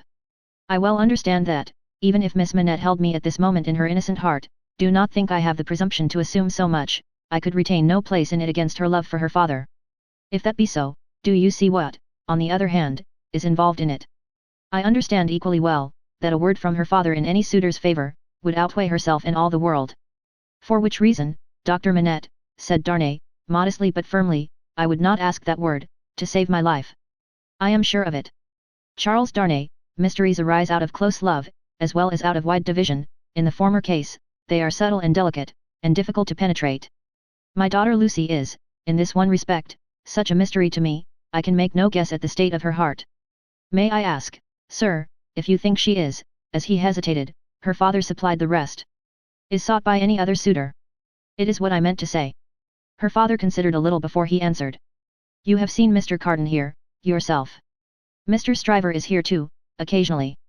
If it be at all, it can only be by one of these. Or both, said Darnay. I had not thought of both, I should not think either, likely. You want a promise from me. Tell me what it is. It is, that if Miss Manette should bring to you at any time, on her own part, such a confidence as I have ventured to lay before you, you will bear testimony to what I have said, and to your belief in it. I hope you may be able to think so well of me, as to urge no influence against me. I say nothing more of my stake in this is what I ask. The condition on which I ask it, and which you have an undoubted right to require, I will observe immediately. I give the promise, said the doctor, without any condition. I believe your object to be, purely and truthfully, as you have stated it. I believe your intention is to perpetuate, and not to weaken, the ties between me and my other and far dearer self. If she should ever tell me that you are essential to her perfect happiness, I will give her to you. If there were, Charles Darnay, if there were. The young man had taken his hand gratefully, their hands were joined as the doctor spoke. Any fancies, any reasons, any apprehensions, anything whatsoever, new or old, against the man she really loved, the direct responsibility thereof not lying on his head, they should all be obliterated for her sake. She is everything to me, more to me than suffering, more to me than wrong, more to me, well. This is idle talk. So strange was the way in which he faded into silence, and so strange his fixed look when he had ceased to speak, that Darnay felt his own hand turn cold in the hand that slowly released and dropped it. You said something to me, said Dr. Manette, breaking into a smile. What was it you said to me? He was at a loss how to answer, until he remembered having spoken of a condition. Relieved as his mind reverted to that, he answered. Your confidence in me ought to be returned with full confidence on my part. My present name, though but slightly changed from my mother's, is not, as you will remember, my own. I wish to tell you what that is, and why I am in England. Stop, said the doctor of Beauvais. I wish it, that I may the better deserve your confidence, and have no secret from you. Stop. For an instant, the doctor even had his two hands at his ears, for another instant, even had his two hands laid on Darnay's lips. Tell me when I ask you, not now. If your suit should prosper, if Lucy should love you, you shall tell me on your marriage morning. Do you promise? Willingly. Give me your hand. She will be home directly, and it is better she should not see us together tonight. Go. God bless you. It was dark when Charles Darnay left him, and it was an hour later and darker when Lucy came home. She hurried into the room alone, for Miss Pross had gone straight upstairs, and was surprised to find his reading chair empty. My father, she called to him. Father dear. Nothing was said in answer, but she heard a low hammering sound in his bedroom. Passing lightly across the intermediate room, she looked in at his door and came running back frightened, crying to herself, with her blood all chilled, what shall I do? What shall I do? Her uncertainty lasted but a moment. She hurried back, and tapped at his door, and softly called to him. The noise ceased at the sound of her voice, and he presently came out to her, and they walked up and down together for a long time. She came down from her bed, to look at him in his sleep that night. He slept heavily, and his tray of shoemaking tools, and his old unfinished work, were all as usual. Chapter 11. A Companion Picture. Sidney, said Mr. Stryver, on that self-same night, or morning, to his jackal, mix another bowl of punch, I have something to say to you. Sydney had been working double tides that night, and the night before, and the night before that, and a good many nights in succession, making a grand clearance among Mr. Stryver's papers before the setting in of the long vacation. The clearance was effected at last, the Stryver arrears were handsomely fetched up, everything was got rid of until November should come with its fogs atmospheric, and fogs legal, and bring grist to the mill again. Sydney was none the livelier and none the soberer for so much application. It had taken a deal of extra wet toweling to pull him through the night, a correspondingly extra quantity of wine had preceded the toweling, and he was in a very damaged condition, as he now pulled his turban off and threw it into the basin in which he had steeped it at intervals for the last 6 hours. "Are you mixing that other bowl of punch?" said Stryver the portly, with his hands in his waistband, glancing round from the sofa where he lay on his back. "I am. Now, look here. I am going to tell you something that will rather surprise you, and that perhaps will make you think me not quite as shrewd as you usually do think me. I intend to marry." "Do you?" "Yes. And not for money." "What do you say now?" "I don't feel disposed to say much." "Who is she?" "Guess." "Do I know her?" "Guess." "I am not going to guess, at 5 o'clock in the morning, with my brains frying and sputtering in my head. If you want me to guess, you must ask me to dinner." "Well then, I'll tell you," said Stryver, coming slowly into a sitting posture. "Sydney, I rather despair of making myself intelligible to you, because you are such an insensible dog." "And you," returned Sydney, busy concocting the punch, "are such a sensitive and poetical spirit." "Come," rejoined Stryver, laughing boastfully, "though I don't prefer any claim to being the soul of romance, for I hope I know better, still I am a tenderer sort of fellow than you." "You are a luckier, if you mean that." "I don't mean that. I mean I am a man of more. Say gallantry, while you are about it," suggested Carton. "Well, I'll say gallantry." "My meaning is that I am a man," said Stryver, inflating himself at his friend as he made the punch, "who cares more to be agreeable, who takes more pains to be agreeable, who knows better how to be agreeable, in a woman's society, than you do." "Go on," said Sydney Carton. "No, but before I go on," said Stryver, shaking his head in his bullying way, "I'll have this out with you. You've been at Dr. Manette's house as much as I have, or more than I have. Why, I have been ashamed of your moroseness there. Your manners have been of that silent and sullen and hangdog kind, that, upon my life and soul, I have been ashamed of you, Sydney." "It should be very beneficial to a man in your practice at the bar, to be ashamed of anything," returned Sydney, "you ought to be much obliged to me." "You shall not get off in that way," rejoined Stryver, shouldering the rejoinder at him. "No, Sydney, it's my duty to tell you, and I tell you to your face to do you good, that you are a devilish ill-conditioned fellow in that sort of society. You are a disagreeable fellow." Sydney drank a bumper of the punch he had made, and laughed. "Look at me," said Stryver, squaring himself, "I have less need to make myself agreeable than you have, being more independent in circumstances." "Why do I do it?" "I never saw you do it yet," muttered Carton. "I do it because it's politic, I do it on principle. And look at me. I get on." "You don't get on with your account of your matrimonial intentions," answered Carton, with a careless air. "I wish you would keep to that. As to me, will you never understand that I am incorrigible?" He asked the question with some appearance of scorn. "You have no business to be incorrigible," was his friend's answer, delivered in no very soothing tone. "I have no business to be, at all, that I know of," said Sydney Carton. "Who is the lady?" "Now, don't let my announcement of the name make you uncomfortable, Sydney," said Mr. Stryver, preparing him with ostentatious friendliness for the disclosure he was about to make, "because I know you don't mean half you say, and if you meant it all, it would be of no importance. I make this little preface, because you once mentioned the young lady to me in slighting terms." "I did." "Certainly, and in these chambers." Sydney Carton looked at his punch and looked at his complacent friend, drank his punch and looked at his complacent friend. "You made mention of the young lady as a golden-haired doll." "The young lady is Miss Manette." "If you had been a fellow of any sensitiveness or delicacy of feeling in that kind of way, Sydney, I might have been a little resentful of your employing such a designation, but you are not. You want that sense altogether, therefore I am no more annoyed when I think of the expression, than I should be annoyed by a man's opinion of a picture of mine, who had no eye for pictures, or of a piece of music of mine, who had no ear for music." Sydney Carton drank the punch at a great rate, drank it by bumpers, looking at his friend. "Now you know all about it, Sid," said Mr. Stryver. "I don't care about fortune, she is a charming creature, and I have made up my mind to please myself. On the whole, I think I can afford to please myself. She will have in me a man already pretty well off, and a rapidly rising man, and a man of some distinction. It is a piece of good fortune for her, but she is worthy of good fortune." "Are you astonished?" Carton, still drinking the punch, rejoined, "Why should I be astonished? You approve? Carton, still drinking the punch, rejoined, why should I not approve? Well, said his friend Stryver, you take it more easily than I fancied you would, and are less mercenary on my behalf than I thought you would be, though, to be sure, you know well enough by this time that your ancient chum is a man of a pretty strong will. Yes, Sydney, I have had enough of this style of life, with no other as a change from it. I feel that it is a pleasant thing for a man to have a home when he feels inclined to go to it. When he doesn't, he can stay away, and I feel that Miss Manette will tell well in any station, and will always do me credit. So I have made up my mind. And now, Sydney, old boy, I want to say a word to you about your prospects. You are in a bad way, you know, you really are in a bad way. You don't know the value of money, you live hard, you'll knock up one of these days, and be ill and poor, you really ought to think about a nurse. The prosperous patronage with which he said it, made him look twice as big as he was, and 4 times as offensive. Now, let me recommend you, pursued Stryver, to look it in the face. I have looked it in the face, in my different way, look it in the face, you, in your different way. Marry. Provide somebody to take care of you. Never mind your having no enjoyment of women's society, nor understanding of it, nor tact for it. Find out somebody. Find out some respectable woman with a little property, somebody in the landlady way, or lodging-letting way, and marry her, against a rainy day. That's the kind of thing for you. Now think of it, Sydney. I'll think of it, said Sydney.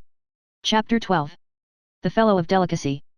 Mr. Stryver, having made up his mind to that magnanimous bestowal of good fortune on the doctor's daughter, resolved to make her happiness known to her before he left town for the long vacation. After some mental debating of the point, he came to the conclusion that it would be as well to get all the preliminaries done with, and they could then arrange at their leisure whether he should give her his hand a week or 2 before Michaelmas term, or in the little Christmas vacation between it and Hilary. As to the strength of his case, he had not a doubt about it, but clearly saw his way to the verdict. Argued with the jury on substantial worldly grounds, the only grounds ever worth taking into account, it was a plain case, and had not a weak spot in it. He called himself for the plaintiff, there was no getting over his evidence, the counsel for the defendant threw up his brief, and the jury did not even turn to consider. After trying it, Stryver, C.J., was satisfied that no plainer case could be. Accordingly, Mr. Stryver inaugurated the long vacation with a formal proposal to take Miss Manette to Vauxhall Gardens, that failing, to Ranelagh, that unaccountably failing too, it behoved him to present himself in Soho, and there declare his noble mind. Towards Soho, therefore, Mr. Stryver shouldered his way from the Temple, while the bloom of the long vacation's infancy was still upon it. Anybody who had seen him projecting himself into Soho while he was yet on St. Dunstan's side of Temple Bar, bursting in his full-blown way along the pavement, to the jostlement of all weaker people, might have seen how safe and strong he was. His way taking him past Tellson's, and he both banking at Tellson's and knowing Mr. Lorry as the intimate friend of the Manettes, it entered Mr. Stryver's mind to enter the bank, and reveal to Mr. Lorry the brightness of the Soho horizon. So, he pushed open the door with the weak rattle in its throat, stumbled down the 2 steps, got past the 2 ancient cashiers, and shouldered himself into the musty back closet where Mr. Lorry sat at great books ruled for figures, with perpendicular iron bars to his window as if that were ruled for figures too, and everything under the clouds were a sum. "Hello," said Mr. Stryver. "How do you do? I hope you are well."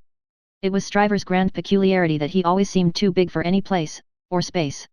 He was so much too big for Tellson's, that old clerks in distant corners looked up with looks of remonstrance, as though he squeezed them against the wall. The house itself, magnificently reading the paper quite in the far-off perspective, lowered displeased, as if the Stryver head had been butted into its responsible waistcoat. The discreet Mr. Lorry said, in a sample tone of the voice he would recommend under the circumstances, "How do you do, Mr. Stryver?" "How do you do, sir," and shook hands. There was a peculiarity in his manner of shaking hands, always to be seen in any clerk at Tellson's who shook hands with a customer when the house pervaded the air. He shook in a self-abnegating way, as one who shook for Tellson and Co. "Can I do anything for you, Mr. Stryver?" asked Mr. Lorry, in his business character. "Why, no, thank you, this is a private visit to yourself, Mr. Lorry, I have come for a private word." "Oh indeed," said Mr. Lorry, bending down his ear, while his eye strayed to the house afar off. "I am going," said Mr. Stryver, leaning his arms confidentially on the desk, whereupon, although it was a large double one, there appeared to be not half desk enough for him, "I am going to make an offer of myself in marriage to your agreeable little friend, Miss Manette, Mr. Lorry." "Oh dear me," cried Mr. Lorry, rubbing his chin, and looking at his visitor dubiously. "Oh dear me, sir," repeated Stryver, drawing back. "Oh dear you, sir? What may your meaning be, Mr. Lorry?"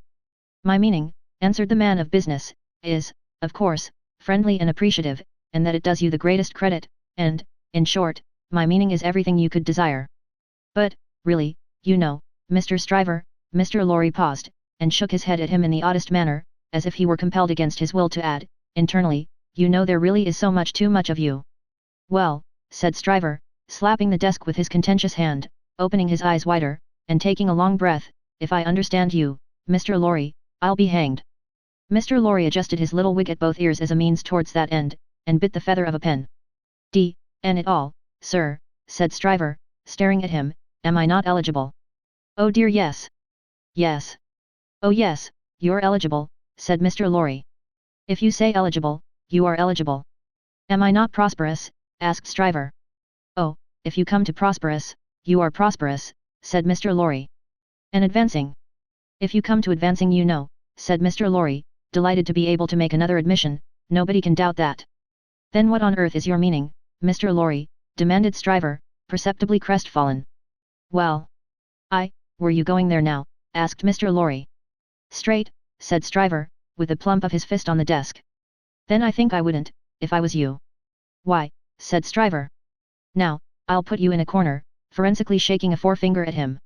You are a man of business and bound to have a reason. State your reason. Why wouldn't you go? Because, said Mr. Lorry, I wouldn't go on such an object without having some cause to believe that I should succeed. D.N. me, cried Stryver, but this beats everything. Mr. Lorry glanced at the distant house, and glanced at the angry Stryver.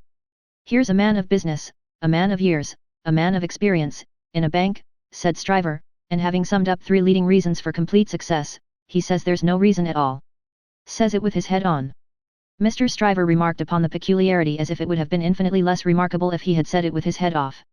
When I speak of success, I speak of success with the young lady, and when I speak of causes and reasons to make success probable, I speak of causes and reasons that will tell as such with the young lady. The young lady, my good sir, said Mr. Lorry, mildly tapping the Stryver arm, the young lady. The young lady goes before all. Then you mean to tell me, Mr. Lorry, said Stryver, squaring his elbows, that it is your deliberate opinion that the young lady at present in question is a mincing fool. Not exactly so. I mean to tell you, Mr. Stryver, said Mr. Lorry, reddening, that I will hear no disrespectful word of that young lady from any lips, and that if I knew any man, which I hope I do not, whose taste was so coarse, and whose temper was so overbearing, that he could not restrain himself from speaking disrespectfully of that young lady at this desk, not even Tellson's should prevent my giving him a piece of my mind. The necessity of being angry in a suppressed tone had put Mr. Stryver's blood vessels into a dangerous state when it was his turn to be angry. Mr. Lorry's veins, methodical as their courses could usually be, were in no better state now it was his turn. That is what I mean to tell you, sir, said Mr. Lorry. Pray let there be no mistake about it. Mr. Stryver sucked the end of a ruler for a little while, and then stood hitting a tune out of his teeth with it, which probably gave him the toothache. He broke the awkward silence by saying, This is something new to me, Mr. Lorry. You deliberately advise me not to go up to Soho and offer myself, Stryver of the King's Bench Bar. Do you ask me for my advice, Mr. Stryver? Yes, I do. Very good. Then I give it, and you have repeated it correctly. And all I can say of it is, laughed Stryver with a vexed laugh, that this, beats everything past, present, and to come. Now understand me, pursued Mr. Lorry. As a man of business, I am not justified in saying anything about this matter, for, as a man of business, I know nothing of it. But, as an old fellow, who has carried Miss Manette in his arms, who is the trusted friend of Miss Manette and of her father too, and who has a great affection for them both, I have spoken. The confidence is not of my seeking, recollect. Now, you think I may not be right? Not I, said Stryver, whistling. I can't undertake to find third parties in common sense, I can only find it for myself. I suppose sense in certain quarters, you suppose mincing bread and butter nonsense. It's new to me, but you are right, I dare say. What I suppose, Mr. Stryver, I claim to characterize for myself, and understand me, sir, said Mr. Lorry, quickly flushing again, I will not even at Tellson's, have it characterized for me by any gentleman breathing. There. I beg your pardon, said Stryver. Granted. Thank you. Well, Mr. Stryver, I was about to say, it might be painful to you to find yourself mistaken, it might be painful to Dr. Manette to have the task of being explicit with you, it might be very painful to Miss Manette to have the task of being explicit with you. You know the terms upon which I have the honor and happiness to stand with the family. If you please, committing you in no way, representing you in no way, I will undertake to correct my advice by the exercise of a little new observation and judgment expressly brought to bear upon it. If you should then be dissatisfied with it, you can but test its soundness for yourself. If, on the other hand, you should be satisfied with it, and it should be what it now is, it may spare all sides what is best spared. What do you say? How long would you keep me in town? Oh! It is only a question of a few hours.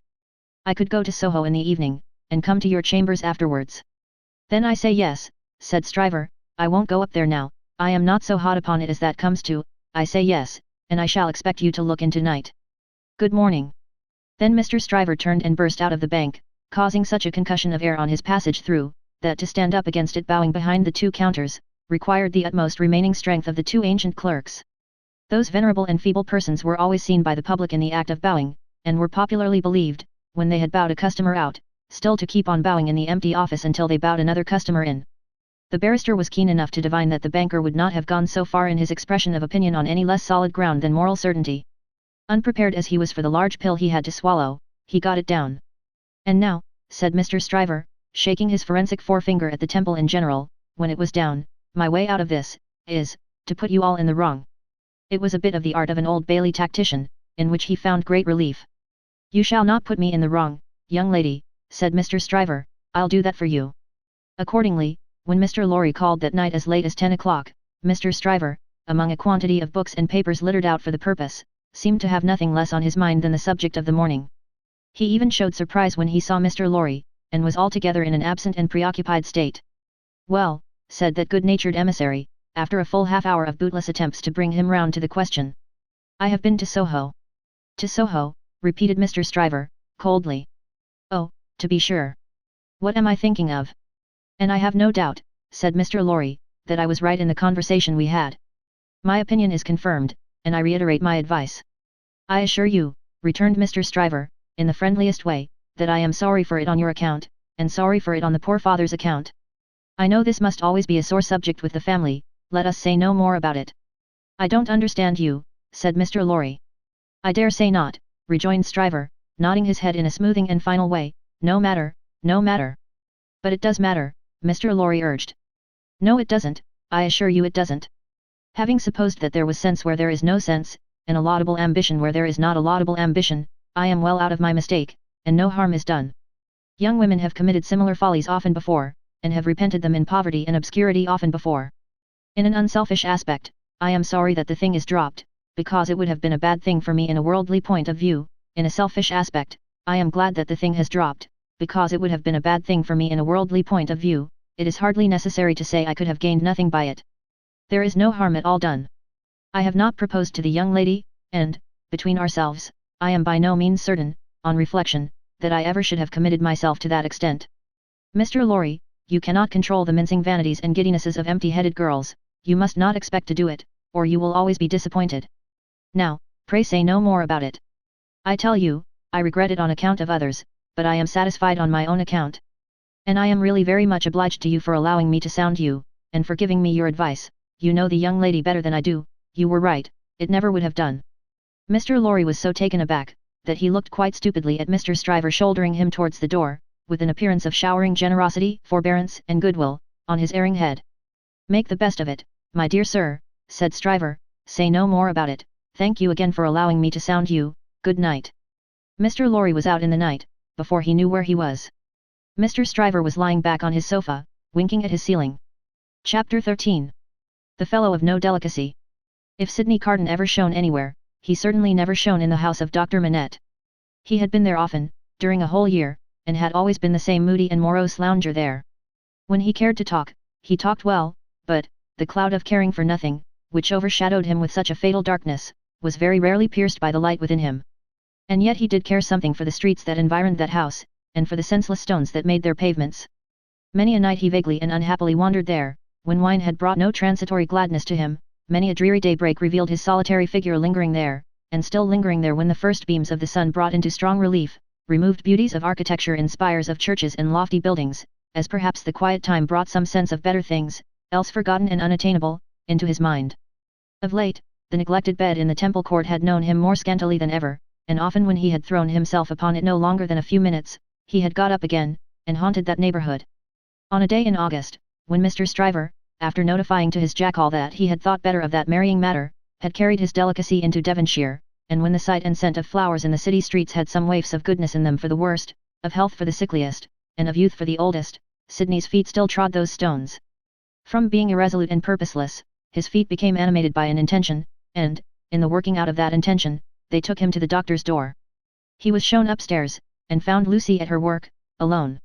She had never been quite at her ease with him, and received him with some little embarrassment as he seated himself near her table. But, looking up at his face in the interchange of the first few commonplaces, she observed a change in it. "I fear you are not well, Mr. Carden." "No. But the life I lead, Miss Manette, is not conducive to health. What is to be expected of, or by, such profligates? Is it not, forgive me, I have begun the question on my lips, a pity to live no better life? God knows it is a shame. Then why not change it?" Looking gently at him again, she was surprised and saddened to see that there were tears in his eyes. There were tears in his voice too, as he answered. "It is too late for that. I shall never be better than I am. I shall sink lower, and be worse." He leaned an elbow on her table, and covered his eyes with his hand. The table trembled in the silence that followed. She had never seen him softened, and was much distressed. He knew her to be so, without looking at her, and said, "Pray forgive me, Miss Manette. I break down before the knowledge of what I want to say to you. Will you hear me? If it will do you any good, Mr. Carden, if it would make you happier, it would make me very glad. God bless you for your sweet compassion." He unshaded his face after a little while, and spoke steadily. "Don't be afraid to hear me. Don't shrink from anything I say. I am like one who died young. All my life might have been. No, Mr. Carden. I am sure that the best part of it might still be, I am sure that you might be much, much worthier of yourself. Say of you, Miss Manette, and although I know better, although in the mystery of my own wretched heart I know better, I shall never forget it." She was pale and trembling. He came to her relief with a fixed despair of himself which made the interview unlike any other that could have been holden. "If it had been possible, Miss Manette, that you could have returned the love of the man you see before yourself, flung away, wasted, drunken, poor creature of misuse as you know him to be, he would have been conscious this day and hour, in spite of his happiness, that he would bring you to misery, bring you to sorrow and repentance, blight you, disgrace you, pull you down with him. I know very well that you can have no tenderness for me, I ask for none, I am even thankful that it cannot be. Without it, can I not save you, Mr. Carden? Can I not recall you, forgive me again, to a better course? Can I in no way repay your confidence? I know this is a confidence," she modestly said, after a little hesitation, and in earnest tears, "I know you would say this to no one else.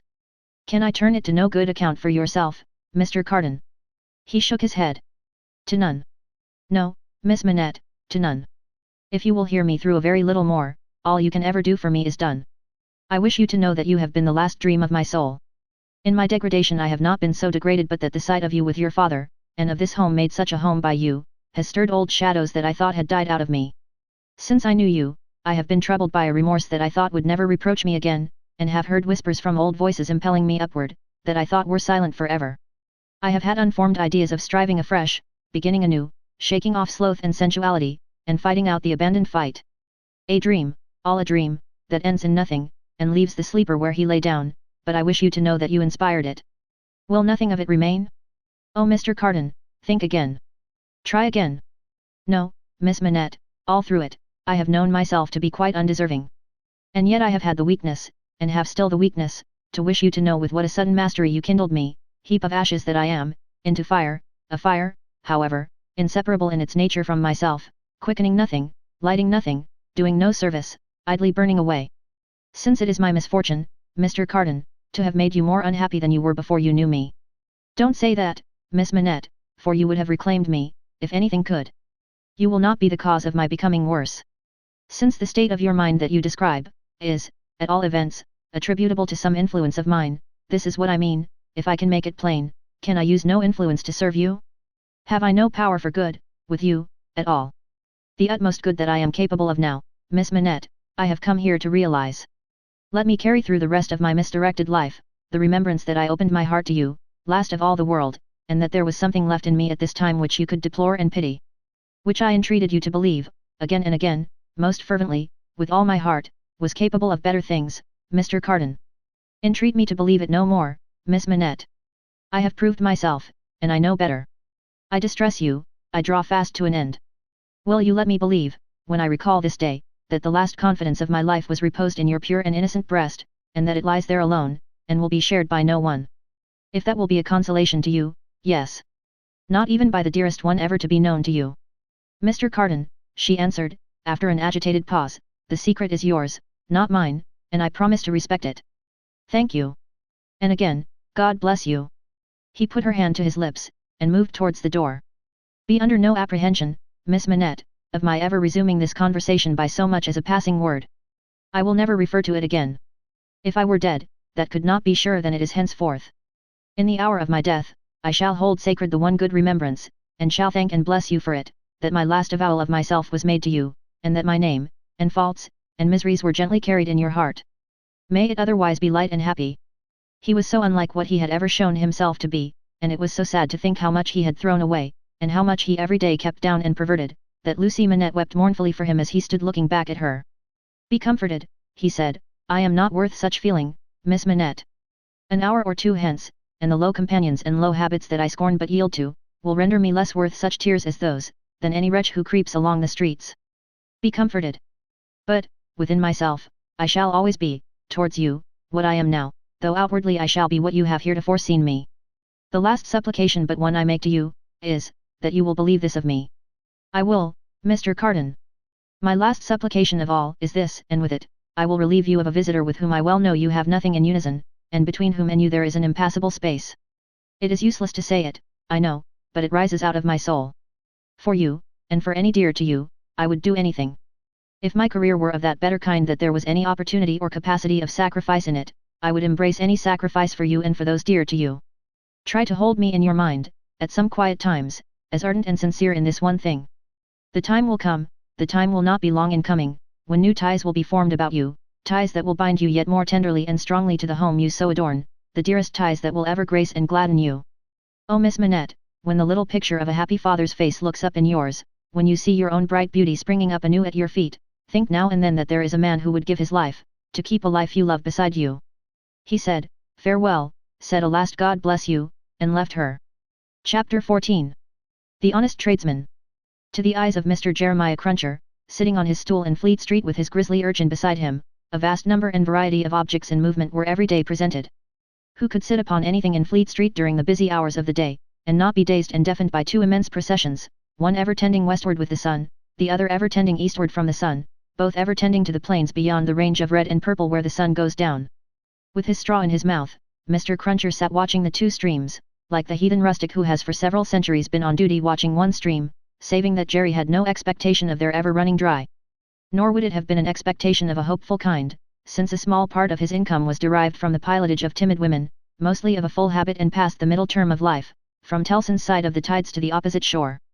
Brief as such companionship was in every separate instance, Mr. Cruncher never failed to become so interested in the lady as to express a strong desire to have the honor of drinking her very good health. And it was from the gifts bestowed upon him towards the execution of this benevolent purpose, that he recruited his finances, as just now observed.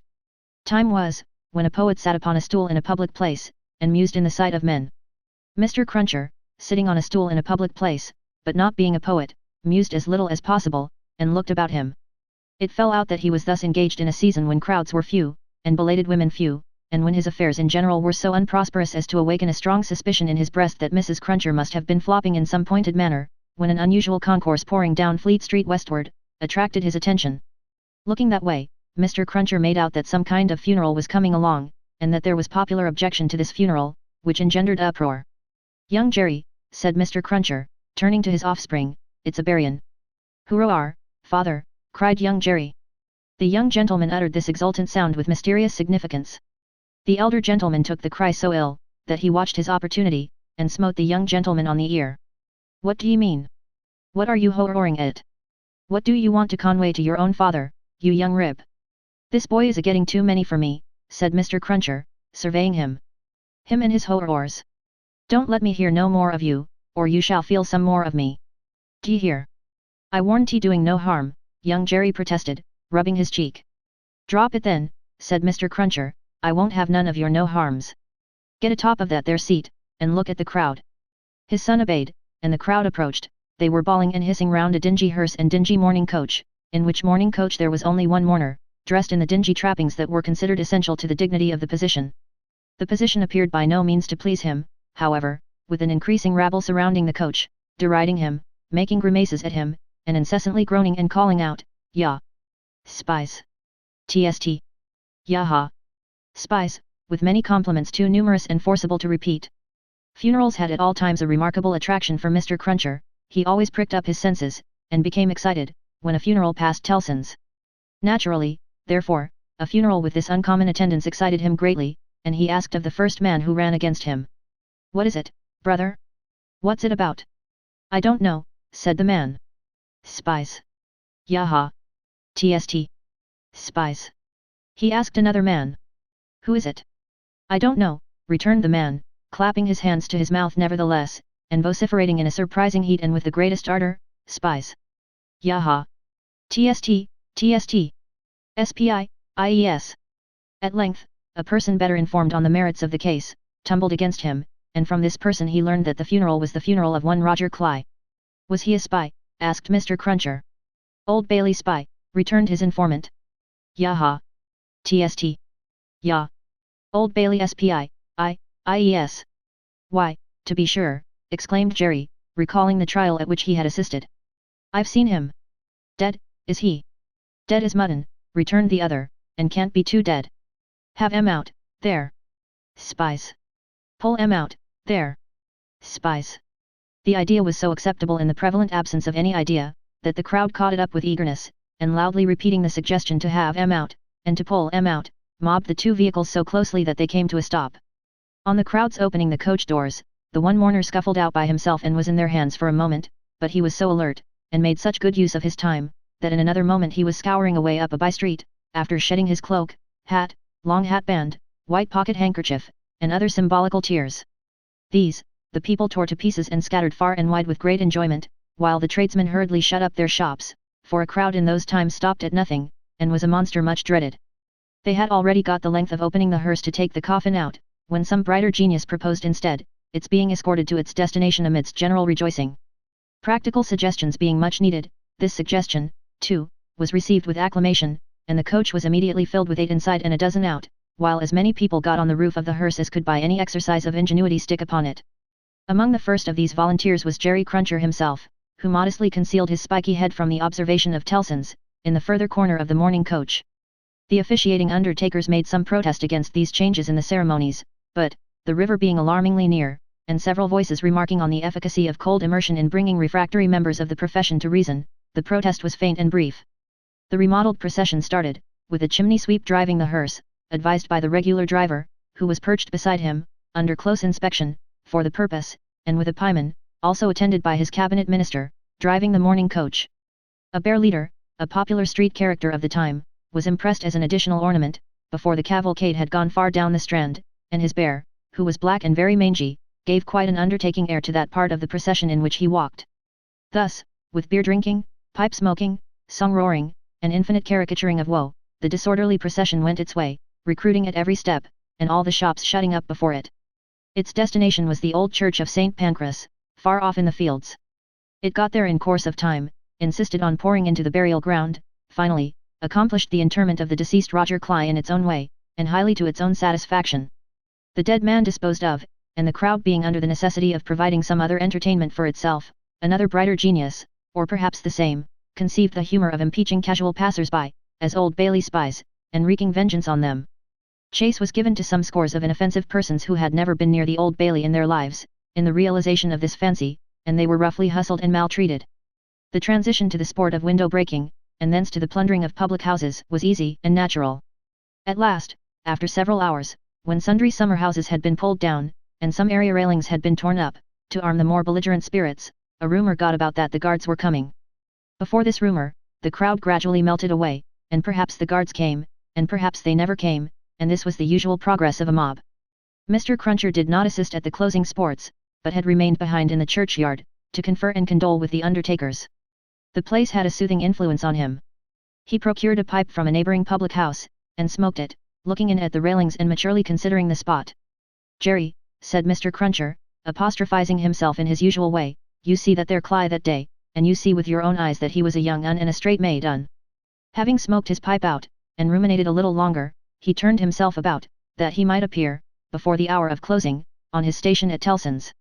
Whether his meditations on mortality had touched his liver, or whether his general health had been previously at all amiss, or whether he desired to show a little attention to an eminent man, is not so much to the purpose, as that he made a short call upon his medical adviser, a distinguished surgeon, on his way back.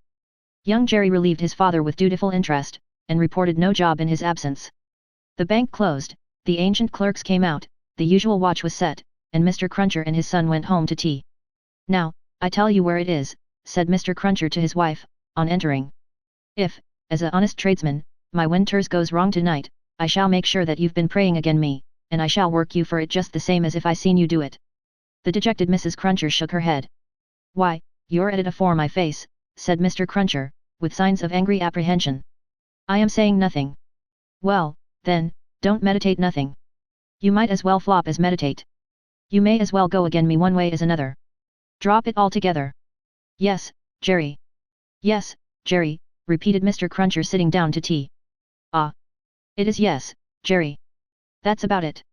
You may say yes, Jerry." Mr. Cruncher had no particular meaning in these sulky corroborations, but made use of them, as people not unfrequently do, to express general ironical dissatisfaction. "You and your yes, Jerry," said Mr. Cruncher, taking a bite out of his bread and butter, and seeming to help it down with a large invisible oyster out of his saucer. "Ah. I think so. I believe you." "You are going out tonight?" asked his decent wife, when he took another bite. "Yes, I am." "May I go with you, father?" asked his son, briskly. "No, you mayn't. I'm a-going, as your mother knows, a-fishing." "That's where I'm going to." "Going a-fishing? Your fishing rod gets rather rusty, don't it, father?" "Never you mind. Shall you bring any fish home, father?" "If I don't, you'll have short commons, tomorrow," returned that gentleman, shaking his head. "That's questions enough for you. I ain't a-going out, till you've been long a-bed." He devoted himself during the remainder of the evening to keeping a most vigilant watch on Mrs. Cruncher, and sullenly holding her in conversation that she might be prevented from meditating any petitions to his disadvantage. With this view, he urged his son to hold her in conversation also, and led the unfortunate woman a hard life by dwelling on any causes of complaint he could bring against her, rather than he would leave her for a moment to her own reflections. The devoutest person could have rendered no greater homage to the efficacy of an honest prayer than he did in this distrust of his wife. It was as if a professed unbeliever in ghosts should be frightened by a ghost story. "And mind you," said Mr. Cruncher, "no games tomorrow.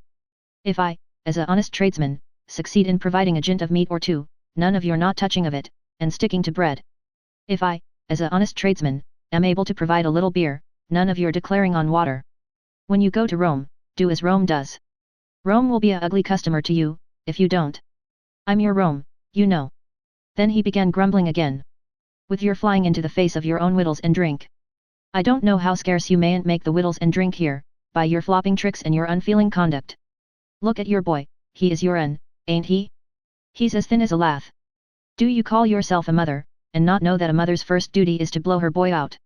This touched young Jerry on a tender place, who adjured his mother to perform her first duty, and, whatever else she did or neglected, above all things to lay a special stress on the discharge of that maternal function so affectingly and delicately indicated by his other parent.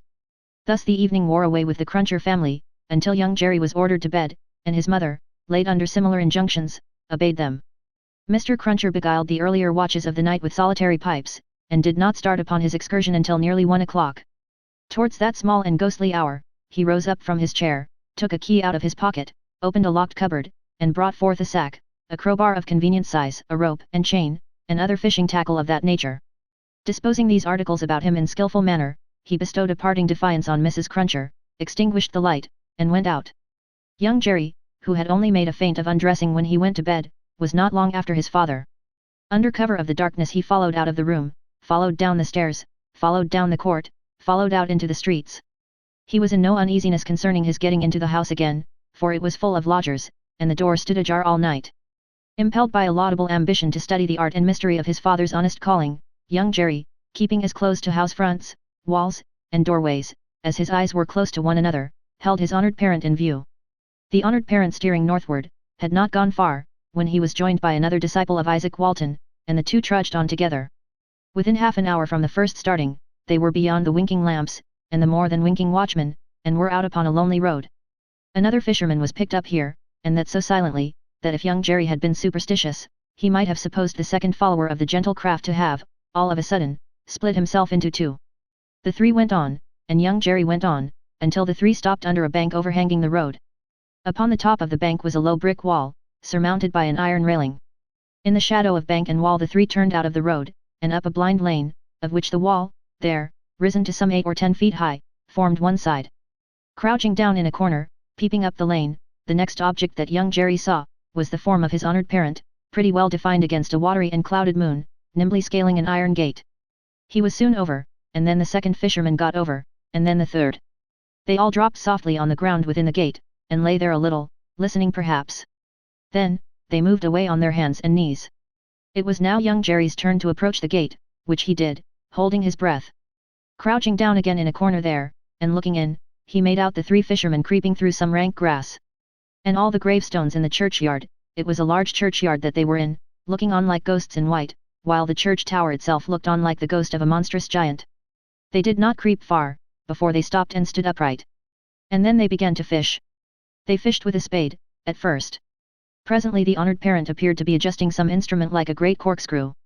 Whatever tools they worked with, they worked hard, until the awful striking of the church clock so terrified young Jerry, that he made off, with his hair as stiff as his father's.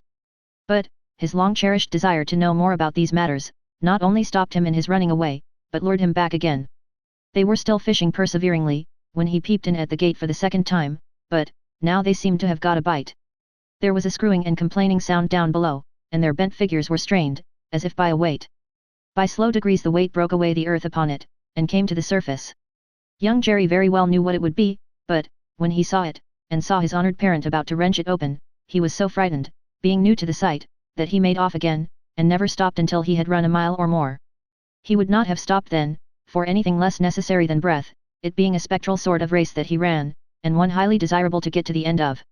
He had a strong idea that the coffin he had seen was running after him, and, pictured as hopping on behind him, bolt upright, upon its narrow end, always on the point of overtaking him and hopping on at his side, perhaps taking his arm, it was a pursuer to shun.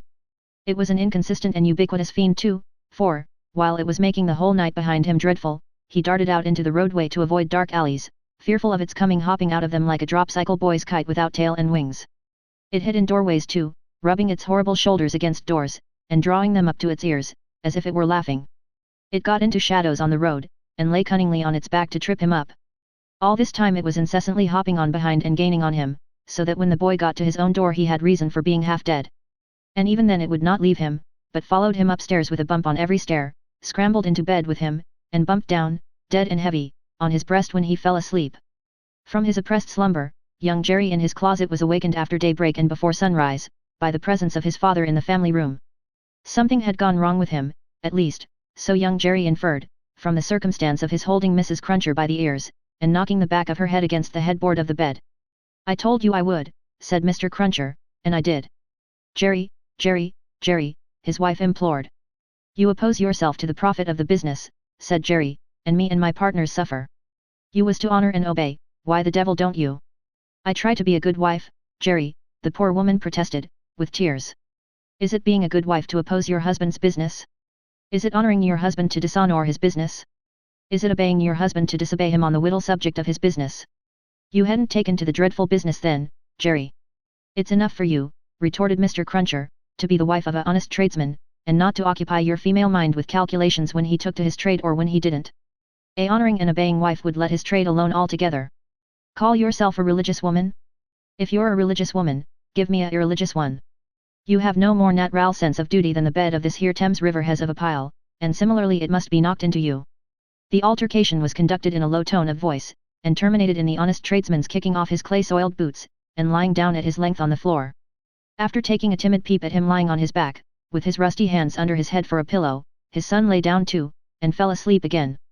There was no fish for breakfast, and not much of anything else. Mr. Cruncher was out of spirits, and out of temper, and kept an iron pot lid by him as a projectile for the correction of Mrs. Cruncher, in case he should observe any symptoms of her saying grace. He was brushed and washed at the usual hour, and set off with his son to pursue his ostensible calling. Young Jerry, walking with the stool under his arm at his father's side along sunny and crowded Fleet Street, was a very different young Jerry from him of the previous night, running home through darkness and solitude from his grim pursuer. His cunning was fresh with the day, and his qualms were gone with the night, in which particulars it is not improbable that he had compeers in Fleet Street and the City of London, that fine morning. "Father," said young Jerry, as they walked along, taking care to keep at arm's length and to have the stool well between them. "What's a resurrection man?" Mr. Cruncher came to a stop on the pavement before he answered. "How should I know?" "I thought you knowed everything, father," said the artless boy. "Hem. Well," returned Mr. Cruncher, going on again, and lifting off his hat to give his spikes free play, "he's a tradesman." "What's his goods, father?" asked the brisk young Jerry. "His goods," said Mr. Cruncher, after turning it over in his mind, "is a branch of scientific goods." "Persons' bodies, ain't it, father?" asked the lively boy. "I believe it is something of that sort," said Mr. Cruncher. "Oh, father, I should so like to be a resurrection man when I'm quite growed up." Mr. Cruncher was soothed, but shook his head in a dubious and moral way. "It depends upon how you dull up your talents. Be careful to dull up your talents, and never to say no more than you can help to nobody, and there's no telling at the present time what you may not come to be fit for." As young Jerry, thus encouraged, went on a few yards in advance, to plant the stool in the shadow of the bar, Mr. Cruncher added to himself, "Jerry, you honest tradesman, there's hopes what that boy will yet be a blessing to you, and a recompense to you for his mother." Chapter 15. Knitting. There had been earlier drinking than usual in the wine shop of Monsieur Defarge. As early as 6 o'clock in the morning, sallow faces peeping through its barred windows had descried other faces within, bending over measures of wine. Monsieur Defarge sold a very thin wine at the best of times, but it would seem to have been an unusually thin wine that he sold at this time. A sour wine, moreover, or a souring, for its influence on the mood of those who drank it was to make them gloomy. No vivacious bacchanalian flame leaped out of the pressed grape of Monsieur Defarge, but, a smouldering fire that burnt in the dark, lay hidden in the dregs of it. This had been the third morning in succession, on which there had been early drinking at the wine shop of Monsieur Defarge. It had begun on Monday, and here was Wednesday come. There had been more of early brooding than drinking, for, many men had listened and whispered and slunk about there from the time of the opening of the door, who could not have laid a piece of money on the counter to save their souls. These were to the full as interested in the place, however, as if they could have commanded whole barrels of wine, and they glided from seat to seat, and from corner to corner, swallowing talk in lieu of drink, with greedy looks. Notwithstanding an unusual flow of company, the master of the wine shop was not visible. He was not missed, for, nobody who crossed the threshold looked for him, nobody asked for him, nobody wondered to see only Madame Defarge in her seat, presiding over the distribution of wine, with a bowl of battered small coins before her, as much defaced and beaten out of their original impress as the small coinage of humanity from whose ragged pockets they had come.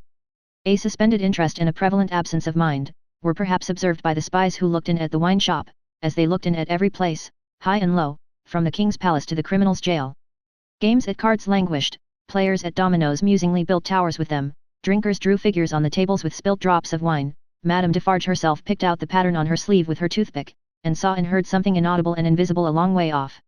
Thus, Saint Antoine in this vinous feature of his, until midday.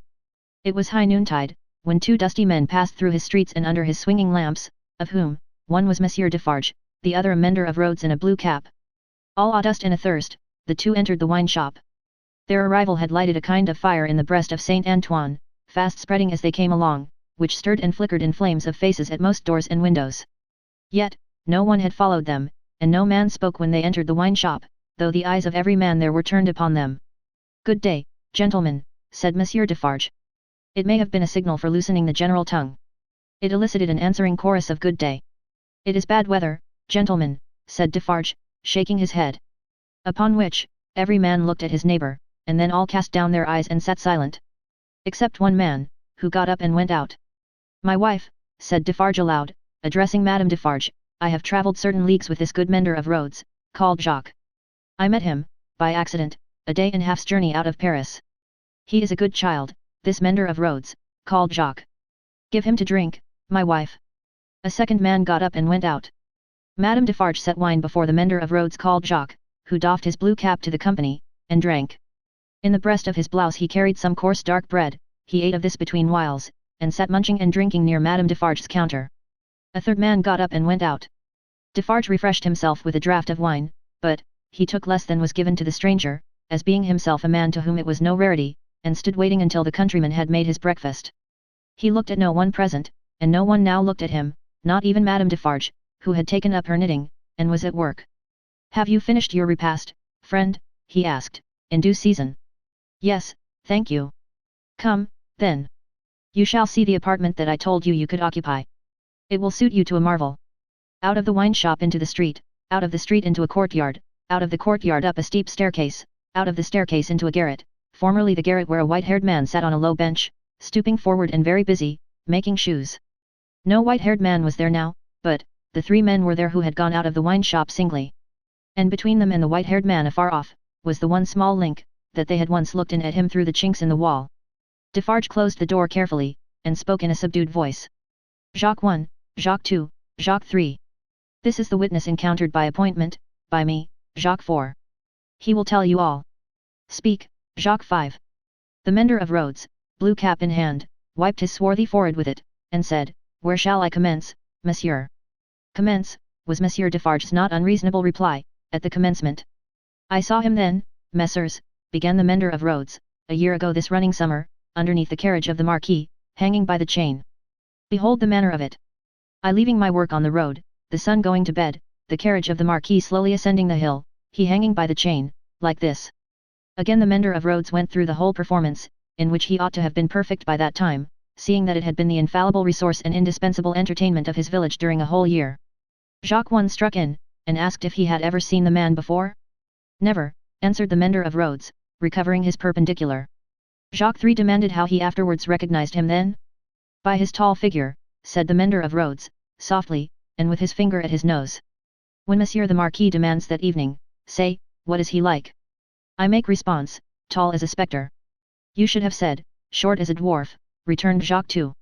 But what did I know? The deed was not then accomplished, neither did he confide in me. Observe. Under those circumstances even, I do not offer my testimony. Monsieur the Marquis indicates me with his finger, standing near our little fountain, and says, to me. Bring that rascal. My faith, messrs, I offer nothing. He is right there, Jacques, murmured Defarge, to him who had interrupted. Go on. Good, said the mender of roads, with an air of mystery. The tall man is lost, and he is sought, how many months? 9, 10, 11. No matter, the number, said Defarge. He is well hidden, but at last he is unluckily found. Go on. I am again at work upon the hillside, and the sun is again about to go to bed. I am collecting my tools to descend to my cottage down in the village below, where it is already dark, when I raise my eyes, and see coming over the hill 6 soldiers. In the midst of them is a tall man with his arms bound, tied to his sides, like this. With the aid of his indispensable cap, he represented a man with his elbows bound fast at his hips, with cords that were knotted behind him.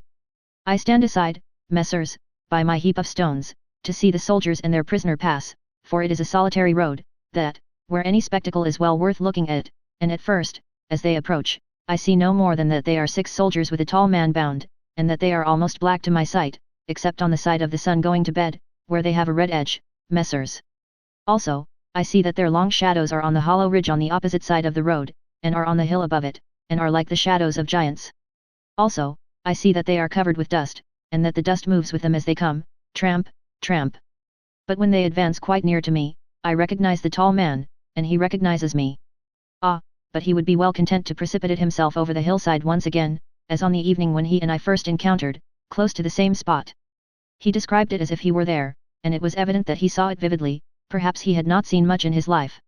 I do not show the soldiers that I recognize the tall man, he does not show the soldiers that he recognizes me, we do it, and we know it, with our eyes. Come on, says the chief of that company, pointing to the village, bring him fast to his tomb, and they bring him faster. I follow. His arms are swelled because of being bound so tight, his wooden shoes are large and clumsy, and he is lame. Because he is lame, and consequently slow, they drive him with their guns, like this. He imitated the action of a man's being impelled forward by the butt ends of muskets. As they descend the hill like madmen running a race, he falls. They laugh and pick him up again. His face is bleeding and covered with dust, but he cannot touch it, thereupon they laugh again. They bring him into the village, all the village runs to look, they take him past the mill, and up to the prison, all the village sees the prison gate open in the darkness of the night, and swallow him, like this. He opened his mouth as wide as he could, and shut it with a sounding snap of his teeth. Observant of his unwillingness to mar the effect by opening it again, Defarge said, Go on, Jacques. All the village, pursued the mender of roads, on tiptoe and in a low voice, withdraws, all the village whispers by the fountain, all the village sleeps, all the village dreams of that unhappy one, within the locks and bars of the prison on the crag, and never to come out of it, except to perish. In the morning, with my tools upon my shoulder, eating my morsel of black bread as I go, I make a circuit by the prison, on my way to my work. There I see him, high up, behind the bars of a lofty iron cage, bloody and dusty as last night, looking through. He has no hand free, to wave to me, I dare not call to him, he regards me like a dead man. Defarge and the three glanced darkly at one another. The looks of all of them were dark, repressed, and revengeful, as they listened to the countryman's story. The manner of all of them, while it was secret, was authoritative too.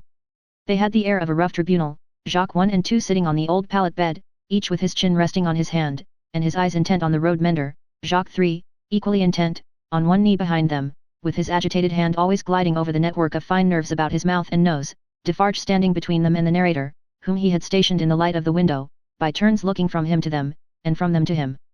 Go on, Jacques, said Defarge. He remains up there in his iron cage some days. The village looks at him by stealth, for it is afraid. But it always looks up, from a distance, at the prison on the crag, and in the evening, when the work of the day is achieved and it assembles to gossip at the fountain, all faces are turned towards the prison. Formerly, they were turned towards the posting house, now, they are turned towards the prison. They whisper at the fountain, that although condemned to death he will not be executed. They say that petitions have been presented in Paris, showing that he was enraged and made mad by the death of his child. They say that a petition has been presented to the king himself. What do I know? It is possible. Perhaps yes, perhaps no. Listen then, Jacques, number 1 of that name sternly interposed. Know that a petition was presented to the king and queen. All here, yourself excepted, saw the king take it, in his carriage in the street, sitting beside the queen. It is Defarge whom you see here, who, at the hazard of his life, darted out before the horses, with the petition in his hand. And once again listen, Jacques, said the kneeling number 3, his fingers ever wandering over and over those fine nerves, with a strikingly greedy air, as if he hungered for something, that was neither food nor drink. The guard, horse and foot, surrounded the petitioner, and struck him blows. You hear? I hear, messers. Go on then, said Defarge. Again, on the other hand, they whisper at the fountain, resumed the countryman, that he is brought down into our country to be executed on the spot, and that he will very certainly be executed. They even whisper that because he has slain Monseigneur, and because Monseigneur was the father of his tenants, serfs, what you will, he will be executed as a parricide. One old man says at the fountain, that his right hand, armed with the knife, will be burnt off before his face, that, into wounds which will be made in his arms, his breast, and his legs, there will be poured boiling oil, melted lead, hot resin, wax, and sulphur, finally, that he will be torn limb from limb by 4 strong horses. That old man says, all this was actually done to a prisoner who made an attempt on the life of the late king, Louis XV. But how do I know if he lies? I am not a scholar. Listen once again then, Jacques, said the man with the restless hand and the craving air. The name of that prisoner was Damiens, and it was all done in open day, in the open streets of this city of Paris, and nothing was more noticed in the vast concourse that saw it done, than the crowd of ladies of quality and fashion, who were full of eager attention to the last, Jacques, prolonged until nightfall, when he had lost 2 legs and an arm, and still breathed. And it was done. Why, how old are you? 35, said the mender of roads, who looked 60. It was done when you were more than 10 years old, you might have seen it. Enough, said Defarge, with grim impatience. Long live the devil! Go on. Well. Some whisper this, some whisper that, they speak of nothing else, even the fountain appears to fall to that tune. At length, on Sunday night when all the village is asleep, come soldiers, winding down from the prison, and their guns ring on the stones of the little street. Workmen dig, workmen hammer, soldiers laugh and sing. In the morning, by the fountain, there is raised a gallows 40 feet high, poisoning the water. The mender of roads looked through rather than at the low ceiling, and pointed as if he saw the gallows somewhere in the sky. All work is stopped, all assemble there, nobody leads the cows out, the cows are there with the rest. At midday, the roll of drums. Soldiers have marched into the prison in the night, and he is in the midst of many soldiers. He is bound as before, and in his mouth there is a gag, tied so, with a tight string, making him look almost as if he laughed. He suggested it, by creasing his face with his 2 thumbs, from the corners of his mouth to his ears. On the top of the gallows is fixed the knife, blade upwards, with its point in the air. He is hanged there 40 feet high, and is left hanging, poisoning the water. They looked at one another, as he used his blue cap to wipe his face, on which the perspiration had started afresh while he recalled the spectacle. It is frightful, messers. How can the women and the children draw water? Who can gossip of an evening, under that shadow? Under it, have I said? When I left the village, Monday evening as the sun was going to bed, and looked back from the hill, the shadow struck across the church, across the mill, across the prison, seemed to strike across the earth, messers, to where the sky rests upon it. The hungry man gnawed one of his fingers as he looked at the other 3, and his finger quivered with the craving that was on him. That's all, messers. I left at sunset, as I had been warned to do, and I walked on, that night and half next day, until I met, as I was warned I should, this comrade. With him, I came on, now riding and now walking, through the rest of yesterday and through last night. And here you see me. After a gloomy silence, the first Jacques said, Good. You have acted and recounted faithfully. Will you wait for us a little, outside the door? Very willingly, said the mender of roads. Whom Defarge escorted to the top of the stairs, and, leaving seated there, returned. The three had risen, and their heads were together when he came back to the garret. How say you, Jacques? Demanded number 1. To be registered. To be registered, as doomed to destruction, returned Defarge. Magnificent, croaked the man with the craving. The chateau, and all the race, inquired the first. The chateau and all the race, returned Defarge. Extermination.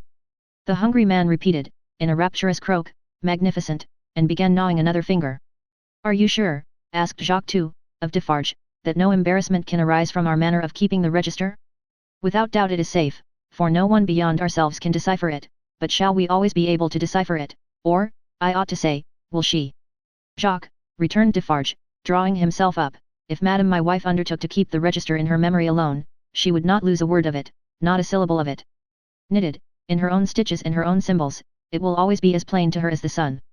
Confide in Madame Defarge. It would be easier for the weakest poltroon that lives, to erase himself from existence, than to erase one letter of his name or crimes from the knitted register of Madame Defarge. There was a murmur of confidence and approval, and then the man who hungered, asked, Is this rustic to be sent back soon? I hope so. He is very simple, is he not a little dangerous? He knows nothing, said Defarge, at least nothing more than would easily elevate himself to a gallows of the same height. I charge myself with him, let him remain with me, I will take care of him, and set him on his road. He wishes to see the fine world, the king, the queen, and court, let him see them on Sunday. What? Exclaimed the hungry man, staring. Is it a good sign, that he wishes to see royalty and nobility? Jacques, said Defarge, judiciously show a cat milk, if you wish her to thirst for it. Judiciously show a dog his natural prey, if you wish him to bring it down one day. Nothing more was said, and the mender of roads, being found already dozing on the topmost stair, was advised to lay himself down on the pallet bed and take some rest. He needed no persuasion, and was soon asleep. Worse quarters than Defarge's wine shop, could easily have been found in Paris for a provincial slave of that degree. Saving for a mysterious dread of Madame by which he was constantly haunted, his life was very new and agreeable. But, Madame sat all day at her counter, so expressly unconscious of him, and so particularly determined not to perceive that his being there had any connection with anything below the surface, that he shook in his wooden shoes whenever his eye lighted on her.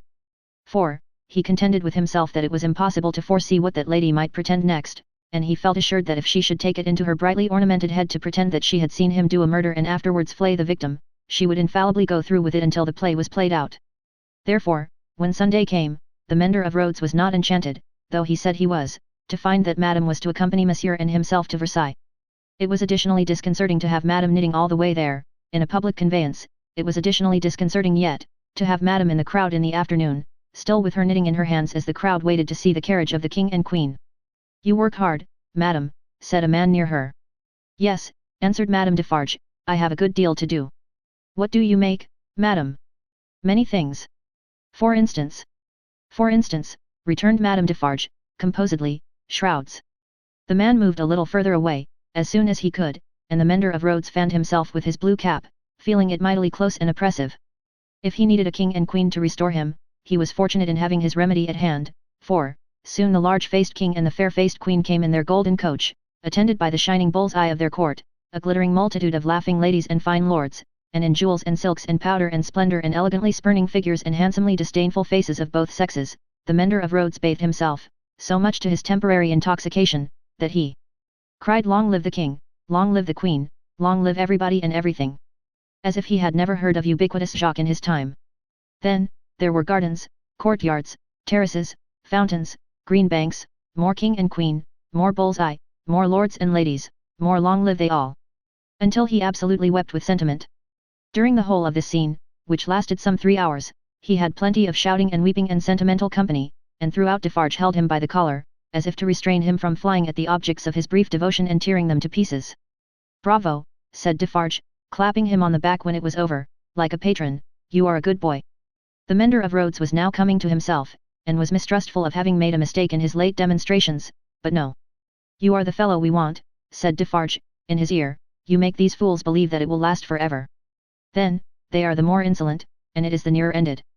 Hey, cried the mender of roads, reflectively, that's true. These fools know nothing. While they despise your breath, and would stop it forever and ever, in you or in 100 like you rather than in one of their own horses or dogs, they only know what your breath tells them.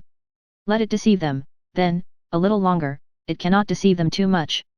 Madame Defarge looked superciliously at the client, and nodded in confirmation. As to you, said she, you would shout and shed tears for anything, if it made a show and a noise. Say. Would you not? Truly, madam, I think so. For the moment. If you were shown a great heap of dolls, and were set upon them to pluck them to pieces and despoil them for your own advantage, you would pick out the richest and gayest. Say. Would you not? Truly yes, madam. Yes. And if you were shown a flock of birds, unable to fly, and were set upon them to strip them of their feathers for your own advantage, you would set upon the birds of the finest feathers, would you not? It is true, madam. You have seen both dolls and birds today, said Madame Defarge, with a wave of her hand towards the place where they had last been apparent. Now, go home. Chapter 16. Still knitting. Madame Defarge and Monsieur her husband returned amicably to the bosom of Saint Antoine, while a speck in a blue cap toiled through the darkness, and through the dust, and down the weary miles of avenue by the wayside, slowly tending towards that point of the compass where the chateau of Monsieur the Marquis, now in his grave, listened to the whispering trees. Such ample leisure had the stone faces, now, for listening to the trees and to the fountain, that the few village scarecrows who, in their quest for herbs to eat and fragments of dead stick to burn, strayed within sight of the great stone courtyard and terrace staircase, had it borne in upon their starved fancy that the expression of the faces was altered. A rumour just lived in the village, had a faint and bare existence there, as its people had, that when the knife struck home, the faces changed, from faces of pride to faces of anger and pain, also, that when that dangling figure was hauled up 40 feet above the fountain, they changed again, and bore a cruel look of being avenged, which they would henceforth bear forever. In the stone face over the great window of the bedchamber where the murder was done, 2 fine dints were pointed out in the sculptured nose, which everybody recognized, and which nobody had seen of old, and on the scarce occasions when 2 or 3 ragged peasants emerged from the crowd to take a hurried peep at Monsieur the Marquis petrified, a skinny finger would not have pointed to it for a minute, before they all started away among the moss and leaves, like the more fortunate hares who could find a living there. Chateau and hut, stone face and dangling figure, the red stain on the stone floor, and the pure water in the village well, thousands of acres of land, a whole province of France, all France itself, lay under the night sky, concentrated into a faint hair-breadth line. So does a whole world, with all its greatnesses and littlenesses, lie in a twinkling star. And as mere human knowledge can split a ray of light and analyze the manner of its composition, so, sublimer intelligences may read in the feeble shining of this earth of ours, every thought and act, every vice and virtue, of every responsible creature on it. The Defarges, husband and wife, came lumbering under the starlight, in their public vehicle, to that gate of Paris whereunto their journey naturally tended. There was the usual stoppage at the barrier guardhouse, and the usual lanterns came glancing forth for the usual examination and inquiry. Monsieur Defarge alighted, knowing 1 or 2 of the soldiery there, and 1 of the police. The latter he was intimate with, and affectionately embraced. When Saint Antoine had again enfolded the Defarges in his dusky wings, and they, having finally alighted near the saint's boundaries, were picking their way on foot through the black mud and offal of his streets, Madame Defarge spoke to her husband. Say then, my friend, what did Jacques of the police tell thee? Very little tonight, but all he knows. There is another spy commissioned for our quarter. There may be many more, for all that he can say, but he knows of one. Well, said Madame Defarge, raising her eyebrows with a cool business air. It is necessary to register him. How do they call that man? He is English. So much the better. His name? Barsad, said Defarge, making it French by pronunciation. But, he had been so careful to get it accurately, that he then spelled it with perfect correctness. Barsad, repeated Madame. Good. Christian name? John. John Barsad, repeated Madame, after murmuring it once to herself. Good. His appearance, is it known? Age, about 40 years, height, about 5 feet 9, black hair, complexion dark, generally, rather handsome visage, eyes dark, face thin, long and sallow, nose aquiline, but not straight, having a peculiar inclination towards the left cheek, expression, therefore, sinister. Am I faith? It is a portrait, said Madame, laughing. He shall be registered tomorrow. They turned into the wine shop, which was closed, for it was midnight, and where Madame Defarge immediately took her post at her desk, counted the small moneys that had been taken during her absence, examined the stock, went through the entries in the book, made other entries of her own, checked the serving man in every possible way, and finally dismissed him to bed. Then she turned out the contents of the bowl of money for the second time, and began knotting them up in her handkerchief, in a chain of separate knots, for safe keeping through the night. All this while, Defarge, with his pipe in his mouth, walked up and down, complacently admiring, but never interfering, in which condition, indeed, as to the business and his domestic affairs, he walked up and down through life. The night was hot, and the shop, close shut and surrounded by so foul a neighbourhood, was ill-smelling. Monsieur Defarge's olfactory sense was by no means delicate, but the stock of wine smelt much stronger than it ever tasted, and so did the stock of rum and brandy and aniseed. He whiffed the compound of scents away, as he put down his smoked-out pipe. "You are fatigued," said Madame, raising her glance as she knotted the money. "There are only the usual odours." "I am a little tired," her husband acknowledged. "You are a little depressed, too," said Madame, whose quick eyes had never been so intent on the accounts, but they had had a ray or two for him. "Oh, the men, the men." "But my dear," began Defarge. "But my dear," repeated Madame, nodding firmly, "but my dear. You are faint of heart tonight, my dear." "Well, then," said Defarge, as if a thought were wrung out of his breast, "it is a long time." "It is a long time," repeated his wife, "and when is it not a long time? Vengeance and retribution require a long time, it is the rule." "It does not take a long time to strike a man with lightning," said Defarge. "How long," demanded Madame, composedly, "does it take to make and store the lightning? Tell me." Defarge raised his head thoughtfully, as if there were something in that too. "It does not take a long time," said Madame, "for an earthquake to swallow a town." Well. Tell me how long it takes to prepare the earthquake." "A long time, I suppose," said Defarge. "But when it is ready, it takes place, and grinds to pieces everything before it. In the meantime, it is always preparing, though it is not seen or heard. That is your consolation. Keep it." She tied a knot with flashing eyes, as if it throttled a foe. "I tell thee," said Madame, extending her right hand, for emphasis, "that although it is a long time on the road, it is on the road and coming. I tell thee it never retreats, and never stops. I tell thee it is always advancing. Look around and consider the lives of all the world that we know, consider the faces of all the world that we know, consider the rage and discontent to which the Jacquerie addresses itself with more and more of certainty every hour. Can such things last? Bah! I mock you." "My brave wife," returned Defarge, standing before her with his head a little bent, and his hands clasped at his back, like a docile and attentive pupil before his catechist, "I do not question all this. But it has lasted a long time, and it is possible, you know well, my wife, it is possible, that it may not come, during our lives." Well. How then?" demanded Madame, tying another knot, as if there were another enemy strangled. "Well," said Defarge, with a half-complaining and half-apologetic shrug. "We shall not see the triumph." "We shall have helped it," returned Madame, with her extended hand in strong action. "Nothing that we do, is done in vain. I believe, with all my soul, that we shall see the triumph. But even if not, even if I knew certainly not, show me the neck of an aristocrat and tyrant, and still I would." Then Madame, with her teeth set, tied a very terrible knot indeed. "Hold," cried Defarge, reddening a little as if he felt charged with cowardice, "I too, my dear, will stop at nothing." "Yes. But it is your weakness that you sometimes need to see your victim and your opportunity, to sustain you. Sustain yourself without that. When the time comes, let loose a tiger and a devil, but wait for the time with the tiger and the devil chained, not shown, yet always ready." Madame enforced the conclusion of this piece of advice by striking her little counter with her chain of money as if she knocked its brains out, and then gathering the heavy handkerchief under her arm in a serene manner, and observing that it was time to go to bed. Next noontide saw the admirable woman in her usual place in the wine shop, knitting away assiduously. A rose lay beside her, and if she now and then glanced at the flower, it was with no infraction of her usual preoccupied air. There were a few customers, drinking or not drinking, standing or seated, sprinkled about. The day was very hot, and heaps of flies, who were extending their inquisitive and adventurous perquisitions into all the glutinous little glasses near Madame, fell dead at the bottom. Their decease made no impression on the other flies out promenading, who looked at them in the coolest manner, as if they themselves were elephants, or something as far removed, until they met the same fate. Curious to consider how heedless flies are, perhaps they thought as much at court that sunny summer day.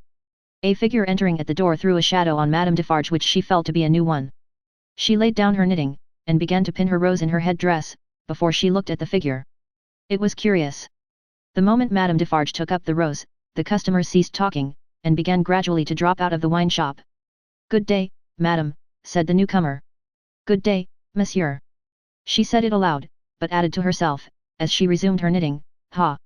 Good day, age about 40, height about 5 feet 9, black hair, generally rather handsome visage, complexion dark, eyes dark, thin, long and sallow face, aquiline nose but not straight, having a peculiar inclination towards the left cheek which imparts a sinister expression. Good day, one and all. Have the goodness to give me a little glass of old cognac, and a mouthful of cool fresh water, madam." Madam complied with a polite air. "Marvellous cognac this, madam." It was the first time it had ever been so complimented, and Madame Defarge knew enough of its antecedents to know better. She said, however, that the cognac was flattered, and took up her knitting. The visitor watched her fingers for a few moments, and took the opportunity of observing the place in general. "You knit with great skill, madam. I am accustomed to it. A pretty pattern too." "You think so," said Madame, looking at him with a smile. "Decidedly. May one ask what it is for?" "Pastime," said Madame, still looking at him with a smile while her fingers moved nimbly. "Not for use." "That depends. I may find a use for it one day." "If I do, well," said Madame, drawing a breath and nodding her head with a stern kind of coquetry, "I'll use it." It was remarkable, but the taste of Saint Antoine seemed to be decidedly opposed to a rose on the head dress of Madame Defarge.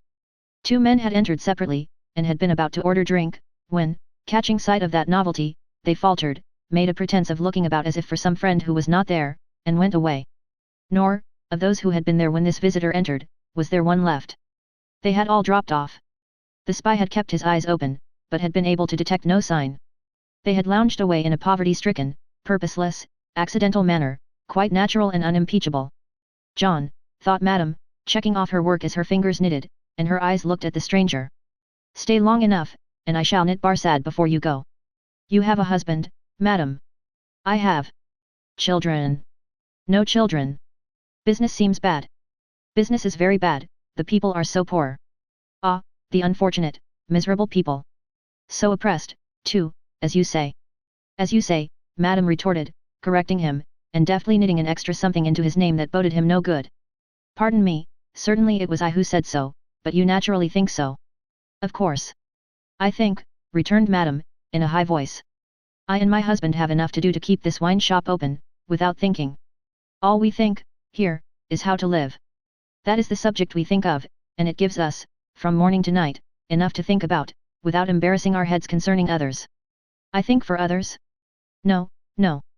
The spy, who was there to pick up any crumbs he could find or make, did not allow his baffled state to express itself in his sinister face, but stood with an air of gossiping gallantry, leaning his elbow on Madame Defarge's little counter, and occasionally sipping his cognac.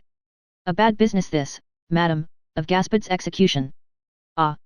The poor Gaspard!" With a sigh of great compassion. "My faith," returned Madame, coolly and lightly, "if people use knives for such purposes, they have to pay for it. He knew beforehand what the price of his luxury was, he has paid the price." "I believe," said the spy, dropping his soft voice to a tone that invited confidence, and expressing an injured revolutionary susceptibility in every muscle of his wicked face, "I believe there is much compassion and anger in this neighbourhood, touching the poor fellow? Between ourselves." "Is there?" asked Madame, vacantly. "Is there not?" "Here is my husband," said Madame Defarge. As the keeper of the wine shop entered at the door, the spy saluted him by touching his hat, and saying, with an engaging smile, "Good day, Jacques." Defarge stopped short, and stared at him.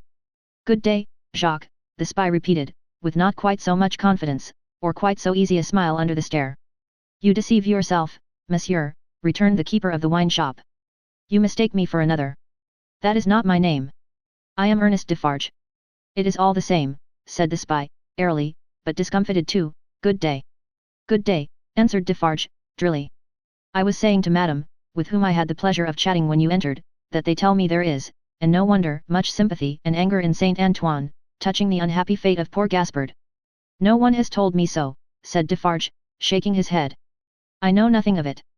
Having said it, he passed behind the little counter, and stood with his hand on the back of his wife's chair, looking over that barrier at the person to whom they were both opposed, and whom either of them would have shot with the greatest satisfaction. The spy, well used to his business, did not change his unconscious attitude, but drained his little glass of cognac, took a sip of fresh water, and asked for another glass of cognac. Madame Defarge poured it out for him, took to her knitting again, and hummed a little song over it. "You seem to know this quarter well, that is to say, better than I do," observed Defarge. "Not at all, but I hope to know it better. I am so profoundly interested in its miserable inhabitants."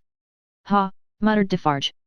The pleasure of conversing with you, Monsieur Defarge, recalls to me, pursued the spy, that I have the honour of cherishing some interesting associations with your name. Indeed, said Defarge, with much indifference.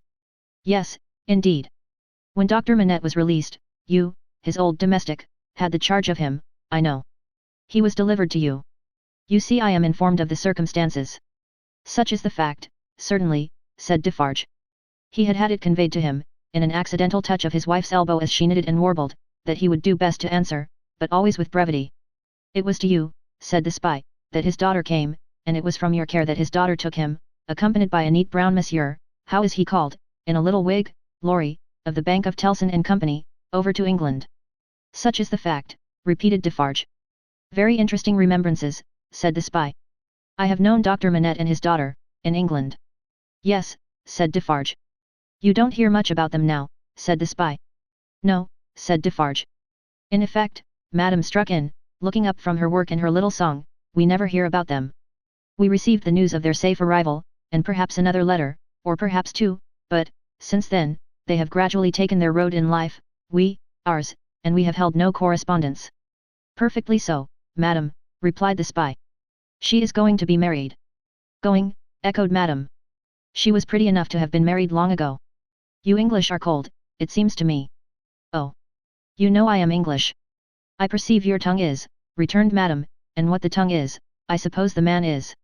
He did not take the identification as a compliment, but he made the best of it, and turned it off with a laugh. After sipping his cognac to the end, he added. Yes, Miss Manette is going to be married.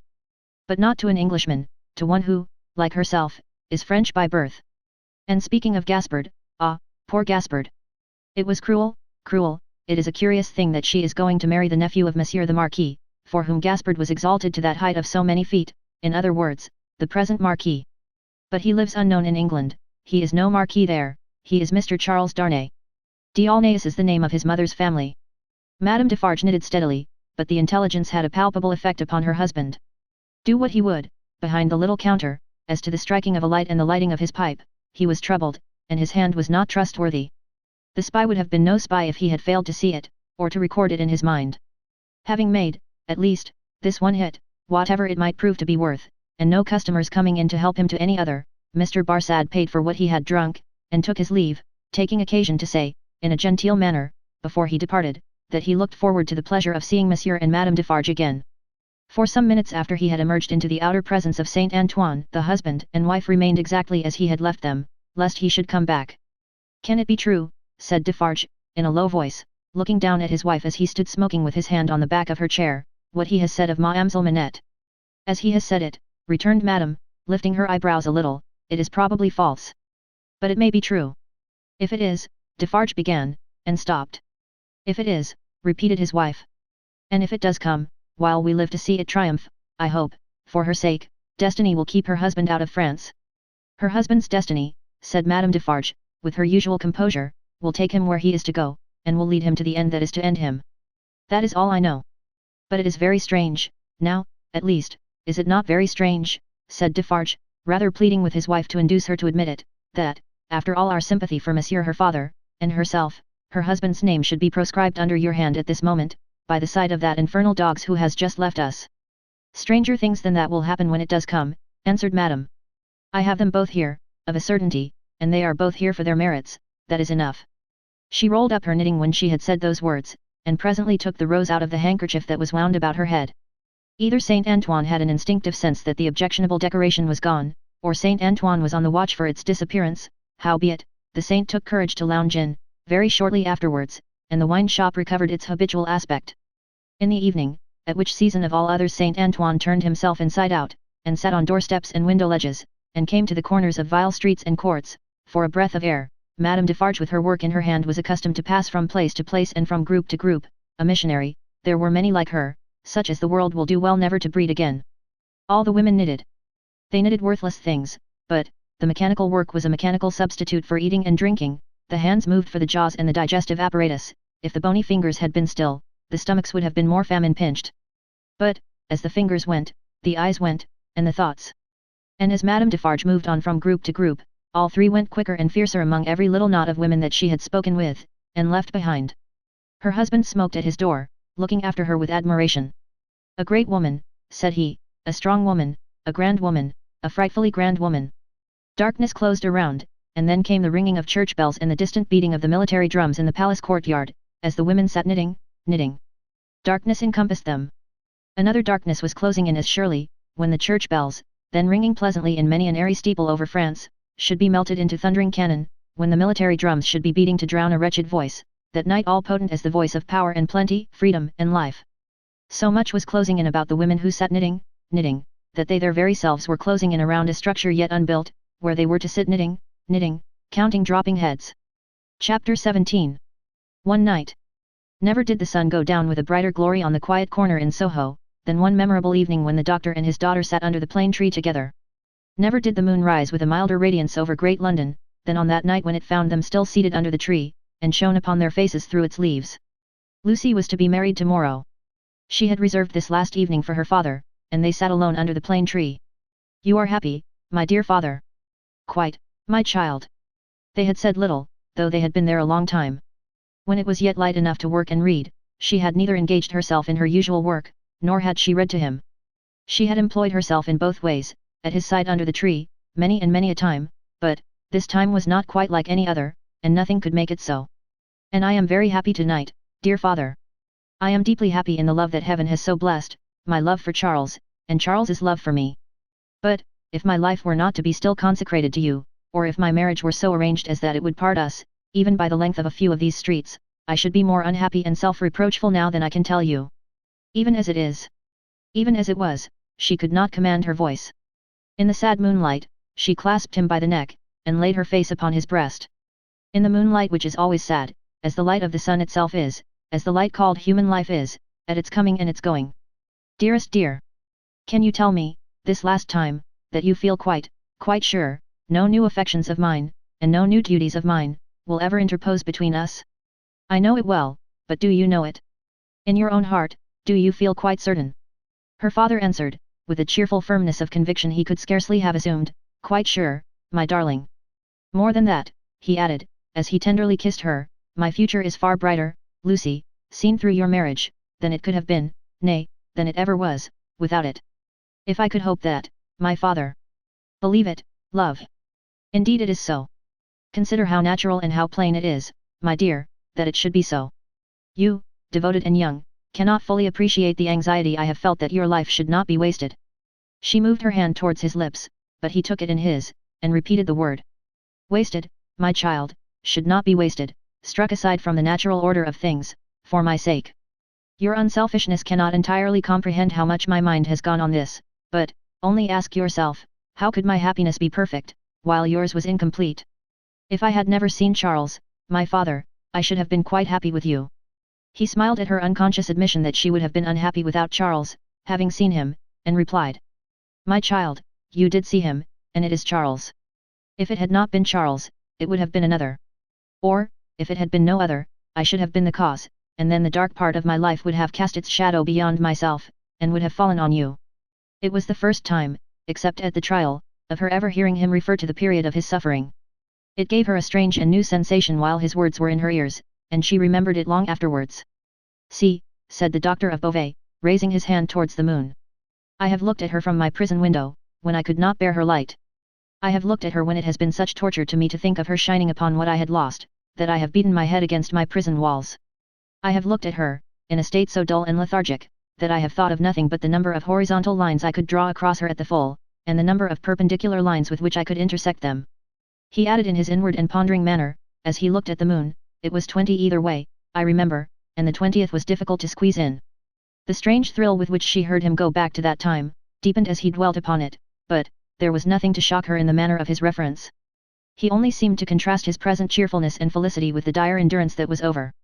"I have looked at her, speculating thousands of times upon the unborn child from whom I had been rent. Whether it was alive. Whether it had been born alive, or the poor mother's shock had killed it. Whether it was a son who would some day avenge his father. There was a time in my imprisonment, when my desire for vengeance was unbearable. Whether it was a son who would never know his father's story, who might even lift away the possibility of his father's having disappeared of his own will and act. Whether it was a daughter who would grow to be a woman." She drew closer to him, and kissed his cheek and his hand. "I have pictured my daughter, to myself, as perfectly forgetful of me, rather, altogether ignorant of me, and unconscious of me. I have cast up the years of her age, year after year. I have seen her married to a man who knew nothing of my fate. I have altogether perished from the remembrance of the living, and in the next generation my place was a blank. My father. Even to hear that you had such thoughts of a daughter who never existed, strikes to my heart as if I had been that child. You, Lucy? It is out of the consolation and restoration you have brought to me, that these remembrances arise, and pass between us and the moon on this last night. What did I say just now? She knew nothing of you. She cared nothing for you. So. But on other moonlight nights, when the sadness and the silence have touched me in a different way, have affected me with something as like a sorrowful sense of peace, as any emotion that had pain for its foundations could, I have imagined her as coming to me in my cell, and leading me out into the freedom beyond the fortress. I have seen her image in the moonlight often, as I now see you, except that I never held her in my arms. It stood between the little grated window and the door. But, you understand that that was not the child I am speaking of. The figure was not, the image, the fancy. No. That was another thing.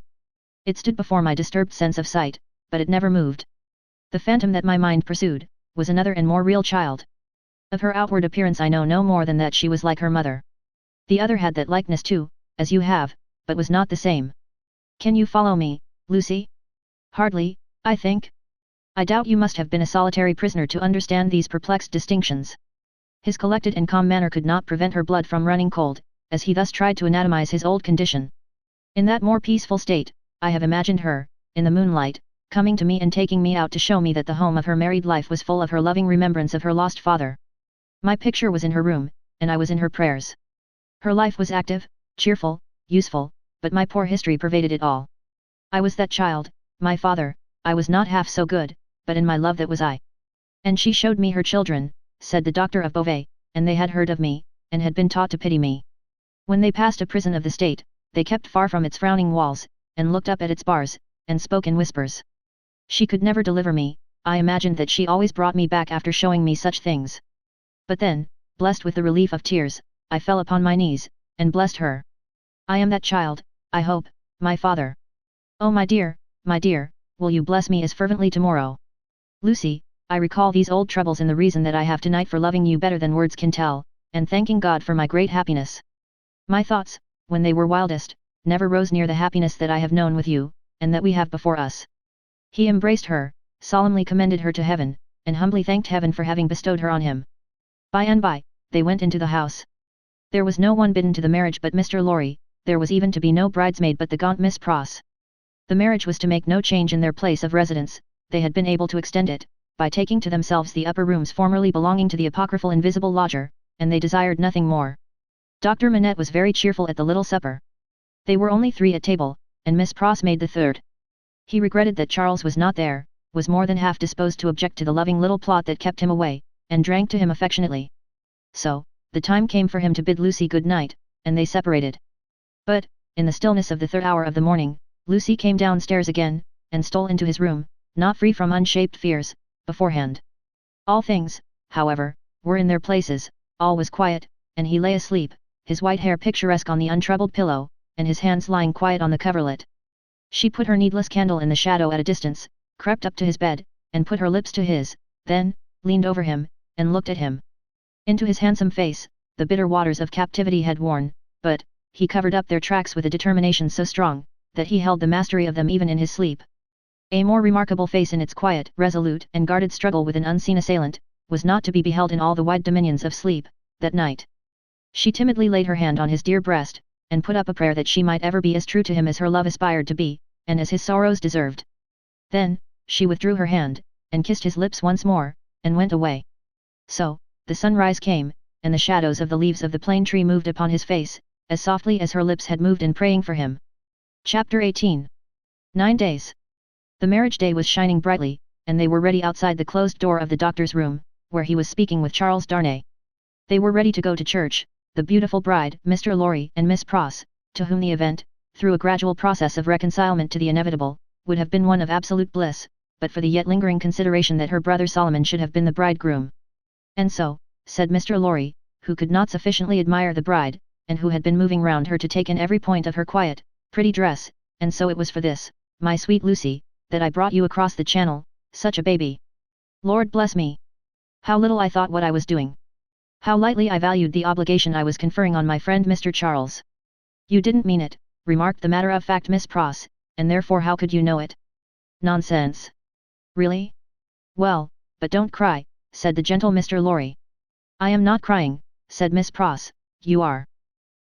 My Pross. By this time, Mr. Lorry dared to be pleasant with her, on occasion. You were, just now, I saw you do it, and I don't wonder at it. Such a present of plate as you have made is enough to bring tears into anybody's eyes. There's not a fork or a spoon in the collection, said Miss Pross, that I didn't cry over, last night after the box came, till I couldn't see it. I am highly gratified, said Mr. Lorry, though, upon my honour, I had no intention of rendering those trifling articles of remembrance invisible to anyone. Dear me! This is an occasion that makes a man speculate on all he has lost. Dear, dear, dear! To think that there might have been a Mrs. Lorry, any time these 50 years almost. Not at all. From Miss Pross. You think there never might have been a Mrs. Lorry, asked the gentleman of that name. Pooh, rejoined Miss Pross, you were a bachelor in your cradle. Well, observed Mr. Lorry, beamingly adjusting his little wig, that seems probable, too. And you were cut out for a bachelor, pursued Miss Pross, before you were put in your cradle. Then, I think, said Mr. Lorry, that I was very unhandsomely dealt with, and that I ought to have had a voice in the selection of my pattern. Enough. Now, my dear Lucy, drawing his arm soothingly round her waist, I hear them moving in the next room, and Miss Pross and I, as two formal folks of business, are anxious not to lose the final opportunity of saying something to you that you wish to hear. You leave your good father, my dear, in hands as earnest and as loving as your own. He shall be taken every conceivable care of, during the next fortnight, while you are in Warwickshire and thereabouts. Even Tellson's shall go to the wall, comparatively speaking, before him. And when, at the fortnight's end, he comes to join you and your beloved husband, on your other fortnight's trip in Wales, you shall say that we have sent him to you in the best health and in the happiest frame. Now, I hear somebody's step coming to the door. Let me kiss my dear girl with an old-fashioned bachelor blessing, before somebody comes to claim his own. For a moment, he held the fair face from him to look at the well-remembered expression on the forehead, and then laid the bright golden hair against his little brown wig, with a genuine tenderness and delicacy which, if such things be old-fashioned, were as old as Adam. The door of the doctor's room opened, and he came out with Charles Darnay. He was so deadly pale, which had not been the case when they went in together, that no vestige of colour was to be seen in his face. But, in the composure of his manner he was unaltered, except that to the shrewd glance of Mr. Lorry it disclosed some shadowy indication that the old air of avoidance and dread had lately passed over him, like a cold wind. He gave his arm to his daughter, and took her downstairs to the chariot which Mr. Lorry had hired in honour of the day. The rest followed in another carriage, and soon, in a neighbouring church, where no strange eyes looked on, Charles Darnay and Lucy Manette were happily married. Besides the glancing tears that shone among the smiles of the little group when it was done, some diamonds, very bright and sparkling, glanced on the bride's hand, which were newly released from the dark obscurity of one of Mr. Lorry's pockets. They returned home to breakfast, and all went well, and in due course the golden hair that had mingled with the poor shoemaker's white locks in the Paris garret, were mingled with them again in the morning sunlight, on the threshold of the door at parting. It was a hard parting, though it was not for long. But her father cheered her, and said at last, gently disengaging himself from her enfolding arms, "Take her, Charles. She is yours." And her agitated hand waved to them from a chaise window, and she was gone. The corner being out of the way of the idle and curious, and the preparations having been very simple and few, the doctor, Mr. Lorry, and Miss Pross, were left quite alone. It was when they turned into the welcome shade of the cool old hall, that Mr. Lorry observed a great change to have come over the doctor, as if the golden arm uplifted there, had struck him a poisoned blow. He had naturally repressed much, and some revulsion might have been expected in him when the occasion for repression was gone. But, it was the old scared lost look that troubled Mr. Lorry, and through his absent manner of clasping his head and drearily wandering away into his own room when they got upstairs, Mr. Lorry was reminded of Defarge the wine shop keeper, and the starlight ride. "I think," he whispered to Miss Pross, after anxious consideration, "I think we had best not speak to him just now, or at all disturb him. I must look in at Tellson's, so I will go there at once and come back presently. Then, we will take him a ride into the country, and dine there, and all will be well." It was easier for Mr. Lorry to look in at Tellson's, than to look out of Tellson's. He was detained 2 hours. When he came back, he ascended the old staircase alone, having asked no question of the servant. Going thus into the doctor's rooms, he was stopped by a low sound of knocking.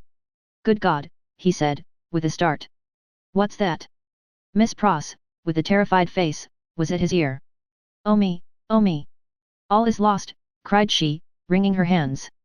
What is to be told to Ladybird? He doesn't know me, and is making shoes. Mr. Lorry said what he could to calm her, and went himself into the doctor's room. The bench was turned towards the light, as it had been when he had seen the shoemaker at his work before, and his head was bent down, and he was very busy.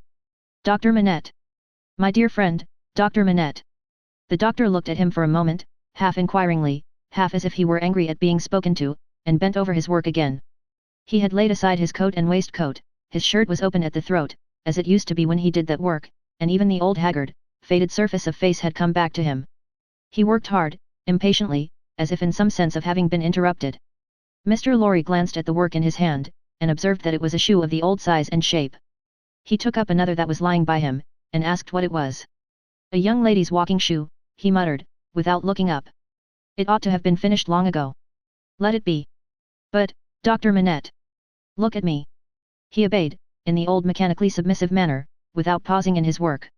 You know me, my dear friend? Think again. This is not your proper occupation. Think, dear friend. Nothing would induce him to speak more. He looked up, for an instant at a time, when he was requested to do so, but, no persuasion would extract a word from him. He worked and worked and worked, in silence, and words fell on him as they would have fallen on an echoless wall, or on the air.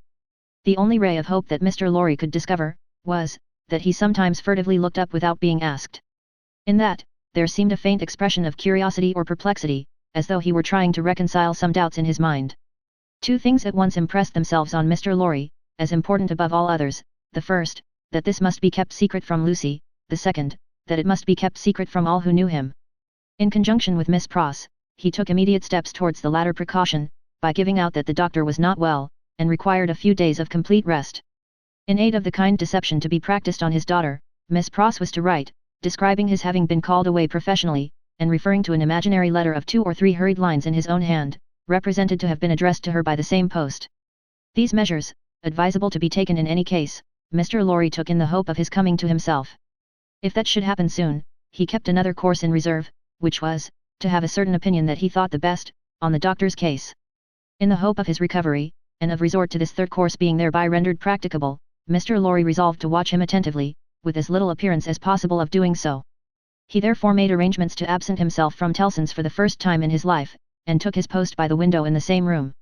He was not long in discovering that it was worse than useless to speak to him, since, on being pressed, he became worried. He abandoned that attempt on the first day, and resolved merely to keep himself always before him, as a silent protest against the delusion into which he had fallen, or was falling. He remained, therefore, in his seat near the window, reading and writing, and expressing in as many pleasant and natural ways as he could think of, that it was a free place. Dr. Manette took what was given him to eat and drink, and worked on, that first day, until it was too dark to see, worked on, half an hour after Mr. Lorry could not have seen, for his life, to read or write. When he put his tools aside as useless, until morning, Mr. Lorry rose and said to him, "Will you go out?" He looked down at the floor on either side of him in the old manner, looked up in the old manner, and repeated in the old low voice, "Out? Yes, for a walk with me." "Why not?"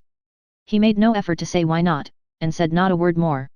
But, Mr. Lorry thought he saw, as he leaned forward on his bench in the dusk, with his elbows on his knees and his head in his hands, that he was in some misty way asking himself, why not?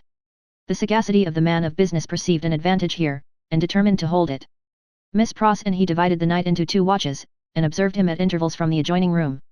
He paced up and down for a long time before he lay down, but, when he did finally lay himself down, he fell asleep.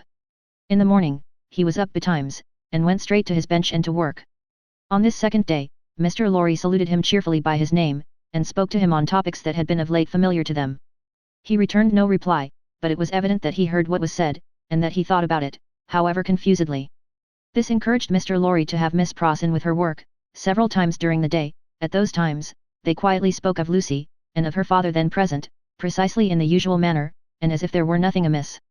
This was done without any demonstrative accompaniment, not long enough, or often enough to harass him, and it lightened Mr. Lorry's friendly heart to believe that he looked up oftener, and that he appeared to be stirred by some perception of inconsistencies surrounding him. When it fell dark again, Mr. Lorry asked him as before, "Dear doctor, will you go out?" As before, he repeated, "Out? Yes, for a walk with me." "Why not?" This time, Mr. Lorry feigned to go out when he could extract no answer from him, and, after remaining absent for an hour, returned. In the meanwhile, the doctor had removed to the seat in the window, and had sat there looking down at the plane tree, but, on Mr. Lowry's return, he slipped away to his bench. The time went very slowly on, and Mr. Lowry's hope darkened, and his heart grew heavier again, and grew yet heavier and heavier every day. The third day came and went, the fourth, the fifth. 5 days, 6 days, 7 days, 8 days, 9 days. With a hope ever darkening, and with a heart always growing heavier and heavier, Mr. Lowry passed through this anxious time. The secret was well kept, and Lucy was unconscious and happy, but he could not fail to observe that the shoemaker, whose hand had been a little out at first, was growing dreadfully skillful, and that he had never been so intent on his work, and that his hands had never been so nimble and expert, as in the dusk of the 9th evening. Chapter 19. An opinion. Worn out by anxious watching, Mr. Lowry fell asleep at his post. On the 10th morning of his suspense, he was startled by the shining of the sun into the room where a heavy slumber had overtaken him when it was dark night. He rubbed his eyes and roused himself, but he doubted, when he had done so, whether he was not still asleep. For, going to the door of the doctor's room and looking in, he perceived that the shoemaker's bench and tools were put aside again, and that the doctor himself sat reading at the window. He was in his usual morning dress, and his face, which Mr. Lowry could distinctly see, though still very pale, was calmly studious and attentive. Even when he had satisfied himself that he was awake, Mr. Lowry felt giddily uncertain for some few moments whether the late shoemaking might not be a disturbed dream of his own, for, did not his eyes show him his friend before him in his accustomed clothing and aspect, and employed as usual, and was there any sign within their range, that the change of which he had so strong an impression had actually happened? It was but the inquiry of his first confusion and astonishment, the answer being obvious. If the impression were not produced by a real corresponding and sufficient cause, how came he, Jarvis Lowry, there? How came he to have fallen asleep, in his clothes, on the sofa in Dr. Manette's consulting room, and to be debating these points outside the doctor's bedroom door in the early morning? Within a few minutes, Miss Pross stood whispering at his side. If he had had any particle of doubt left, her talk would of necessity have resolved it, but he was by that time clear-headed, and had none. He advised that they should let the time go by until the regular breakfast hour, and should then meet the doctor as if nothing unusual had occurred. If he appeared to be in his customary state of mind, Mr. Lowry would then cautiously proceed to seek direction and guidance from the opinion he had been, in his anxiety, so anxious to obtain. Miss Pross, submitting herself to his judgment, the scheme was worked out with care. Having abundance of time for his usual methodical toilette, Mr. Lowry presented himself at the breakfast hour in his usual white linen, and with his usual neat leg. The doctor was summoned in the usual way, and came to breakfast. So far as it was possible to comprehend him without overstepping those delicate and gradual approaches which Mr. Lowry felt to be the only safe advance, he at first supposed that his daughter's marriage had taken place yesterday. An incidental allusion, purposely thrown out, to the day of the week, and the day of the month, set him thinking and counting, and evidently made him uneasy. In all other respects, however, he was so composedly himself, that Mr. Lowry determined to have the aid he sought. And that aid was his own. Therefore, when the breakfast was done and cleared away, and he and the doctor were left together, Mr. Lowry said, feelingly, "My dear Manette, I am anxious to have your opinion, in confidence, on a very curious case in which I am deeply interested, that is to say, it is very curious to me, perhaps, to your better information it may be less so." Glancing at his hands, which were discolored by his late work, the doctor looked troubled, and listened attentively. He had already glanced at his hands more than once. "Dr. Manette," said Mr. Lowry, touching him affectionately on the arm, "the case is the case of a particularly dear friend of mine. Pray give your mind to it, and advise me well for his sake, and above all, for his daughter's, my dear Manette." "If I understand," said the doctor, in a subdued tone, "some mental shock." "Yes." "Be explicit," said the doctor. "Spare no detail." Mr. Lowry saw that they understood one another, and proceeded. "My dear Manette, it is the case of an old and a prolonged shock, of great acuteness and severity to the affections, the feelings, as you express it, the mind. The mind. It is the case of a shock under which the sufferer was borne down, one cannot say for how long, because I believe he cannot calculate the time himself, and there are no other means of getting at it. It is the case of a shock from which the sufferer recovered, by a process that he cannot trace himself, as I once heard him publicly relate in a striking manner.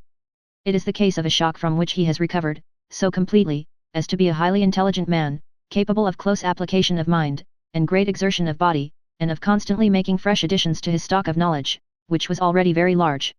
But, unfortunately, there has been," he paused and took a deep breath, "a slight relapse." The doctor, in a low voice, asked, "Of how long duration?" 9 days and nights. "How did it show itself?" "I infer," glancing at his hands again, "in the resumption of some old pursuit connected with the shock." That is the fact.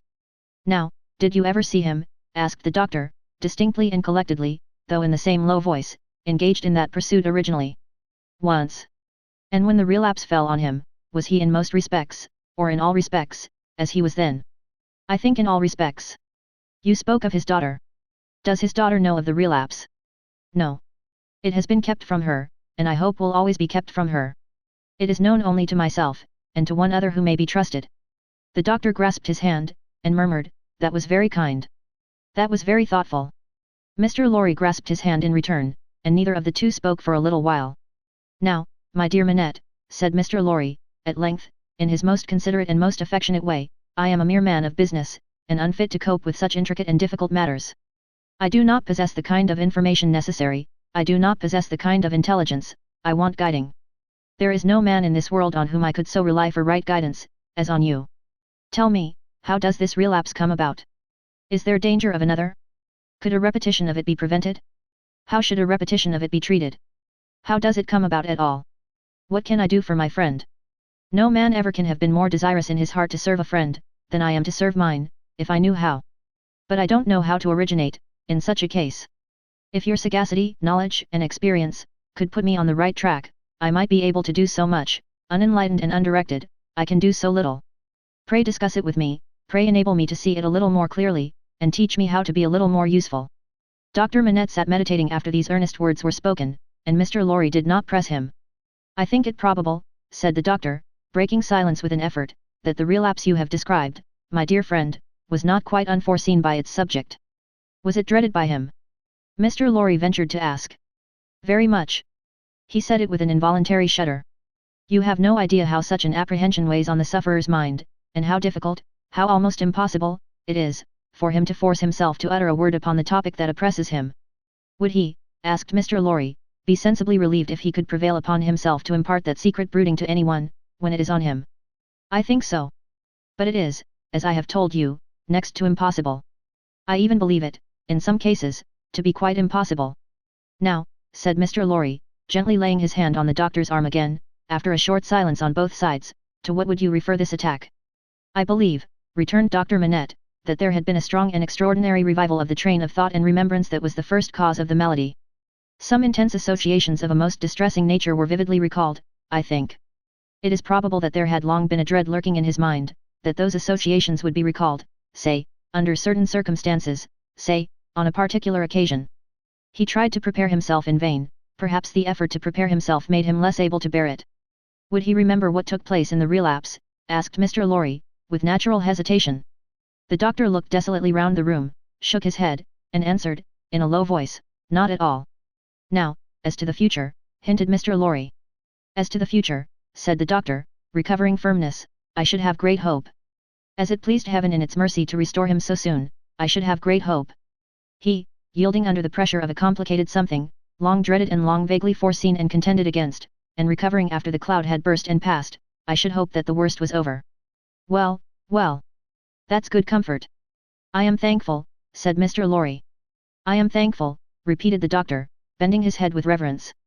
"There are two other points," said Mr. Lorry, "on which I am anxious to be instructed. I may go on. You cannot do your friend a better service." The doctor gave him his hand. "To the first, then. He is of a studious habit, and unusually energetic. He applies himself with great ardor to the acquisition of professional knowledge, to the conducting of experiments, to many things. Now, does he do too much? I think not. It may be the character of his mind, to be always in singular need of occupation. That may be, in part, natural to it, in part, the result of affliction. The less it was occupied with healthy things, the more it would be in danger of turning in the unhealthy direction. He may have observed himself, and made the discovery. You are sure that he is not under too great a strain?" "I think I am quite sure of it. My dear Manette, if he were overworked now." "My dear Lorry, I doubt if that could easily be. There has been a violent stress in one direction, and it needs a counterweight. Excuse me, as a persistent man of business. Assuming for a moment, that he was overworked, it would show itself in some renewal of this disorder." "I do not think so. I do not think," said Dr. Manette with the firmness of self-conviction, "that anything but the one train of association would renew it. I think that, henceforth, nothing but some extraordinary jarring of that cord could renew it. After what has happened, and after his recovery, I find it difficult to imagine any such violent sounding of that string again. I trust, and I almost believe, that the circumstances likely to renew it are exhausted. He spoke with the diffidence of a man who knew how slight a thing would overset the delicate organization of the mind, and yet with the confidence of a man who had slowly won his assurance out of personal endurance and distress. It was not for his friend to abate that confidence. He professed himself more relieved and encouraged than he really was, and approached his second and last point. He felt it to be the most difficult of all, but, remembering his old Sunday morning conversation with Miss Pross, and remembering what he had seen in the last 9 days, he knew that he must face it. The occupation resumed under the influence of this passing affliction so happily recovered from, said Mr. Lorry, clearing his throat, we will call, blacksmith's work, blacksmith's work. We will say, to put a case in for the sake of illustration, that he had been used, in his bad time, to work at a little forge. We will say that he was unexpectedly found at his forge again. Is it not a pity that he should keep it by him? The doctor shaded his forehead with his hand, and beat his foot nervously on the ground. He has always kept it by him, said Mr. Lorry, with an anxious look at his friend. Now, would it not be better that he should let it go? Still, the doctor, with shaded forehead, beat his foot nervously on the ground. You do not find it easy to advise me, said Mr. Lorry. I quite understand it to be a nice question. And yet I think, and there he shook his head, and stopped. You see, said Dr. Manette, turning to him after an uneasy pause, it is very hard to explain, consistently, the innermost workings of this poor man's mind. He once yearned so frightfully for that occupation, and it was so welcome when it came, no doubt it relieved his pain so much, by substituting the perplexity of the fingers for the perplexity of the brain, and by substituting, as he became more practiced, the ingenuity of the hands, for the ingenuity of the mental torture, that he has never been able to bear the thought of putting it quite out of his reach. Even now, when I believe he is more hopeful of himself than he has ever been, and even speaks of himself with a kind of confidence, the idea that he might need that old employment, and not find it, gives him a sudden sense of terror, like that which one may fancy strikes to the heart of a lost child. He looked like his illustration, as he raised his eyes to Mr. Lorry's face. But may not, mind. I ask for information, as a plodding man of business who only deals with such material objects as guineas, shillings, and banknotes, may not the retention of the thing involve the retention of the idea? If the thing were gone, my dear Manette, might not the fear go with it? In short, is it not a concession to the misgiving, to keep the forge? There was another silence. You see, too, said the doctor, tremulously, it is such an old companion. I would not keep it, said Mr. Lorry, shaking his head, for he gained in firmness as he saw the doctor disquieted. I would recommend him to sacrifice it. I only want your authority. I am sure it does no good. Come. Give me your authority, like a dear good man. For his daughter's sake, my dear Manette. Very strange to see what a struggle there was within him. In her name, then, let it be done, I sanction it. But, I would not take it away while he was present. Let it be removed when he is not there, let him miss his old companion after an absence. Mr. Lorry readily engaged for that, and the conference was ended. They passed the day in the country, and the doctor was quite restored. On the 3 following days he remained perfectly well, and on the 14th day he went away to join Lucy and her husband. The precaution that had been taken to account for his silence, Mr. Lorry had previously explained to him, and he had written to Lucy in accordance with it, and she had no suspicions. On the night of the day on which he left the house, Mr. Lorry went into his room with a chopper, saw, chisel, and hammer, attended by Miss Pross carrying a light. There, with closed doors, and in a mysterious and guilty manner, Mr. Lorry hacked the shoemaker's bench to pieces, while Miss Pross held the candle as if she were assisting at a murder, for which, indeed, in her grimness, she was no unsuitable figure. The burning of the body, previously reduced to pieces convenient for the purpose, was commenced without delay in the kitchen fire, and the tools, shoes, and leather, were buried in the garden. So wicked do destruction and secrecy appear to honest minds, that Mr. Lorry and Miss Pross, while engaged in the commission of their deed and in the removal of its traces, almost felt and almost looked like accomplices in a horrible crime. Chapter 20. A plea. When the newly married pair came home, the first person who appeared, to offer his congratulations, was Sidney Carton. They had not been at home many hours, when he presented himself. He was not improved in habits, or in looks, or in manner, but there was a certain rugged air of fidelity about him, which was new to the observation of Charles Darnay. He watched his opportunity of taking Darnay aside into a window, and of speaking to him when no one overheard. Mr. Darnay, said Carton, I wish we might be friends. We are already friends, I hope. You are good enough to say so, as a fashion of speech, but, I don't mean any fashion of speech. Indeed, when I say I wish we might be friends, I scarcely mean quite that, either. Charles Darnay, as was natural, asked him, in all good humour and good fellowship, what he did mean. Upon my life, said Carton, smiling, I find that easier to comprehend in my own mind, than to convey to yours. However, let me try. You remember a certain famous occasion when I was more drunk than usual. I remember a certain famous occasion when you forced me to confess that you had been drinking. I remember it too. The curse of those occasions is heavy upon me, for I always remember them. I hope it may be taken into account one day, when all days are at an end for me. Don't be alarmed, I am not going to preach. I am not at all alarmed. Earnestness in you, is anything but alarming to me. Ah, said Carton, with a careless wave of his hand, as if he waved that away. On the drunken occasion in question, one of a large number, as you know, I was insufferable about liking you, and not liking you. I wish you would forget it. I forgot it long ago. Fashion of speech again. But, Mr. Darnay, oblivion is not so easy to me, as you represent it to be to you. I have by no means forgotten it, and a light answer does not help me to forget it. If it was a light answer, returned Darnay, I beg your forgiveness for it. I had no other object than to turn a slight thing, which, to my surprise, seems to trouble you too much, aside. I declare to you, on the faith of a gentleman, that I have long dismissed it from my mind. Good heaven, what was there to dismiss? Have I had nothing more important to remember, in the great service you rendered me that day? As to the great service, said Carton, I am bound to avow to you, when you speak of it in that way, that it was mere professional claptrap. I don't know that I cared what became of you, when I rendered it, mind. I say when I rendered it, I am speaking of the past. You make light of the obligation, returned Darnay, but I will not quarrel with your light answer. Genuine truth, Mr. Darnay, trust me. I have gone aside from my purpose, I was speaking about our being friends.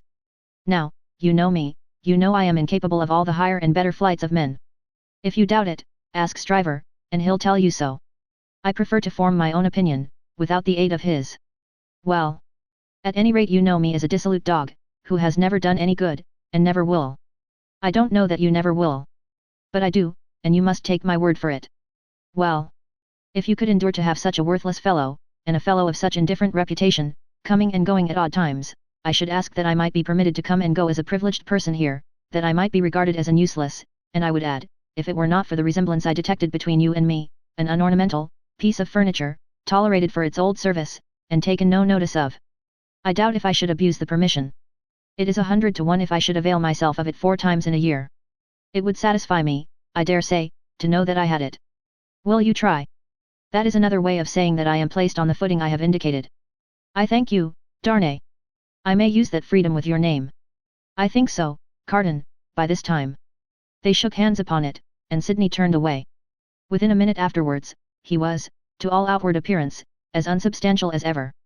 When he was gone, and in the course of an evening passed with Miss Pross, the doctor, and Mr. Lorry, Charles Darnay made some mention of this conversation in general terms, and spoke of Sidney Carton as a problem of carelessness and recklessness.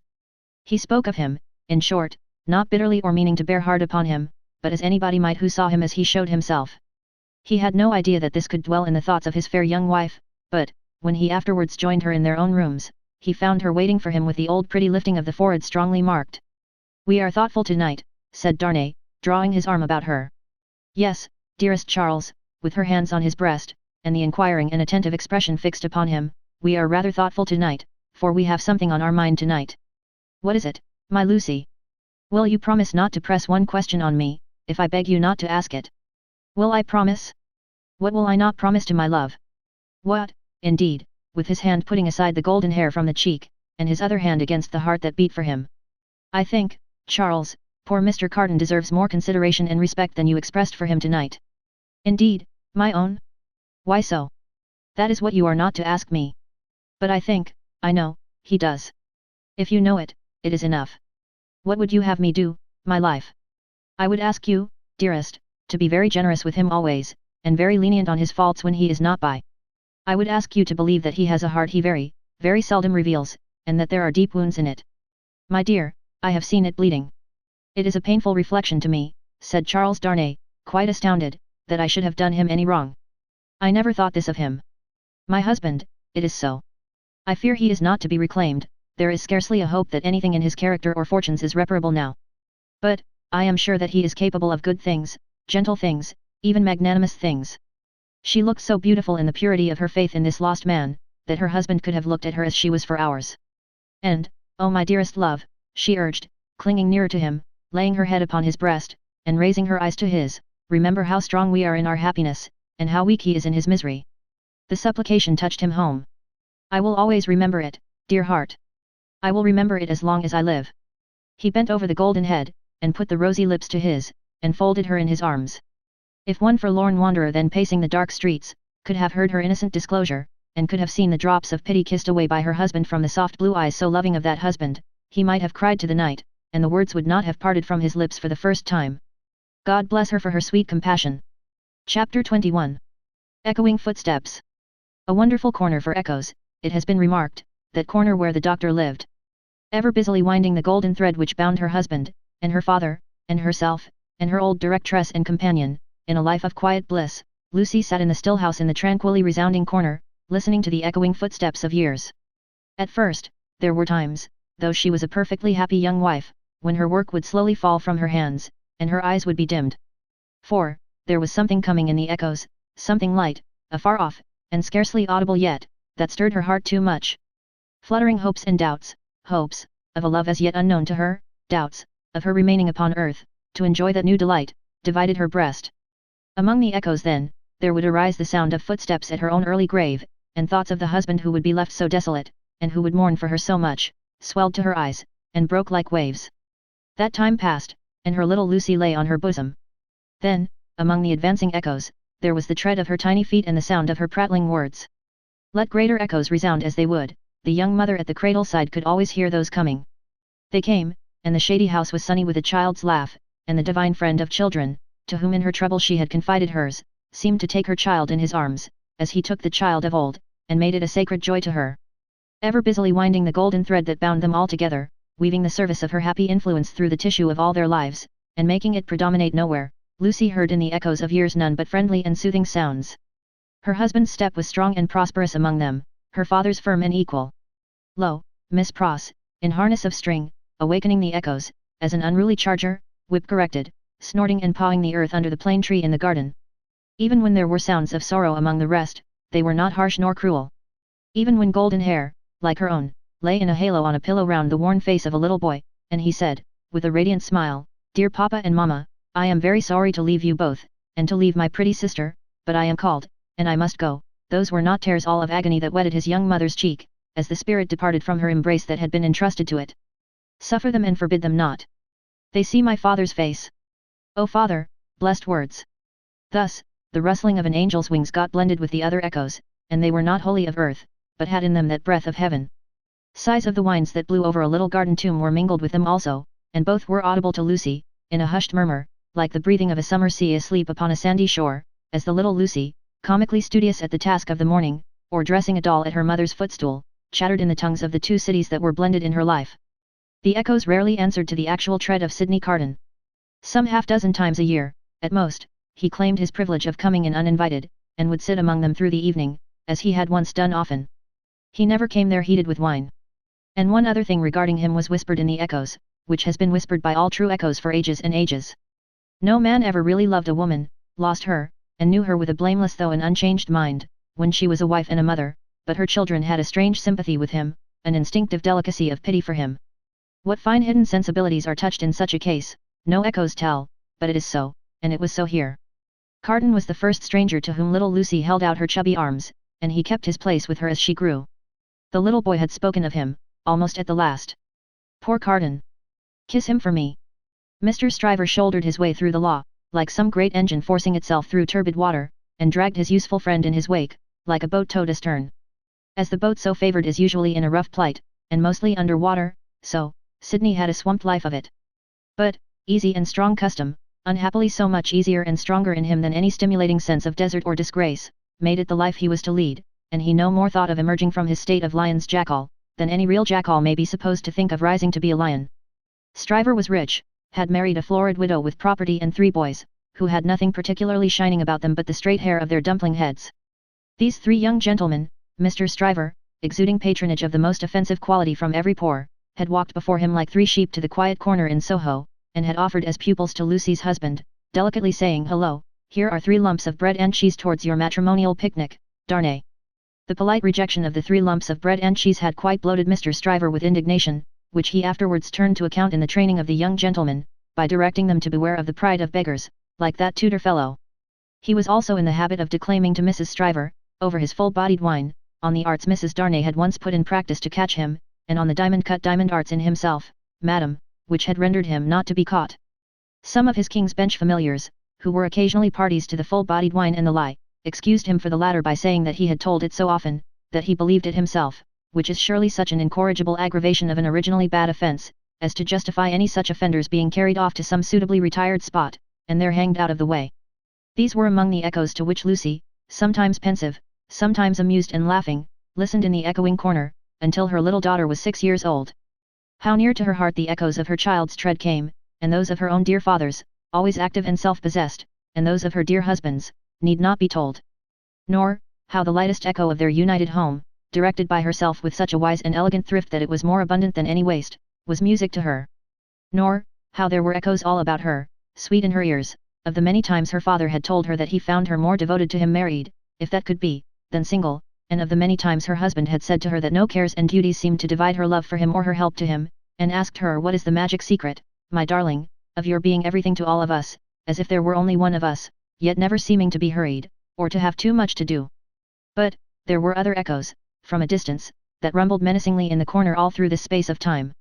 And it was now, about little Lucy's 6th birthday, that they began to have an awful sound, as of a great storm in France with a dreadful sea rising.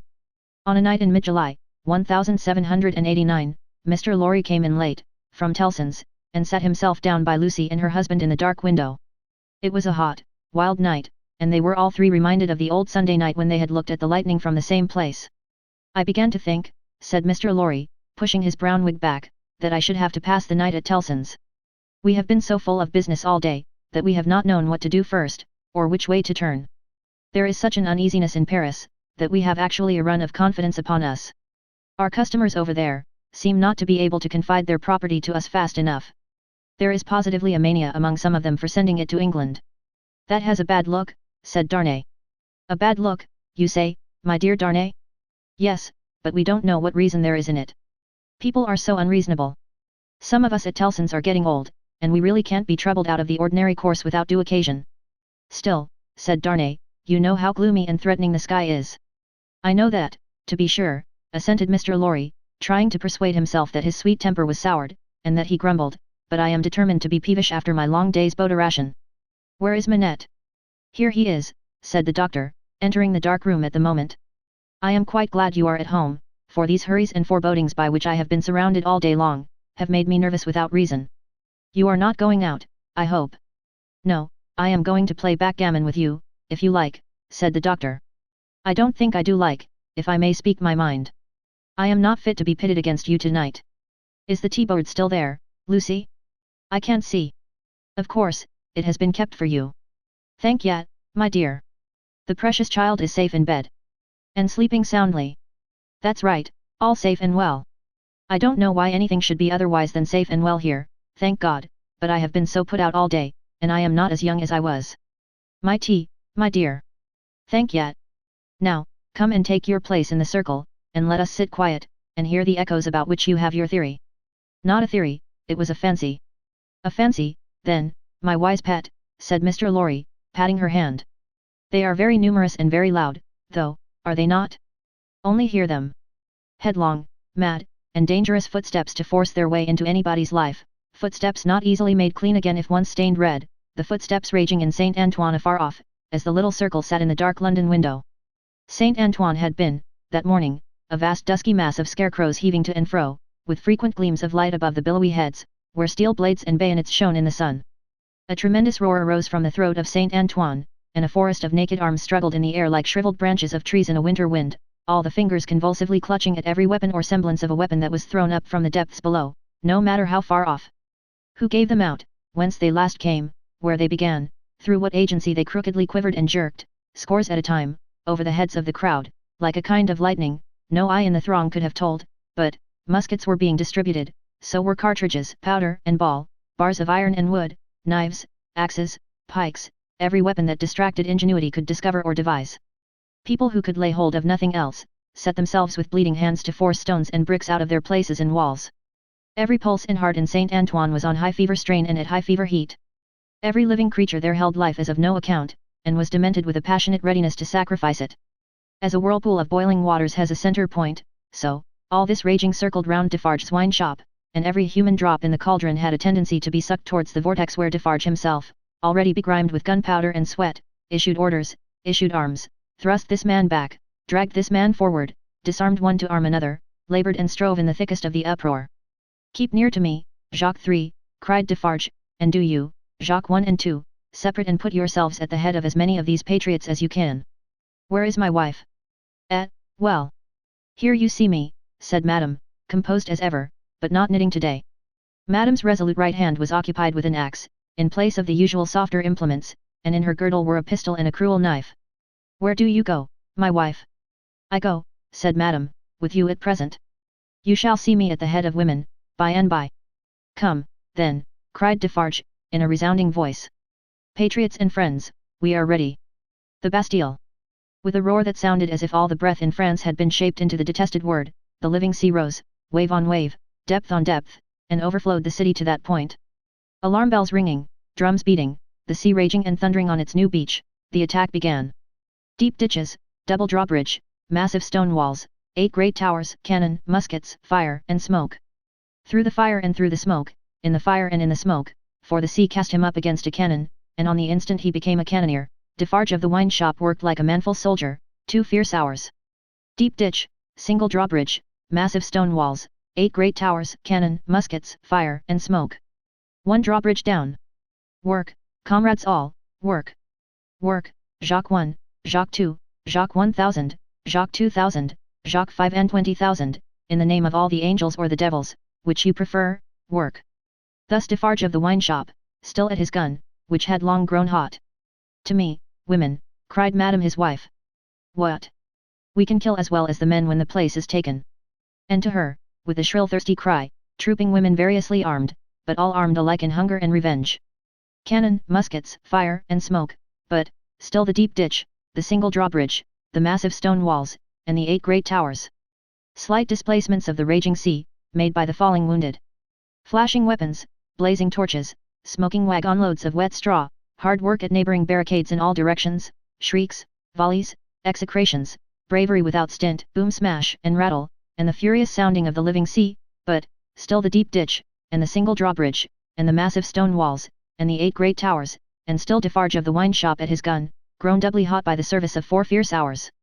A white flag from within the fortress, and a parley, this dimly perceptible through the raging storm, nothing audible in it. Suddenly the sea rose immeasurably wider and higher, and swept Defarge of the wine shop over the lowered drawbridge, past the massive stone outer walls, in among the 8 great towers surrendered. So resistless was the force of the ocean bearing him on, that even to draw his breath or turn his head was as impracticable as if he had been struggling in the surf at the South Sea, until he was landed in the outer courtyard of the Bastille. There, against an angle of a wall, he made a struggle to look about him. Jacques 3 was nearly at his side. Madame Defarge, still heading some of her women, was visible in the inner distance, and her knife was in her hand. Everywhere was tumult, exultation, deafening and maniacal bewilderment, astounding noise, yet furious dumb show. The prisoners.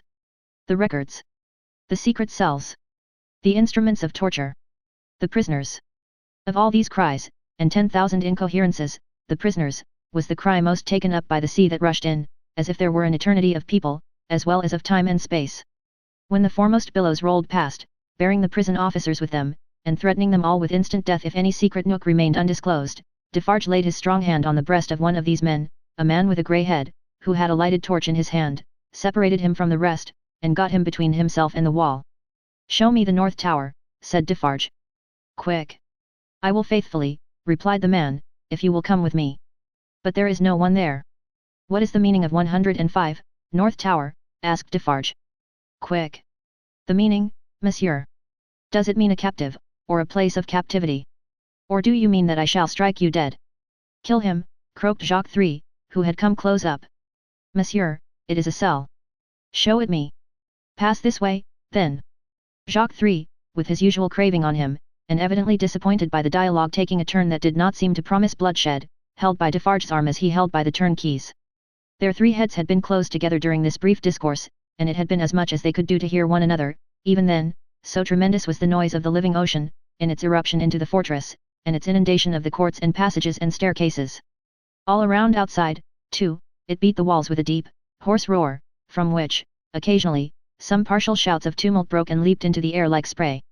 Through gloomy vaults where the light of day had never shone, past hideous doors of dark dens and cages, down cavernous flights of steps, and again up steep rugged ascents of stone and brick, more like dry waterfalls than staircases. Defarge, the turnkey, and Jacques III, linked hand and arm, went with all the speed they could make. Here and there, especially at first, the inundation started on them and swept by, but when they had done descending, and were winding and climbing up a tower, they were alone. Hemmed in here by the massive thickness of walls and arches, the storm within the fortress and without was only audible to them in a dull, subdued way, as if the noise out of which they had come had almost destroyed their sense of hearing. The turnkey stopped at a low door, put a key in a clashing lock, swung the door slowly open, and said, as they all bent their heads and passed in. 105, North Tower. There was a small, heavily grated, unglazed window high in the wall, with a stone screen before it, so that the sky could be only seen by stooping low and looking up. There was a small chimney, heavily barred across, a few feet within. There was a heap of old feathery wood ashes on the hearth. There was a stool and table and a straw bed. There were the 4 blackened walls, and a rusted iron ring in one of them. Pass that torch slowly along these walls, that I may see them, said Defarge to the turnkey. The man obeyed, and Defarge followed the light closely with his eyes. Stop, look here, Jacques. Croaked Jacques III, as he read greedily. Alexander Manette, said Defarge in his ear, following the letters with his swart forefinger, deeply ingrained with gunpowder. And here he wrote a poor physician. And it was he, without doubt, who scratched a calendar on this stone. What is that in your hand? A crowbar? Give it me. He had still the linstock of his gun in his own hand. He made a sudden exchange of the 2 instruments, and turning on the worm-eaten stool and table, beat them to pieces in a few blows. Hold the light higher, he said, wrathfully, to the turnkey. Look among those fragments with care, Jacques. And see. Here is my knife, throwing it to him, rip open that bed, and search the straw. Hold the light higher, you. With a menacing look at the turnkey he crawled upon the hearth, and, peering up the chimney, struck and prized at its sides with the crowbar, and worked at the iron grating across it. In a few minutes some mortar and dust came dropping down, which he averted his face to avoid, and in it, and in the old wood ashes, and in a crevice in the chimney into which his weapon had slipped or wrought itself, he groped with a cautious touch. Nothing in the wood, and nothing in the straw, Jacques. Nothing. Let us collect them together, in the middle of the cell. So. Light them, you. The turnkey fired the little pile, which blazed high and hot. Stooping again to come out at the low arched door, they left it burning, and retraced their way to the courtyard, seeming to recover their sense of hearing as they came down, until they were in the raging flood once more. They found it surging and tossing, in quest of Defarge himself. Saint Antoine was clamorous to have its wine shop keeper foremost in the guard upon the governor who had defended the Bastille and shot the people. Otherwise, the governor would not be marched to the Hôtel de Ville for judgment. Otherwise, the governor would escape, and the people's blood, suddenly of some value, after many years of worthlessness, be unavenged. In the howling universe of passion and contention that seemed to encompass this grim old officer conspicuous in his grey coat and red decoration, there was but one quite steady figure, and that was a woman's. See, there is my husband, she cried, pointing him out. See Defarge. She stood immovable close to the grim old officer, and remained immovable close to him, through the streets as Defarge and the rest bore him along, remained immovable close to him when he was got near his destination, and began to be struck at from behind, remained immovable close to him when the long gathering rain of stabs and blows fell heavy, was so close to him when he dropped dead under it, that, suddenly animated, she put her foot upon his neck, and with her cruel knife, long ready, hewed off his head. The hour was come, when Saint Antoine was to execute his horrible idea of hoisting up men for lamps to show what he could be and do. Saint Antoine's blood was up, and the blood of tyranny and domination by the iron hand was down, down on the steps of the Hôtel de Ville where the governor's body lay, down on the sole of the shoe of Madame Defarge where she had trodden on the body to steady it for mutilation. Lower the lamp yonder, cried Saint Antoine, after glaring round for a new means of death, here is one of his soldiers to be left on guard. The swinging sentinel was posted, and the sea rushed on. The sea of black and threatening waters, and of destructive upheaving of wave against wave, whose depths were yet unfathomed and whose forces were yet unknown. The remorseless sea of turbulently swaying shapes, voices of vengeance, and faces hardened in the furnaces of suffering until the touch of pity could make no mark on them. But, in the ocean of faces where every fierce and furious expression was in vivid life, there were 2 groups of faces, each 7 in number, so fixedly contrasting with the rest, that never did sea roll which bore more memorable wrecks with it. 7 faces of prisoners, suddenly released by the storm that had burst their tomb, were carried high overhead, all scared, all lost, all wondering and amazed, as if the last day were come, and those who rejoiced around them were lost spirits. Other 7 faces there were, carried higher, 7 dead faces, whose drooping eyelids and half-seen eyes awaited the last day. Impassive faces, yet with a suspended, not an abolished, expression on them, faces, rather, in a fearful pause, as having yet to raise the dropped lids of the eyes, and bear witness with the bloodless lips, thou didst it. 7 prisoners released, 7 gory heads on pikes, the keys of the accursed fortress of the 8 strong towers, some discovered letters and other memorials of prisoners of old time, long dead of broken hearts, such, and such, like, the loudly echoing footsteps of Saint Antoine escort through the Paris streets in mid-July, 1789. Now, heaven defeat the fancy of Lucy Darnay, and keep these feet far out of her life. For, they are headlong, mad, and dangerous, and in the years so long after the breaking of the cask at Defarge's wine shop door, they are not easily purified when once stained red. Chapter 22. The sea still rises. Haggard Saint Antoine had had only one exultant week, in which to soften his modicum of hard and bitter bread to such extent as he could, with the relish of fraternal embraces and congratulations, when Madame Defarge sat at her counter, as usual, presiding over the customers.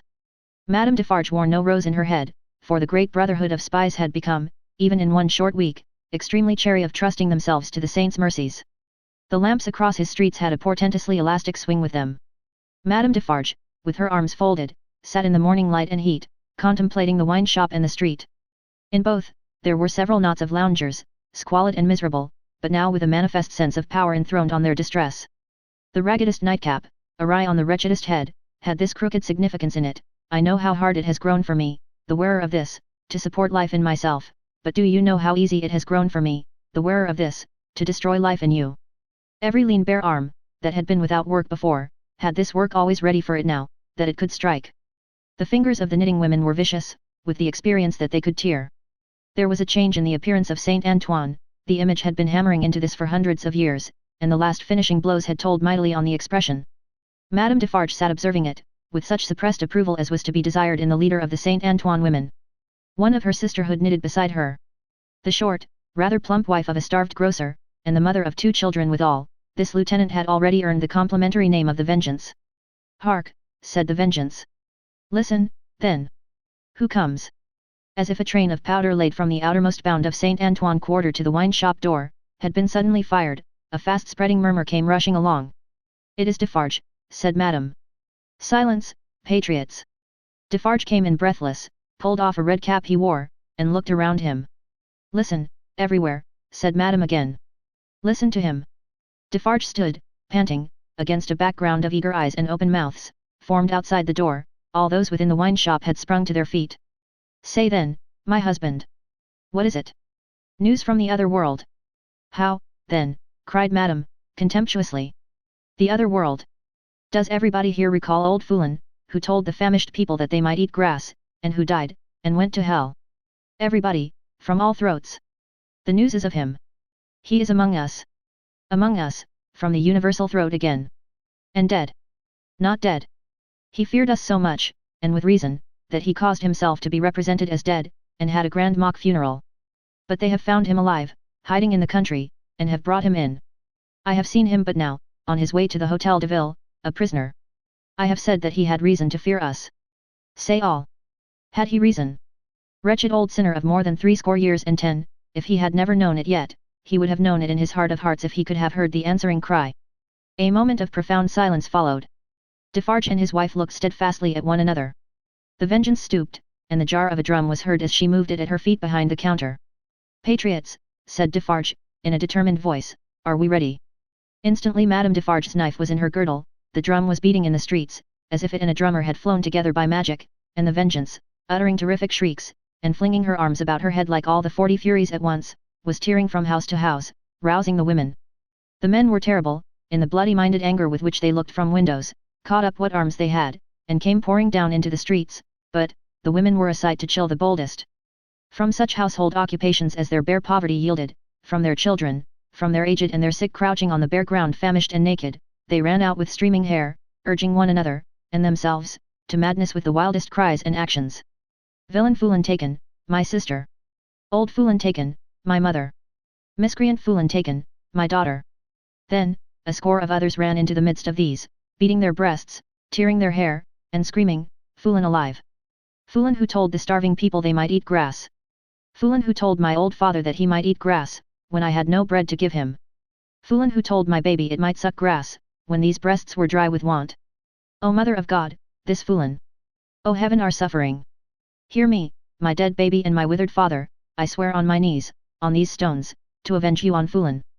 Husbands and brothers and young men, give us the blood of Foolin, give us the head of Foolin, give us the heart of Foolin, give us the body and soul of Foolin, rend Foolin to pieces, and dig him into the ground, that grass may grow from him.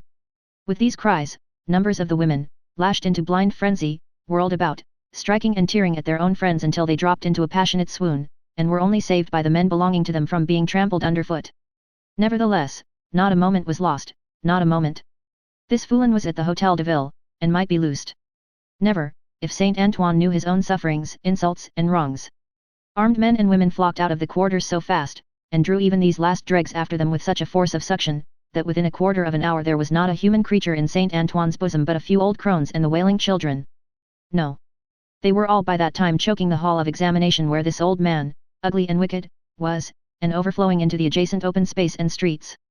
The Defarges, husband and wife, the Vengeance, and Jacques III, were in the first press, and at no great distance from him in the hall.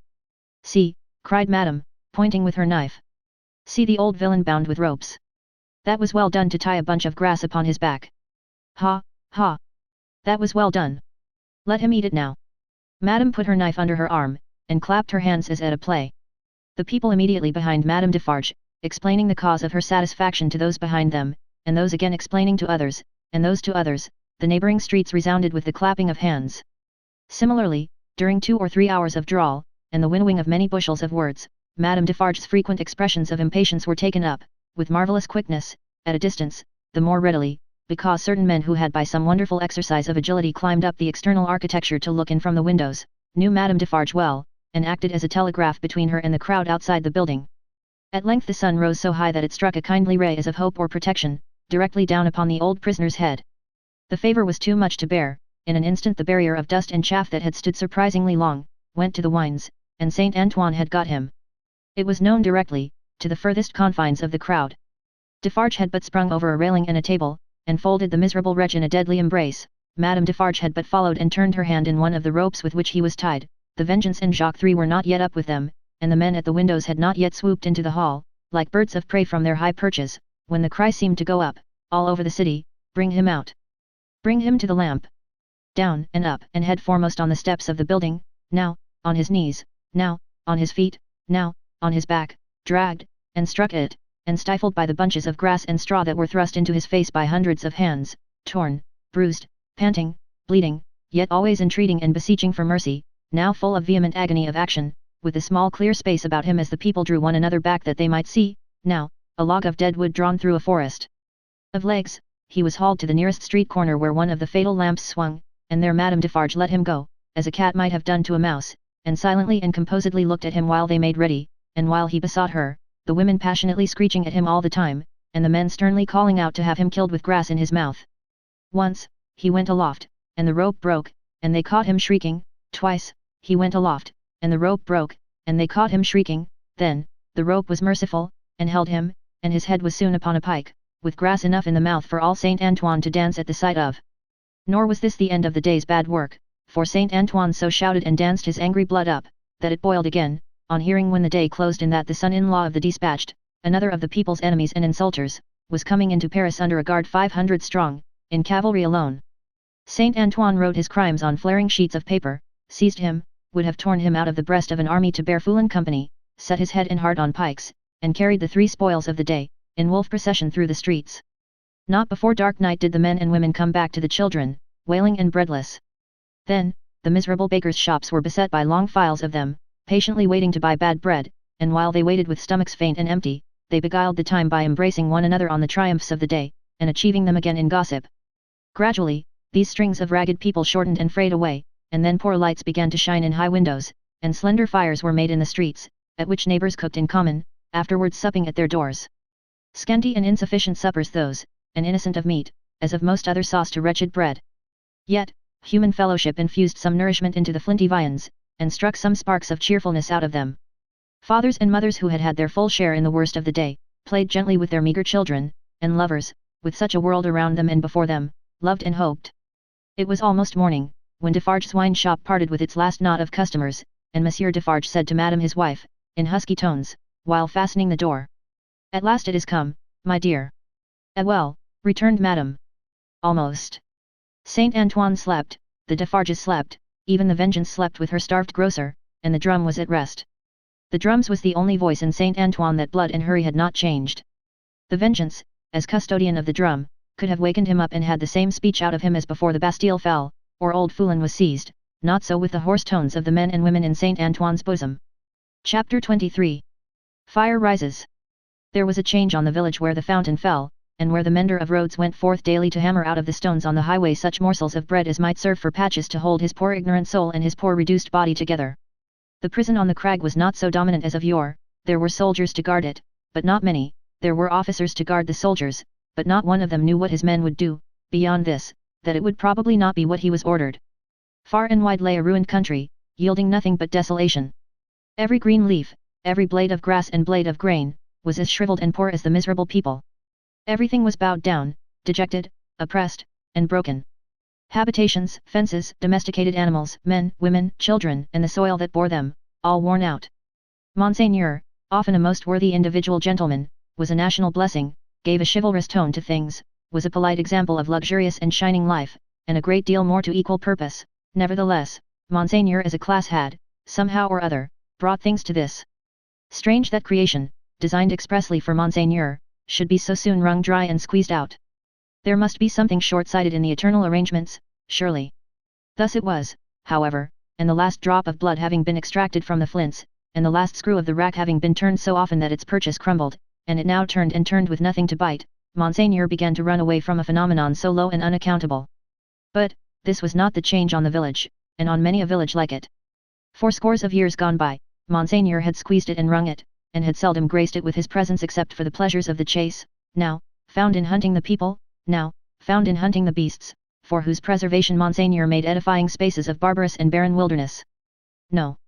The change consisted in the appearance of strange faces of low caste, rather than in the disappearance of the high caste, chiseled, and otherwise beautified and beautifying features of Monseigneur. For, in these times, as the mender of roads worked, solitary, in the dust, not often troubling himself to reflect that dust he was and to dust he must return, being for the most part too much occupied in thinking how little he had for supper and how much more he would eat if he had it, in these times, as he raised his eyes from his lonely labor, and viewed the prospect, he would see some rough figure approaching on foot, the like of which was once a rarity in those parts, but was now a frequent presence.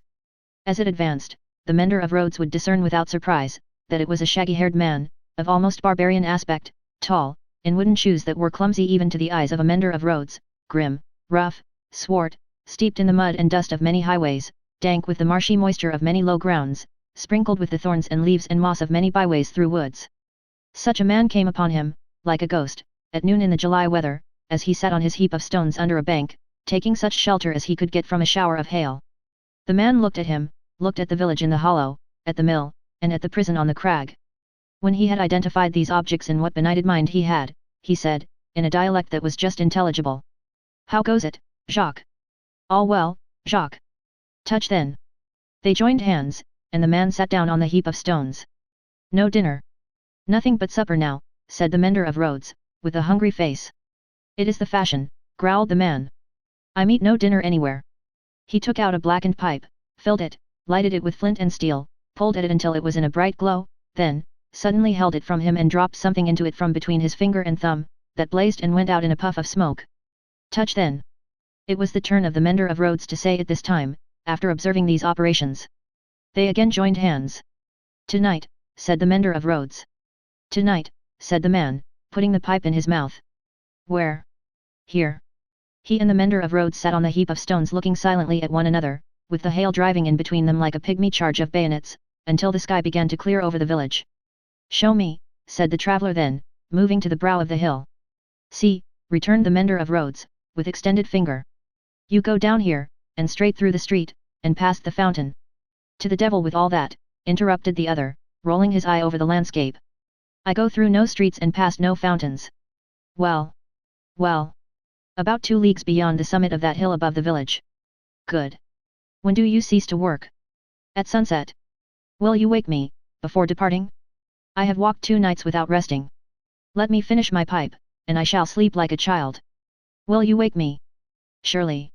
The wayfarer smoked his pipe out, put it in his breast, slipped off his great wooden shoes, and lay down on his back on the heap of stones. He was fast asleep directly. As the road mender plied his dusty labor, and the hail clouds, rolling away, revealed bright bars and streaks of sky which were responded to by silver gleams upon the landscape, the little man, who wore a red cap now, in place of his blue one, seemed fascinated by the figure on the heap of stones. His eyes were so often turned towards it, that he used his tools mechanically, and, one would have said, to very poor account. The bronze face, the shaggy black hair and beard, the coarse woolen red cap, the rough medley dress of homespun stuff and hairy skins of beasts, the powerful frame attenuated by spare living, and the sullen and desperate compression of the lips in sleep, inspired the mender of roads with awe. The traveller had travelled far, and his feet were footsore, and his ankles chafed and bleeding, his great shoes, stuffed with leaves and grass, had been heavy to drag over the many long leagues, and his clothes were chafed into holes, as he himself was into sores. Stooping down beside him, the road mender tried to get a peep at secret weapons in his breast or where not, but, in vain, for he slept with his arms crossed upon him, and set as resolutely as his lips. Fortified towns with their stockades, guardhouses, gates, trenches, and drawbridges, seemed to the mender of roads, to be so much air as against this figure. And when he lifted his eyes from it to the horizon and looked around, he saw in his small fancy similar figures, stopped by no obstacle, tending to centres all over France. The man slept on, indifferent to showers of hail and intervals of brightness, to sunshine on his face and shadow, to the paltering lumps of dull ice on his body and the diamonds into which the sun changed them, until the sun was low in the west, and the sky was glowing. Then, the mender of roads having got his tools together and all things ready to go down into the village, roused him. Good, said the sleeper, rising on his elbow. 2 leagues beyond the summit of the hill. About. Good. The mender of roads went home, with the dust going on before him according to the set of the wind, and was soon at the fountain, squeezing himself in among the lean kine brought there to drink, and appearing even to whisper to them in his whispering to all the village. When the village had taken its poor supper, it did not creep to bed, as it usually did, but came out of doors again, and remained there. A curious contagion of whispering was upon it, and also, when it gathered together at the fountain in the dark, another curious contagion of looking expectantly at the sky in one direction only. Monsieur Gabelle, chief functionary of the place, became uneasy, went out on his housetop alone, and looked in that direction too, glanced down from behind his chimneys at the darkening faces by the fountain below, and sent word to the sacristan who kept the keys of the church, that there might be need to ring the tocsin by and by. The night deepened. The trees environing the old chateau, keeping its solitary state apart, moved in a rising wind, as though they threatened the pile of building massive and dark in the gloom. Up the 2 terrace flights of steps the rain ran wildly, and beat at the great door, like a swift messenger rousing those within. Uneasy rushes of wind went through the hall, among the old spears and knives, and passed lamenting up the stairs, and shook the curtains of the bed where the last marquis had slept. East, west, north, and south, through the woods, 4 heavy treading, unkempt figures crushed the high grass and cracked the branches, striding on cautiously to come together in the courtyard. 4 lights broke out there, and moved away in different directions, and all was black again. But, not for long. Presently, the chateau began to make itself strangely visible by some light of its own, as though it were growing luminous. Then, a flickering streak played behind the architecture of the front, picking out transparent places, and showing where balustrades, arches, and windows were. Then it soared higher, and grew broader and brighter. Soon, from a score of the great windows, flames burst forth, and the stone faces awakened, stared out of fire. A faint murmur arose about the house from the few people who were left there, and there was a saddling of a horse and riding away. There was spurring and splashing through the darkness, and bridle was drawn in the space by the village fountain, and the horse in a foam stood at Monsieur Gabelle's door. Help, Gabelle! Help, everyone! The tocsin rang impatiently, but other help, if that were any, there was none. The mender of roads, and 250 particular friends, stood with folded arms at the fountain, looking at the pillar of fire in the sky. It must be 40 feet high, said they, grimly, and never moved. The rider from the chateau, and the horse in a foam, clattered away through the village, and galloped up the stony steep, to the prison on the crag. At the gate, a group of officers were looking at the fire, removed from them, a group of soldiers. Help, gentlemen, officers! The chateau is on fire, valuable objects may be saved from the flames by timely aid. Help, help! The officers looked towards the soldiers who looked at the fire, gave no orders, and answered with shrugs and biting of lips, it must burn. As the rider rattled down the hill again and through the street, the village was illuminating. The mender of roads, and the 250 particular friends, inspired as one man and woman by the idea of lighting up, had darted into their houses, and were putting candles in every dull little pane of glass.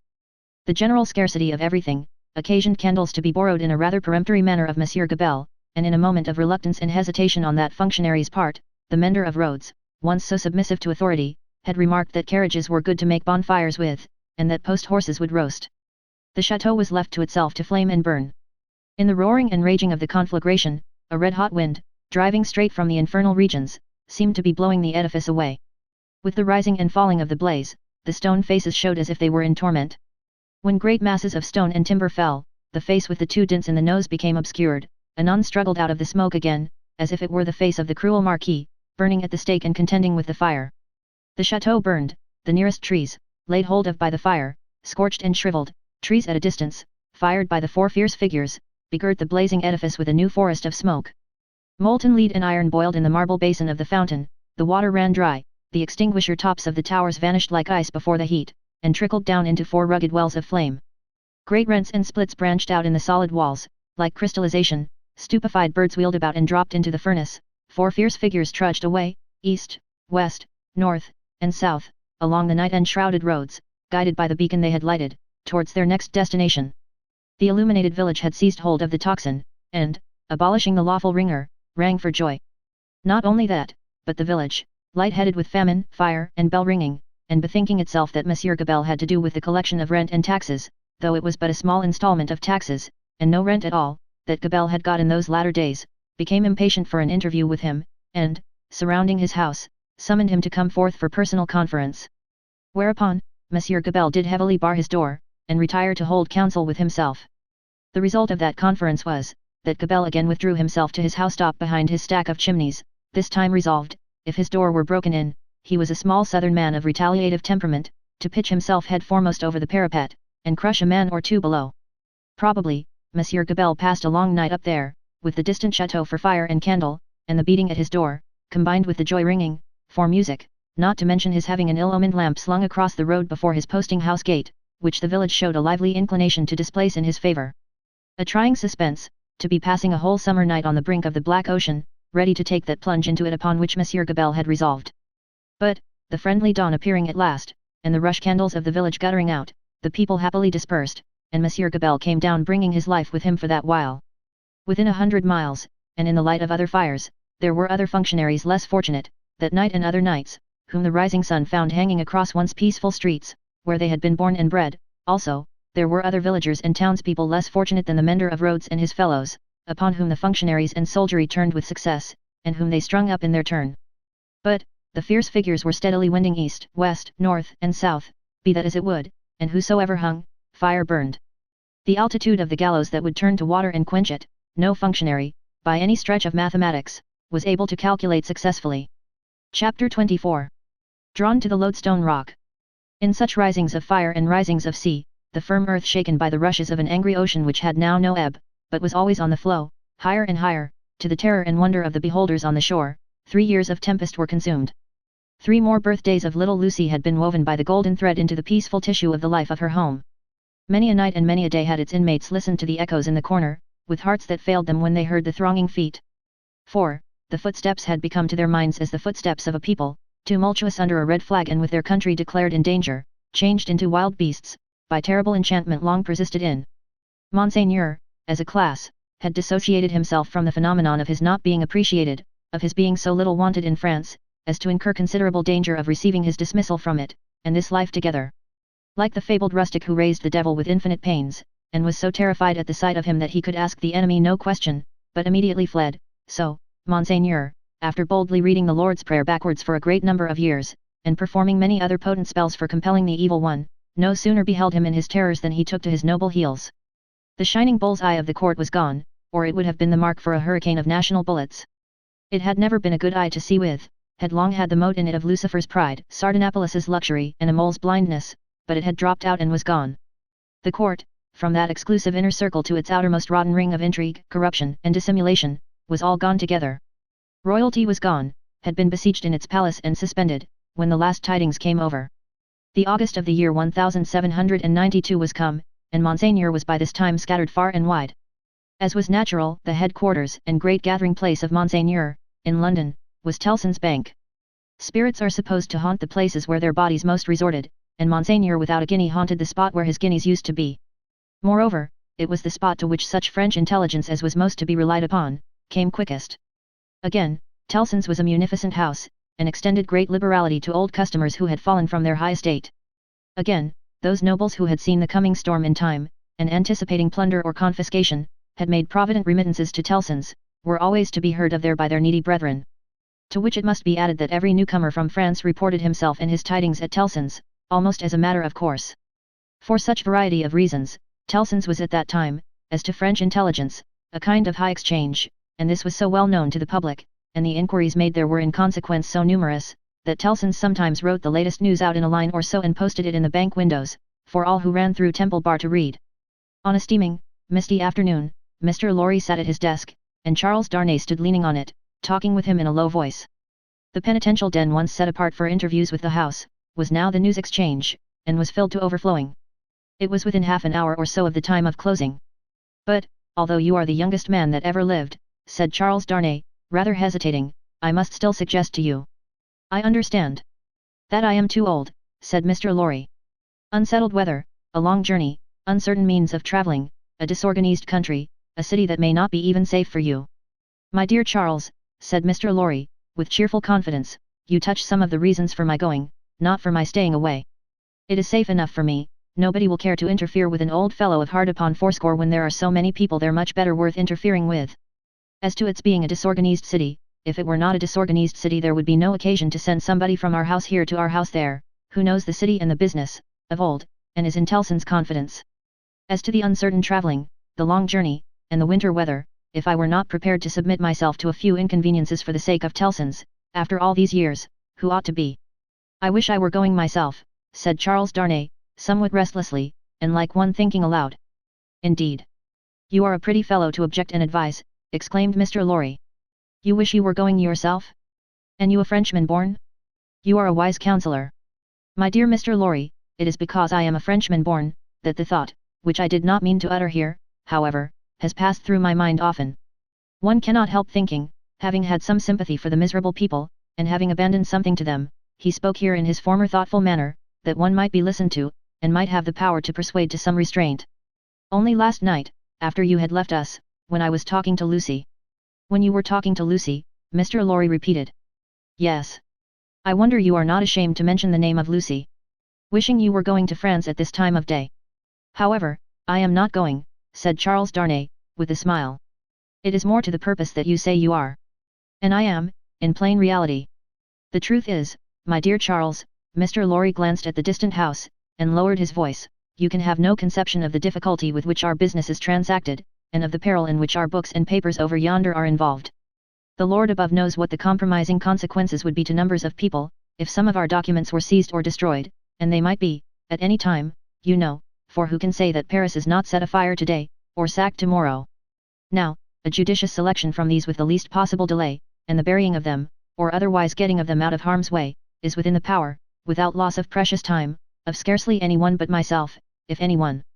And shall I hang back, when Tellson's knows this and says this, Tellson's, whose bread I have eaten these 60 years, because I am a little stiff about the joints? Why, I am a boy, sir, to half a dozen old codgers here. How I admire the gallantry of your youthful spirit, Mr. Lorry. Tut! Nonsense, sir, and, my dear Charles, said Mr. Lorry, glancing at the house again, you are to remember, that getting things out of Paris at this present time, no matter what things, is next to an impossibility. Papers and precious matters were this very day brought to us here, I speak in strict confidence, it is not business-like to whisper it, even to you, by the strangest bearers you can imagine, every one of whom had his head hanging on by a single hair as he passed the barriers. At another time, our parcels would come and go, as easily as in business-like old England, but now, everything is stopped. And do you really go tonight? I really go tonight, for the case has become too pressing to admit of delay. And do you take no one with you?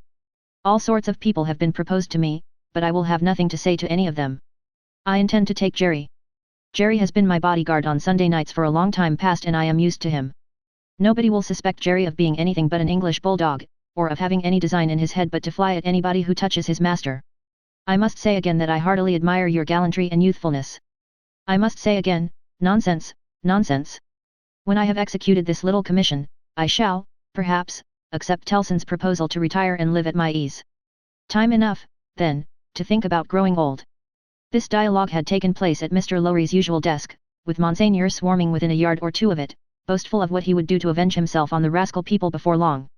It was too much the way of Monseigneur under his reverses as a refugee, and it was much too much the way of native British orthodoxy, to talk of this terrible revolution as if it were the only harvest ever known under the skies that had not been sown, as if nothing had ever been done, or omitted to be done, that had led to it, as if observers of the wretched millions in France, and of the misused and perverted resources that should have made them prosperous, had not seen it inevitably coming years before, and had not in plain words recorded what they saw.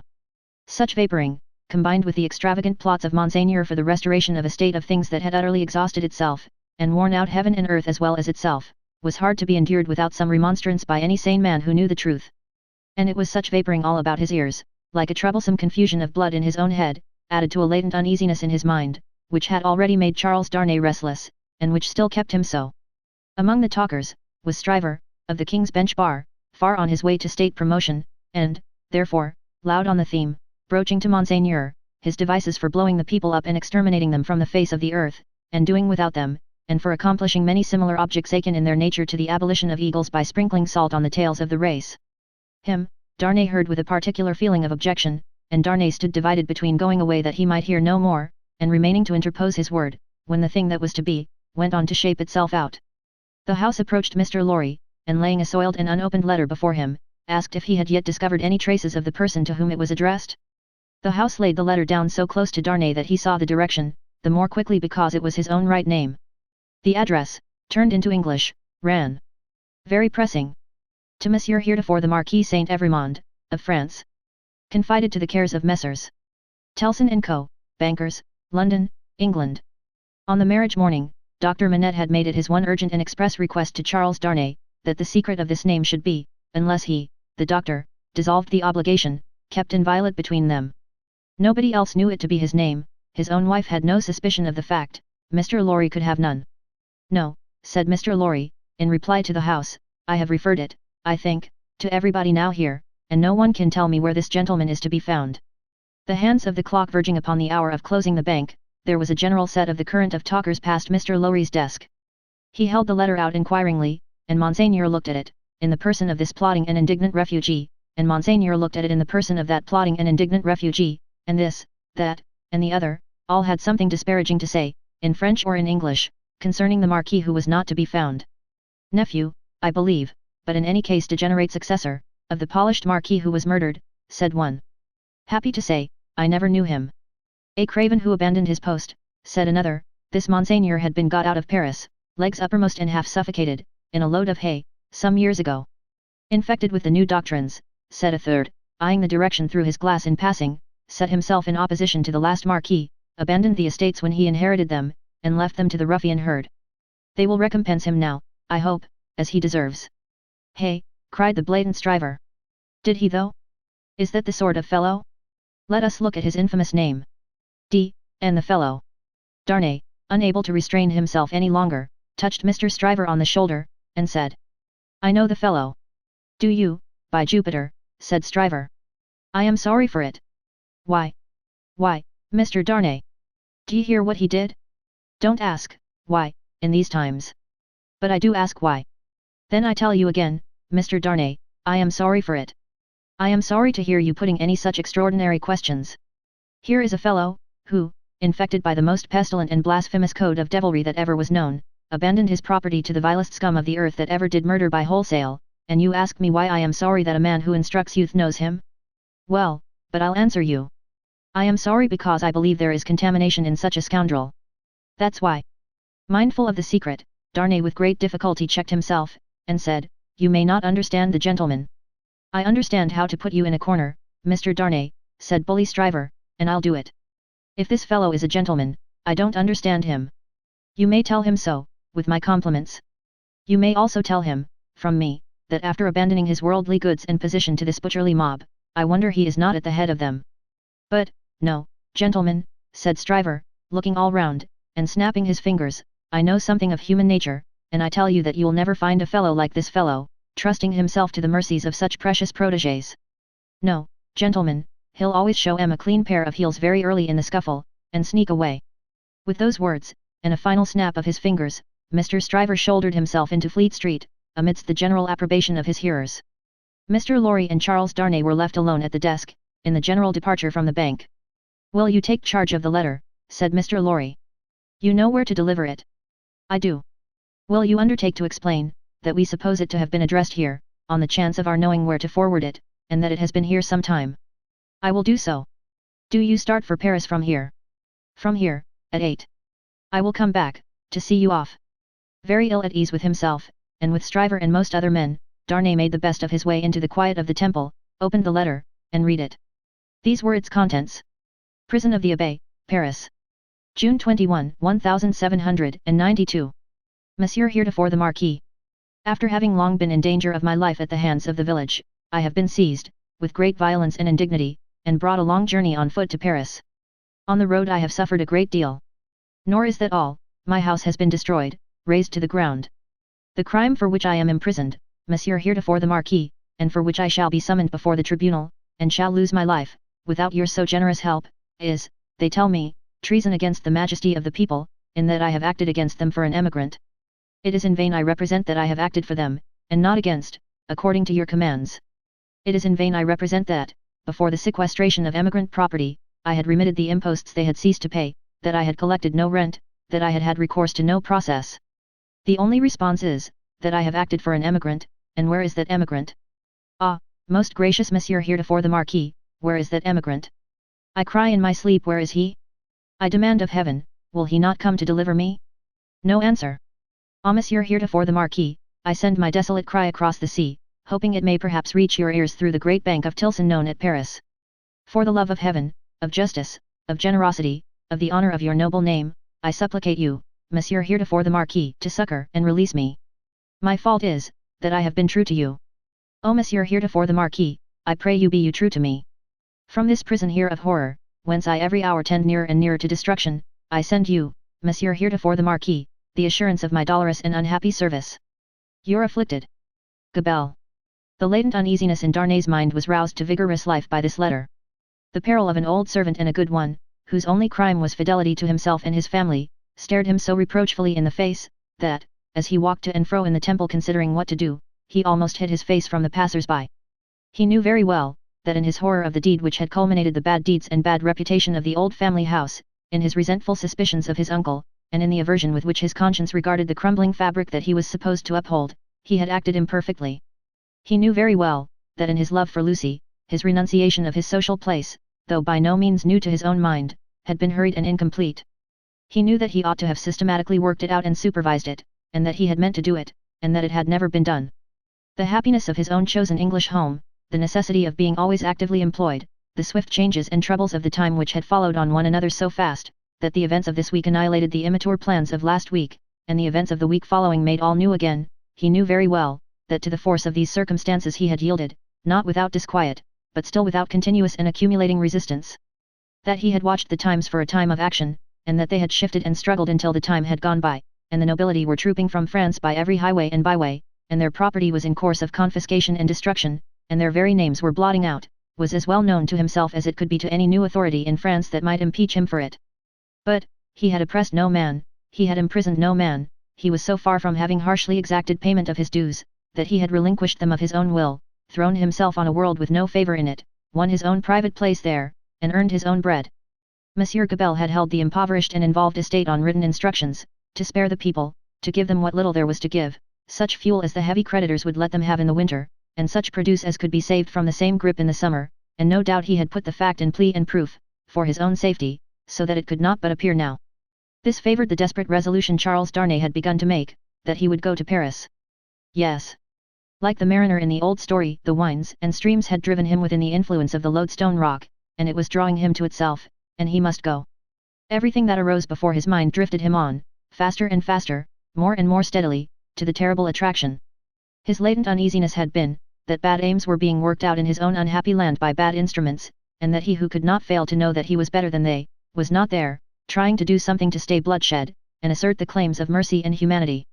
With this uneasiness half stifled, and half reproaching him, he had been brought to the pointed comparison of himself with the brave old gentleman in whom duty was so strong, upon that comparison, injurious to himself, had instantly followed the sneers of Monseigneur, which had stung him bitterly, and those of Stryver, which above all were coarse and galling, for old reasons. Upon those, had followed Gabelle's letter, the appeal of an innocent prisoner, in danger of death, to his justice, honour and good name. His resolution was made. He must go to Paris. Yes. The lodestone rock was drawing him, and he must sail on, until he struck. He knew of no rock, he saw hardly any danger. The intention with which he had done what he had done, even although he had left it incomplete, presented it before him in an aspect that would be gratefully acknowledged in France on his presenting himself to assert it. Then, that glorious vision of doing good, which is so often the sanguine mirage of so many good minds, arose before him, and he even saw himself in the illusion with some influence to guide this raging revolution that was running so fearfully wild. As he walked to and fro with his resolution made, he considered that neither Lucy nor her father must know of it until he was gone.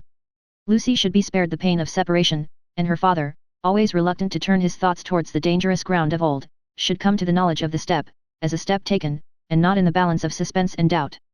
How much of the incompleteness of his situation was referable to her father, through the painful anxiety to avoid reviving old associations of France in his mind, he did not discuss with himself. But, that circumstance too, had had its influence in his course. He walked to and fro, with thoughts very busy, until it was time to return to Tellson's and take leave of Mr. Lorry. As soon as he arrived in Paris he would present himself to this old friend, but he must say nothing of his intention now. A carriage with post horses was ready at the bank door, and Jerry was booted and equipped. "I have delivered that letter," said Charles Darnay to Mr. Lorry. "I would not consent to your being charged with any written answer, but perhaps you will take a verbal one." "That I will, and readily," said Mr. Lorry, "if it is not dangerous." "Not at all. Though it is to a prisoner in the Abbaye." "What is his name?" said Mr. Lorry, with his open pocket-book in his hand. "Gabelle." "Gabelle. And what is the message to the unfortunate Gabelle in prison?" "Simply, that he has received the letter, and will come. Any time mentioned." "He will start upon his journey tomorrow night." "Any person mentioned?" "No." He helped Mr. Lorry to wrap himself in a number of coats and cloaks, and went out with him from the warm atmosphere of the old bank, into the misty air of Fleet Street. "My love to Lucy, and to little Lucy," said Mr. Lorry at parting, "and take precious care of them till I come back." Charles Darnay shook his head and doubtfully smiled, as the carriage rolled away. That night, it was the 14th of August, he sat up late, and wrote 2 fervent letters. One was to Lucy, explaining the strong obligation he was under to go to Paris, and showing her, at length, the reasons that he had, for feeling confident that he could become involved in no personal danger there. The other was to the doctor, confiding Lucy and their dear child to his care, and dwelling on the same topics with the strongest assurances. To both, he wrote that he would dispatch letters in proof of his safety, immediately after his arrival. It was a hard day, that day of being among them, with the first reservation of their joint lives on his mind. It was a hard matter to preserve the innocent deceit of which they were profoundly unsuspicious. But, an affectionate glance at his wife, so happy and busy, made him resolute not to tell her what impended. He had been half moved to do it, so strange it was to him to act in anything without her quiet aid, and the day passed quickly. Early in the evening he embraced her, and her scarcely less dear namesake, pretending that he would return by and by. An imaginary engagement took him out, and he had secreted a valise of clothes ready, and so he emerged into the heavy mist of the heavy streets, with a heavier heart. The unseen force was drawing him fast to itself, now, and all the tides and winds were setting straight and strong towards it. He left his 2 letters with a trusty porter, to be delivered half an hour before midnight, and no sooner, took horse for Dover, and began his journey. "For the love of heaven, of justice, of generosity, of the honour of your noble name," was the poor prisoner's cry with which he strengthened his sinking heart, as he left all that was dear on earth behind him, and floated away for the lodestone rock. The end of the 2nd book. Book the 3rd, The Track of a Storm. Chapter 1. In secret. The traveller fared slowly on his way, who fared towards Paris from England in the autumn of the year 1792. More than enough of bad roads, bad equipages, and bad horses, he would have encountered to delay him, though the fallen and unfortunate King of France had been upon his throne in all his glory, but, the changed times were fraught with other obstacles than these. Every town gate and village taxing house had its band of citizen patriots, with their national muskets in a most explosive state of readiness, who stopped all comers and goers, cross-questioned them, inspected their papers, looked for their names in lists of their own, turned them back, or sent them on, or stopped them and laid them in hold, as their capricious judgment or fancy deemed best for the dawning republic, one and indivisible, of liberty, equality, fraternity, or death. A very few French leagues of his journey were accomplished, when Charles Darnay began to perceive that for him along these country roads there was no hope of return until he should have been declared a good citizen at Paris. Whatever might befall now, he must on to his journey's end. Not a mean village closed upon him, not a common barrier dropped across the road behind him, but he knew it to be another iron door in the series that was barred between him and England. The universal watchfulness so encompassed him, that if he had been taken in a net, or were being forwarded to his destination in a cage, he could not have felt his freedom more completely gone. This universal watchfulness not only stopped him on the highway 20 times in a stage, but retarded his progress 20 times in a day, by riding after him and taking him back, riding before him and stopping him by anticipation, riding with him and keeping him in charge. He had been days upon his journey in France alone, when he went to bed tired out, in a little town on the high road, still a long way from Paris. Nothing but the production of the afflicted Gabelle's letter from his prison of the Abbaye would have got him on so far. His difficulty at the guardhouse in this small place had been such, that he felt his journey to have come to a crisis. And he was, therefore, as little surprised as a man could be, to find himself awakened at the small inn to which he had been remitted until morning, in the middle of the night. Awakened by a timid local functionary and 3 armed patriots in rough red caps and with pipes in their mouths, who sat down on the bed. "Emigrant," said the functionary, "I am going to send you on to Paris, under an escort." "Citizen, I desire nothing more than to get to Paris, though I could dispense with the escort." "Silence," growled a red cap, striking at the coverlet with the butt end of his musket. "Peace, aristocrat." "It is as the good patriot says," observed the timid functionary. "You are an aristocrat, and must have an escort, and must pay for it." "I have no choice," said Charles Darnay. "Choice? Listen to him," cried the same scowling red cap. "As if it was not a favour to be protected from the lamp iron." "It is always as the good patriot says," observed the functionary. "Rise and dress yourself, emigrant." Darnay complied, and was taken back to the guard-house, where other patriots in rough red caps were smoking, drinking, and sleeping, by a watch fire. Here he paid a heavy price for his escort, and hence he started with it on the wet roads at 3 o'clock in the morning. The escort were 2 mounted patriots in red caps and tricolored cockades, armed with national muskets and sabres, who rode one on either side of him. The escorted governed his own horse, but a loose line was attached to his bridle, the end of which one of the patriots kept girded round his wrist. In this state they set forth with the sharp rain driving in their faces, clattering at a heavy dragoon trot over the uneven town pavement, and out upon the mire-deep roads. In this state they traversed without change, except of horses and pace, all the mire-deep leagues that lay between them and the capital. They travelled in the night, halting an hour or 2 after daybreak, and lying by until the twilight fell. The escort were so wretchedly clothed, that they twisted straw round their bare legs, and thatched their ragged shoulders to keep the wet off. Apart from the personal discomfort of being so attended, and apart from such considerations of present danger as arose from one of the patriots being chronically drunk, and carrying his musket very recklessly, Charles Darnay did not allow the restraint that was laid upon him to awaken any serious fears in his breast, for, he reasoned with himself that it could have no reference to the merits of an individual case that was not yet stated, and of representations, confirmable by the prisoner in the Abbaye, that were not yet made. But when they came to the town of Beauvais, which they did at eventide, when the streets were filled with people, he could not conceal from himself that the aspect of affairs was very alarming. An ominous crowd gathered to see him dismount of the posting yard, and many voices called out loudly, "Down with the emigrant!" He stopped in the act of swinging himself out of his saddle, and, resuming it as his safest place, said, "Emigrant, my friends! Do you not see me here, in France, of my own will?" "You are a cursed emigrant," cried a farrier, making at him in a furious manner through the press, hammer in hand, "and you are a cursed aristocrat." The postmaster interposed himself between this man and the rider's bridle, at which he was evidently making, and soothingly said, "Let him be, let him be. He will be judged at Paris." "Judged," repeated the farrier, swinging his hammer. "Aye, and condemned as a traitor." At this the crowd roared approval. Checking the postmaster, who was for turning his horse's head to the yard, the drunken patriot sat composedly in his saddle looking on, with the line round his wrist. Darnay said, as soon as he could make his voice heard, "Friends, you deceive yourselves, or you are deceived. I am not a traitor." "He lies," cried the smith. "He is a traitor since the decree. His life is forfeit to the people. His cursed life is not his own." At the instant when Darnay saw a rush in the eyes of the crowd, which another instant would have brought upon him, the postmaster turned his horse into the yard, the escort rode in close upon his horse's flanks, and the postmaster shut and barred the crazy double gates. The farrier struck a blow upon them with his hammer, and the crowd groaned, but, no more was done. "What is this decree that the smith spoke of?" Darnay asked the postmaster, when he had thanked him, and stood beside him in the yard. "Truly, a decree for selling the property of emigrants." "When passed?" "On the 14th. The day I left England. Everybody says it is but one of several, and that there will be others, if there are not already, banishing all emigrants, and condemning all to death who return." That is what he meant when he said your life was not your own. But there are no such decrees yet. What do I know, said the postmaster, shrugging his shoulders, there may be, or there will be.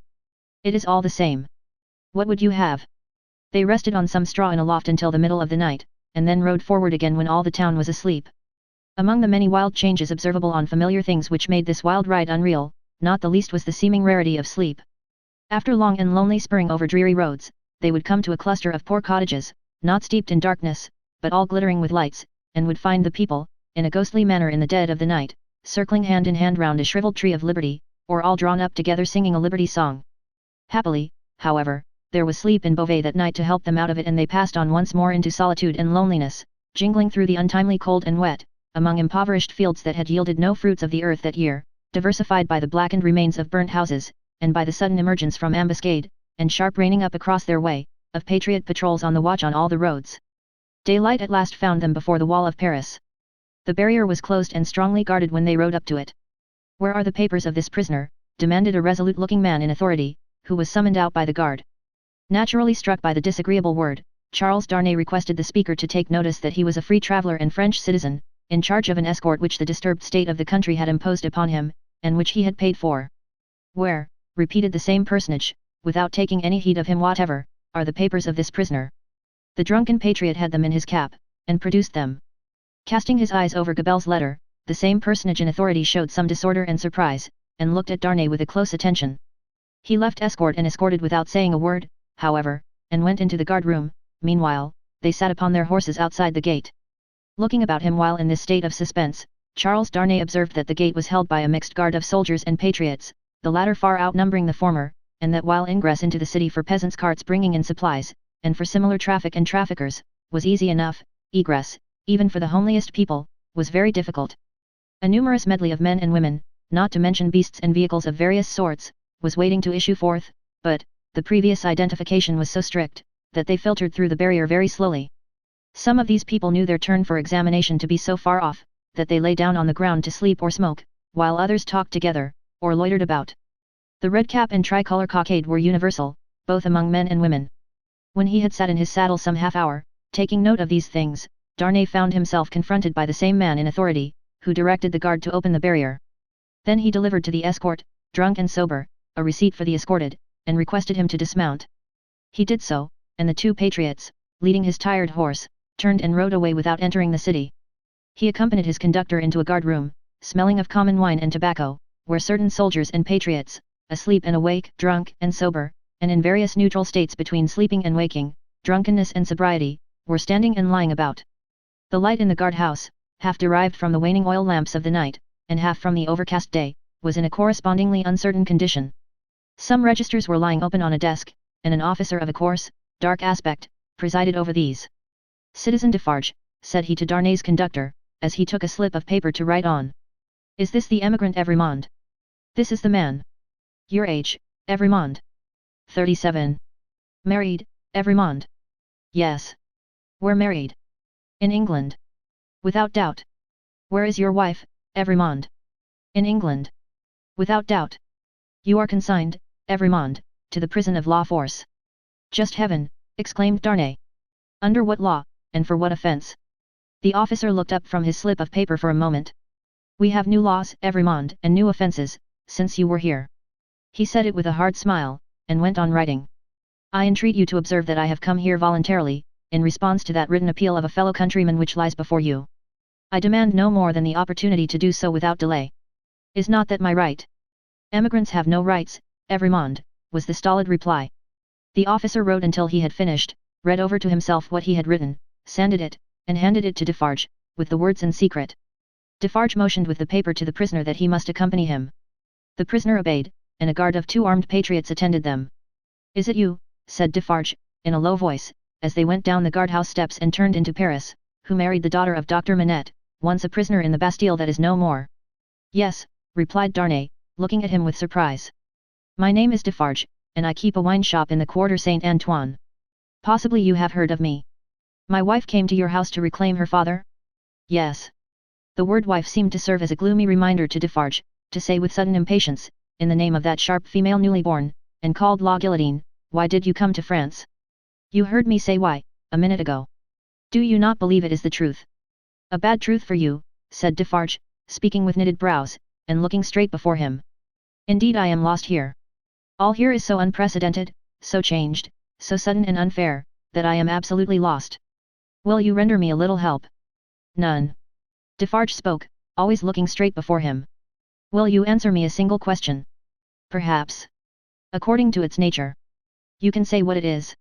In this prison that I am going to so unjustly, shall I have some free communication with the world outside? You will see. I am not to be buried there, prejudged, and without any means of presenting my case. You will see. But, what then? Other people have been similarly buried in worse prisons, before now. But never by me, Citizen Defarge. Defarge glanced darkly at him for answer, and walked on in a steady and set silence. The deeper he sank into this silence, the fainter hope there was, or so Darnay thought, of his softening in any slight degree. He, therefore, made haste to say. It is of the utmost importance to me, you know, citizen, even better than I, of how much importance, that I should be able to communicate to Mr. Lorry of Tellson's Bank, an English gentleman who is now in Paris, the simple fact, without comment, that I have been thrown into the prison of La Force. Will you cause that to be done for me? I will do, Defarge doggedly rejoined, nothing for you. My duty is to my country and the people. I am the sworn servant of both, against you. I will do nothing for you. Charles Darnay felt it hopeless to entreat him further, and his pride was touched besides. As they walked on in silence, he could not but see how used the people were to the spectacle of prisoners passing along the streets. The very children scarcely noticed him. A few passers turned their heads, and a few shook their fingers at him as an aristocrat. Otherwise, that a man in good clothes should be going to prison, was no more remarkable than that a labourer in working clothes should be going to work. In one narrow, dark, and dirty street through which they passed, an excited orator, mounted on a stool, was addressing an excited audience on the crimes against the people, of the king and the royal family. The few words that he caught from this man's lips, first made it known to Charles Darnay that the king was in prison, and that the foreign ambassadors had one and all left Paris. On the road, except at Beauvais, he had heard absolutely nothing. The escort and the universal watchfulness had completely isolated him. That he had fallen among far greater dangers than those which had developed themselves when he left England, he of course knew now. That perils had thickened about him fast, and might thicken faster and faster yet, he of course knew now. He could not but admit to himself that he might not have made this journey, if he could have foreseen the events of a few days. And yet his misgivings were not so dark as, imagined by the light of this later time, they would appear. Troubled as the future was, it was the unknown future, and in its obscurity there was ignorant hope. The horrible massacre, days and nights long, which, within a few rounds of the clock, was to set a great mark of blood upon the blessed garnering time of harvest, was as far out of his knowledge as if it had been 100,000 years away. The sharp female newly born, and called La Guillotine, was hardly known to him, or to the generality of people, by name.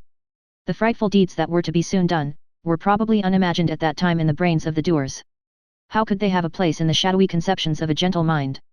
Of unjust treatment in detention and hardship, and in cruel separation from his wife and child, he foreshadowed the likelihood, or the certainty, but, beyond this, he dreaded nothing distinctly. With this on his mind, which was enough to carry into a dreary prison courtyard, he arrived at the prison of La Force. A man with a bloated face opened the strong wicket, to whom Defarge presented the emigrant Evrémonde. What the devil? How many more of them? Exclaimed the man with the bloated face. Defarge took his receipt without noticing the exclamation, and withdrew, with his two fellow patriots. What the devil, I say again, exclaimed the jailer, left with his wife. How many more? The jailer's wife, being provided with no answer to the question, merely replied, one must have patience, my dear. Three turnkeys who entered responsive to a bell she rang, echoed the sentiment, and one added, for the love of liberty, which sounded in that place like an inappropriate conclusion. The prison of La Force was a gloomy prison, dark and filthy, and with a horrible smell of foul sleep in it. Extraordinary how soon the noisome flavour of imprisoned sleep becomes manifest in all such places that are ill cared for. In secret, too, grumbled the jailer, looking at the written paper. As if I was not already full to bursting. He stuck the paper on a file, in an ill humour, and Charles Darnay awaited his further pleasure for half an hour, sometimes, pacing to and fro in the strong arched room, sometimes, resting on a stone seat, in either case detained to be imprinted on the memory of the chief and his subordinates. Come, said the chief, at length taking up his keys, come with me, emigrant. Through the dismal prison twilight, his new charge accompanied him by corridor and staircase, many doors clanging and locking behind them, until they came into a large, low, vaulted chamber, crowded with prisoners of both sexes. The women were seated at a long table, reading and writing, knitting, sewing, and embroidering, the men were for the most part standing behind their chairs, or lingering up and down the room. In the instinctive association of prisoners with shameful crime and disgrace, the newcomer recoiled from this company. But the crowning unreality of his long unreal ride, was, there all at once rising to receive him, with every refinement of manner known to the time, and with all the engaging graces and courtesies of life. So strangely clouded were these refinements by the prison manners and gloom, so spectral did they become in the inappropriate squalor and misery through which they were seen, that Charles Darnay seemed to stand in a company of the dead. Ghosts all.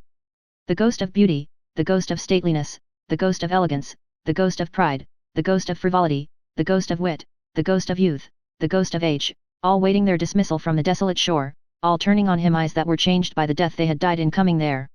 It struck him motionless. The jailer standing at his side, and the other jailers moving about, who would have been well enough as to appearance in the ordinary exercise of their functions, looked so extravagantly coarse contrasted with sorrowing mothers and blooming daughters who were there, with the apparitions of the coquette, the young beauty, and the mature woman delicately bred, that the inversion of all experience and likelihood which the scene of shadows presented, was heightened to its utmost. Surely, ghosts all. Surely, the long unreal ride some progress of disease that had brought him to these gloomy shades. In the name of the assembled companions in misfortune, said a gentleman of courtly appearance and address, coming forward, I have the honor of giving you welcome to La Force, and of condoling with you on the calamity that has brought you among us. May it soon terminate happily. It would be an impertinence elsewhere, but it is not so here, to ask your name and condition. Charles Darnay roused himself, and gave the required information, in words as suitable as he could find. But I hope, said the gentleman, following the chief jailer with his eyes, who moved across the room, that you are not in secret. I do not understand the meaning of the term, but I have heard them say so. Ah, what a pity! We so much regret it. But take courage, several members of our society have been in secret at first and it has lasted but a short time. Then he added, raising his voice, I grieve to inform the society, in secret. There was a murmur of commiseration as Charles Darnay crossed the room to a grated door where the jailer awaited him, and many voices, among which, the soft and compassionate voices of women were conspicuous, gave him good wishes and encouragement. He turned at the grated door, to render the thanks of his heart, it closed under the jailer's hand, and the apparitions vanished from his sight forever.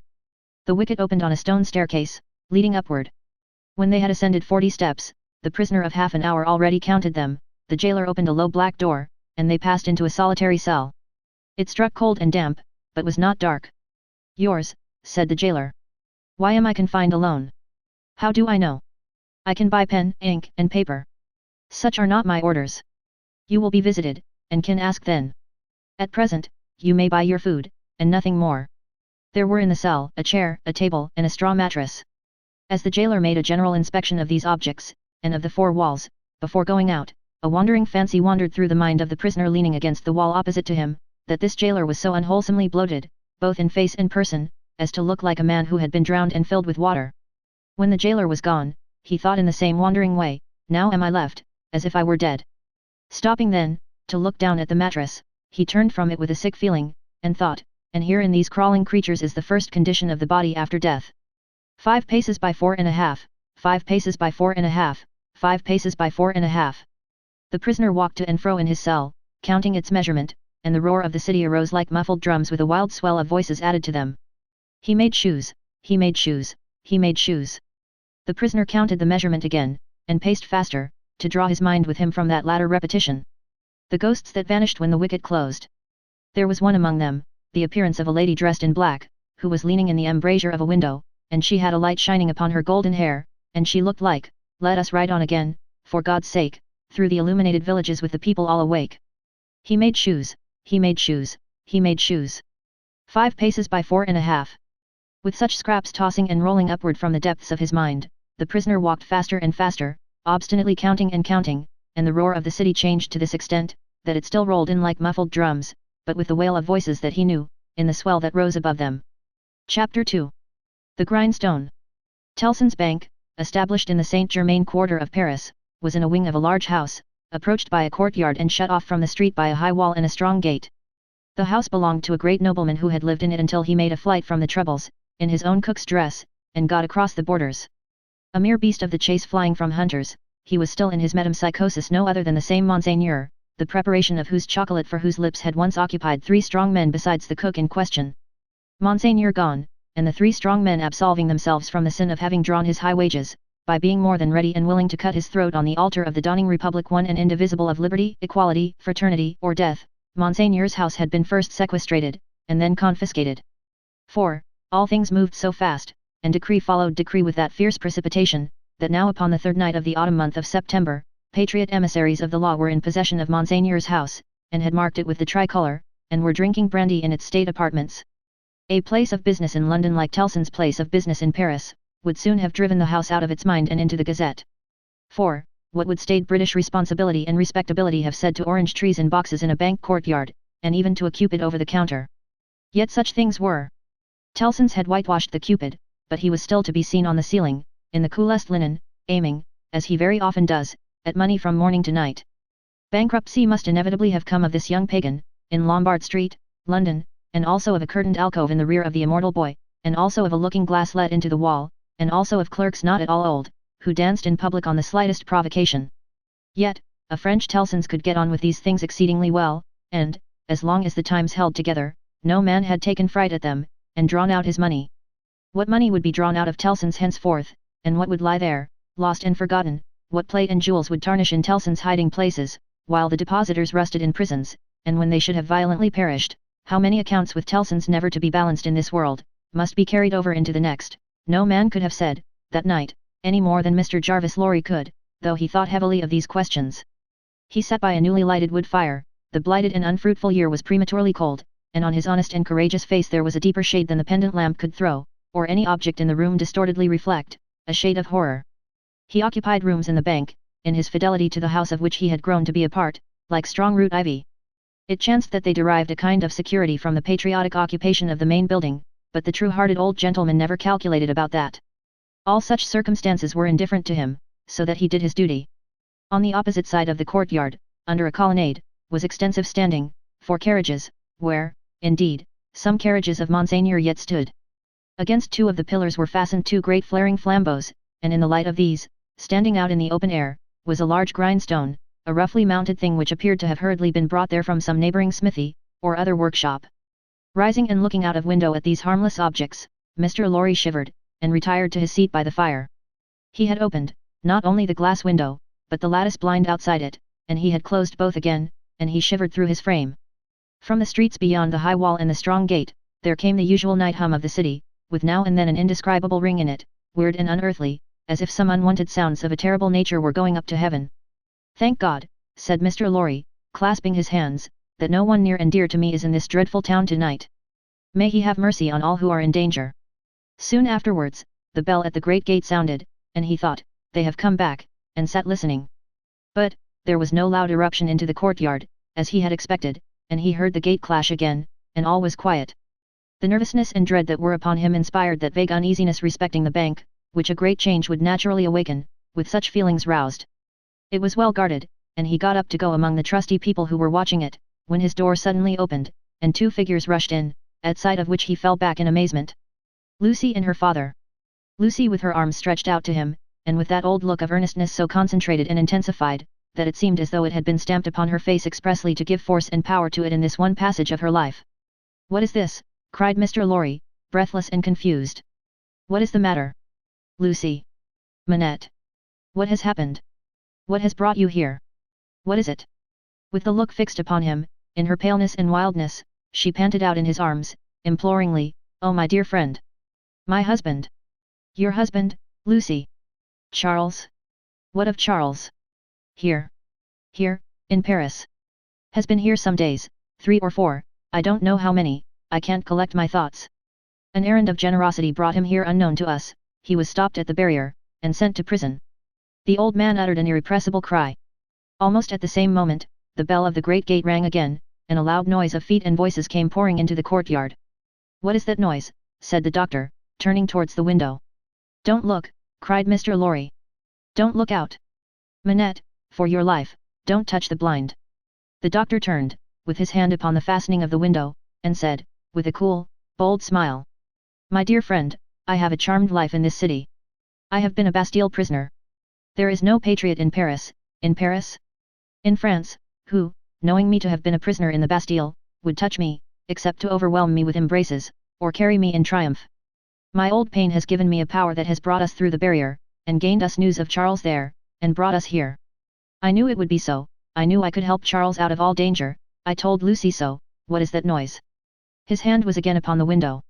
Don't look, cried Mr. Lorry, absolutely desperate. No, Lucy, my dear, nor you. He got his arm round her, and held her. Don't be so terrified, my love. I solemnly swear to you that I know of no harm having happened to Charles, that I had no suspicion even of his being in this fatal place. What prison is he in? Law Force. Law Force.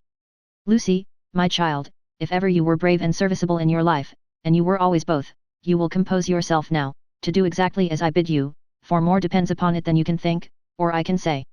There is no help for you in any action on your part tonight, you cannot possibly stir out.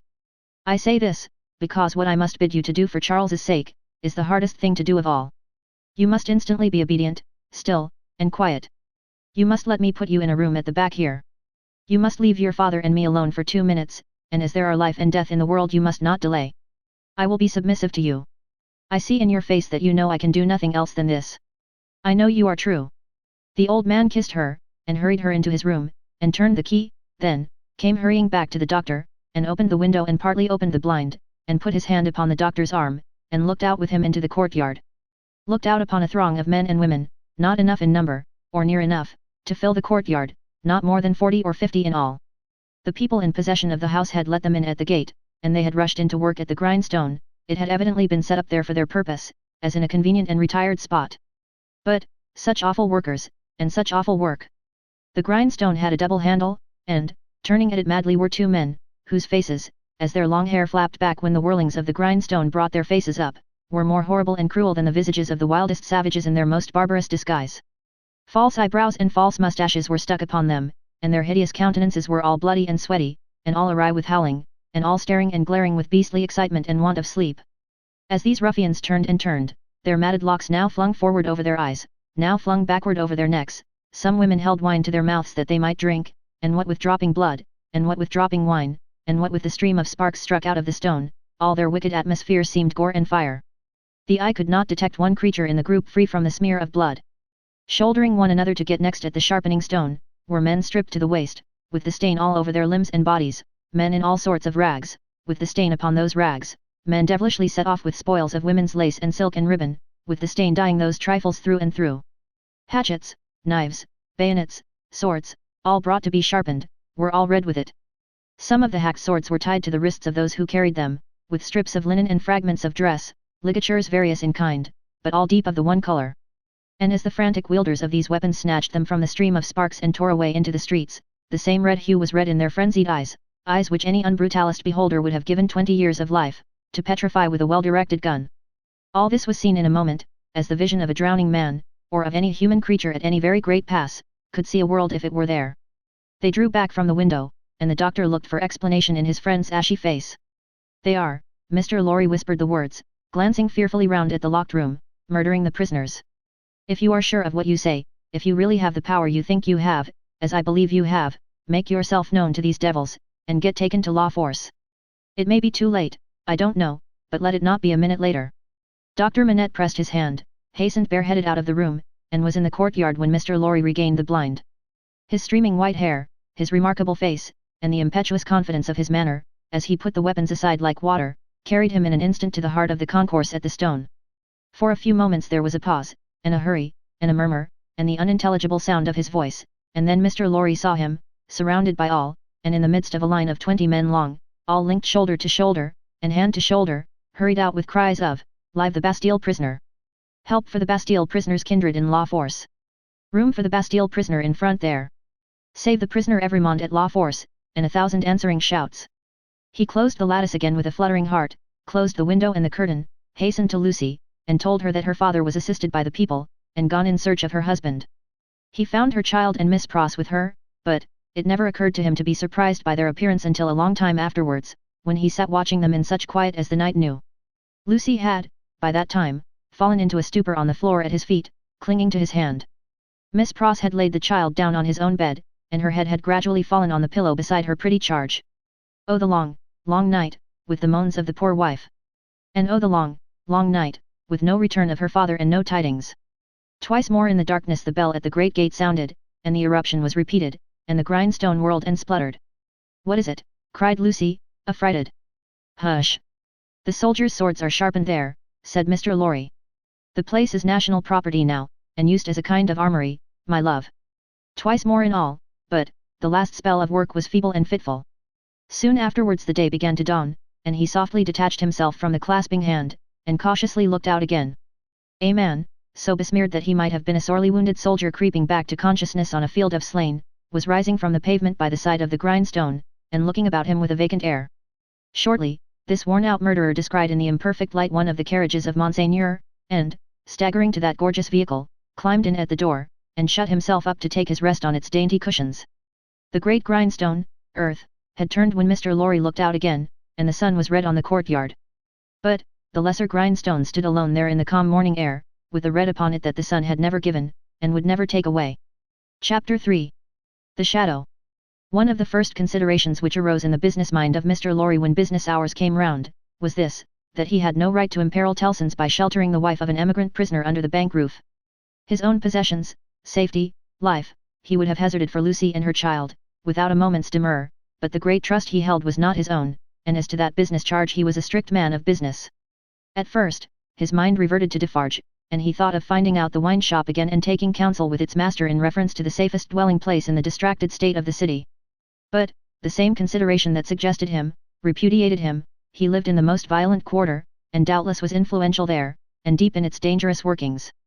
Noon coming, and the doctor not returning, and every minute's delay tending to compromise Tellson's, Mr. Lorry advised with Lucy. She said that her father had spoken of hiring a lodging for a short term, in that quarter, near the banking house. As there was no business objection to this, and as he foresaw that even if it were all well with Charles, and he were to be released, he could not hope to leave the city, Mr. Lorry went out in quest of such a lodging, and found a suitable one, high up in a removed by-street where the closed blinds in all the other windows of a high melancholy square of buildings marked deserted homes. To this lodging he at once removed Lucy and her child, and Miss Pross, giving them what comfort he could, and much more than he had himself. He left Jerry with them, as a figure to fill a doorway that would bear considerable knocking on the head, and returned to his own occupations.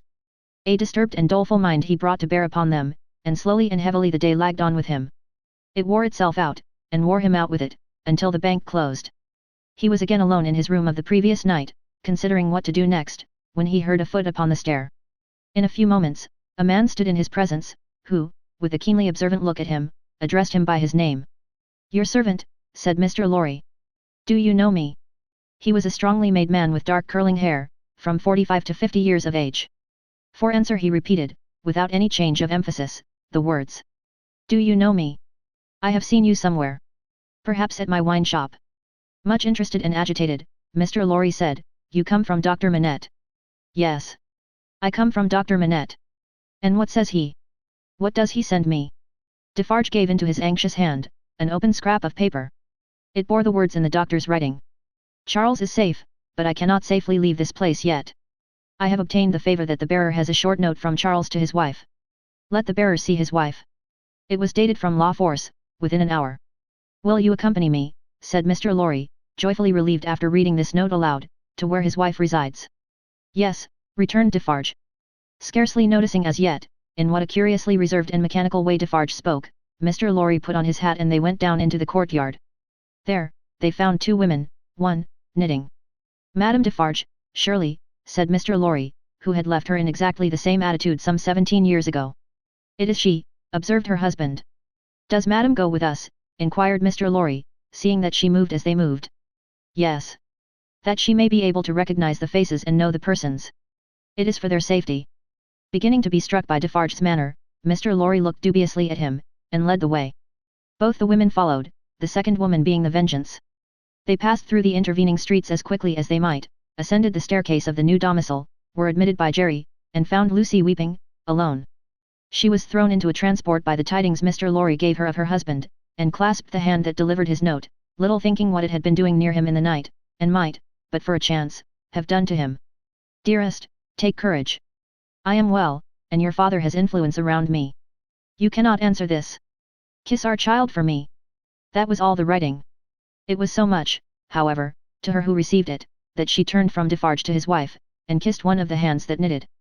It was a passionate, loving, thankful, womanly action, but the hand made no response, dropped cold and heavy, and took to its knitting again. There was something in its touch that gave Lucy a check. She stopped in the act of putting the note in her bosom, and, with her hands yet at her neck, looked terrified at Madame Defarge. Madame Defarge met the lifted eyebrows and forehead with a cold, impassive stare. "My dear," said Mr. Lorry, striking in to explain, "there are frequent risings in the streets, and, although it is not likely they will ever trouble you, Madame Defarge wishes to see those whom she has the power to protect at such times, to the end that she may know them, that she may identify them."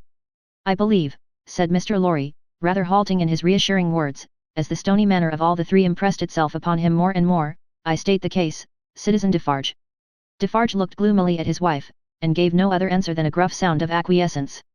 "You had better, Lucy," said Mr. Lorry, doing all he could to propitiate, by tone and manner, "have the dear child here, and our good Pross. Our good Pross, Defarge, is an English lady, and knows no French."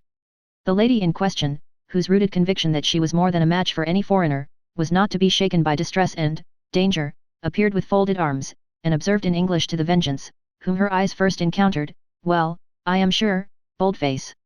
I hope you are pretty well." She also bestowed a British cough on Madame Defarge, but neither of the two took much heed of her. "Is that his child?" said Madame Defarge, stopping in her work for the first time, and pointing her knitting needle at little Lucy as if it were the finger of fate.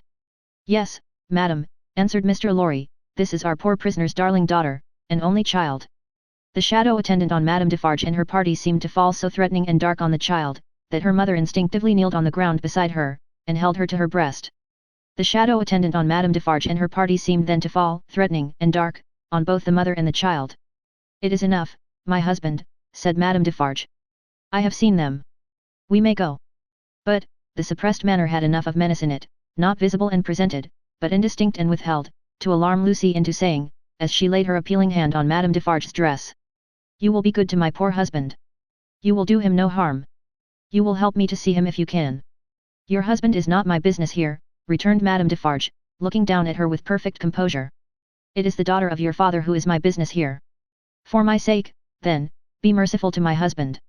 For my child's sake. She will put her hands together and pray you to be merciful. We are more afraid of you than of these others." Madame Defarge received it as a compliment, and looked at her husband. Defarge, who had been uneasily biting his thumbnail and looking at her, collected his face into a sterner expression.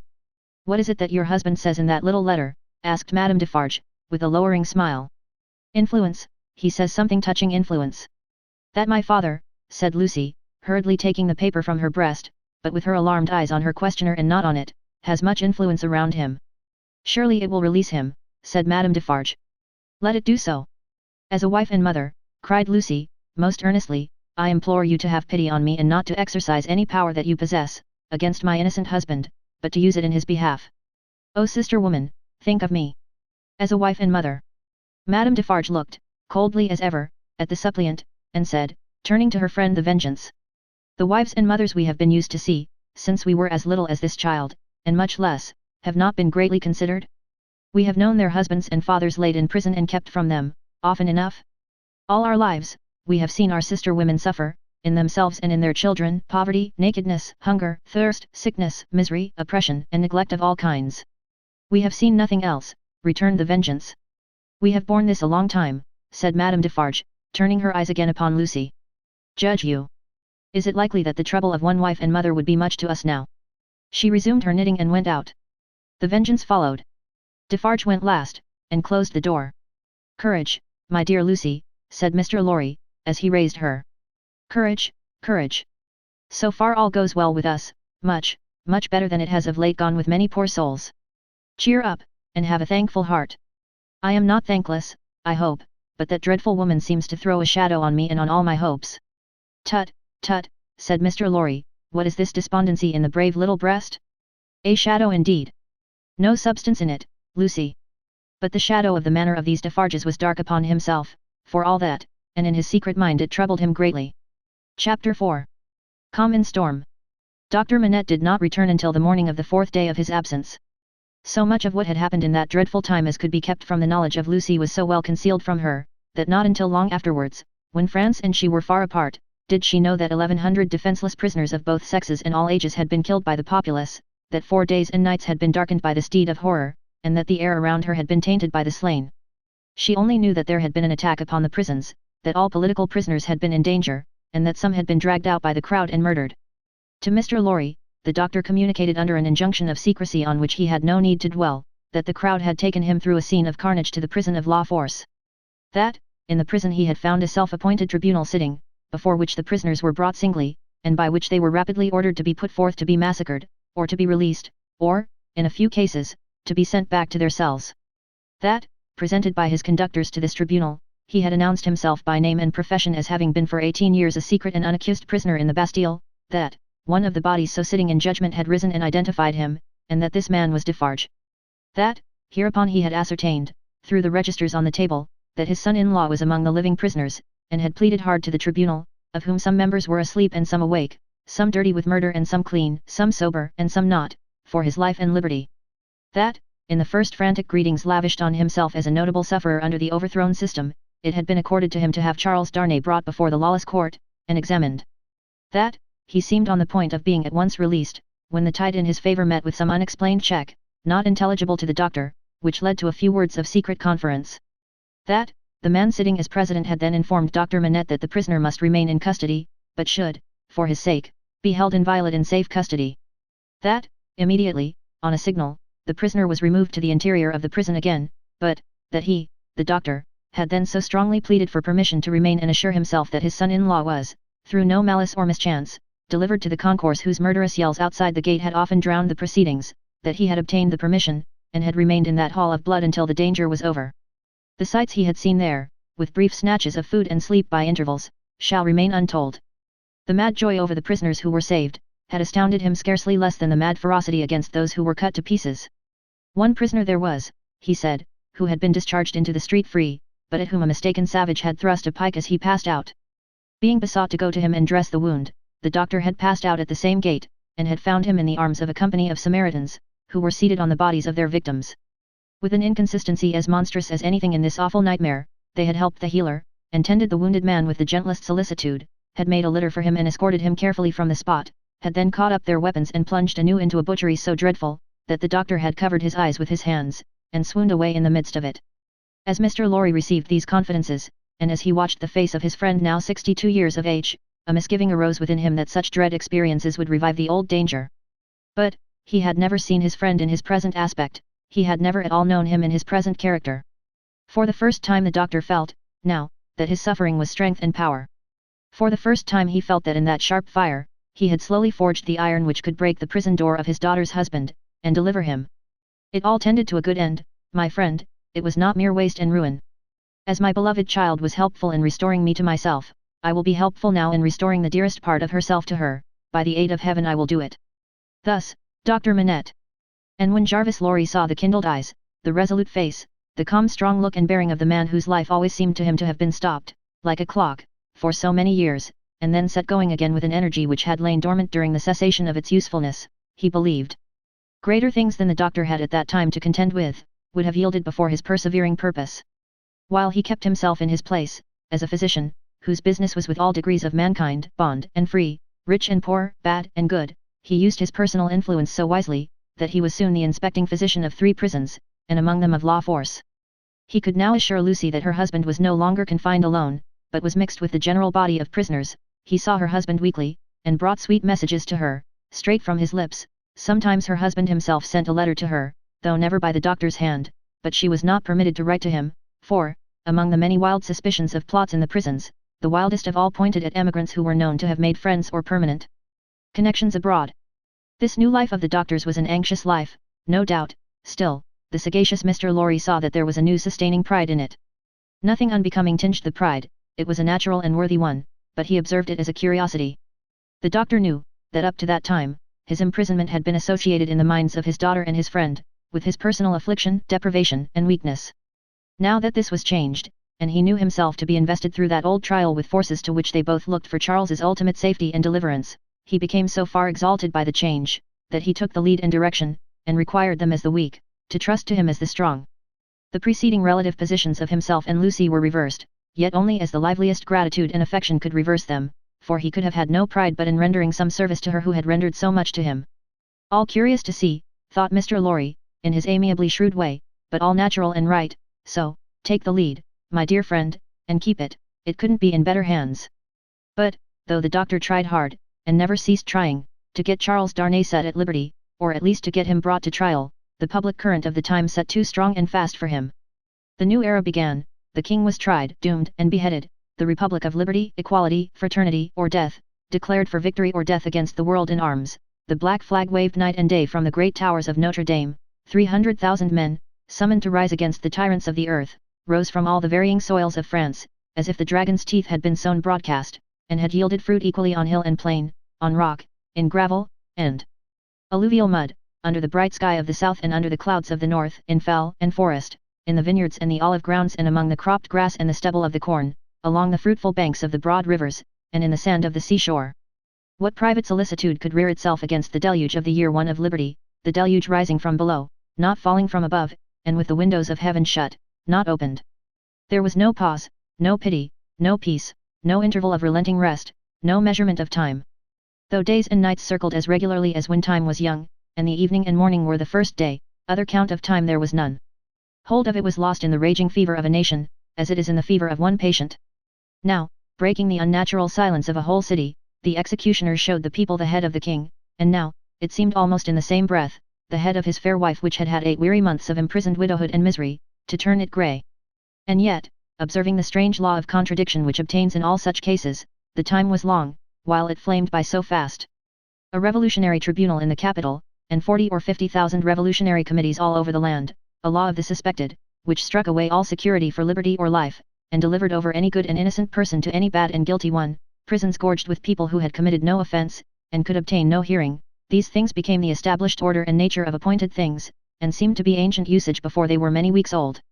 Above all, one hideous figure grew as familiar as if it had been before the general gaze from the foundations of the world, the figure of the sharp female called La Guillotine. It was the popular theme for jests, it was the best cure for headache, it infallibly prevented the hair from turning grey, it imparted a peculiar delicacy to the complexion, it was the national razor which shaved clothes. Who kissed La Guillotine, looked through the little window and sneezed into the sack. It was the sign of the regeneration of the human race. It superseded the cross. Models of it were worn on breasts from which the cross was discarded, and it was bowed down to and believed in where the cross was denied. It sheared off heads so many, that it, and the ground it most polluted, were a rotten red. It was taken to pieces, like a toy puzzle for a young devil, and was put together again when the occasion wanted it. It hushed the eloquent, struck down the powerful, abolished the beautiful and good.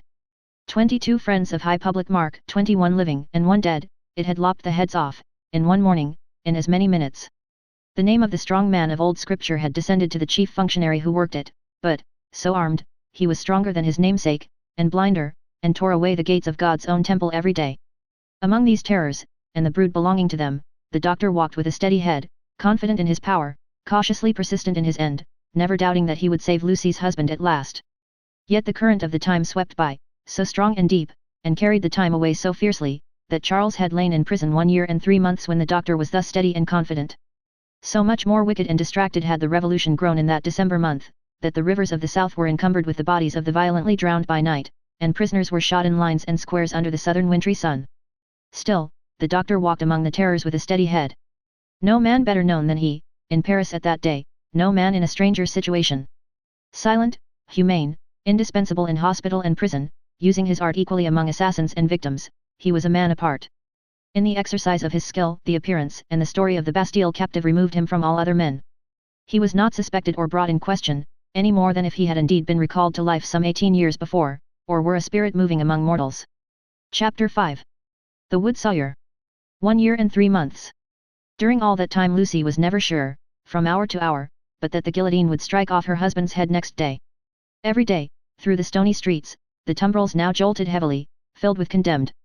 Lovely girls, bright women, brown-haired, black-haired, and grey, youths, stalwart men and old, gentle-born and peasant-born, all red wine for La Guillotine, all daily brought into light from the dark cellars of the loathsome prisons, and carried to her through the streets to slake her devouring thirst. Liberty, equality, fraternity, or death, the last, much the easiest to bestow, O Guillotine. If the suddenness of her calamity, and the whirling wheels of the time, had stunned the doctor's daughter into awaiting the result in idle despair, it would but have been with her as it was with many. But, from the hour when she had taken the white head to her fresh young bosom in the garret of Saint Antoine, she had been true to her duties. She was truest to them in the season of trial, as all the quietly loyal and good will always be. As soon as they were established in their new residence, and her father had entered on the routine of his avocations, she arranged the little household as exactly as if her husband had been there. Everything had its appointed place and its appointed time. Little Lucy she taught, as regularly, as if they had all been united in their English home. The slight devices with which she cheated herself into the show of a belief that they would soon be reunited, the little preparations for his speedy return, the setting aside of his chair and his books, these, and the solemn prayer at night for one dear prisoner especially, among the many unhappy souls in prison and the shadow of death, were almost the only outspoken reliefs of her heavy mind. She did not greatly alter in appearance. The plain dark dresses, akin to mourning dresses, which she and her child wore, were as neat and as well attended to as the brighter clothes of happy days. She lost her color, and the old and intent expression was a constant, not an occasional, thing, otherwise, she remained very pretty and comely. Sometimes, at night on kissing her father, she would burst into the grief she had repressed all day, and would say that her sole reliance, under heaven, was on him. He always resolutely answered, "Nothing can happen to him without my knowledge, and I know that I can save him, Lucy." They had not made the round of their changed life many weeks, when her father said to her, on coming home one evening, "My dear, there is an upper window in the prison, to which Charles can sometimes gain access at 3 in the afternoon. When he can get to it, which depends on many uncertainties and incidents, he might see you in the street, he thinks, if you stood in a certain place that I can show you. But you will not be able to see him, my poor child, and even if you could, it would be unsafe for you to make a sign of recognition. Oh, show me the place, my father, and I will go there every day." From that time, in all weathers, she waited there 2 hours. As the clock struck 2, she was there, and at 4 she turned resignedly away. When it was not too wet or inclement for her child to be with her, they went together. At other times she was alone, but she never missed a single day. It was the dark and dirty corner of a small winding street. The hovel of a cutter of wood into lengths for burning, was the only house at that end, all else was wall. On the 3rd day of her being there, he noticed her. "Good day, citizeness." "Good day, citizen." This mode of address was now prescribed by decree. It had been established voluntarily some time ago, among the more thorough patriots, but was now law for everybody. "Walking here again, citizeness." "You see me, citizen." The wood sawyer, who was a little man with a redundancy of gesture, he had once been a mender of roads, cast a glance at the prison, pointed at the prison, and putting his 10 fingers before his face to represent bars, peeped through them jocosely. "But it's not my business," said he. And went on sawing his wood. Next day he was looking out for her, and accosted her the moment she appeared. "What? Walking here again, citizeness?" "Yes, citizen." "Ah! A child too? Your mother, is it not, my little citizeness?" "Do I say yes, mamma?" whispered little Lucy, drawing close to her. "Yes, dearest." "Yes, citizen." "Ah! But it's not my business. My work is my business. See my saw. I call it my little guillotine. La, la, la, la, la, la." And off his head comes. The billet fell as he spoke, and he threw it into a basket. "I call myself the Samson of the firewood guillotine. See here again. Loo, loo, loo, loo, loo, loo." And off her head comes. Now, a child. Tickle, tickle, pickle, pickle. And off its head comes. All the family. Lucy shuddered as he threw 2 more billets into his basket, but it was impossible to be there while the wood sawyer was at work, and not be in his sight. Thenceforth, to secure his goodwill, she always spoke to him first, and often gave him drink money, which he readily received. He was an inquisitive fellow, and sometimes when she had quite forgotten him in gazing at the prison roof and grates, and in lifting her heart up to her husband, she would come to herself to find him looking at her, with his knee on his bench and his saw stopped in its work. "But it's not my business," he would generally say at those times, and would briskly fall to his sawing again. In all weathers, in the snow and frost of winter, in the bitter winds of spring, in the hot sunshine of summer, in the rains of autumn, and again in the snow and frost of winter, Lucy passed 2 hours of every day at this place, and every day on leaving it, she kissed the prison wall. Her husband saw her, so she learned from her father, it might be once in 5 or 6 times, it might be twice or thrice running, it might be, not for a week or a fortnight together. It was enough that he could and did see her when the chances served, and on that possibility she would have waited out the day, 7 days a week. These occupations brought her round to the December month, wherein her father walked among the terrors with a steady head.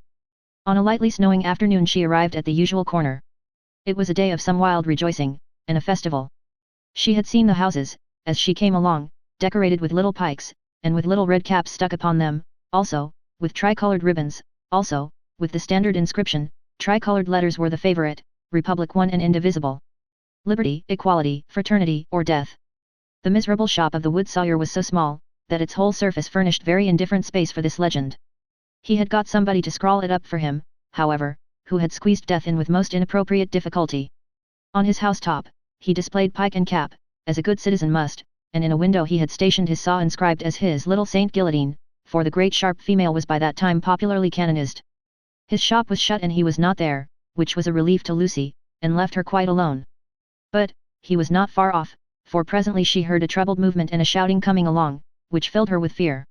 A moment afterwards, and a throng of people came pouring round the corner by the prison wall, in the midst of whom was the wood sawyer hand in hand with the Vengeance. There could not be fewer than 500 people, and they were dancing like 5,000 demons. There was no other music than their own singing. They danced to the popular Revolution song, keeping a ferocious time that was like a gnashing of teeth in unison. Men and women danced together, women danced together, men danced together, as hazard had brought them together.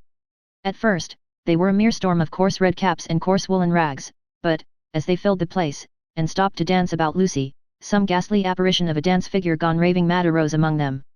They advanced, retreated, struck at one another's hands, clutched at one another's heads, spun round alone, caught one another and spun round in pairs, until many of them dropped. While those were down, the rest linked hand in hand, and all spun round together, then the ring broke, and in separate rings of 2 and 4 they turned and turned until they all stopped at once, began again, struck, clutched, and tore, and then reversed the spin, and all spun round another way. Suddenly they stopped again, paused, struck out the time afresh, formed into lines the width of the public way, and, with their heads low down and their hands high up, swooped screaming off. No fight could have been half so terrible as this dance. It was so emphatically a fallen sport, a something, once innocent, delivered over to all devilry, a healthy pastime changed into a means of angering the blood, bewildering the senses, and stealing the heart. Such grace as was visible in it, made it the uglier, showing how warped and perverted all things good by nature were become. The maidenly bosom bared to this, the pretty almost child's head thus distracted, the delicate foot mincing in this slough of blood and dirt, were types of the disjointed time. This was the Carmagnole. As it passed, leaving Lucy frightened and bewildered in the doorway of the wood sawyer's house, the feathery snow fell as quietly and lay as white and soft, as if it had never been. Oh my father, for he stood before her when she lifted up the eyes she had momentarily darkened with her hand, such a cruel, bad sight. I know, my dear, I know. I have seen it many times. Don't be frightened. Not one of them would harm you. I am not frightened for myself, my father. But when I think of my husband, and the mercies of these people, we will set him above their mercies very soon. I left him climbing to the window, and I came to tell you. There is no one here to see. You may kiss your hand towards that highest shelving roof. I do so, father, and I send him my soul with it. You cannot see him, my poor dear. No, father, said Lucy, yearning and weeping as she kissed her hand, no. A footstep in the snow. Madame Defarge. I salute you, citizeness, from the doctor. I salute you, citizen. This in passing. Nothing more. Madame Defarge gone, like a shadow over the white road. Give me your arm, my love. Pass from here with an air of cheerfulness and courage, for his sake. That was well done, they had left the spot, it shall not be in vain. Charles is summoned for tomorrow. For tomorrow. There is no time to lose. I am well prepared, but there are precautions to be taken, that could not be taken until he was actually summoned before the tribunal. He has not received the notice yet, but I know that he will presently be summoned for tomorrow, and removed to the conciergerie. I have timely information. You are not afraid? She could scarcely answer. I trust in you. Do so, implicitly. Your suspense is nearly ended, my darling, he shall be restored to you within a few hours, I have encompassed him with every protection. I must see Laurie. He stopped. There was a heavy lumbering of wheels within hearing. They both knew too well what it meant. 1, 2, 3. 3 tumbrils faring away with their dread loads over the hushing snow. I must see Laurie, the doctor repeated, turning her another way. The staunch old gentleman was still in his trust, had never left it. He and his books were in frequent requisition as to property confiscated and made national. What he could save for the owners, he saved. No better man living to hold fast by what Tellson's had in keeping, and to hold his peace. A murky red and yellow sky, and a rising mist from the Seine, denoted the approach of darkness. It was almost dark when they arrived at the bank. The stately residence of Monseigneur was altogether blighted and deserted. Above a heap of dust and ashes in the court, ran the letters, National Property. Republic one and indivisible. Liberty, equality, fraternity, or death. Who could that be with Mr. Laurie, the owner of the riding coat upon the chair, who must not be seen. From whom newly arrived, did he come out, agitated and surprised, to take his favourite in his arms? To whom did he appear to repeat her faltering words, when, raising his voice and turning his head towards the door of the room from which he had issued, he said, removed to the conciergerie, and summoned for tomorrow. Chapter 6.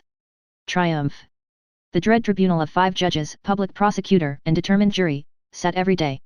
Their lists went forth every evening, and were read out by the jailers of the various prisons to their prisoners. The standard jailer joke was, "Come out and listen to the evening paper, you inside there." Charles Evrémonde, called Darnay. So at last began the evening paper at La Force. When a name was called, its owner stepped apart into a spot reserved for those who were announced as being thus fatally recorded. Charles Evrémonde, called Darnay, had reason to know the usage, he had seen hundreds pass away so. His bloated jailer, who wore spectacles to read with, glanced over them to assure himself that he had taken his place, and went through the list, making a similar short pause at each name. There were 23 names, but only 20 were responded to, for one of the prisoners so summoned had died in jail and been forgotten, and 2 had already been guillotined and forgotten.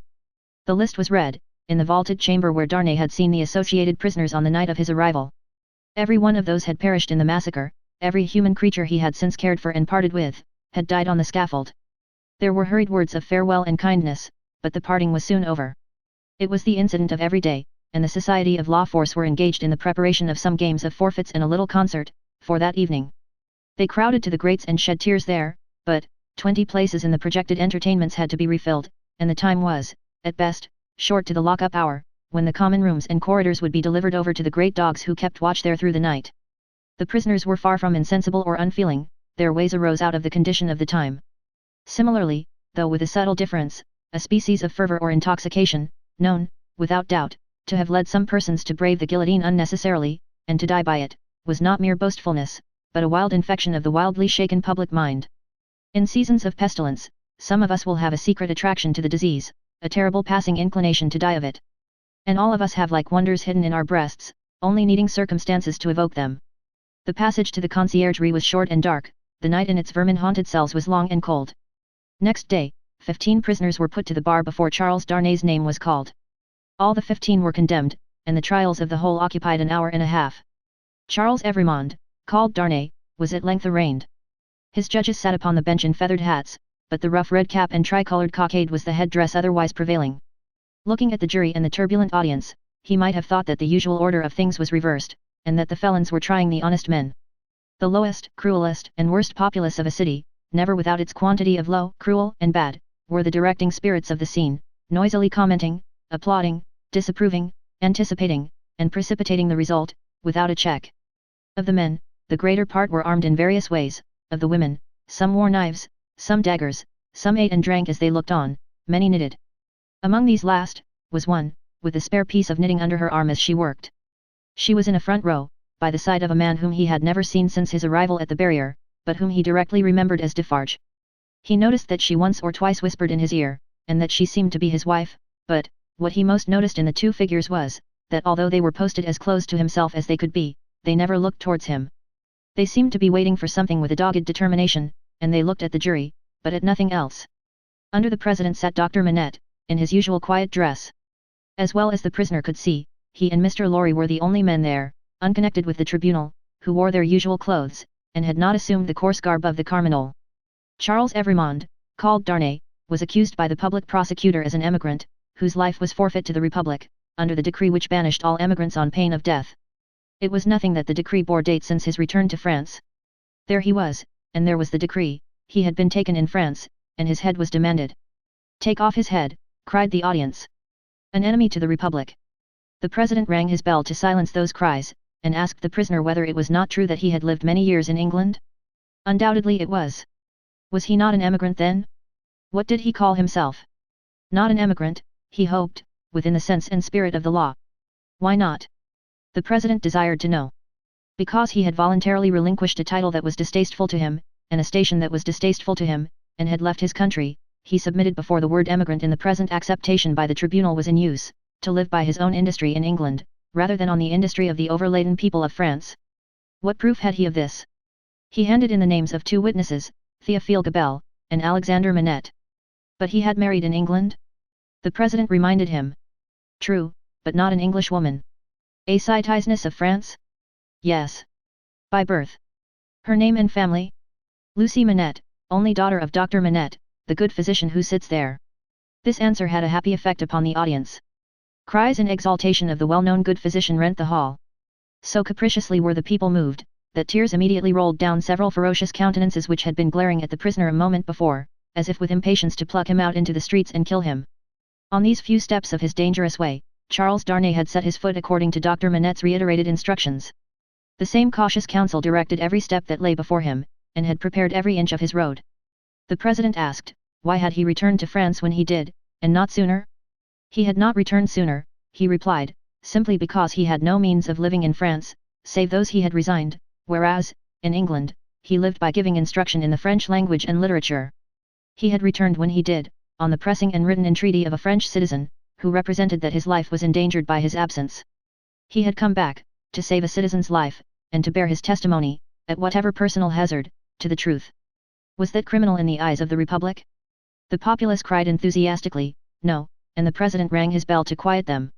Which it did not, for they continued to cry no, until they left off, of their own will. The president required the name of that citizen. The accused explained that the citizen was his first witness.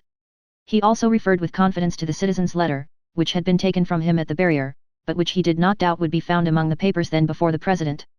The doctor had taken care that it should be there, had assured him that it would be there, and at this stage of the proceedings it was produced and read. Citizen Gabelle was called to confirm it, and did so.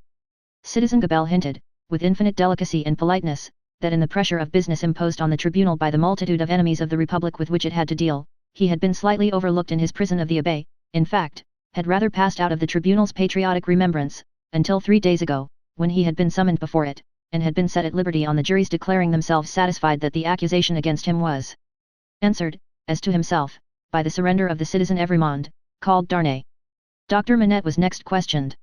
His high personal popularity, and the clearness of his answers, made a great impression, but, as he proceeded, as he showed that the accused was his first friend on his release from his long imprisonment, that, the accused had remained in England always faithful and devoted to his daughter and himself in their exile, that, so far from being in favour with the aristocrat government there, he had actually been tried for his life by it, as the foe of England and friend of the United States, as he brought these circumstances into view, with the greatest discretion and with the straightforward force of truth and earnestness, the jury and the populace became one. At last, when he appealed by name to Monsieur Lorry, an English gentleman then and there present, who, like himself, had been a witness on that English trial and could corroborate his account of it, the jury declared that they had heard enough, and that they were ready with their votes if the president were content to receive them. At every vote, the jurymen voted aloud and individually, the populace set up a shout of applause. All the voices were in the prisoner's favor, and the president declared him free. Then, began one of those extraordinary scenes with which the populace sometimes gratified their fickleness, or their better impulses towards generosity and mercy, or which they regarded as some set-off against their swollen account of cruel rage. No man can decide now to which of these motives such extraordinary scenes were referable, it is probable, to a blending of all the three, with the second predominating. No sooner was the acquittal pronounced, than tears were shed as freely as blood at another time, and such fraternal embraces were bestowed upon the prisoner by as many of both sexes as could rush at him, that after his long and unwholesome confinement he was in danger of fainting from exhaustion, none the less because he knew very well, that the very same people, carried by another current, would have rushed at him with the very same intensity, to rend him to pieces and strew him over the streets. His removal, to make way for other accused persons who were to be tried, rescued him from these caresses for the moment. 5 were to be tried together, next, as enemies of the Republic, forasmuch as they had not assisted it by word or deed.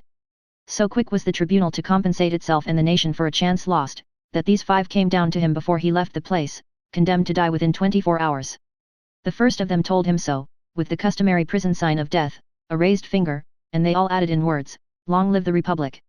The 5 had had, it is true, no audience to lengthen their proceedings, for when he and Dr. Manette emerged from the gate, there was a great crowd about it, in which there seemed to be every face he had seen in court, except 2, for which he looked in vain. On his coming out, the concourse made at him anew, weeping, embracing, and shouting, all by turns and all together, until the very tide of the river on the bank of which the mad scene was acted, seemed to run mad, like the people on the shore. They put him into a great chair they had among them, and which they had taken either out of the court itself, or one of its rooms or passages. Over the chair they had thrown a red flag, and to the back of it they had bound a pike with a red cap on its top. In this car of triumph, not even the doctor's entreaties could prevent his being carried to his home on men's shoulders, with a confused sea of red caps heaving about him, and casting up to sight from the stormy deep such wrecks of faces, that he more than once misdoubted his mind being in confusion, and that he was in the tumbril on his way to the guillotine. In wild dreamlike procession, embracing whom they met and pointing him out, they carried him on, reddening the snowy streets with the prevailing republican color, in winding and tramping through them, as they had reddened them below the snow with a deeper dye, they carried him thus into the courtyard of the building where he lived. Her father had gone on before, to prepare her, and when her husband stood upon his feet, she dropped insensible in his arms. As he held her to his heart and turned her beautiful head between his face and the brawling crowd, so that his tears and her lips might come together unseen, a few of the people fell to dancing. Instantly, all the rest fell to dancing, and the courtyard overflowed with the carmagnole. Then, they elevated into the vacant chair a young woman from the crowd to be carried as the goddess of liberty, and then swelling and overflowing out into the adjacent streets, and along the river's bank, and over the bridge, the carmagnole absorbed them every one and whirled them away.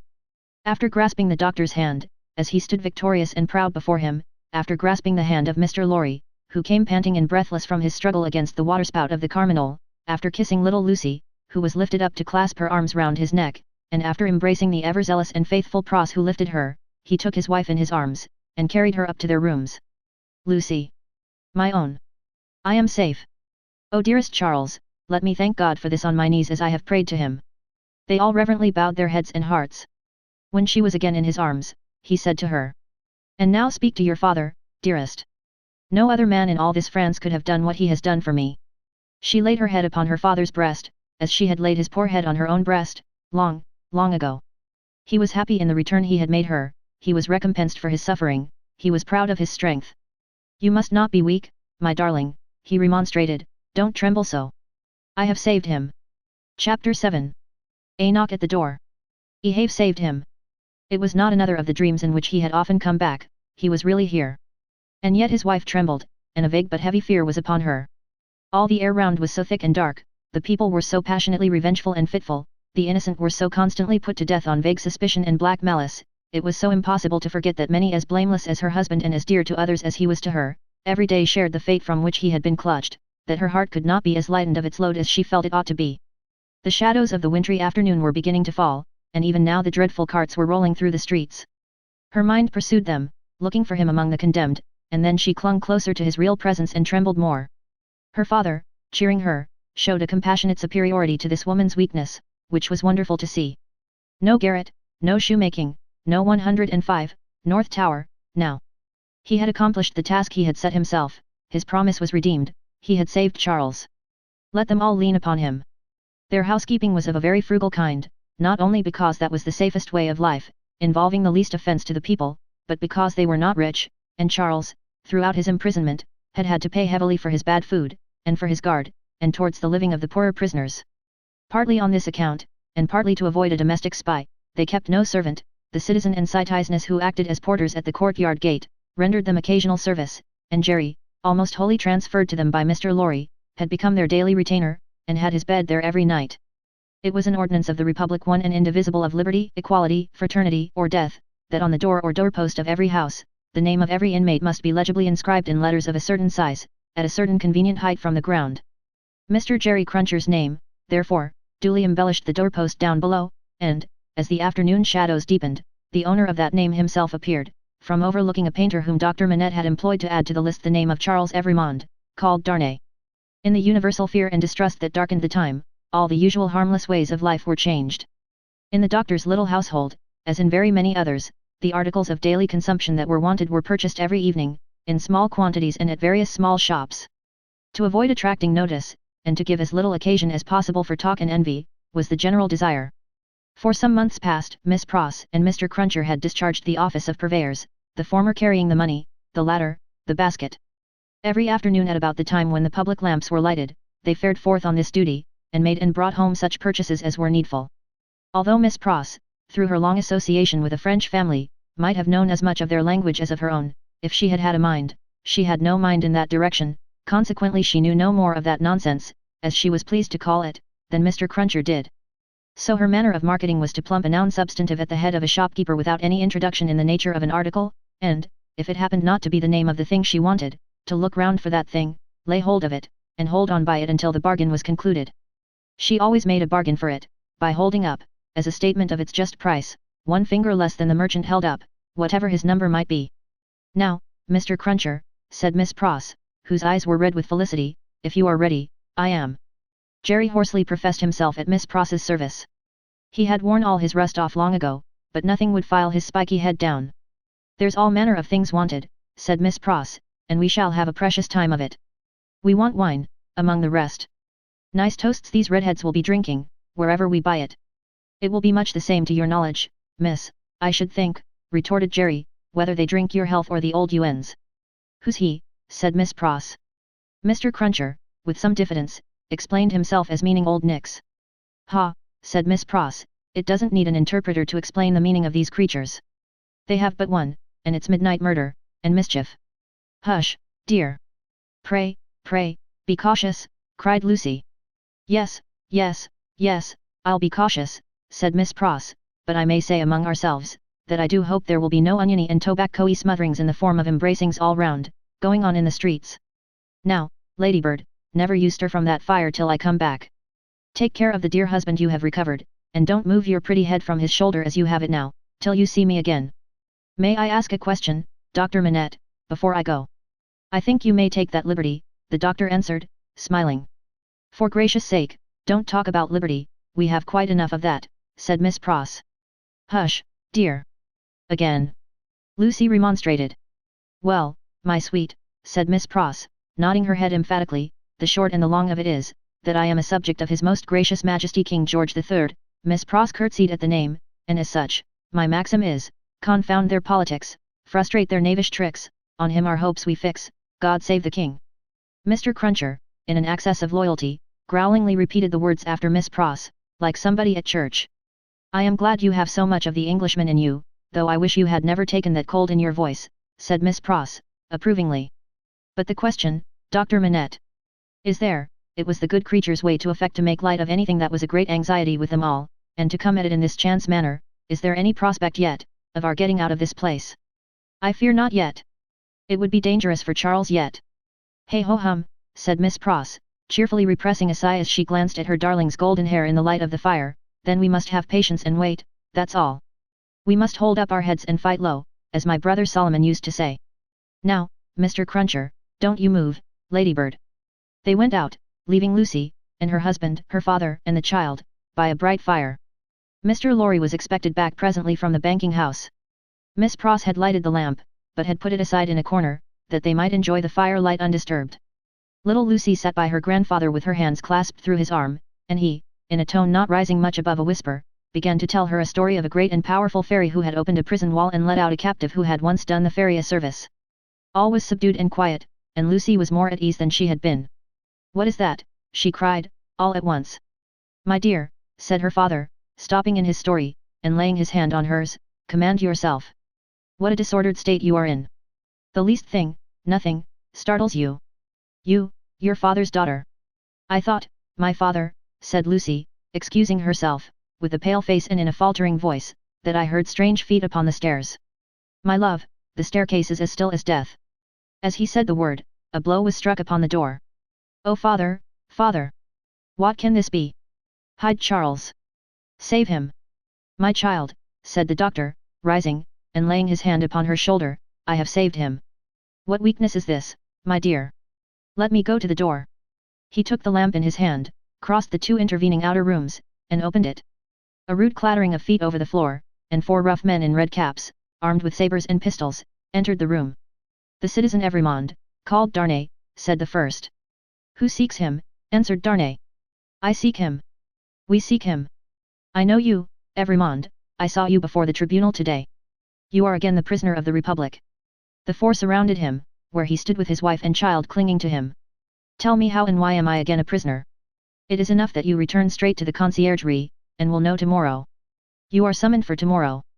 Dr. Manette, whom this visitation had so turned into stone, that he stood with the lamp in his hand, as if he were a statue made to hold it, moved after these words were spoken, put the lamp down, and confronting the speaker, and taking him, not ungently, by the loose front of his red woolen shirt, said.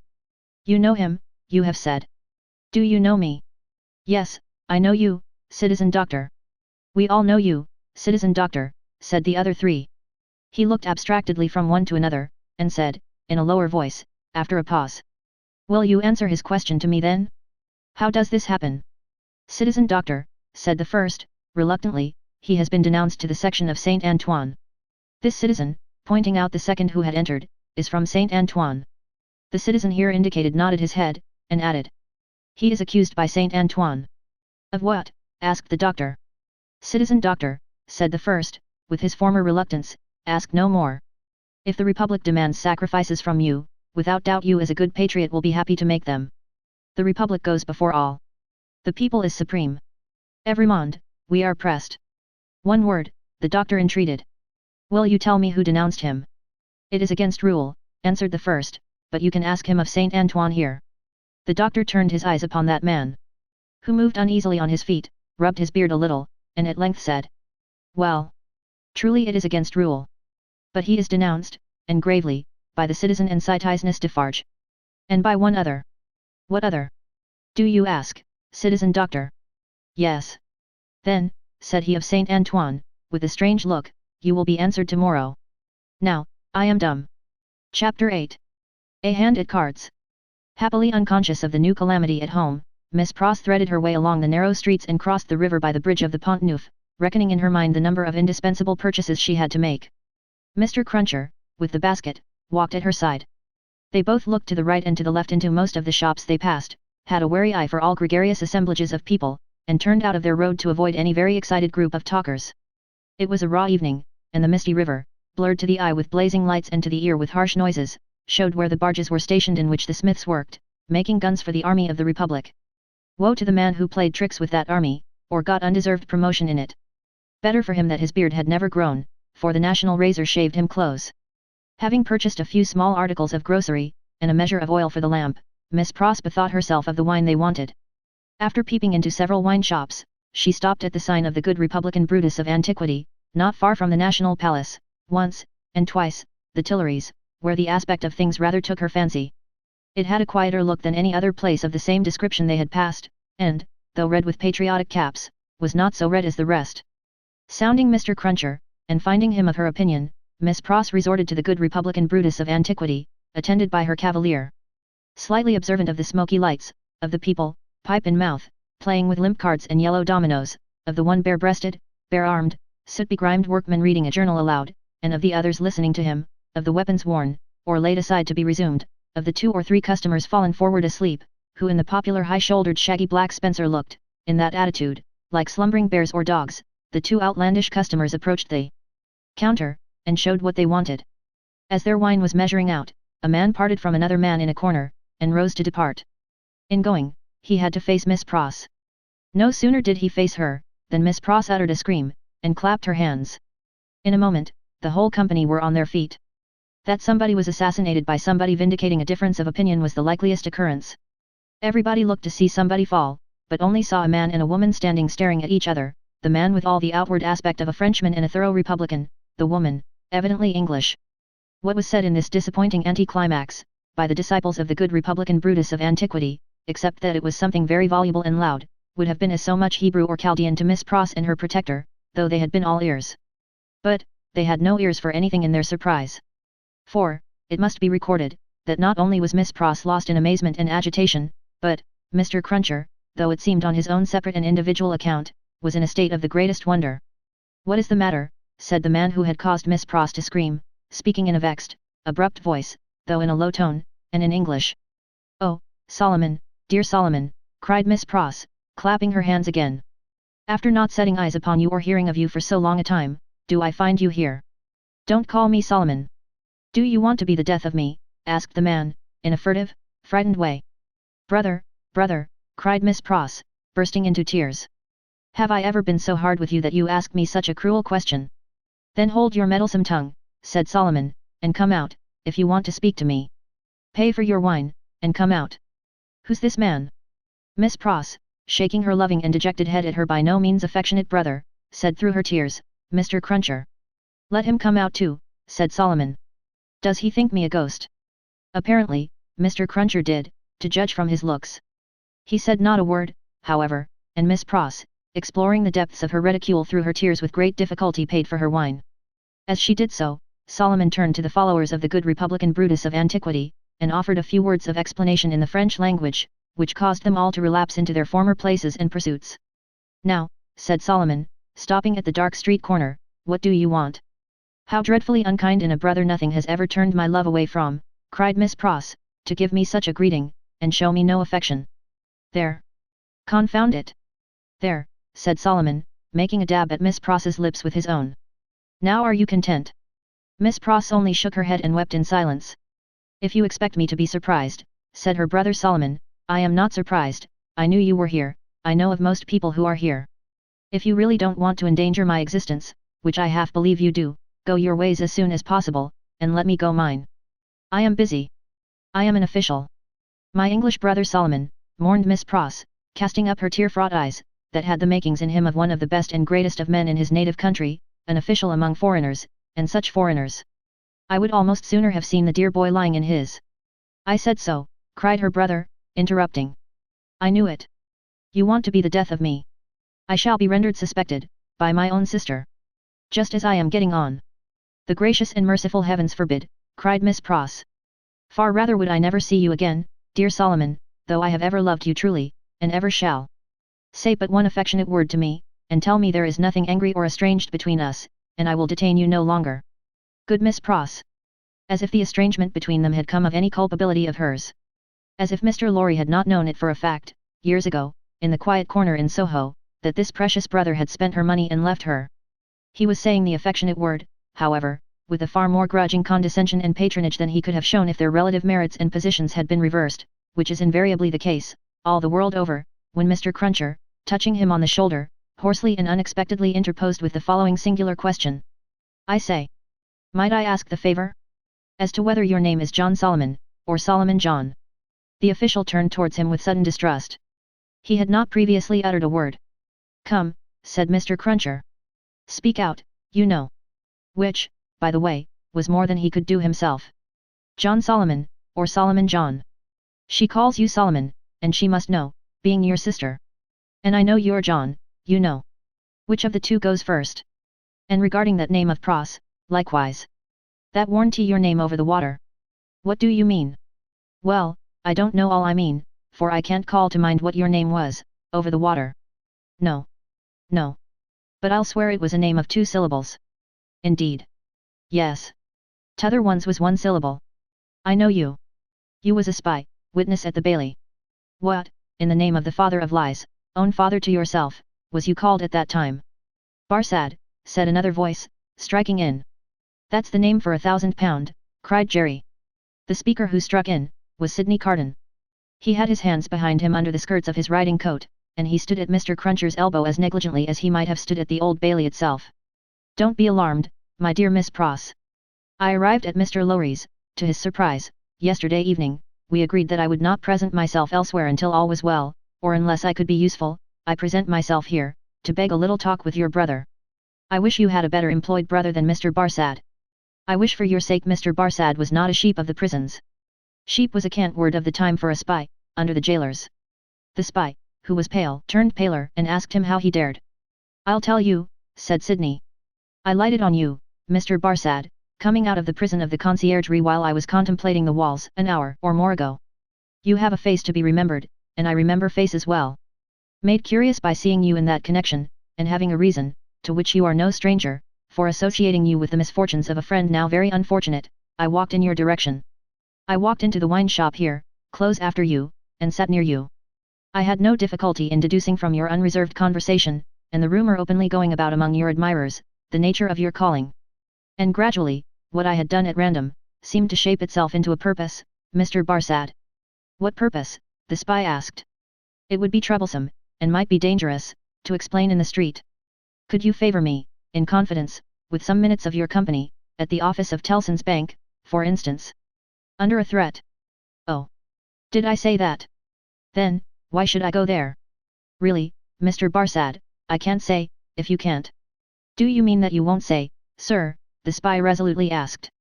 "You apprehend me very clearly, Mr. Barsad." "I won't." Carton's negligent recklessness of manner came powerfully in aid of his quickness and skill, in such a business as he had in his secret mind, and with such a man as he had to do with. His practised eye saw it, and made the most of it. "Now, I told you so," said the spy, casting a reproachful look at his sister, if any trouble comes of this, it's your doing. Come, come, Mr. Barsad, exclaimed Sidney. Don't be ungrateful. But for my great respect for your sister, I might not have led up so pleasantly to a little proposal that I wish to make for our mutual satisfaction. Do you go with me to the bank? I'll hear what you have got to say. Yes, I'll go with you. I propose that we first conduct your sister safely to the corner of her own street. Let me take your arm, Miss Pross. This is not a good city, at this time, for you to be out in, unprotected, and as your escort knows Mr. Barsad, I will invite him to Mr. Lowry's with us. Are we ready? Come then. Miss Pross recalled soon afterwards, and to the end of her life remembered, that as she pressed her hands on Sidney's arm and looked up in his face, imploring him to do no hurt to Solomon, there was a braced purpose in the arm and a kind of inspiration in the eyes, which not only contradicted his light manner, but changed and raised the man. She was too much occupied then with fears for the brother who so little deserved her affection, and with Sidney's friendly reassurances, adequately to heed what she observed. They left her at the corner of the street, and Carton led the way to Mr. Lowry's, which was within a few minutes' walk.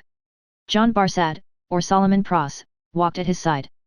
Mr. Lowry had just finished his dinner, and was sitting before a cheery little log or two of fire, perhaps looking into their blaze for the picture of that younger elderly gentleman from Tellson's, who had looked into the red coals at the Royal George at Dover, now a good many years ago. He turned his head as they entered, and showed the surprise with which he saw a stranger. Miss Pross's brother, sir, said Sidney. Mr. Barsad. Barsad, repeated the old gentleman, Barsad? I have an association with the name, and with the face. I told you you had a remarkable face, Mr. Barsad, observed Carton, coolly. Pray sit down.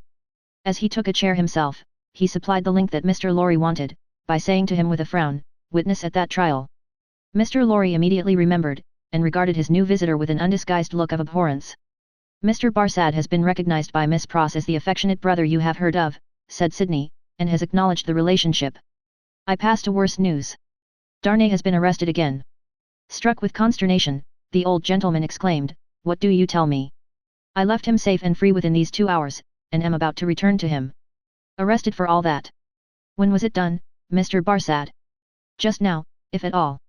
Mr. Barsad is the best authority possible, sir, said Sidney, and I have it from Mr. Barsad's communication to a friend and brother Sheep over a bottle of wine, that the arrest has taken place. He left the messengers at the gate, and saw them admitted by the porter. There is no earthly doubt that he is retaken. Mr. Lowry's business eye read in the speaker's face that it was loss of time to dwell upon the point. Confused, but sensible that something might depend on his presence of mind, he commanded himself, and was silently attentive. Now, I trust, said Sidney to him, that the name and influence of Dr. Manette may stand him in as good stead tomorrow. You said he would be before the tribunal again tomorrow, Mr. Barsad. Yes, I believe so. In as good stead tomorrow as today. But it may not be so. I own to you, I am shaken, Mr. Lowry, by Dr. Manette's not having had the power to prevent this arrest. He may not have known of it beforehand, said Mr. Lowry. But that very circumstance would be alarming, when we remember how identified he is with his son-in-law. That's true, Mr. Lowry acknowledged, with his troubled hand at his chin, and his troubled eyes on Carton. In short, said Sidney, this is a desperate time, when desperate games are played for desperate stakes. Let the doctor play the winning game, I will play the losing one. No man's life here is worth purchase. Anyone carried home by the people today, may be condemned tomorrow. Now, the stake I have resolved to play for, in case of the worst, is a friend in the conciergerie. And the friend I purpose to myself to win, is Mr. Barsad. You need have good cards, sir, said the spy. I'll run them over. I'll see what I hold, Mr. Lowry, you know what a brute I am, I wish you'd give me a little brandy. It was put before him, and he drank off a glassful, drank off another glassful, pushed the bottle thoughtfully away. Mr. Barsad, he went on, in the tone of one who really was looking over a hand at cards, Sheep of the prisons, emissary of Republican committees, now turnkey, now prisoner, always spy and secret informer, so much the more valuable here for being English that an Englishman is less open to suspicion of subornation in those characters than a Frenchman, represents himself to his employers under a false name. That's a very good card. Mr. Barsad, now in the employ of the Republican French government, was formerly in the employ of the aristocratic English government, the enemy of France and freedom. That's an excellent card. Inference clear as day in this region of suspicion, that Mr. Barsad, still in the pay of the aristocratic English government, is the spy of Pitt, the treacherous foe of the Republic crouching in its bosom, the English traitor and agent of all mischief so much spoken of and so difficult to find. That's a card not to be beaten. Have you followed my hand, Mr. Barsad? Not to understand your play, returned the spy, somewhat uneasily. I play my ace, denunciation of Mr. Barsad to the nearest section committee. Look over your hand, Mr. Barsad, and see what you have. Don't hurry. He drew the bottle near, poured out another glassful of brandy, and drank it off. He saw that the spy was fearful of his drinking himself into a fit state for the immediate denunciation of him. Seeing it, he poured out and drank another glassful. Look over your hand carefully, Mr. Barsad. Take time. It was a poorer hand than he suspected. Mr. Barsad saw losing cards in it that Sidney Carton knew nothing of. Thrown out of his honourable employment in England, through too much unsuccessful hard swearing there, not because he was not wanted there, our English reasons for vaunting our superiority to secrecy and spies are of very modern date. He knew that he had crossed the Channel, and accepted service in France, first, as a tempter and an eavesdropper among his own countrymen there, gradually, as a tempter and an eavesdropper among the natives. He knew that under the overthrown government he had been a spy upon Saint Antoine and Defarge's wine shop, had received from the watchful police such heads of information concerning Dr. Manette's imprisonment, release, and history, as should serve him for an introduction to familiar conversation with the Defarges, and tried them on Madame Defarge, and had broken down with them signally. He always remembered with fear and trembling, that terrible woman had knitted when he talked with her, and had looked ominously at him as her fingers moved. He had since seen her, in the section of Saint Antoine, over and over again produce her knitted registers, and denounce people whose lives the guillotine then surely swallowed up. He knew, as everyone employed as he was did, that he was never safe, that flight was impossible, that he was tied fast under the shadow of the axe, and that in spite of his utmost tergiversation and treachery in furtherance of the reigning terror, a word might bring it down upon him. Once denounced, and on such grave grounds as had just now been suggested to his mind, he foresaw that the dreadful woman of whose unrelenting character he had seen many proofs, would produce against him that fatal register, and would quash his last chance of life. Besides that all secret men are men soon terrified, here were surely cards enough of one black suit, to justify the holder in growing rather livid as he turned them over. You scarcely seem to like your hand, said Sidney, with the greatest composure. Do you play? I think, sir, said the spy, in the meanest manner, as he turned to Mr. Lorry, I may appeal to a gentleman of your years and benevolence, to put it to this other gentleman, so much your junior, whether he can under any circumstances reconcile it to his station to play that ace of which he has spoken.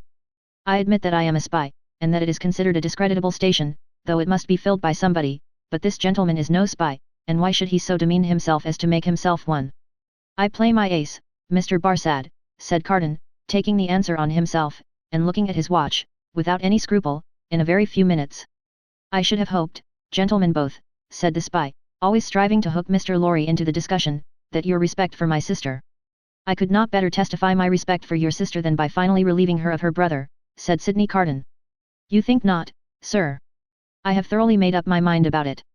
The smooth manner of the spy, curiously in dissonance with his ostentatiously rough dress, and probably with his usual demeanour, received such a check from the inscrutability of Carton, who was a mystery to wiser and honester men than he, that it faltered here and failed him. While he was at a loss, Carton said, resuming his former air of contemplating cards. And indeed, now I think again, I have a strong impression that I have another good card here, not yet enumerated. That friend and fellow sheep, who spoke of himself as pasturing in the country prisons, who was he? French. You don't know him, said the spy, quickly. French, repeated Carton, musing, and not appearing to notice him at all, though he echoed his word. Well, he may be. Is, I assure you, said the spy, though it's not important. Though it's not important, repeated Carton, in the same mechanical way, though it's not important, no, it's not important. No. Yet I know the face. I think not. I am sure not. It can't be, said the spy. It can't be, muttered Sidney Carton, retrospectively, and idling his glass, which fortunately was a small one, again. Can't be. Spoke good French. Yet like a foreigner, I thought. Provincial, said the spy. No. Foreign, cried Carton, striking his open hand on the table, as a light broke clearly on his mind. Cly. Disguised, but the same man. We had that man before us at the Old Bailey. Now, there you are hasty, sir, said Barsad, with a smile that gave his aquiline nose an extra inclination to one side, there you really give me an advantage over you. Cly, who I will unreservedly admit, at this distance of time, was a partner of mine, has been dead several years. I attended him in his last illness. He was buried in London, at the church of St. Pancras in the Fields. His unpopularity with the blackguard multitude at the moment prevented my following his remains, but I helped to lay him in his coffin. Here, Mr. Lorry became aware, from where he sat, of a most remarkable goblin shadow on the wall. Tracing it to its source, he discovered it to be caused by a sudden extraordinary rising and stiffening of all the risen and stiff hair on Mr. Cruncher's head. "Let us be reasonable," said the spy, "and let us be fair. To show you how mistaken you are, and what an unfounded assumption yours is, I will lay before you a certificate of Cly's burial, which I happen to have carried in my pocket-book." With a hurried hand he produced and opened it. "Ever since. There it is. Oh, look at it, look at it. You may take it in your hand, it's no forgery." Here, Mr. Lorry perceived the reflection on the wall to elongate, and Mr. Cruncher rose and stepped forward. His hair could not have been more violently on end, if it had been that moment dressed by the cow with the crumpled horn in the house that Jack built. Unseen by the spy, Mr. Cruncher stood at his side, and touched him on the shoulder like a ghostly bailiff. "That there Roger Cly, master," said Mr. Cruncher, with a taciturn and iron-bound visage. "So you put him in his coffin?" "I did." "Who took him out of it?" Barsad leaned back in his chair, and stammered, "What do you mean?" "I mean," said Mr. Cruncher, "that he warn't never in it." "No. Not he. I'll have my head took off, if he was ever in it." The spy looked round at the two gentlemen. They both looked in unspeakable astonishment at Jerry. "I tell you," said Jerry, "that you buried paving stones and earth in that there coffin. Don't go and tell me that you buried Cly. It was a take-in. Me and two more knows it." "How do you know it?" "What's that to you?" "Ecod," growled Mr. Cruncher, "it's you I have got a old grudge again, is it, with your shameful impositions upon tradesmen? I'd catch hold of your throat and choke you for half a guinea." Sidney Carton, who, with Mr. Lorry, had been lost in amazement at this turn of the business, here requested Mr. Cruncher to moderate and explain himself. "At another time, sir," he returned, evasively, "the present time is ill-convenient for explainin'. What I stand to, is, that he knows well wot that there Cly was never in that there coffin. Let him say he was, in so much as a word of one syllable, and I'll either catch hold of his throat and choke him for half a guinea." Mr. Cruncher dwelt upon this as quite a liberal offer, "or I'll out and announce him." "Humph! I see one thing," said Carton. "I hold another card, Mr. Barsad. Impossible, here in raging Paris, with suspicion filling the air, for you to outlive denunciation, when you are in communication with another aristocratic spy of the same antecedents as yourself, who, moreover, has the mystery about him of having feigned death and come to life again. A plot in the prisons, of the foreigner against the Republic. A strong card, a certain guillotine card. Do you play?" "No," returned the spy. "I throw up. I confess that we were so unpopular with the outrageous mob, that I only got away from England at the risk of being ducked to death, and that Cly was so ferreted up and down, that he never would have got away at all but for that sham. Though how this man knows it was a sham, is a wonder of wonders to me." "Never you trouble your head about this man," retorted the contentious Mr. Cruncher, "you'll have trouble enough with giving your attention to that gentleman. And look here." Once more, Mr. Cruncher could not be restrained from making rather an ostentatious parade of his liberality. "I'd catch hold of your throat and choke you for half a guinea." The sheep of the prisons turned from him to Sidney Carton, and said, with more decision, "It has come to a point. I go on duty soon, and can't overstay my time. You told me you had a proposal, what is it? Now, it is of no use asking too much of me. Ask me to do anything in my office, putting my head in great extra danger, and I had better trust my life to the chances of a refusal than the chances of consent. In short, I should make that choice. You talk of desperation. We are all desperate here. Remember. I may denounce you if I think proper, and I can swear my way through stone walls, and so can others. Now, what do you want with me?" "Not very much. You are a turnkey at the conciergerie. I tell you once for all, there is no such thing as an escape possible," said the spy, firmly. "Why need you tell me what I have not asked? You are a turnkey at the conciergerie. I am sometimes. You can be when you choose. I can pass in and out when I choose." Sidney Carton filled another glass with brandy, poured it slowly out upon the hearth, and watched it as it dropped. "It being all spent," he said, rising. "So far, we have spoken before these two, because it was as well that the merits of the cards should not rest solely between you and me. Come into the dark room here, and let us have one final word alone." Chapter 9. The Game Made. While Sidney Carton and the sheep of the prisons were in the adjoining dark room, speaking so low that not a sound was heard, Mr. Lorry looked at Jerry in considerable doubt and mistrust. That honest tradesman's manner of receiving the look, did not inspire confidence. He changed the leg on which he rested, as often as if he had 50 of those limbs, and were trying them all. He examined his fingernails with a very questionable closeness of attention, and whenever Mr. Lorry's eye caught his, he was taken with that peculiar kind of short cough requiring the hollow of a hand before it, which is seldom, if ever, known to be an infirmity attendant on perfect openness of character. "Jerry," said Mr. Lorry. "Come here." Mr. Cruncher came forward sideways, with one of his shoulders in advance of him. What have you been, besides a messenger? After some cogitation, accompanied with an intent look at his patron, Mr. Cruncher conceived the luminous idea of replying, agricultural character. My mind misgives me much, said Mr. Lorry, angrily shaking a forefinger at him, that you have used the respectable and great house of Tellson's as a blind, and that you have had an unlawful occupation of an infamous description. If you have, don't expect me to befriend you when you get back to England. If you have, don't expect me to keep your secret. Tellson's shall not be imposed upon. I hope, sir, pleaded the abashed Mr. Cruncher, that a gentleman like yourself what I've had the honour of odd jobbing till I'm grey at it, would think twice about harming of me, even if it was so, I don't say it is, but even if it was. And which it is to be took into account that if it was, it wouldn't, even then, be all o' one side. There'd be two sides to it.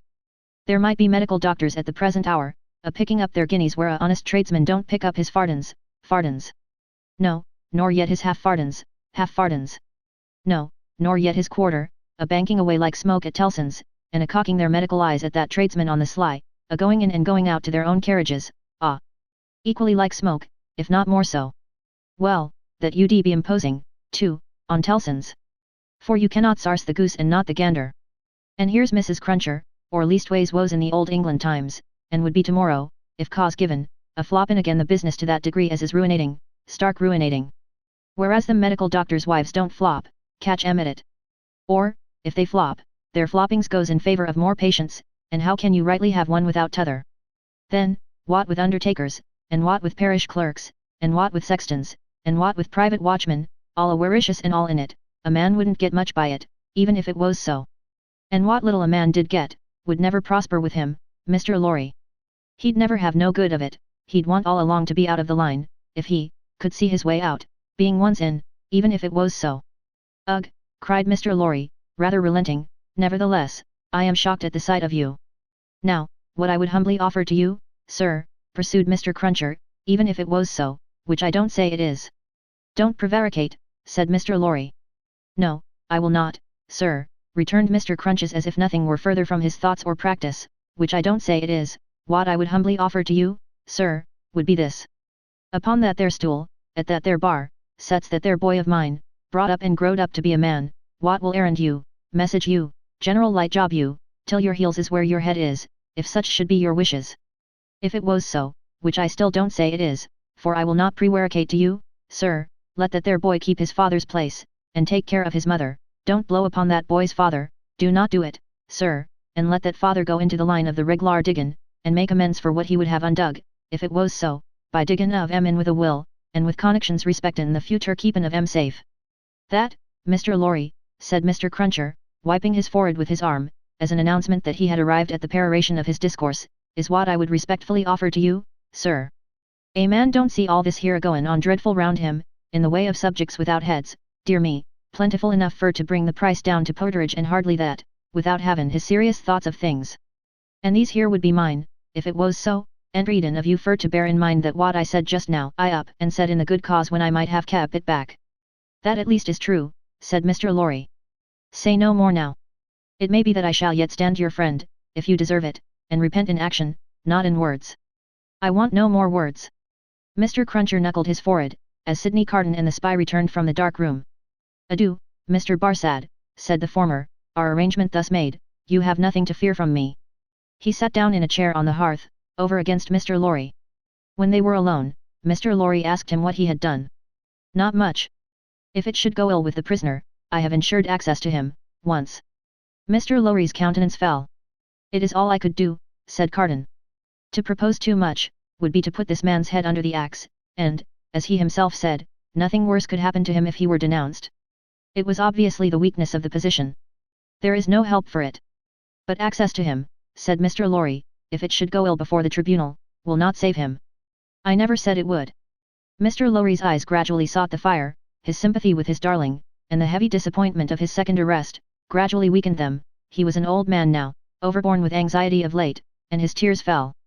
You are a good man and a true friend, said Carton, in an altered voice. Forgive me if I notice that you are affected. I could not see my father weep, and sit by, careless. And I could not respect your sorrow more, if you were my father. You are free from that misfortune, however. Though he said the last words, with a slip into his usual manner, there was a true feeling and respect both in his tone and in his touch, that Mr. Lorry, who had never seen the better side of him, was wholly unprepared for. He gave him his hand, and Carton gently pressed it. "To return to poor Darnay," said Carton. "Don't tell her of this interview, or this arrangement. It would not enable her to go to see him. She might think it was contrived, in case of the worse, to convey to him the means of anticipating the sentence." Mr. Lorry had not thought of that, and he looked quickly at Carton to see if it were in his mind. It seemed to be. He returned the look, and evidently understood it. "She might think 1,000 things," Carton said, "and any of them would only add to her trouble. Don't speak of me to her. As I said to you when I first came, I had better not see her. I can put my hand out, to do any little helpful work for her that my hand can find to do, without that. You are going to her, I hope? She must be very desolate tonight."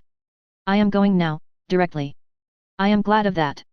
She has such a strong attachment to you and reliance on you. How does she look?" "Anxious and unhappy, but very beautiful." "Ah!"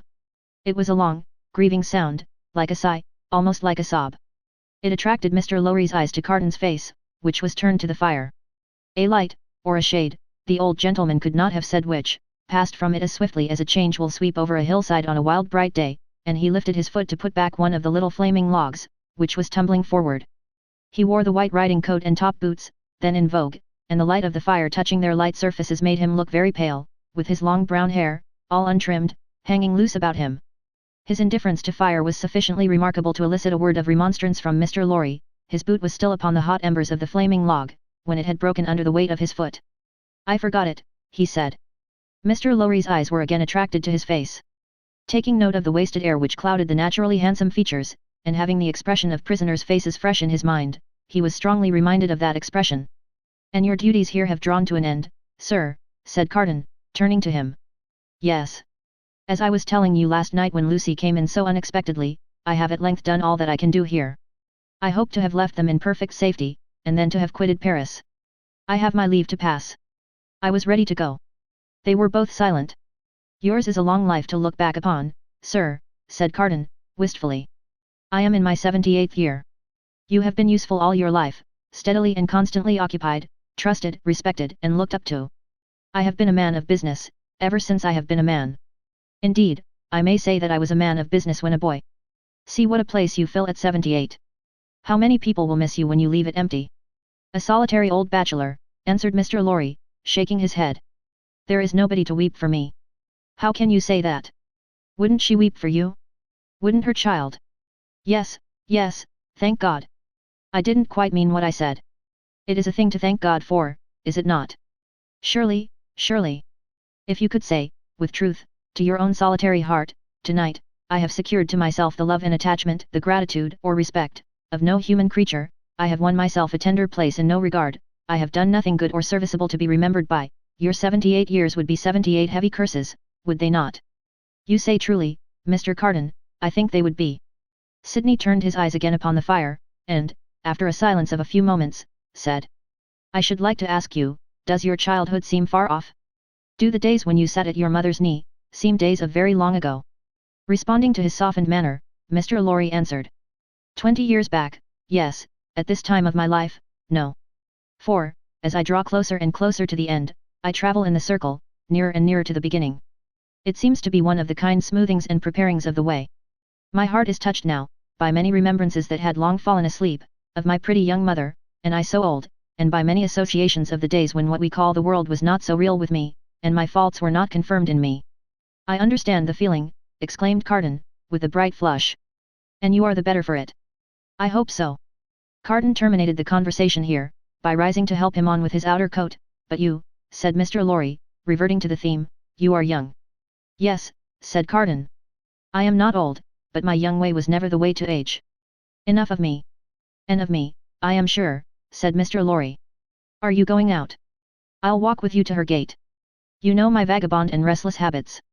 If I should prowl about the streets a long time, don't be uneasy, I shall reappear in the morning." "You go to the court tomorrow?" "Yes, unhappily. I shall be there, but only as one of the crowd.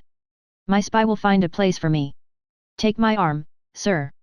Mr. Lorry did so, and they went downstairs and out in the streets. A few minutes brought them to Mr. Lorry's destination. Carton left him there, but lingered at a little distance, and turned back to the gate again when it was shut, and touched it. He had heard of her going to the prison every day. She came out here, he said, looking about him, turned this way, must have trod on these stones often. Let me follow in her steps. It was 10 o'clock at night when he stood before the prison of law force, where she had stood hundreds of times. A little wood sawyer, having closed his shop, was smoking his pipe at his shop door. Good night, citizen, said Sidney Carton, pausing in going by, for, the man eyed him inquisitively. Good night, citizen. How goes the Republic? You mean the guillotine? Not ill. 63 today. We shall mount to 100 soon. Samson and his men complain sometimes, of being exhausted. Ha, ha, ha. He is so droll, that Samson. Such a barber. Do you often go to see him? Shave? Always. Every day. What a barber. You have seen him at work? Never. Go and see him when he has a good batch. Figure this to yourself, citizen, he shaved the 63 today, in less than 2 pipes. Less than 2 pipes. Word of honor. As the grinning little man held out the pipe he was smoking, to explain how he timed the executioner, Carton was so sensible of a rising desire to strike the life out of him, that he turned away. But you are not English, said the wood sawyer, though you wear English dress. Yes, said Carton, pausing again, and answering over his shoulder. You speak like a Frenchman. I am an old student here. Aha, a perfect Frenchman. Good night, Englishman. Good night, citizen. But go and see that droll dog, the little man persisted, calling after him. And take a pipe with you. Sidney had not gone far out of sight, when he stopped in the middle of the street under a glimmering lamp, and wrote with his pencil on a scrap of paper. Then, traversing with the decided step of one who remembered the way well, several dark and dirty streets, much dirtier than usual, for the best public thoroughfares remained uncleansed in those times of terror, he stopped at a chemist's shop, which the owner was closing with his own hands. A small, dim, crooked shop, kept in a tortuous, uphill thoroughfare, by a small, dim, crooked man. Giving this citizen, too, good night, as he confronted him at his counter, he laid the scrap of paper before him. Whew, the chemist whistled softly, as he read it. Hi, hi, hi. Sidney Carton took no heed, and the chemist said. For you, citizen. For me. You will be careful to keep them separate, citizen? You know the consequences of mixing them. Perfectly. Certain small packets were made and given to him. He put them, one by one, in the breast of his inner coat, counted out the money for them, and deliberately left the shop. There is nothing more to do, said he, glancing upward at the moon, until tomorrow. I can't sleep. It was not a reckless manner, the manner in which he said these words aloud under the fast-sailing clouds, nor was it more expressive of negligence than defiance. It was the settled manner of a tired man, who had wandered and struggled and got lost, but who at length struck into his road and saw its end. Long ago, when he had been famous among his earliest competitors as a youth of great promise, he had followed his father to the grave. His mother had died, years before. These solemn words, which had been read at his father's grave, arose in his mind as he went down the dark streets, among the heavy shadows, with the moon and the clouds sailing on high above him. I am the resurrection and the life, saith the Lord, he that believeth in me, though he were dead, yet shall he live, and whosoever liveth and believeth in me, shall never die. In a city dominated by the axe, alone at night, with natural sorrow rising in him for the 63 who had been that day put to death, and for tomorrow's victims then awaiting their doom in the prisons, and still of tomorrows and tomorrows, the chain of association that brought the words home, like a rusty old ship's anchor from the deep, might have been easily found. He did not seek it, but repeated them and went on.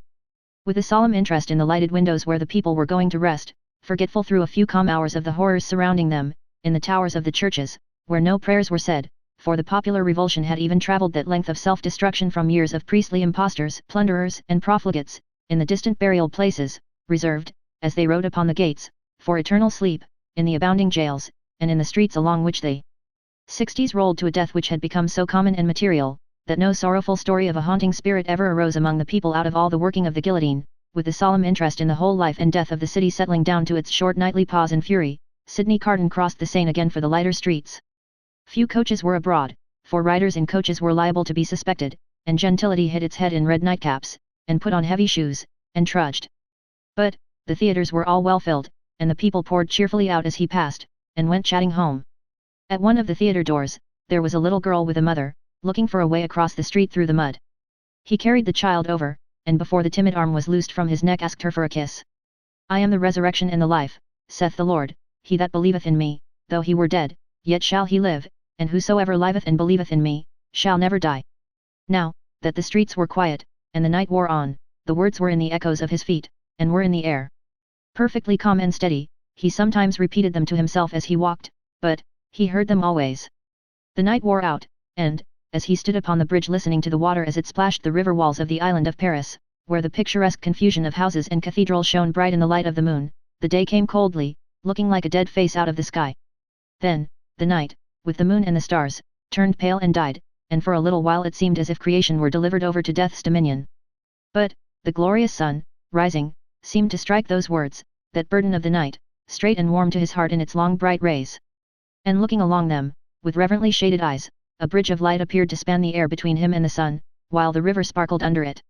The strong tide, so swift, so deep, and certain, was like a congenial friend, in the morning stillness. He walked by the stream, far from the houses, and in the light and warmth of the sun fell asleep on the bank. When he awoke and was afoot again, he lingered there yet a little longer, watching an eddy that turned and turned purposeless, until the stream absorbed it, and carried it on to the sea, like me. A trading boat, with the sail of the softened color of a dead leaf, then glided into his view, floated by him, and died away. As its silent track in the water disappeared, the prayer that had broken up out of his heart for a merciful consideration of all his poor blindnesses and errors, ended in the words, "I am the resurrection and the life."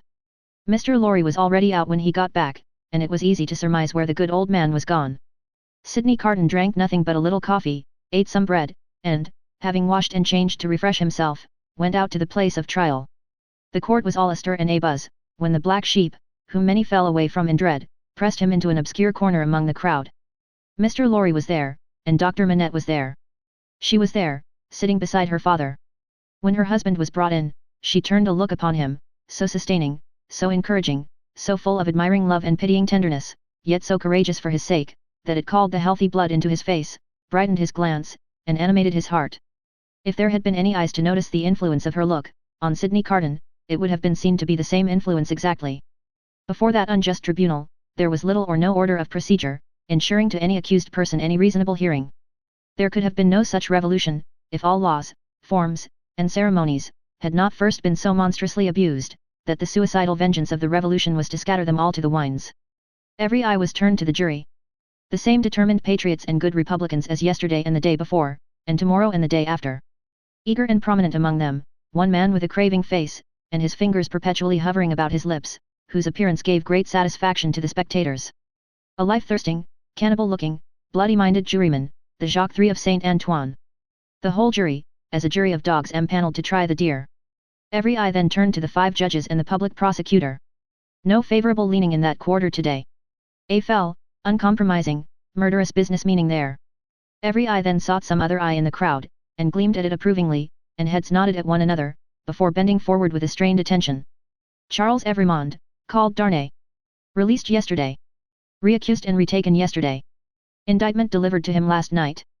Suspected and denounced enemy of the Republic, aristocrat, one of a family of tyrants, one of a race proscribed, for that they had used their abolished privileges to the infamous oppression of the people. Charles Evrémonde, called Darnay, in right of such proscription, absolutely dead in law. To this effect, in as few or fewer words, the public prosecutor. The President asked, was the accused openly denounced or secretly? Openly, President. By whom? 3 voices. Ernest Defarge, wine vendor of Saint Antoine. Good. Therese Defarge, his wife. Good. Alexander Manette, physician. A great uproar took place in the court, and in the midst of it, Dr. Manette was seen, pale and trembling, standing where he had been seated. President, I indignantly protest to you that this is a forgery and a fraud. You know the accused to be the husband of my daughter. My daughter, and those dear to her, are far dearer to me than my life. Who and where is the false conspirator who says that I denounce the husband of my child? Citizen Manette, be tranquil. To fail in submission to the authority of the tribunal would be to put yourself out of law. As to what is dearer to you than life, nothing can be so dear to a good citizen as the Republic. Loud acclamations hailed this rebuke. The President rang his bell, and with warmth resumed. If the Republic should demand of you the sacrifice of your child herself, you would have no duty but to sacrifice her. Listen to what is to follow. In the meanwhile, be silent. Frantic acclamations were again raised. Dr. Manette sat down, with his eyes looking around, and his lips trembling. His daughter drew closer to him. The craving man on the jury rubbed his hands together, and restored the usual hand to his mouth. Defarge was produced, when the court was quiet enough to admit of his being heard, and rapidly expounded the story of the imprisonment, and of his having been a mere boy in the doctor's service, and of the release, and of the state of the prisoner when released and delivered to him. This short examination followed, for the court was quick with its work. You did good service at the taking of the Bastille, citizen. I believe so. Here, an excited woman screeched from the crowd, you were one of the best patriots there. Why not say so? You were a cannoneer that day there, and you were among the first to enter the accursed fortress when it fell. Patriots, I speak the truth.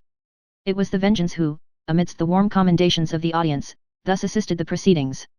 The president rang his bell, but, the Vengeance, warming with encouragement, shrieked, I defy that bell, wherein she was likewise much commended. Inform the tribunal of what you did that day within the Bastille, citizen. I knew, said Defarge, looking down at his wife, who stood at the bottom of the steps on which he was raised, looking steadily up at him, I knew that this prisoner, of whom I speak, had been confined in a cell known as 105, North Tower. I knew it from himself. He knew himself by no other name than 105, North Tower, when he made shoes under my care. As I serve my gun that day, I resolve, when the place shall fall, to examine that cell. It falls. I mount to the cell, with a fellow citizen who is one of the jury, directed by a jailer. I examine it, very closely. In a hole in the chimney, where a stone has been worked out and replaced, I find a written paper. This is that written paper. I have made it my business to examine some specimens of the writing of Dr. Manette. This is the writing of Dr. Manette. I confide this paper, in the writing of Dr. Manette, to the hands of the President. Let it be read. In a dead silence and stillness, the prisoner under trial looking lovingly at his wife only looking from him to look with solicitude at her father, Dr. Manette keeping his eyes fixed on the reader, Madame Defarge never taking hers from the prisoner, Defarge never taking his from his feasting wife, and all the other eyes there intent upon the doctor, who saw none of them. The paper was read, as follows. Chapter 10. The Substance of the Shadow. I, Alexander Manette, unfortunate physician, native of Beauvais, and afterwards resident in Paris, write this melancholy paper in my doleful cell in the Bastille, during the last month of the year, 1767. I write it at stolen intervals, under every difficulty. I design to secrete it in the wall of the chimney, where I have slowly and laboriously made a place of concealment for it. Some pitying hand may find it there, when I and my sorrows are dust. These words are formed by the rusty iron point with which I write with difficulty in scrapings of soot and charcoal from the chimney, mixed with blood, in the last month of the 10th year of my captivity. Hope has quite departed from my breast. I know from terrible warnings I have noted in myself that my reason will not long remain unimpaired, but I solemnly declare that I am at this time in the possession of my right mind, that my memory is exact and circumstantial, and that I write the truth as I shall answer for these my last recorded words, whether they be ever read by men or not, at the eternal judgment seat. One cloudy moonlight night, in the 3rd week of December, I think the 22nd of the month, in the year 1757, I was walking on a retired part of the quay by the Seine for the refreshment of the frosty air, at an hour's distance from my place of residence in the street of the School of Medicine, when a carriage came along behind me, driven very fast. As I stood aside to let that carriage pass, apprehensive that it might otherwise run me down, a head was put out at the window, and a voice called to the driver to stop. The carriage stopped as soon as the driver could rein in his horses, and the same voice called to me by my name. I answered. The carriage was then so far in advance of me that 2 gentlemen had time to open the door and alight before I came up with it. I observed that they were both wrapped in cloaks, and appeared to conceal themselves. As they stood side by side near the carriage door, I also observed that they both looked of about my own age, or rather younger, and that they were greatly alike, in stature, manner, voice, and, as far as I could see, face too. You are Dr. Manette, said one. I am. Dr. Manette, formerly of Beauvais, said the other, the young physician, originally an expert surgeon, who within the last year or 2 has made a rising reputation in Paris. Gentlemen, I returned, I am that Dr. Manette of whom you speak so graciously. We have been to your residence, said the first, and not being so fortunate as to find you there, and being informed that you were probably walking in this direction, we followed, in the hope of overtaking you. Will you please to enter the carriage? The manner of both was imperious, and they both moved, as these words were spoken, so as to place me between themselves and the carriage door.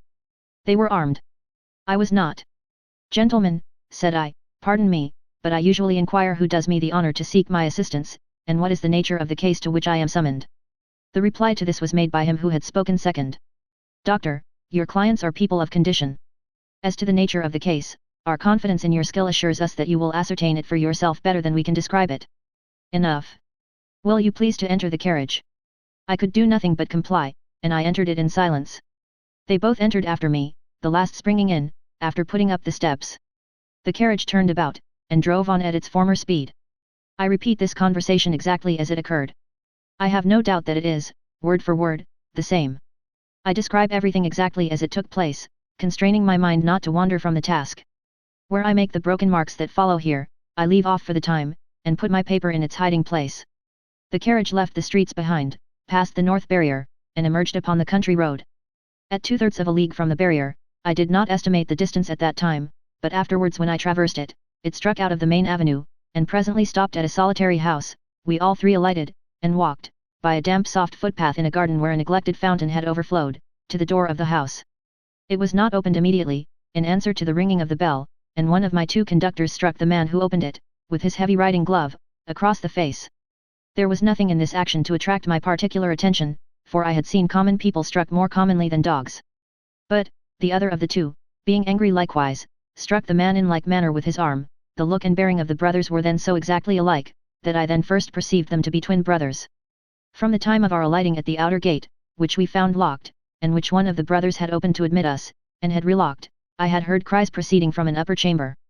I was conducted to this chamber straight, the cries growing louder as we ascended the stairs, and I found a patient in a high fever of the brain, lying on a bed.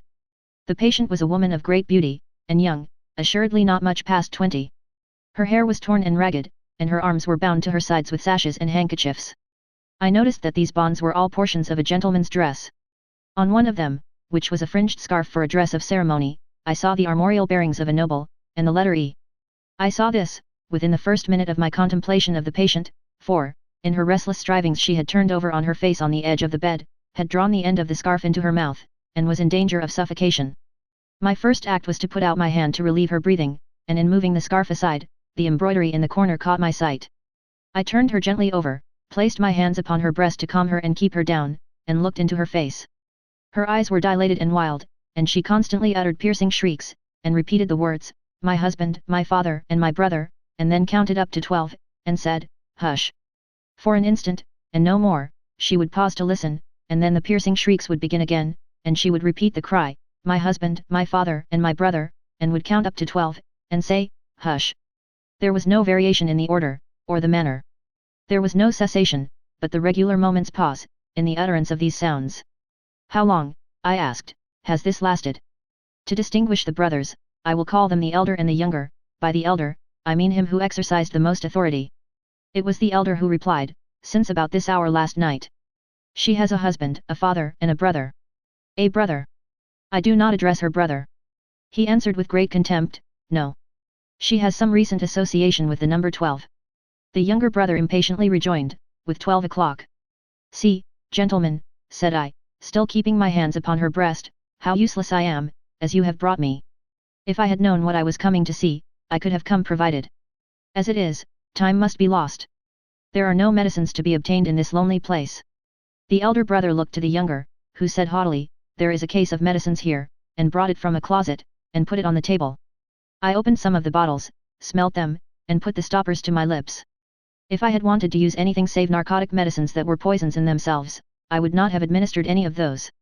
"Do you doubt them?" asked the younger brother. "You see, monsieur, I am going to use them," I replied, and said no more. I made the patient swallow, with great difficulty, and after many efforts, the dose that I desired to give. As I intended to repeat it after a while, and as it was necessary to watch its influence, I then sat down by the side of the bed. There was a timid and suppressed woman in attendance, wife of the man downstairs, who had retreated into a corner. The house was damp and decayed, indifferently furnished, evidently, recently occupied and temporarily used. Some thick old hangings had been nailed up before the windows, to deaden the sound of the shrieks. They continued to be uttered in their regular succession, with the cry, "My husband, my father, and my brother," the counting up to 12, and "Hush." The frenzy was so violent, that I had not unfastened the bandages restraining the arms, but, I had looked to them, to see that they were not painful. The only spark of encouragement in the case, was, that my hand upon the sufferer's breast had this much soothing influence, that for minutes at a time it tranquilized the figure. It had no effect upon the cries, no pendulum could be more regular. For the reason that my hand had this effect, I assume, I had sat by the side of the bed for half an hour, with the two brothers looking on, before the elder said, "There is another patient." I was startled, and asked, "Is it a pressing case?" "You had better see," he carelessly answered, and took up a light. The other patient lay in a back room across a second staircase, which was a species of loft over a stable. There was a low plastered ceiling to a part of it, the rest was open, to the ridge of the tiled roof, and there were beams across. Hay and straw were stored in that portion of the place, faggots for firing, and a heap of apples and sand. I had to pass through that part, to get at the other. My memory is circumstantial and unshaken. I try it with these details, and I see them all, in this my cell in the Bastille, near the close of the 10th year of my captivity, as I saw them all that night. On some hay on the ground, with the cushion thrown under his head, lay a handsome peasant boy, a boy of not more than 17 at the most. He lay on his back, with his teeth set, his right hand clenched on his breast, and his glaring eyes looking straight upward. I could not see where his wound was, as I kneeled on one knee over him, but I could see that he was dying of a wound from a sharp point. "I am a doctor, my poor fellow," said I. "Let me examine it." "I do not want it examined," he answered, "let it be." It was under his hand, and I soothed him to let me move his hand away. The wound was a sword thrust, received from 20 to 24 hours before, but no skill could have saved him if it had been looked to without delay. He was then dying fast. As I turned my eyes to the elder brother, I saw him looking down at this handsome boy whose life was ebbing out, as if he were a wounded bird or hare or rabbit, not at all as if he were a fellow creature.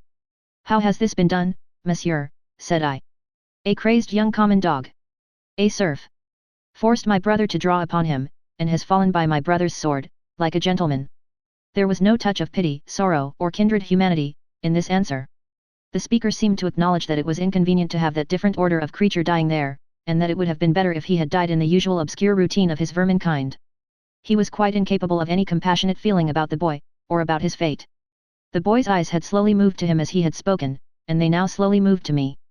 "Doctor, they are very proud, these nobles, but we common dogs are proud too, sometimes. They plunder us, outrage us, beat us, kill us, but we have a little pride left, sometimes. She, have you seen her, doctor?" The shrieks and the cries were audible there, though subdued by the distance. He referred to them, as if she were lying in our presence. I said, "I have seen her. She is my sister, doctor. They have had their shameful rights, these nobles, in the modesty and virtue of our sisters, many years, but we have had good girls among us. I know it, and have heard my father say so. She was a good girl. She was betrothed to a good young man, too, a tenant of his. We were all tenants of his, that man's who stands there. The other is his brother, the worst of a bad race." It was with the greatest difficulty that the boy gathered bodily force to speak, but his spirit spoke with a dreadful emphasis. "We were so robbed by that man who stands there, as all we common dogs are by those superior beings, taxed by him without mercy, obliged to work for him without pay, obliged to grind our corn at his mill, obliged to feed scores of his tame birds on our wretched crops, and forbidden for our lives to keep a single tame bird of our own, pillaged and plundered to that degree that when we chanced to have a bit of meat, we ate it in fear, with the door barred and the shutters closed, that his people should not see it and take it from us. I say, we were so robbed and hunted and were made so poor, that our father told us it was a dreadful thing to bring a child into the world, and that what we should most pray for, was, that our women might be barren and our miserable race die out. I had never before seen the sense of being oppressed, bursting forth like a fire. I had supposed that it must be latent in the people somewhere, but I had never seen it break out, until I saw it in the dying boy. Nevertheless, doctor, my sister married. He was ailing at that time, poor fellow, and she married her lover, that she might tend and comfort him in our cottage, our dog hut, as that man would call it. She had not been married many weeks, when that man's brother saw her and admired her, and asked that man to lend her to him, for what are husbands among us? He was willing enough, but my sister was good and virtuous, and hated his brother with a hatred as strong as mine. What did the two then, to persuade her husband to use his influence with her, to make her willing?" The boy's eyes, which had been fixed on mine, slowly turned to the looker-on, and I saw in the two faces that all he said was true.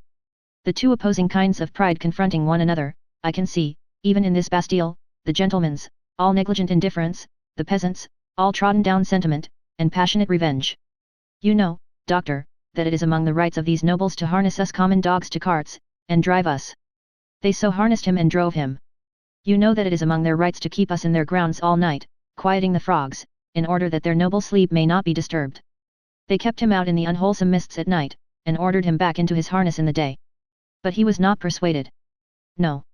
Taken out of harness one day at noon, to feed, if he could find food, he sobbed 12 times, once for every stroke of the bell, and died on her bosom.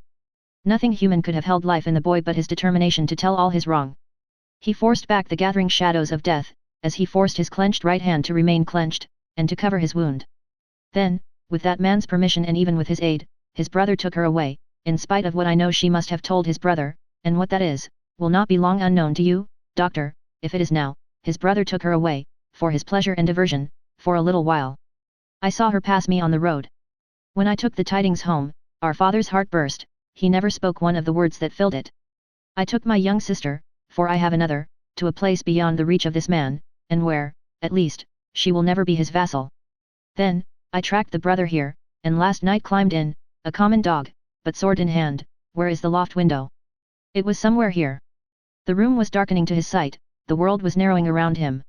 I glanced about me, and saw that the hay and straw were trampled over the floor, as if there had been a struggle. She heard me, and ran in. I told her not to come near us till he was dead. He came in and first tossed me some pieces of money, then struck at me with a whip. But I, though a common dog, so struck at him as to make him draw.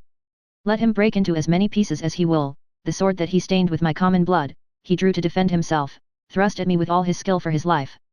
My glance had fallen, but a few moments before, on the fragments of a broken sword, lying among the hay. That weapon was a gentleman's. In another place, lay an old sword that seemed to have been a soldier's. Now, lift me up, doctor, lift me up. Where is he? He is not here, I said, supporting the boy, and thinking that he referred to the brother. He. Proud as these nobles are, he is afraid to see me. Where is the man who was here? Turn my face to him. I did so, raising the boy's head against my knee. But, invested for the moment with extraordinary power, he raised himself completely, obliging me to rise too, or I could not have still supported him. Marquis, said the boy, turned to him with his eyes opened wide, and his right hand raised, in the days when all these things are to be answered for, I summon you and yours, to the last of your bad race, to answer for them. I mark this cross of blood upon you, as a sign that I do it. In the days when all these things are to be answered for, I summon your brother, the worst of the bad race, to answer for them separately. I mark this cross of blood upon him, as a sign that I do it. Twice, he put his hand to the wound in his breast, and with his forefinger drew a cross in the air. He stood for an instant with the finger yet raised, and as it dropped, he dropped with it, and I laid him down dead. When I returned to the bedside of the young woman, I found her raving in precisely the same order of continuity. I knew that this might last for many hours, and that it would probably end in the silence of the grave. I repeated the medicines I had given her, and I sat at the side of the bed until the night was far advanced. She never abated the piercing quality of her shrieks, never stumbled in the distinctness or the order of her words. They were always my husband, my father, and my brother. 1, 2, 3, 4, 5, 6, 7, 8, 9, 10, 11, 12. Hush! This lasted 26 hours from the time when I first saw her. I had come and gone twice, and was again sitting by her, when she began to falter. I did what little could be done to assist that opportunity, and by she sank into a lethargy, and lay like the dead. It was as if the wind and rain had lulled at last, after a long and fearful storm. I released her arms, and called the woman to assist me to compose her figure and the dress she had torn. It was then that I knew her condition to be that of one in whom the first expectations of being a mother have arisen, and it was then that I lost the little hope I had had of her. Is she dead? Asked the Marquis, whom I will still describe as the elder brother, coming booted into the room from his horse. Not dead, said I, but like to die. What strength there is in these common bodies, he said, looking down at her with some curiosity. There is prodigious strength, I answered him, in sorrow and despair. He first laughed at my words, and then frowned at them. He moved a chair with his foot near to mine, ordered the woman away, and said in a subdued voice. Doctor, finding my brother in this difficulty with these hinds, I recommended that your aid should be invited. Your reputation is high, and, as a young man with your fortune to make, you are probably mindful of your interest. The things that you see here, are things to be seen, and not spoken of. I listened to the patient's breathing, and avoided answering. Do you honor me with your attention, doctor? Monsieur, said I, in my profession, the communications of patients are always received in confidence. I was guarded in my answer, for I was troubled in my mind with what I had heard and seen. Her breathing was so difficult to trace, that I carefully tried the pulse and the heart. There was life, and no more. Looking round as I resumed my seat, I found both the brothers intent upon me. I write with so much difficulty, the cold is so severe, I am so fearful of being detected and consigned to an underground cell in total darkness, that I must abridge this narrative. There is no confusion or failure in my memory, it can recall, and could detail, every word that was ever spoken between me and those brothers. She lingered for a week. Towards the last, I could understand some few syllables that she said to me, by placing my ear close to her lips. She asked me where she was, and I told her, who I was, and I told her. It was in vain that I asked her for her family name. She faintly shook her head upon the pillow, and kept her secret, as the boy had done. I had no opportunity of asking her any question, until I had told the brothers she was sinking fast, and could not live another day. Until then, though no one was ever presented to her consciousness save the woman and myself, one or other of them had always jealously sat behind the curtain at the head of the bed when I was there. But when it came to that, they seemed careless what communication I might hold with her, as if, the thought passed through my mind, I were dying too. I always observed that their pride bitterly resented the younger brothers, as I call him, having crossed swords with a peasant, and that peasant a boy. The only consideration that appeared to affect the mind of either of them was the consideration that this was highly degrading to the family, and was ridiculous. As often as I caught the younger brother's eyes, their expression reminded me that he disliked me deeply, for knowing what I knew from the boy. He was smoother and more polite to me than the elder, but I saw this. I also saw that I was an encumbrance in the mind of the elder, too. My patient died, 2 hours before midnight, at a time, by my watch, answering almost to the minute when I had first seen her. I was alone with her, when her forlorn young head drooped gently on one side, and all her earthly wrongs and sorrows ended. The brothers were waiting in a room downstairs, impatient to ride away. I had heard them, alone at the bedside, striking their boots with their riding whips, and loitering up and down. At last she is dead, said the elder, when I went in. She is dead, said I. I congratulate you, my brother, were his words as he turned round. He had before offered me money, which I had postponed taking. He now gave me a rouleau of gold. I took it from his hand, but laid it on the table. I had considered the question, and had resolved to accept nothing. Pray excuse me, said I. Under the circumstances, no. They exchanged looks, but bent their heads to me as I bent mine to them, and we parted without another word on either side. I am weary, weary, weary, worn down by misery. I cannot read what I have written with this gaunt hand. Early in the morning, the rouleau of gold was left at my door in a little box, with my name on the outside. From the first, I had anxiously considered what I ought to do. I decided, that day, to write privately to the minister, stating the nature of the 2 cases to which I had been summoned, and the place to which I had gone, in effect, stating all the circumstances. I knew what court influence was, and what the immunities of the nobles were, and I expected that the matter would never be heard of, but, I wished to relieve my own mind. I had kept the matter a profound secret, even from my wife, and this, too, I resolved to state in my letter. I had no apprehension whatever of my real danger, but I was conscious that there might be danger for others, if others were compromised by possessing the knowledge that I possessed. I was much engaged that day, and could not complete my letter that night. I rose long before my usual time next morning to finish it. It was the last day of the year. The letter was lying before me just completed, when I was told that a lady waited, who wished to see me. I am growing more and more unequal to the task I have set myself. It is so cold, so dark, my senses are so benumbed, and the gloom upon me is so dreadful. The lady was young, engaging, and handsome, but not marked for long life. She was in great agitation. She presented herself to me as the wife of the Marquis Saint Evremond. I connected the title by which the boy had addressed the elder brother, with the initial letter embroidered on the scarf, and had no difficulty in arriving at the conclusion that I had seen that nobleman very lately. My memory is still accurate, but I cannot write the words of our conversation.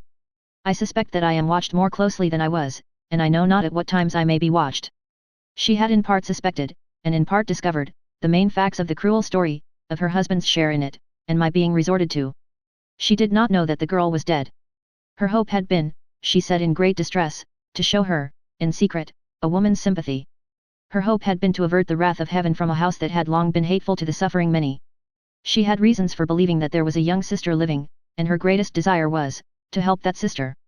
I could tell her nothing but that there was such a sister, beyond that, I knew nothing. Her inducement to come to me, relying on my confidence, had been the hope that I could tell her the name and place of abode. Whereas, to this wretched hour I am ignorant of both. These scraps of paper fail me. One was taken from me, with a warning, yesterday. I must finish my record today. She was a good, compassionate lady, and not happy in her marriage. How could she be? The brother distrusted and disliked her, and his influence was all opposed to her. She stood in dread of him, and in dread of her husband too. When I handed her down to the door, there was a child, a pretty boy from 2 to 3 years old, in her carriage. For his sake, doctor, she said, pointing to him in tears, I would do all I can to make what poor amends I can. He will never prosper in his inheritance otherwise. I have a presentiment that if no other innocent atonement is made for this, it will one day be required of him. What I have left to call my own, it is little beyond the worth of a few jewels, I will make it the first charge of his life to bestow, with the compassion and lamenting of his dead mother, on this injured family, if the sister can be discovered. She kissed the boy, and said, caressing him, it is for thine own dear sake. Thou wilt be faithful, little Charles. The child answered her bravely, yes. I kissed her hand, and she took him in her arms, and went away caressing him. I never saw her more. As she had mentioned her husband's name in the faith that I knew it, I added no mention of it to my letter. I sealed my letter, and, not trusting it out of my own hands, delivered it myself that day. That night, the last night of the year, towards 9 o'clock, a man in a black dress rang at my gate, demanded to see me, and softly followed my servant, Ernest Defarge, a youth, upstairs. When my servant came into the room where I sat with my wife, oh my wife, beloved of my heart, my fair young English wife, we saw the man, who was supposed to be at the gate, standing silent behind him. An urgent case in the Rue Saint-Honore, he said. It would not detain me, he had a coach in waiting. It brought me here, it brought me to my grave. When I was clear of the house, a black muffler was drawn tightly over my mouth from behind, and my arms were pinioned. The two brothers crossed the road from a dark corner, and identified me with a single gesture. The Marquis took from his pocket the letter I had written, showed it me, burned it in the light of a lantern that was held, and extinguished the ashes with his foot. Not a word was spoken. I was brought here, I was brought to my living grave. If it had pleased God to put it in the hard heart of either of the brothers, in all these frightful years, to grant me any tidings of my dearest wife, so much as to let me know by a word whether alive or dead, I might have thought that he had not quite abandoned them. But, now I believe that the mark of the Red Cross is fatal to them, and that they have no part in his mercies. And them and their descendants, to the last of their race, I, Alexander Manette, unhappy prisoner, do this last night of the year 1767, in my unbearable agony, denounce to the times when all these things shall be answered for. I denounce them to heaven and to earth.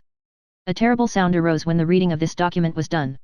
A sound of craving and eagerness that had nothing articulate in it but blood. The narrative called up the most revengeful passions of the time, and there was not a head in the nation but must have dropped before it. Little need, in presence of that tribunal and that auditory, to show how the Defarges had not made the paper public, with the other captured Bastille memorials borne in procession, and had kept it, biding their time. Little need to show that this detested family name had long been anathematized by Saint Antoine, and was wrought into the fatal register. The man never trod ground whose virtues and services would have sustained him in that place that day, against such denunciation. And all the worse for the doomed man, that the denouncer was a well-known citizen, his own attached friend, the father of his wife. One of the frenzied aspirations of the populace was, for imitations of the questionable public virtues of antiquity, and for sacrifices and self-immolations on the people's altar. Therefore when the President said, else had his own head quivered on his shoulders, that the good physician of the Republic would deserve better still of the Republic by rooting out an obnoxious family of aristocrats, and would doubtless feel a sacred glow and joy in making his daughter a widow and her child an orphan, there was wild excitement, patriotic fervor, not a touch of human sympathy. Much influence around him, has that doctor, murmured Madame Defarge, smiling to the vengeance. Save him now, my doctor, save him. At every juryman's vote, there was a roar. Another and another. Roar and roar. Unanimously voted. At heart and by descent an aristocrat, an enemy of the Republic, a notorious oppressor of the people. Back to the conciergerie, and death within 24 hours. Chapter 11. Dusk. The wretched wife of the innocent man thus doomed to die, fell under the sentence, as if she had been mortally stricken. But, she uttered no sound, and so strong was the voice within her, representing that it was she of all the world who must uphold him in his misery and not augment it, that it quickly raised her, even from that shock. The judges having to take part in a public demonstration out of doors, the tribunal adjourned. The quick noise and movement of the courts emptying itself by many passages had not ceased, when Lucy stood stretching out her arms towards her husband, with nothing in her face but love and consolation. If I might touch him! If I might embrace him once! Oh, good citizens, if you would have so much compassion for us! There was but a jailer left, along with 2 of the 4 men who had taken him last night, and Barsad. The people had all poured out to the show in the streets. Barsad proposed to the rest, let her embrace him then, it is but a moment. It was silently acquiesced in, and they passed her over the seats in the hall to a raised place, where he, by leaning over the dock, could fold her in his arms. Farewell, dear darling of my soul. My parting blessing on my love. We shall meet again, where the weary are at rest. They were her husband's words, as he held her to his bosom. I can bear it, dear Charles. I am supported from above, don't suffer for me. A parting blessing for our child. I send it to her by you. I kiss her by you. I say farewell to her by you. My husband. No. A moment. He was tearing himself apart from her. We shall not be separated long. I feel that this will break my heart by and by, but I will do my duty while I can, and when I leave her, God will raise up friends for her, as he did for me." Her father had followed her, and would have fallen on his knees to both of them, but that Darnay put out a hand and seized him, crying, "No, no! What have you done, what have you done, that you should kneel to us? We know now, what a struggle you made of old. We know, now what you underwent when you suspected my descent, and when you knew it. We know now, the natural antipathy you strove against, and conquered, for her dear sake. We thank you with all our hearts, and all our love and duty. Heaven be with you." Her father's only answer was to draw his hands through his white hair, and wring them with a shriek of anguish. "It could not be otherwise," said the prisoner. "All things have worked together as they have fallen out. It was the always vain endeavour to discharge my poor mother's trust that first brought my fatal presence near you.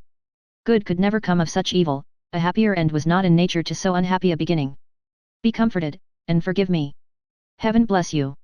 As he was drawn away, his wife released him, and stood looking after him with her hands touching one another in the attitude of prayer, and with a radiant look upon her face, in which there was even a comforting smile. As he went out at the prisoner's door, she turned, laid her head lovingly on her father's breast, tried to speak to him, and fell at his feet. Then, issuing from the obscure corner from which he had never moved, Sydney Carton came and took her up. Only her father and Mr. Lorry were with her. His arm trembled as it raised her, and supported her head. Yet, there was an air about him that was not all of pity, that had a flush of pride in it. "Shall I take her to a coach? I shall never feel her weight." He carried her lightly to the door, and laid her tenderly down in a coach.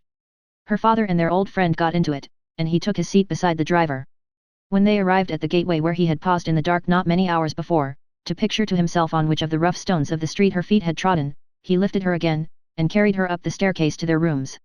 There, he laid her down on a couch, where her child and Miss Praw wept over her. "Don't recall her to herself," he said, softly, to the latter, "she is better so. Don't revive her to consciousness, while she only faints." "Oh, Carton, Carton, dear Carton," cried little Lucy, springing up and throwing her arms passionately round him, in a burst of grief. "Now that you have come, I think you will do something to help Mama, something to save Papa. Oh, look at her, dear Carton. Can you, of all the people who love her, bear to see her so?" He bent over the child, and laid her blooming cheek against his face. He put her gently from him, and looked at her unconscious mother. "Before I go," he said, and paused, "I may kiss her." It was remembered afterwards that when he bent down and touched her face with his lips, he murmured some words. The child, who was nearest to him, told them afterwards, and told her grandchildren when she was a handsome old lady, that she heard him say, "A life you love." When he had gone out into the next room, he turned suddenly on Mr. Lorry and her father, who were following, and said to the latter, "You had great influence but yesterday, Dr. Manette, let it at least be tried. These judges, and all the men in power, are very friendly to you, and very recognizant of your services, are they not? Nothing connected with Charles was concealed from me. I had the strongest assurances that I should save him, and I did." He returned the answer in great trouble, and very slowly. "Try them again. The hours between this and tomorrow afternoon are few and short, but try." "I intend to try. I will not rest a moment." "That's well. I have known such energy as yours do great things before now, though never," he added, with a smile and a sigh together, "such great things as this. But try. Of little worth as life is when we misuse it, it is worth that effort.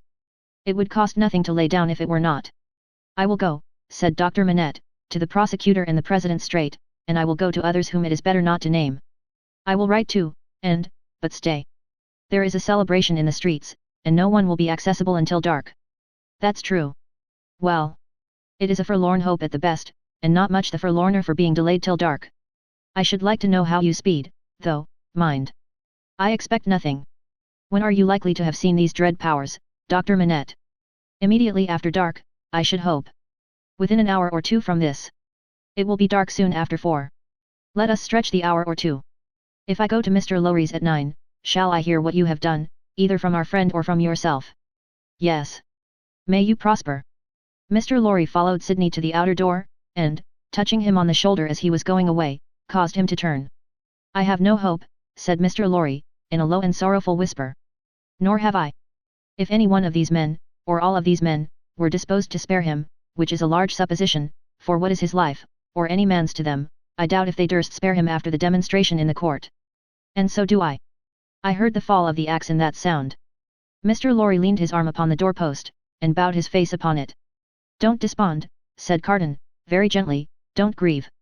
I encouraged Dr. Manette in this idea, because I felt that it might one day be consolatory to her. Otherwise, she might think his life was wantonly thrown away or wasted, and that might trouble her. Yes, yes, yes, returned Mr. Lorry, drying his eyes, you are right. But he will perish, there is no real hope. Yes. He will perish, there is no real hope, echoed Carton. And walked with a settled step, downstairs. Chapter 12. Darkness. Sidney Carton paused in the street, not quite decided where to go. At Tellson's banking house at 9, he said, with a musing face.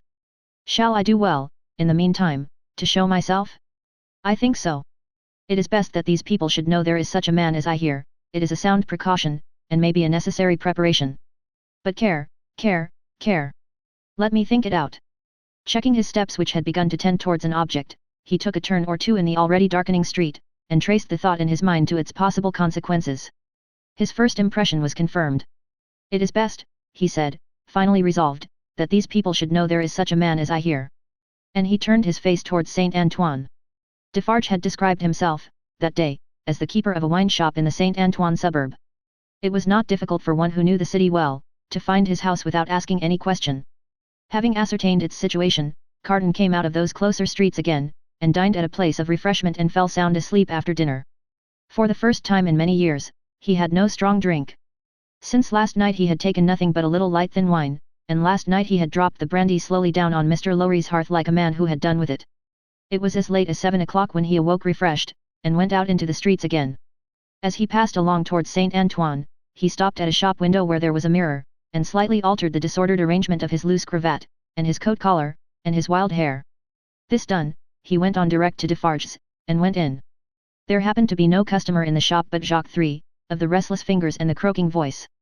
This man, whom he had seen upon the jury, stood drinking at the little counter, in conversation with the Defarges, man and wife.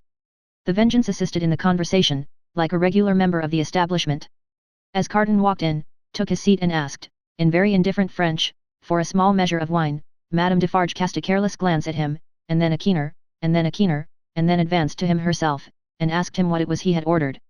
He repeated what he had already said. English? Asked Madame Defarge, inquisitively raising her dark eyebrows.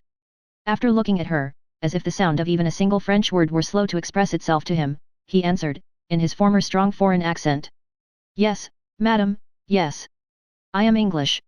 Madame Defarge returned to her counter to get the wine, and, as he took up a Jacobin journal and feigned to pore over it puzzling out its meaning, he heard her say, I swear to you, like Evremond. Defarge brought him the wine, and gave him good evening. How? Good evening. Oh. Good evening, citizen, filling his glass. Ah, and good wine. I drink to the Republic. Defarge went back to the counter, and said, certainly, a little like. Madame sternly retorted, I tell you a good deal like. Jacques III pacifically remarked, he is so much in your mind, see you, madam. The amiable Vengeance added, with a laugh, yes, my faith. And you are looking forward with so much pleasure to seeing him once more tomorrow. Carton followed the lines and words of his paper, with a slow forefinger, and with a studious and absorbed face. They were all leaning their arms on the counter close together, speaking low. After a silence of a few moments, during which they all looked towards him without disturbing his outward attention from the Jacobin editor, they resumed their conversation. It is true what Madame says, observed Jacques III. Why stop? There is great force in that. Why stop? Well, reasoned Defarge, but one must stop somewhere. After all, the question is still where. At extermination, said Madame. Magnificent, croaked Jacques III. The Vengeance, also, highly approved. Extermination is good doctrine, my wife, said Defarge, rather troubled. In general, I say nothing against it.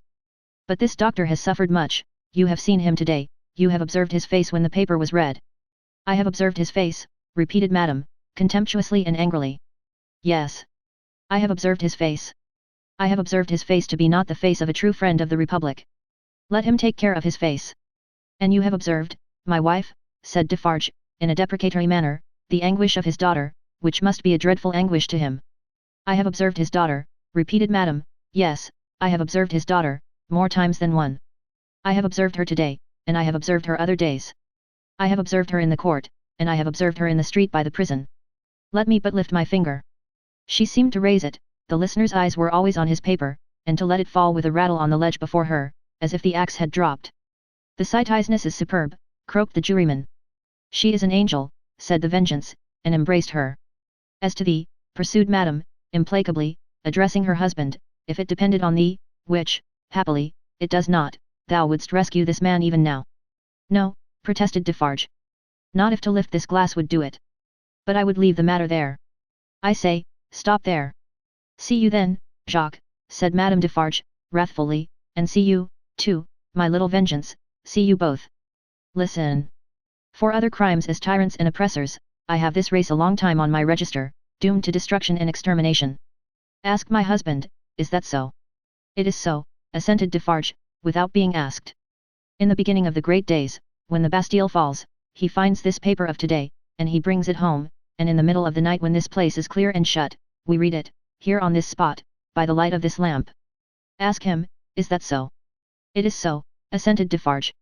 That night, I tell him, when the paper is read through, and the lamp is burnt out, and the day is gleaming in above those shutters and between those iron bars, that I have now a secret to communicate. Ask him, is that so? It is so, assented Defarge again. I communicate to him that secret.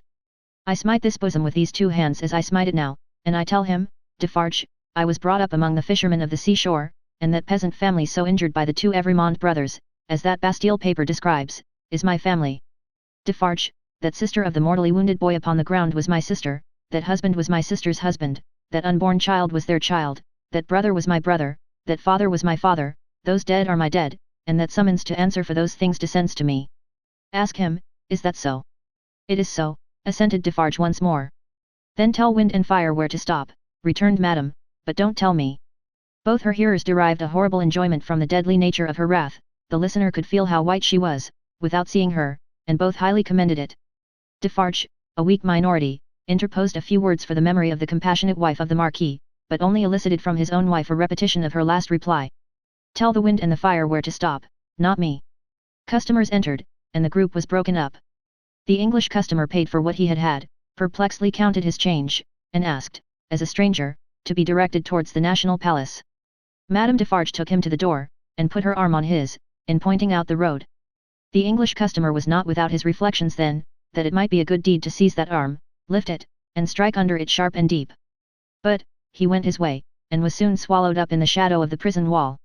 At the appointed hour, he emerged from it to present himself in Mr. Lorry's room again, where he found the old gentleman walking to and fro in restless anxiety.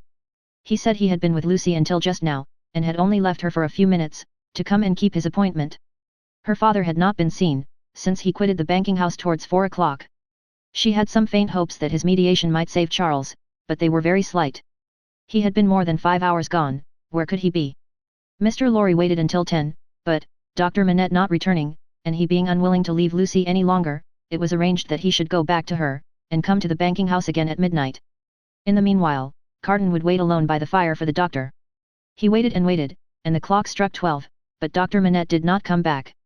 Mr. Lorry returned, and found no tidings of him, and brought none. Where could he be? They were discussing this question, and were almost building up some weak structure of hope on his prolonged absence, when they heard him on the stairs. The instant he entered the room, it was plain that all was lost. Whether he had really been to anyone, or whether he had been all that time traversing the streets, was never known. As he stood staring at them, they asked him no question, for his face told them everything. I cannot find it, said he, and I must have it. Where is it? His head and throat were bare, and, as he spoke with a helpless look straying all around, he took his coat off, and let it drop on the floor. Where is my bench? I have been looking everywhere for my bench, and I can't find it. What have they done with my work? Time presses, I must finish those shoes. They looked at one another, and their hearts died within them. Come, come, said he, in a whimpering miserable way, let me get to work. Give me my work. Receiving no answer, he tore his hair, and beat his feet upon the ground, like a distracted child. Don't torture a poor forlorn wretch, he implored them, with a dreadful cry, but give me my work. What is to become of us, if those shoes are not done tonight? Lost, utterly lost. It was so clearly beyond hope to reason with him, or try to restore him, that, as if by agreement, they each put a hand upon his shoulder, and soothed him to sit down before the fire, with the promise that he should have his work presently. He sank into the chair, and brooded over the embers, and shed tears. As if all that had happened since the garret time were a momentary fancy, or a dream, Mr. Lorry saw him shrink into the exact figure that Defarge had had in keeping. Affected, and impressed with terror as they both were, by this spectacle of ruin, it was not a time to yield to such emotions. His lonely daughter, bereft of her final hope and reliance, appealed to them both too strongly. Again, as if by agreement, they looked at one another with one meaning in their faces. Carton was the first to speak. The last chance is gone, it was not much. Yes, he had better be taken to her. But, before you go, will you, for a moment, steadily attend to me? Don't ask me why I make the stipulations I am going to make, and exact the promise I am going to exact. I have a reason, a good one. I do not doubt it, answered Mr. Lorry. Say on. The figure in the chair between them, was all the time monotonously rocking itself to and fro, and moaning. They spoke in such a tone as they would have used if they had been watching by a sick bed in the night. Carton stooped to pick up the coat, which lay almost entangling his feet. As he did so, a small case in which the doctor was accustomed to carry the lists of his day's duties, fell lightly on the floor. Carton took it up, and there was a folded paper in it. We should look at this, he said. Mr. Lorry nodded his consent. He opened it, and exclaimed, Thank God. What is it? Asked Mr. Lorry, eagerly. A moment. Let me speak of it in its place. First, he put his hand in his coat, and took another paper from it. That is the certificate which enables me to pass out of this city. Look at it. You see, Sidney Carton, an Englishman. Mr. Lorry held it open in his hand, gazing in his earnest face. Keep it for me until tomorrow. I shall see him tomorrow, you remember, and I had better not take it into the prison. Why not? I don't know, I prefer not to do so. Now, take this paper that Dr. Manette has carried about him. It is a similar certificate, enabling him and his daughter and her child, at any time, to pass the barrier and the frontier. You see? Yes. Perhaps he obtained it as his last and utmost precaution against evil, yesterday. When is it dated? But no matter, don't stay to look, put it up carefully with mine and your own. Now, observe. I never doubted until within this hour or two, that he had, or could have such a paper. It is good, until recalled. But it may be soon recalled, and, I have reason to think, will be. They are not in danger. They are in great danger. They are in danger of denunciation by Madame Defarge. I know it from her own lips. I have overheard words of that woman's, tonight, which have presented their danger to me in strong colours. I have lost no time, and since then, I have seen the spy. He confirms me. He knows that a wood sawyer, living by the prison wall, is under the control of the Defarges, and has been rehearsed by Madame Defarge as to his having seen her. He never mentioned Lucy's name, making signs and signals to prisoners. It is easy to foresee that the pretence will be the common one, a prison plot, and that it will involve her life, and perhaps her child's, and perhaps her father's, for both have been seen with her at that place. Don't look so horrified. You will save them all. Heaven grant I may, Carton. But how? I am going to tell you how. It will depend on you, and it could depend on no better man. This new denunciation will certainly not take place until after tomorrow, probably not until 2 or 3 days afterwards, more probably a week afterwards. You know it is a capital crime, to mourn for, or sympathize with, a victim of the guillotine. She and her father would unquestionably be guilty of this crime, and this woman, the inveteracy of whose pursuit cannot be described, would wait to add that strength to her case, and make herself doubly sure. You follow me? So attentively, and with so much confidence in what you say, that for the moment I lose sight, touching the back of the doctor's chair, even of this distress. You have money, and can buy the means of travelling to the seacoast as quickly as the journey can be made. Your preparations have been completed for some days, to return to England. Early tomorrow have your horses ready, so that they may be in starting trim at 2 o'clock in the afternoon. It shall be done. His manner was so fervent and inspiring, that Mr. Lorry caught the flame, and was as quick as youth. You are a noble heart. Did I say we could depend upon no better man? Tell her, tonight, what you know of her danger as involving her child and her father. Dwell upon that, for she would lay her own fair head beside her husband's cheerfully. He faltered for an instant, then went on as before. For the sake of her child and her father, press upon her the necessity of leaving Paris, with them and you, at that hour. Tell her that it was her husband's last arrangement. Tell her that more depends upon it than she dare believe, or hope. You think that her father, even in this sad state, will submit himself to her, do you not? I am sure of it. I thought so. Quietly and steadily have all these arrangements made in the courtyard here, even to the taking of your own seat in the carriage. The moment I come to you, take me in, and drive away. I understand that I wait for you under all circumstances. You have my certificate in your hand with the rest, you know, and will reserve my place. Wait for nothing but to have my place occupied, and then for England. Why, then, said Mr. Lorry, grasping his eager but so firm and steady hand, it does not all depend on one old man, but I shall have a young and ardent man at my side. By the help of heaven you shall. Promise me solemnly that nothing will influence you to alter the course on which we now stand pledged to one another. Nothing, Cardan. Remember these words tomorrow, change the course, or delay in it, for any reason, and no life can possibly be saved, and many lives must inevitably be sacrificed. I will remember them. I hope to do my part faithfully. And I hope to do mine. Now, goodbye. Though he said it with a grave smile of earnestness, and though he even put the old man's hand to his lips, he did not part from him then. He helped him so far to arouse the rocking figure before the dying embers, as to get a cloak and hat put upon it, and to tempt it forth to find where the bench and work were hidden that it still moaningly besought to have. He walked on the other side of it and protected it to the courtyard of the house where the afflicted heart, so happy in the memorable time when he had revealed his own desolate heart to it, outwatched the awful night. He entered the courtyard and remained there for a few moments alone, looking up at the light in the window of her room. Before he went away, he breathed a blessing towards it, and a farewell. Chapter 13. 52. In the black prison of the conciergerie, the doomed of the day awaited their fate. They were in number as the weeks of the year. 52 were to roll that afternoon on the life tide of the city to the boundless everlasting sea. Before their cells were quit of them, new occupants were appointed, before their blood ran into the blood spilled yesterday, the blood that was to mingle with theirs tomorrow was already set apart. 212 were told off. From the farmer general of 70, whose riches could not buy his life, to the seamstress of 20, whose poverty and obscurity could not save her. Physical diseases, engendered in the vices and neglects of men, will seize on victims of all degrees, and the frightful moral disorder, born of unspeakable suffering, intolerable oppression, and heartless indifference, smote equally without distinction. Charles Darnay, alone in a cell, had sustained himself with no flattering delusion since he came to it from the tribunal. In every line of the narrative he had heard his condemnation. He had fully comprehended that no personal influence could possibly save him, that he was virtually sentenced by the millions, and that units could avail him nothing.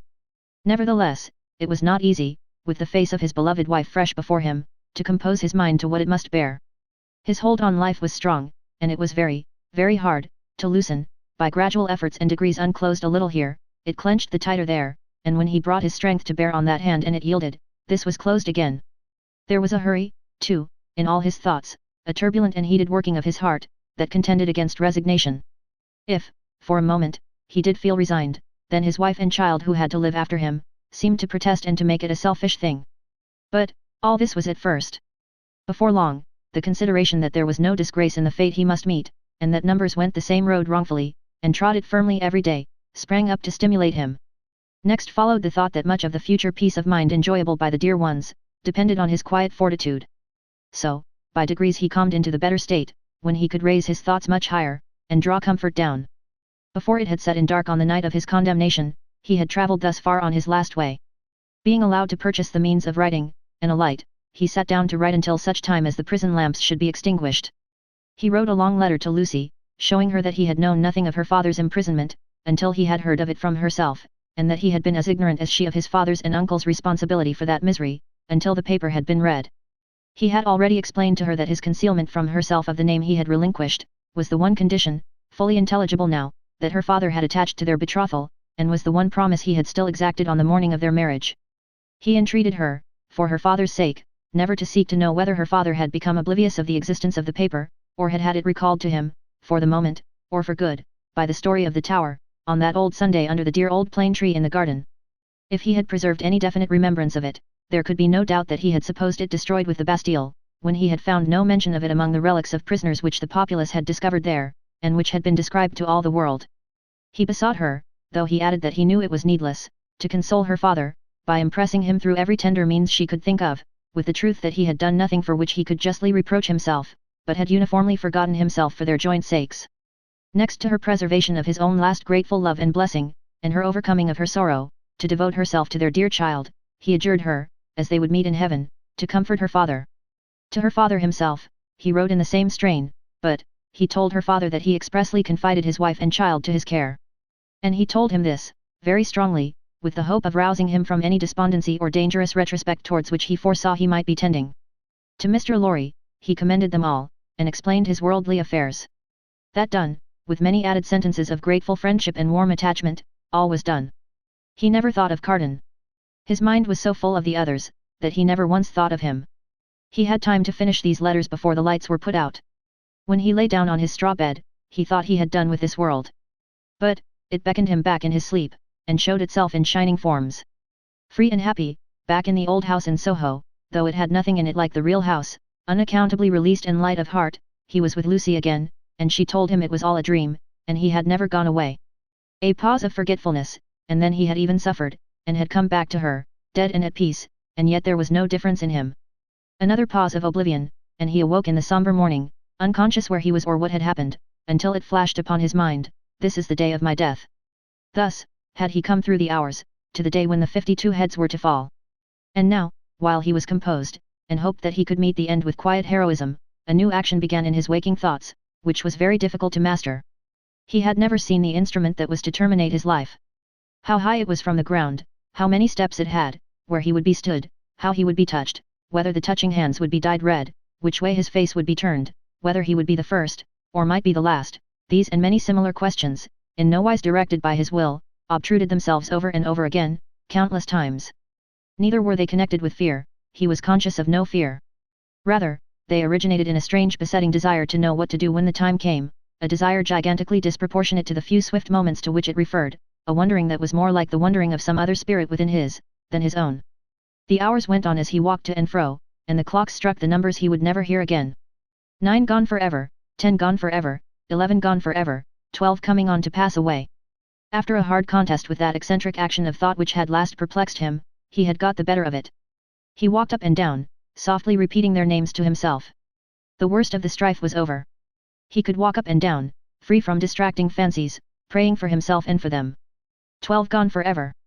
He had been apprised that the final hour was 3, and he knew he would be summoned some time earlier, inasmuch as the tumbrils jolted heavily and slowly through the streets. Therefore, he resolved to keep 2 before his mind, as the hour, and so to strengthen himself in the interval that he might be able, after that time, to strengthen others. Walking regularly to and fro with his arms folded on his breast, a very different man from the prisoner, who had walked to and fro at law force, he heard one struck away from him, without surprise. The hour had measured like most other hours. Devoutly thankful to heaven for his recovered self-possession, he thought, there is but another now, and turned to walk again. Footsteps in the stone passage outside the door. He stopped. The key was put in the lock, and turned. Before the door was opened, or as it opened, a man said in a low voice, in English, he has never seen me here, I have kept out of his way. Go you in alone, I wait near. Lose no time. The door was quickly opened and closed, and there stood before him face to face, quiet, intent upon him, with the light of a smile on his features, and a cautionary finger on his lip, Sidney Carton. There was something so bright and remarkable in his look, that, for the first moment, the prisoner misdoubted him to be an apparition of his own imagining. But, he spoke, and it was his voice, he took the prisoner's hand, and it was his real grasp. Of all the people upon earth, you least expected to see me, he said. I could not believe it to be you. I can scarcely believe it now. You are not, the apprehension came suddenly into his mind, a prisoner. No. I am accidentally possessed of a power over one of the keepers here, and in virtue of it I stand before you. I come from her, your wife, dear Darnay. The prisoner wrung his hand. I bring you a request from her. What is it? A most earnest, pressing, and emphatic entreaty, addressed to you in the most pathetic tones of the voice so dear to you, that you well remember. The prisoner turned his face partly aside. You have no time to ask me why I bring it, or what it means, I have no time to tell you. You must comply with it, take off those boots you wear, and draw on these of mine. There was a chair against the wall of the cell, behind the prisoner. Carton, pressing forward, had already, with the speed of lightning, got him down into it, and stood over him, barefoot. Draw on these boots of mine. Put your hands to them, put your will to them. Quick! Carton, there is no escaping from this place, it never can be done. You will only die with me. It is madness. It would be madness if I asked you to escape, but do I? When I ask you to pass out at that door, tell me it is madness and remain here. Change that cravat for this of mine, that coat for this of mine. While you do it, let me take this ribbon from your hair, and shake out your hair like this of mine. With wonderful quickness, and with a strength both of will and action, that appeared quite supernatural, he forced all these changes upon him. The prisoner was like a young child in his hands. Carton! Dear Carton! It is madness. It cannot be accomplished, it never can be done, it has been attempted, and has always failed. I implore you not to add your death to the bitterness of mine. Do I ask you, my dear Darnay, to pass the door? When I ask that, refuse. There are pen and ink and paper on this table. Is your hand steady enough to write? It was when you came in. Steady it again, and write what I shall dictate. Quick, friend, quick. Pressing his hand to his bewildered head, Darnay sat down at the table. Carton, with his right hand in his breast, stood close beside him. Write exactly as I speak. To whom do I address it? To no one. Carton still had his hand in his breast. Do I date it? No. The prisoner looked up, at each question. Carton, standing over him with his hand in his breast, looked down. If you remember, said Carton, dictating, the words that passed between us, long ago, you will readily comprehend this when you see it. You do remember them, I know. It is not in your nature to forget them. He was drawing his hand from his breast, the prisoner chancing to look up in his hurried wonder as he wrote, the hand stopped, closing upon something. Have you written forget them? Carton asked. I have. Is that a weapon in your hand? No, I am not armed. What is it in your hand? You shall know directly. Write on, there are but a few words more. He dictated again. I am thankful that the time has come, when I can prove them. That I do so is no subject for regret or grief. As he said these words with his eyes fixed on the writer, his hand slowly and softly moved down close to the writer's face. The pen dropped from Darnay's fingers on the table, and he looked about him vacantly. What vapor is that? He asked. Vapor. Something that crossed me.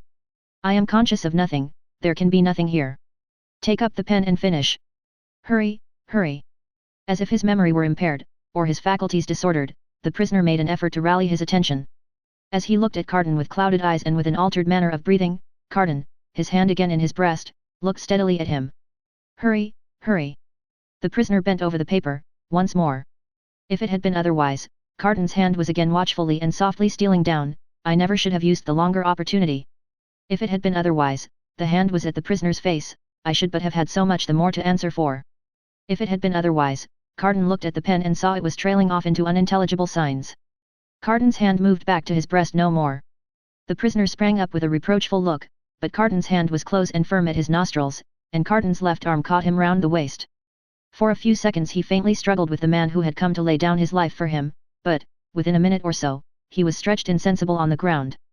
Quickly, but with hands as true to the purpose as his heart was, Carton dressed himself in the clothes the prisoner had laid aside, combed back his hair, and tied it with the ribbon the prisoner had worn. Then, he softly called, Enter there. Come in, and the spy presented himself. You see, said Carton, looking up, as he kneeled on one knee beside the insensible figure, putting the paper in the breast, is your hazard very great? Mr. Carton, the spy answered, with a timid snap of his fingers, my hazard is not that, in the thick of business here, if you are true to the whole of your bargain. Don't fear me. I will be true to the death.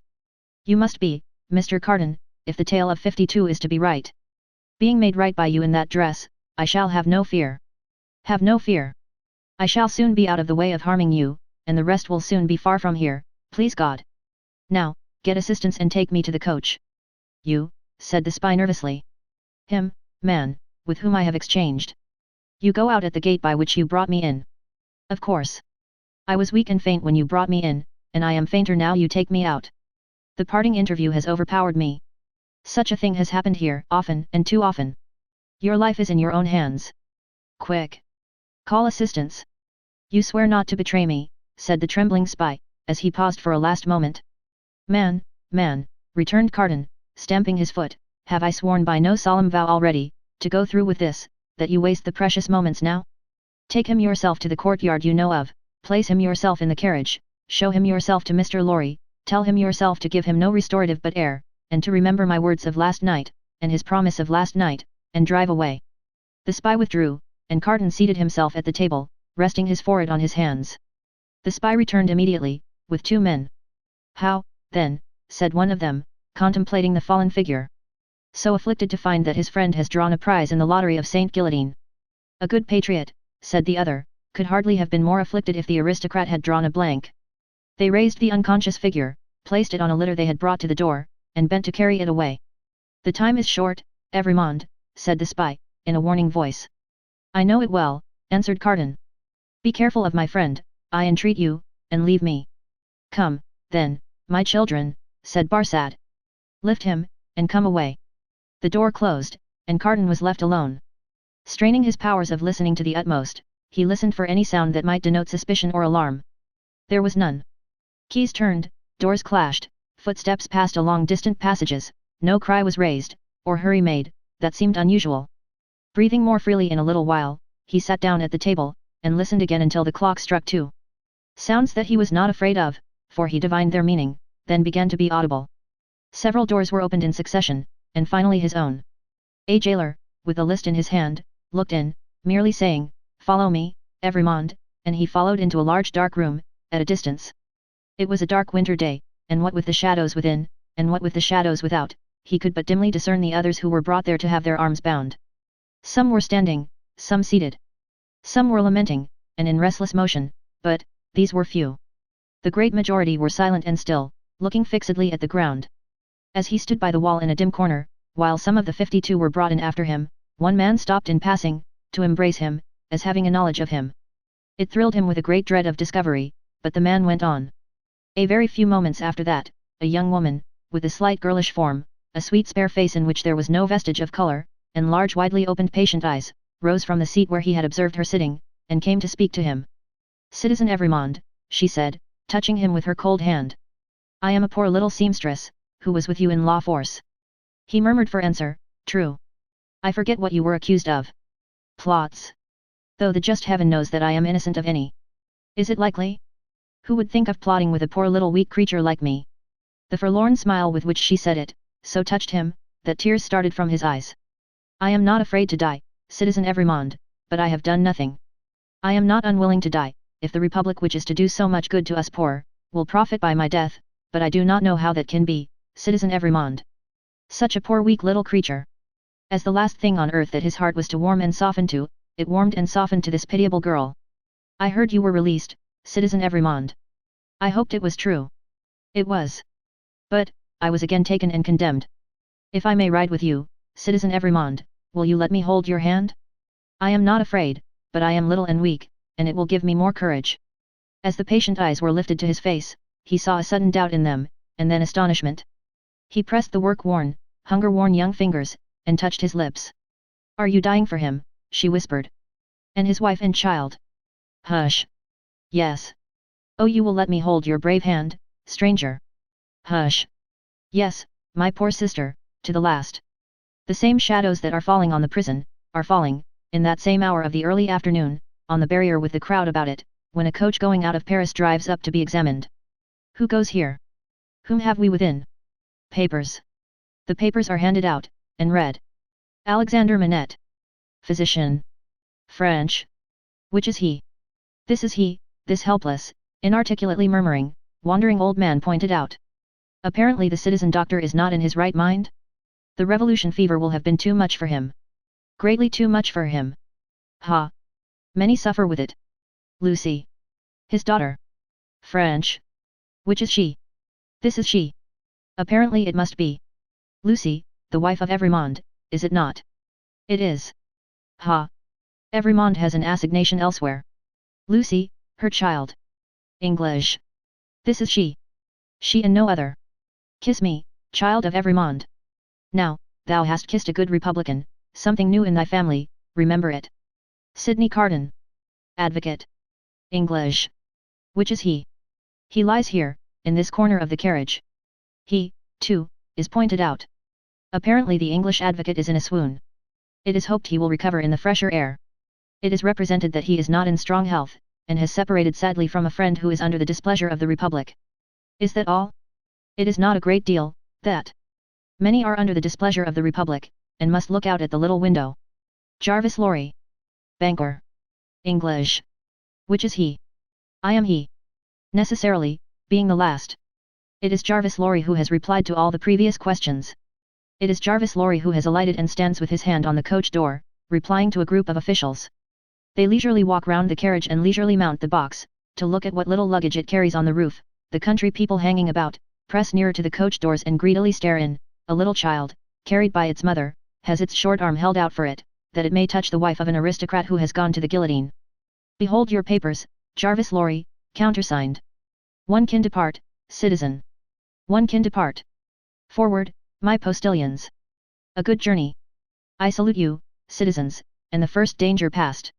These are again the words of Jarvis Lorry, as he clasps his hands, and looks upward. There is terror in the carriage, there is weeping, there is the heavy breathing of the insensible traveller. Are we not going too slowly? Can they not be induced to go faster, asks Lucy, clinging to the old man. It would seem like flight, my darling. I must not urge them too much, it would rouse suspicion. Look back, and see if we are pursued. The road is clear, my dearest. So far, we are not pursued. Houses in twos and threes pass by us, solitary farms, ruinous buildings, dye works, tanneries, and the like, open country, avenues of leafless trees. The hard uneven pavement is under us, the soft deep mud is on either side.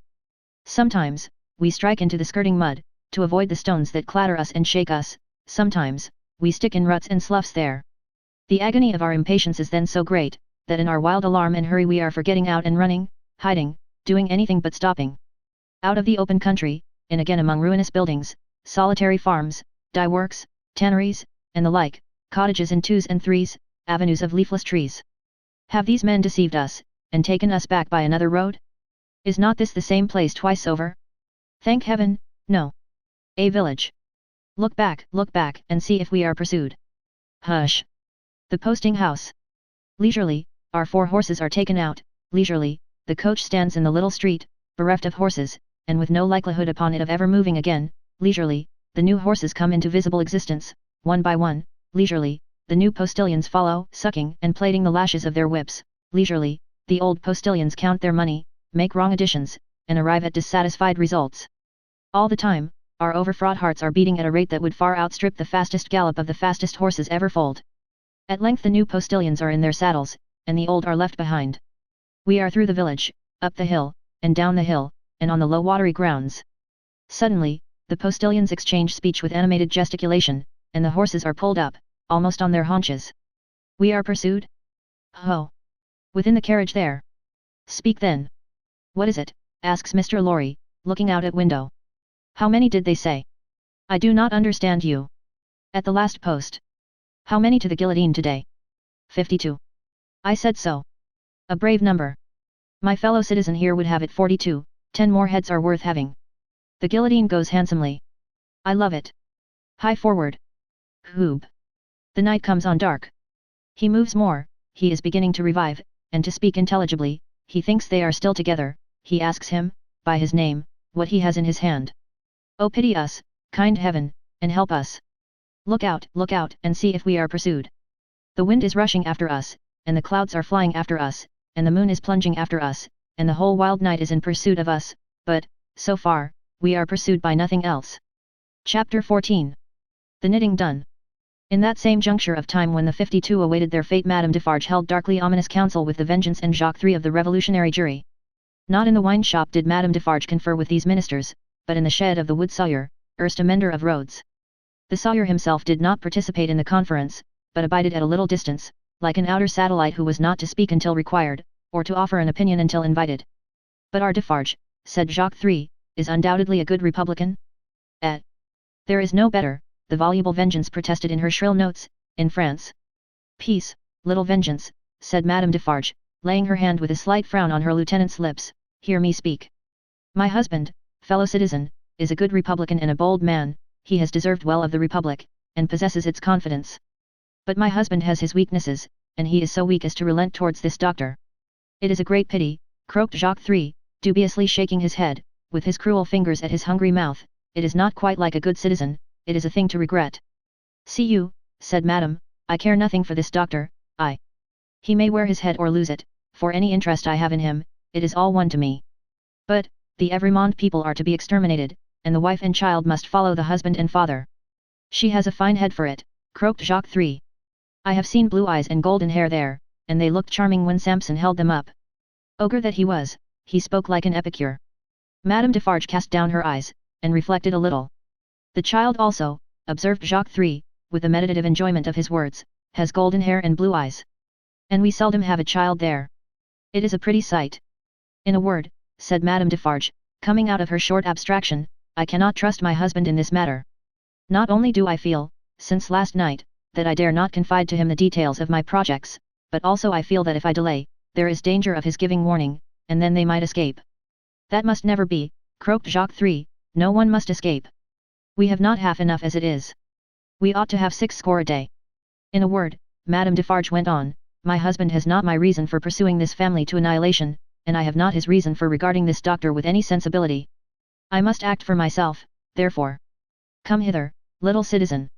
The wood sawyer, who held her in the respect, and himself in the submission, of mortal fear, advanced with his hand to his red cap. Touching those signals, little citizen, said Madame Defarge, sternly, that she made to the prisoners, you are ready to bear witness to them this very day. Why not, cried the sawyer. Every day, in all weathers, from 2 to 4, always signalling, sometimes with the little one, sometimes without. I know what I know. I have seen with my eyes. He made all manner of gestures while he spoke, as if an incidental imitation of some few of the great diversity of signals that he had never seen. Clearly plots, said Jacques III. Transparently. There is no doubt of the jury, inquired Madame Defarge, letting her eyes turn to him with a gloomy smile. Rely upon the patriotic jury, dear citizeness. I answer for my fellow jurymen. Now, let me see, said Madame Defarge, pondering again. Yet once more. Can I spare this doctor to my husband? I have no feeling either way. Can I spare him? He would count as one head, observed Jacques III, in a low voice. We really have not heads enough, it would be a pity, I think. He was signalling with her when I saw her, argued Madame Defarge, I cannot speak of one without the other, and I must not be silent, and trust the case wholly to him, this little citizen here. For, I am not a bad witness. The Vengeance and Jacques III vied with each other in their fervent protestations that she was the most admirable and marvellous of witnesses. The little citizen, not to be outdone, declared her to be a celestial witness. He must take his chance, said Madame Defarge. No, I cannot spare him. You are engaged at 3 o'clock, you are going to see the batch of today executed, you. The question was addressed to the wood sawyer, who hurriedly replied in the affirmative, seizing the occasion to add that he was the most ardent of Republicans, and that he would be in effect the most desolate of Republicans, if anything prevented him from enjoying the pleasure of smoking his afternoon pipe in the contemplation of the droll national barber. He was so very demonstrative herein, that he might have been suspected, perhaps was, by the dark eyes that looked contemptuously at him out of Madame Defarge's head, of having his small individual fears for his own personal safety, every hour in the day. I, said Madame, am equally engaged at the same place. After it is over, say at 8 tonight, come you to me, in Saint Antoine, and we will give information against these people at my section. The wood sawyer said he would be proud and flattered to attend the citizeness. The citizeness looking at him, he became embarrassed, evaded her glance as a small dog would have done, retreated among his wood, and hid his confusion over the handle of his saw. Madame Defarge beckoned the juryman and the Vengeance a little nearer to the door, and there expounded her further views to them thus. She will now be at home, awaiting the moment of his death. She will be mourning and grieving. She will be in a state of mind to impeach the justice of the Republic. She will be full of sympathy with its enemies. I will go to her. What an admirable woman, what an adorable woman, exclaimed Jacques III, rapturously. Ah, my cherished, cried the Vengeance, and embraced her. Take you my knitting, said Madame Defarge, placing it in her lieutenant's hands, and have it ready for me in my usual seat. Keep me my usual chair. Go you there, straight, for there will probably be a greater concourse than usual, today. I willingly obey the orders of my chief, said the Vengeance with alacrity, and kissing her cheek. You will not be late. I shall be there before the commencement. And before the tumbrils arrive. Be sure you are there, my soul, said the Vengeance, calling after her, for she had already turned into the street, before the tumbrils arrive. Madame Defarge slightly waved her hand, to imply that she heard, and might be relied upon to arrive in good time, and so went through the mud, and round the corner of the prison wall. The Vengeance and the juryman, looking after her as she walked away, were highly appreciative of her fine figure, and her superb moral endowments. There were many women at that time, upon whom the time laid a dreadfully disfiguring hand, but, there was not one among them more to be dreaded than this ruthless woman, now taking her way along the streets. Of a strong and fearless character, of shrewd sense and readiness, of great determination, of that kind of beauty which not only seems to impart to its possessor firmness and animosity, but to strike into others an instinctive recognition of those qualities, the troubled time would have heaved her up, under any circumstances. But, imbued from her childhood with a brooding sense of wrong, and an inveterate hatred of a class, opportunity had developed her into a tigress. She was absolutely without pity. If she had ever had the virtue in her, it had quite gone out of her. It was nothing to her, that an innocent man was to die for the sins of his forefathers, she saw, not him, but them. It was nothing to her, that his wife was to be made a widow and his daughter an orphan, that was insufficient punishment, because they were her natural enemies and her prey, and as such had no right to live.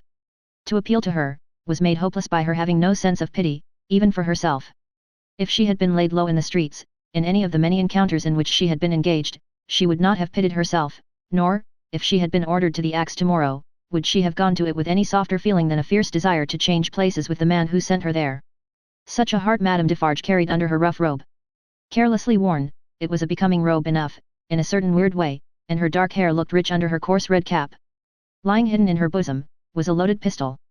Lying hidden at her waist, was a sharpened dagger.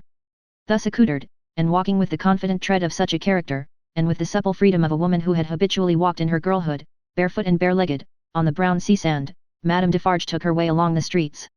Now, when the journey of the travelling coach, at that very moment waiting for the completion of its load, had been planned out last night, the difficulty of taking Miss Pross in it had much engaged Mr. Lowrie's attention. It was not merely desirable to avoid overloading the coach, but it was of the highest importance that the time occupied in examining it and its passengers, should be reduced to the utmost, since their escape might depend on the saving of only a few seconds here and there.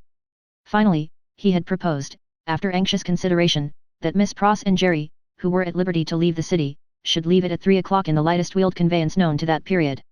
Unencumbered with luggage, they would soon overtake the coach, and, passing it and preceding it on the road, would order its horses in advance, and greatly facilitate its progress during the precious hours of the night, when delay was the most to be dreaded. Seeing in this arrangement the hope of rendering real service in that pressing emergency, Miss Pross hailed it with joy. She and Jerry had beheld the coach start, had known who it was that Solomon brought, had passed some 10 minutes in tortures of suspense, and were now concluding their arrangements to follow the coach, even as Madame Defarge, taking her way through the streets, now drew nearer and nearer to the else deserted lodging in which they held their consultation. "Now what do you think, Mr. Cruncher?" said Miss Pross, whose agitation was so great that she could hardly speak, or stand, or move, or live. "What do you think of our not starting from this courtyard? Another carriage having already gone from here today, it might awaken suspicion." "My opinion, miss," returned Mr. Cruncher, "is as you're right. Likewise what I'll stand by you, right or wrong." "I am so distracted with fear and hope for our precious creatures," said Miss Pross, wildly crying, "that I am incapable of forming any plan." "Are you capable of forming any plan, my dear good Mr. Cruncher?"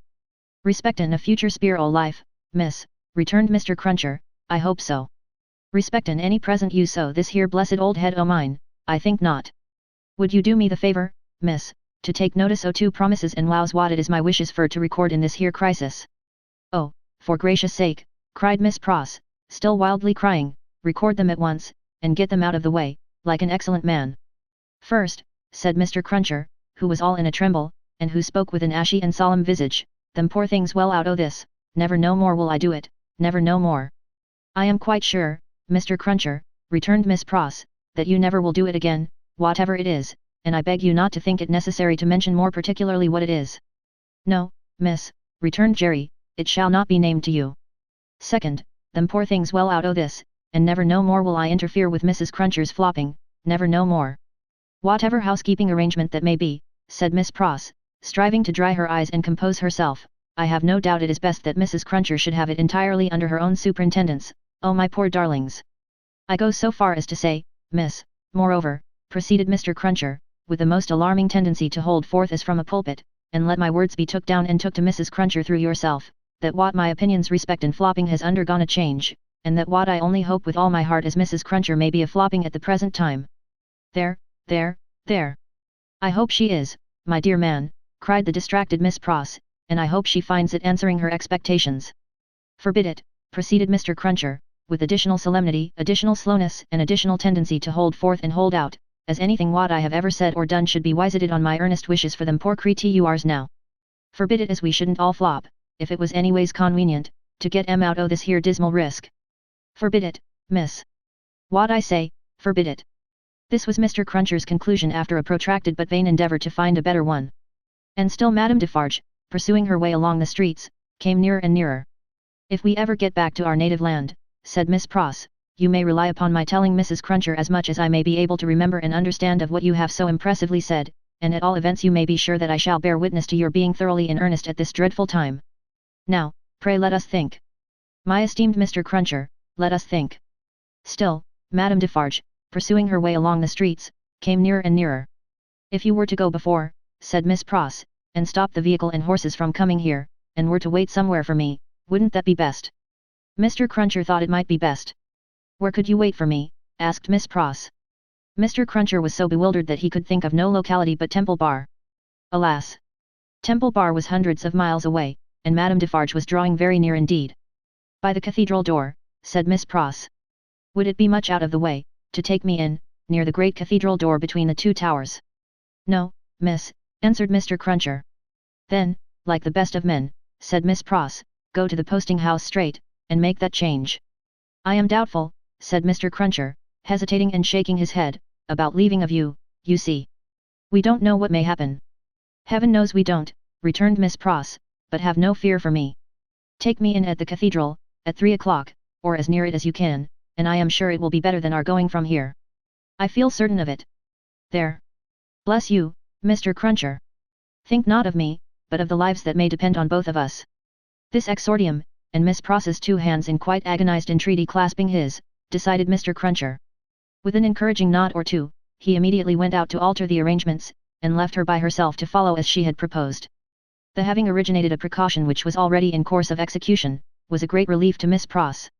The necessity of composing her appearance so that it should attract no special notice in the streets, was another relief. She looked at her watch, and it was 20 minutes past 2. She had no time to lose, but must get ready at once.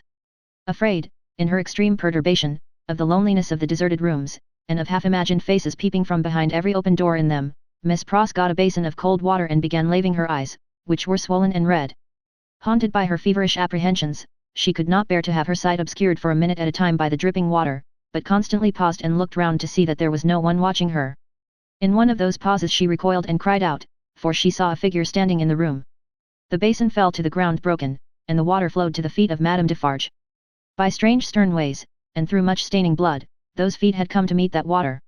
Madame Defarge looked coldly at her, and said, "The wife of Evremond, where is she?" It flashed upon Miss Pross's mind that the doors were all standing open, and would suggest the flight. Her first act was to shut them. There were 4 in the room, and she shut them all. She then placed herself before the door of the chamber which Lucy had occupied. Madame Defarge's dark eyes followed her through this rapid movement, and rested on her when it was finished. Miss Pross had nothing beautiful about her, years had not tamed the wildness, or softened the grimness, of her appearance, but, she too was a determined woman in her different way, and she measured Madame Defarge with her eyes, every inch. "You might, from your appearance, be the wife of Lucifer," said Miss Pross, in her breathing. "Nevertheless, you shall not get the better of me. I am an Englishwoman." Madame Defarge looked at her scornfully, but still with something of Miss Pross's own perception that they two were at bay. She saw a tight, hard, wiry woman before her, as Mr. Lorry had seen in the same figure a woman with a strong hand, in the years gone by. She knew full well that Miss Pross was the family's devoted friend. Miss Pross knew full well that Madame Defarge was the family's malevolent enemy. "On my way yonder," said Madame Defarge, with a slight movement of her hand towards the fatal spot, "where they reserve my chair and my knitting for me, I am come to make my compliments to her in passing. I wish to see her." "I know that your intentions are evil," said Miss Pross, "and you may depend upon it, I'll hold my own against them." Each spoke in her own language, neither understood the other's words, both were very watchful, and intent to deduce from look and manner, what the unintelligible words meant. "It will do her no good to keep herself concealed from me at this moment," said Madame Defarge. "Good patriots will know what that means. Let me see her. Go tell her that I wish to see her. Do you hear?" "If those eyes of yours were bed winches," returned Miss Pross, "and I was an English four-poster, they shouldn't loose a splinter of me. No, you wicked foreign woman, I am your match." Madame Defarge was not likely to follow these idiomatic remarks in detail, but, she so far understood them as to perceive that she was set at naught. "Woman imbecile and pig-like," said Madame Defarge, frowning. "I take no answer from you. I demand to see her. Either tell her that I demand to see her, or stand out of the way of the door and let me go to her." This, with an angry explanatory wave of her right arm. "I little thought," said Miss Pross, "that I should ever want to understand your nonsensical language, but I would give all I have, except the clothes I wear, to know whether you suspect the truth, or any part of it." Neither of them for a single moment released the other's eyes. Madame Defarge had not moved from the spot where she stood when Miss Pross first became aware of her, but, she now advanced one step. "I am a Briton," said Miss Pross, "I am desperate. I don't care an English tuppence for myself. I know that the longer I keep you here, the greater hope there is for my ladybird. I'll not leave a handful of that dark hair upon your head, if you lay a finger on me." Thus Miss Pross, with a shake of her head and a flash of her eyes between every rapid sentence, and every rapid sentence a whole breath. Thus Miss Pross, who had never struck a blow in her life. But, her courage was of that emotional nature that it brought the irrepressible tears into her eyes. This was a courage that Madame Defarge so little comprehended as to mistake for weakness. "Ha, ha, She laughed. You poor wretch. What are you worth? I address myself to that doctor. Then she raised her voice and called out, Citizen Doctor. Wife of Evremond. Child of Evremond. Any person but this miserable fool, answer the Citizeness Defarge. Perhaps the following silence, perhaps some latent disclosure in the expression of Miss Pross's face, perhaps a sudden misgiving apart from either suggestion, whispered to Madame Defarge that they were gone. 3 of the doors she opened swiftly, and looked in. Those rooms are all in disorder, there has been hurried packing, there are odds and ends upon the ground. There is no one in that room behind you. Let me look. Never, said Miss Pross, who understood the request as perfectly as Madame Defarge understood the answer. If they are not in that room, they are gone, and can be pursued and brought back, said Madame Defarge to herself.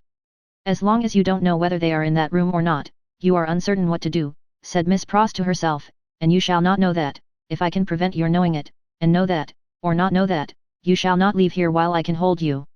I have been in the streets from the first, nothing has stopped me, I will tear you to pieces, but I will have you from that door, said Madame Defarge. We are alone at the top of a high house in a solitary courtyard, we are not likely to be heard, and I pray for bodily strength to keep you here, while every minute you are here is worth 100,000 guineas to my darling, said Miss Pross.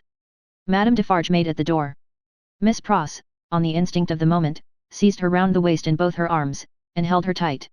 It was in vain for Madame Defarge to struggle and to strike. Miss Pross, with the vigorous tenacity of love, always so much stronger than hate, clasped her tight, and even lifted her from the floor in the struggle that they had. The 2 hands of Madame Defarge buffeted and tore her face, but Miss Pross, with her head down, held her round the waist, and clung to her with more than the hold of a drowning woman. Soon, Madame Defarge's hands ceased to strike, and felt at her encircled waist. It is under my arm, said Miss Pross, in smothered tones, you shall not draw it. I am stronger than you, I bless heaven for it.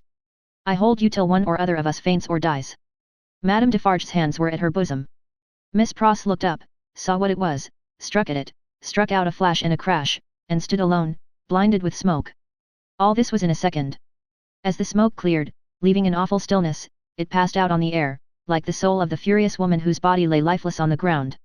In the first fright and horror of her situation, Miss Pross passed the body as far from it as she could, and ran down the stairs to call for fruitless help.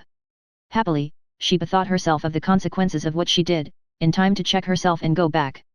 It was dreadful to go in at the door again, but she did go in, and even went near it, to get the bonnet and other things that she must wear. These she put on, out on the staircase, first shutting and locking the door and taking away the key. She then sat down on the stairs a few moments to breathe and to cry, and then got up and hurried away. By good fortune she had a veil on her bonnet, or she could hardly have gone along the streets without being stopped. By good fortune, too, she was naturally so peculiar in appearance as not to show disfigurement like any other woman. She needed both advantages, for the marks of gripping fingers were deep in her face, and her hair was torn, and her dress, hastily composed with unsteady hands, was clutched and dragged 100 ways. In crossing the bridge, she dropped the door key in the river. Arriving at the cathedral some few minutes before her escort, and waiting there, she thought, what if the key were already taken in a net, what if it were identified, what if the door were opened and the remains discovered, what if she were stopped at the gate, sent to prison, and charged with murder. In the midst of these fluttering thoughts, the escort appeared, took her in, and took her away. Is there any noise in the streets? She asked him. The usual noises, Mr. Cruncher replied, and looked surprised by the question and by her aspect. I don't hear you, said Miss Pross. What do you say? It was in vain for Mr. Cruncher to repeat what he said, Miss Pross could not hear him. So I'll nod my head, thought Mr. Cruncher, amazed, at all events she'll see that. And she did. Is there any noise in the streets now? Asked Miss Pross again, presently. Again Mr. Cruncher nodded his head. I don't hear it. Gone deaf in an hour, said Mr. Cruncher, ruminating, with his mind much disturbed, what's come to her? I feel, said Miss Pross, as if there had been a flash and a crash, and that crash was the last thing I should ever hear in this life. Blessed if she ain't in a queer condition, said Mr. Cruncher, more and more disturbed. What can she have been a-talking, to keep her courage up? Hark! There's the roll of them dreadful carts. You can hear that, miss? I can hear, said Miss Pross, seeing that he spoke to her, nothing. Oh, my good man, there was first a great crash, and then a great stillness, and that stillness seems to be fixed and unchangeable, never to be broken any more as long as my life lasts. If she don't hear the roll of those dreadful carts, now very nigh their journey's end, said Mr. Cruncher, glancing over his shoulder, it's my opinion that indeed she never will hear anything else in this world. And indeed she never did. Chapter 15. The footsteps die out forever. Along the Paris streets, the death carts rumble, hollow and harsh. 6 tumbrils carry the day's wine to La Guillotine. All the devouring and insatiate monsters imagined since imagination could record itself, are fused in the one realization, guillotine. And yet there is not in France, with its rich variety of soil and climate, a blade, a leaf, a root, a sprig, a peppercorn, which will grow to maturity under conditions more certain than those that have produced this horror. Crush humanity out of shape once more, under similar hammers, and it will twist itself into the same tortured forms. Sow the same seed of rapacious license and oppression over again, and it will surely yield the same fruit according to its kind. 6 tumbrils roll along the streets. Change these back again to what they were, thou powerful enchanter, time, and they shall be seen to be the carriages of absolute monarchs, the equipages of feudal nobles, the toilets of flaring Jezebels, the churches that are not my father's house but dens of thieves, the huts of millions of starving peasants. No, the great magician who majestically works out the appointed order of the Creator, never reverses his transformations. If thou be changed into this shape by the will of God, say the seers to the enchanted, in the wise Arabian stories, then remain so. But, if thou wear this form through mere passing conjuration, then resume thy former aspect. Changeless and hopeless, the tumbrils roll along. As the sombre wheels of the 6 carts go round, they seem to plough up a long crooked furrow among the populace in the streets. Ridges of faces are thrown to this side and to that, and the ploughs go steadily onward. So used are the regular inhabitants of the houses to the spectacle, that in many windows there are no people, and in some the occupation of the hands is not so much as suspended, while the eyes survey the faces in the tumbrils. Here and there, the inmate has visitors to see the sight, then he points his finger, with something of the complacency of a curator or authorized exponent, to this cart and to this, and seems to tell who sat here yesterday, and who there the day before. Of the riders in the tumbrils, some observe these things, and all things on their last roadside, with an impassive stare, others, with a lingering interest in the ways of life and men. Some, seated with drooping heads, are sunk in silent despair. Again, there are some so heedful of their looks that they cast upon the multitude such glances as they have seen in theatres, and in pictures. Several close their eyes, and think, or try to get their straying thoughts together.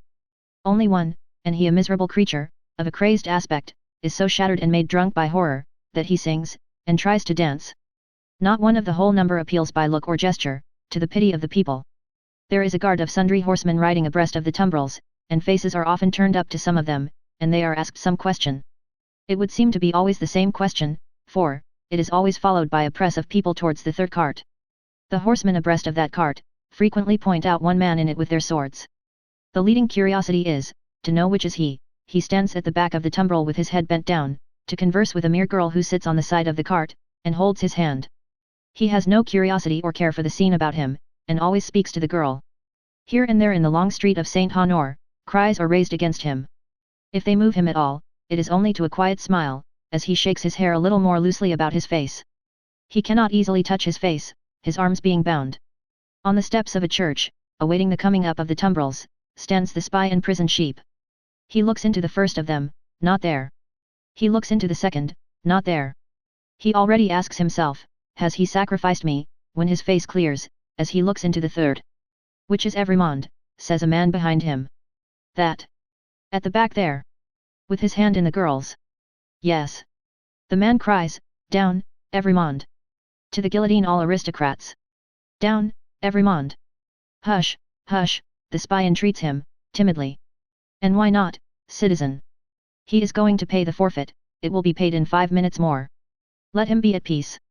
But the man continuing to exclaim, down, Evrémonde, the face of Evrémonde is for a moment turned towards him. Evrémonde then sees the spy, and looks attentively at him, and goes his way. The clocks are on the stroke of 3, and the furrow ploughed among the populace is turning round, to come on into the place of execution, and end. The ridges thrown to this side and to that, now crumble in and close behind the last plough as it passes on, for all are following to the guillotine. In front of it, seated in chairs, as in a garden of public diversion, are a number of women, busily knitting. On one of the foremost chairs, stands the Vengeance, looking about for her friend. Therese, she cries, in her shrill tones. Who has seen her? Therese Defarge. She never missed before, says a knitting woman of the sisterhood. No, nor will she miss now, cries the Vengeance, petulantly. Therese. Louder, the woman recommends. I. Louder, Vengeance, much louder, and still she will scarcely hear thee. Louder yet, Vengeance, with a little oath or so added, and yet it will hardly bring her. Send other women up and down to seek her, lingering somewhere, and yet, although the messengers have done dread deeds, it is questionable whether of their own wills they will go far enough to find her. Bad fortune, cries the Vengeance, stamping her foot in the chair, and here are the tumbrils. And Evremond will be dispatched in a wink, and she not here. See her knitting in my hand, and her empty chair ready for her. I cry with vexation and disappointment. As the Vengeance descends from her elevation to do it, the tumbrils begin to discharge their loads. The ministers of Saint Guillotine are robed and ready. Crash, a head is held up, and the knitting women who scarcely lifted their eyes to look at it a moment ago when it could think and speak, count one. The second tumbril empties and moves on, the third comes up.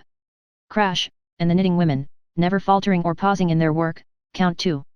The supposed Evremond descends, and the seamstress is lifted out next after him. He has not relinquished her patient hand in getting out, but still holds it as he promised. He gently places her with her back to the crashing engine that constantly whirs up and falls, and she looks into his face and thanks him.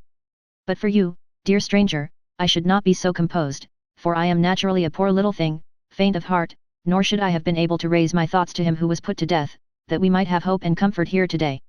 I think you were sent to me by heaven. Or you to me, says Sidney Carton.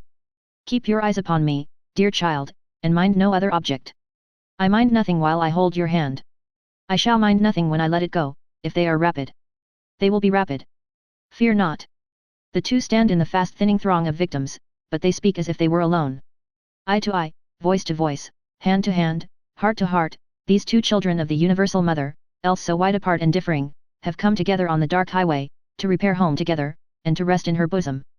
Brave and generous friend, will you let me ask you one last question? I am very ignorant, and it troubles me, just a little. Tell me what it is. I have a cousin, an only relative and an orphan, like myself, whom I love very dearly. She is 5 years younger than I, and she lives in a farmer's house in the south country. Poverty parted us, and she knows nothing of my fate, for I cannot write, and if I could, how should I tell her? It is better as it is. Yes, yes, better as it is. What I have been thinking as we came along, and what I am still thinking now, as I look into your kind strong face which gives me so much support, is this: if the Republic really does good to the poor, and they come to be less hungry, and in all ways to suffer less, she may live a long time, she may even live to be old. What then, my gentle sister? Do you think the uncomplaining eyes in which there is so much endurance, fill with tears, and the lips part a little more and tremble, that it will seem long to me, while I wait for her in the better land where I trust both you and I will be mercifully sheltered? It cannot be, my child, there is no time there, and no trouble there. You comfort me so much. I am so ignorant. Am I to kiss you now? Is the moment come? Yes. She kisses his lips, he kisses hers, they solemnly bless each other. The spare hand does not tremble as he releases it, nothing worse than a sweet, bright constancy is in the patient face. She goes next before him, is gone, the knitting women count 22.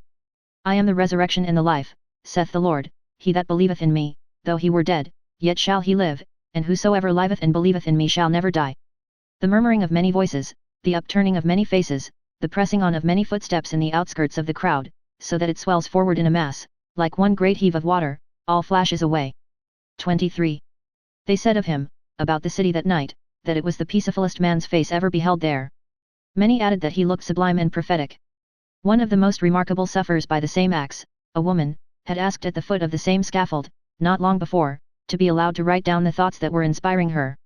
If he had given any utterance to his, and they were prophetic, they would have been these: I see Barsad, and Cly, Defarge, the Vengeance, the Juryman, the Judge, long ranks of the new oppressors who have risen on the destruction of the old, perishing by this retributive instrument, before it shall cease out of its present use. I see a beautiful city and a brilliant people rising from this abyss, and, in their struggles to be truly free, in their triumphs and defeats, through long years to come, I see the evil of this time and of the previous time of which this is the natural birth, gradually making expiation for itself and wearing out. I see the lives for which I lay down my life, peaceful, useful, prosperous and happy, in that England which I shall see no more. I see her with a child upon her bosom, who bears my name. I see her father, aged and bent, but otherwise restored, and faithful to all men in his healing office, and at peace.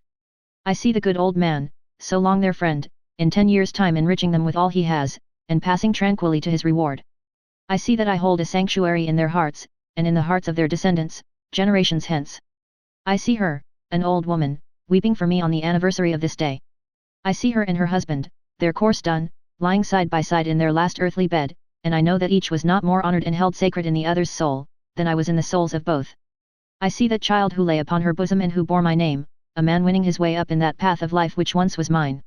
I see him winning it so well, that my name is made illustrious there by the light of his. I see the blots I threw upon it, faded away.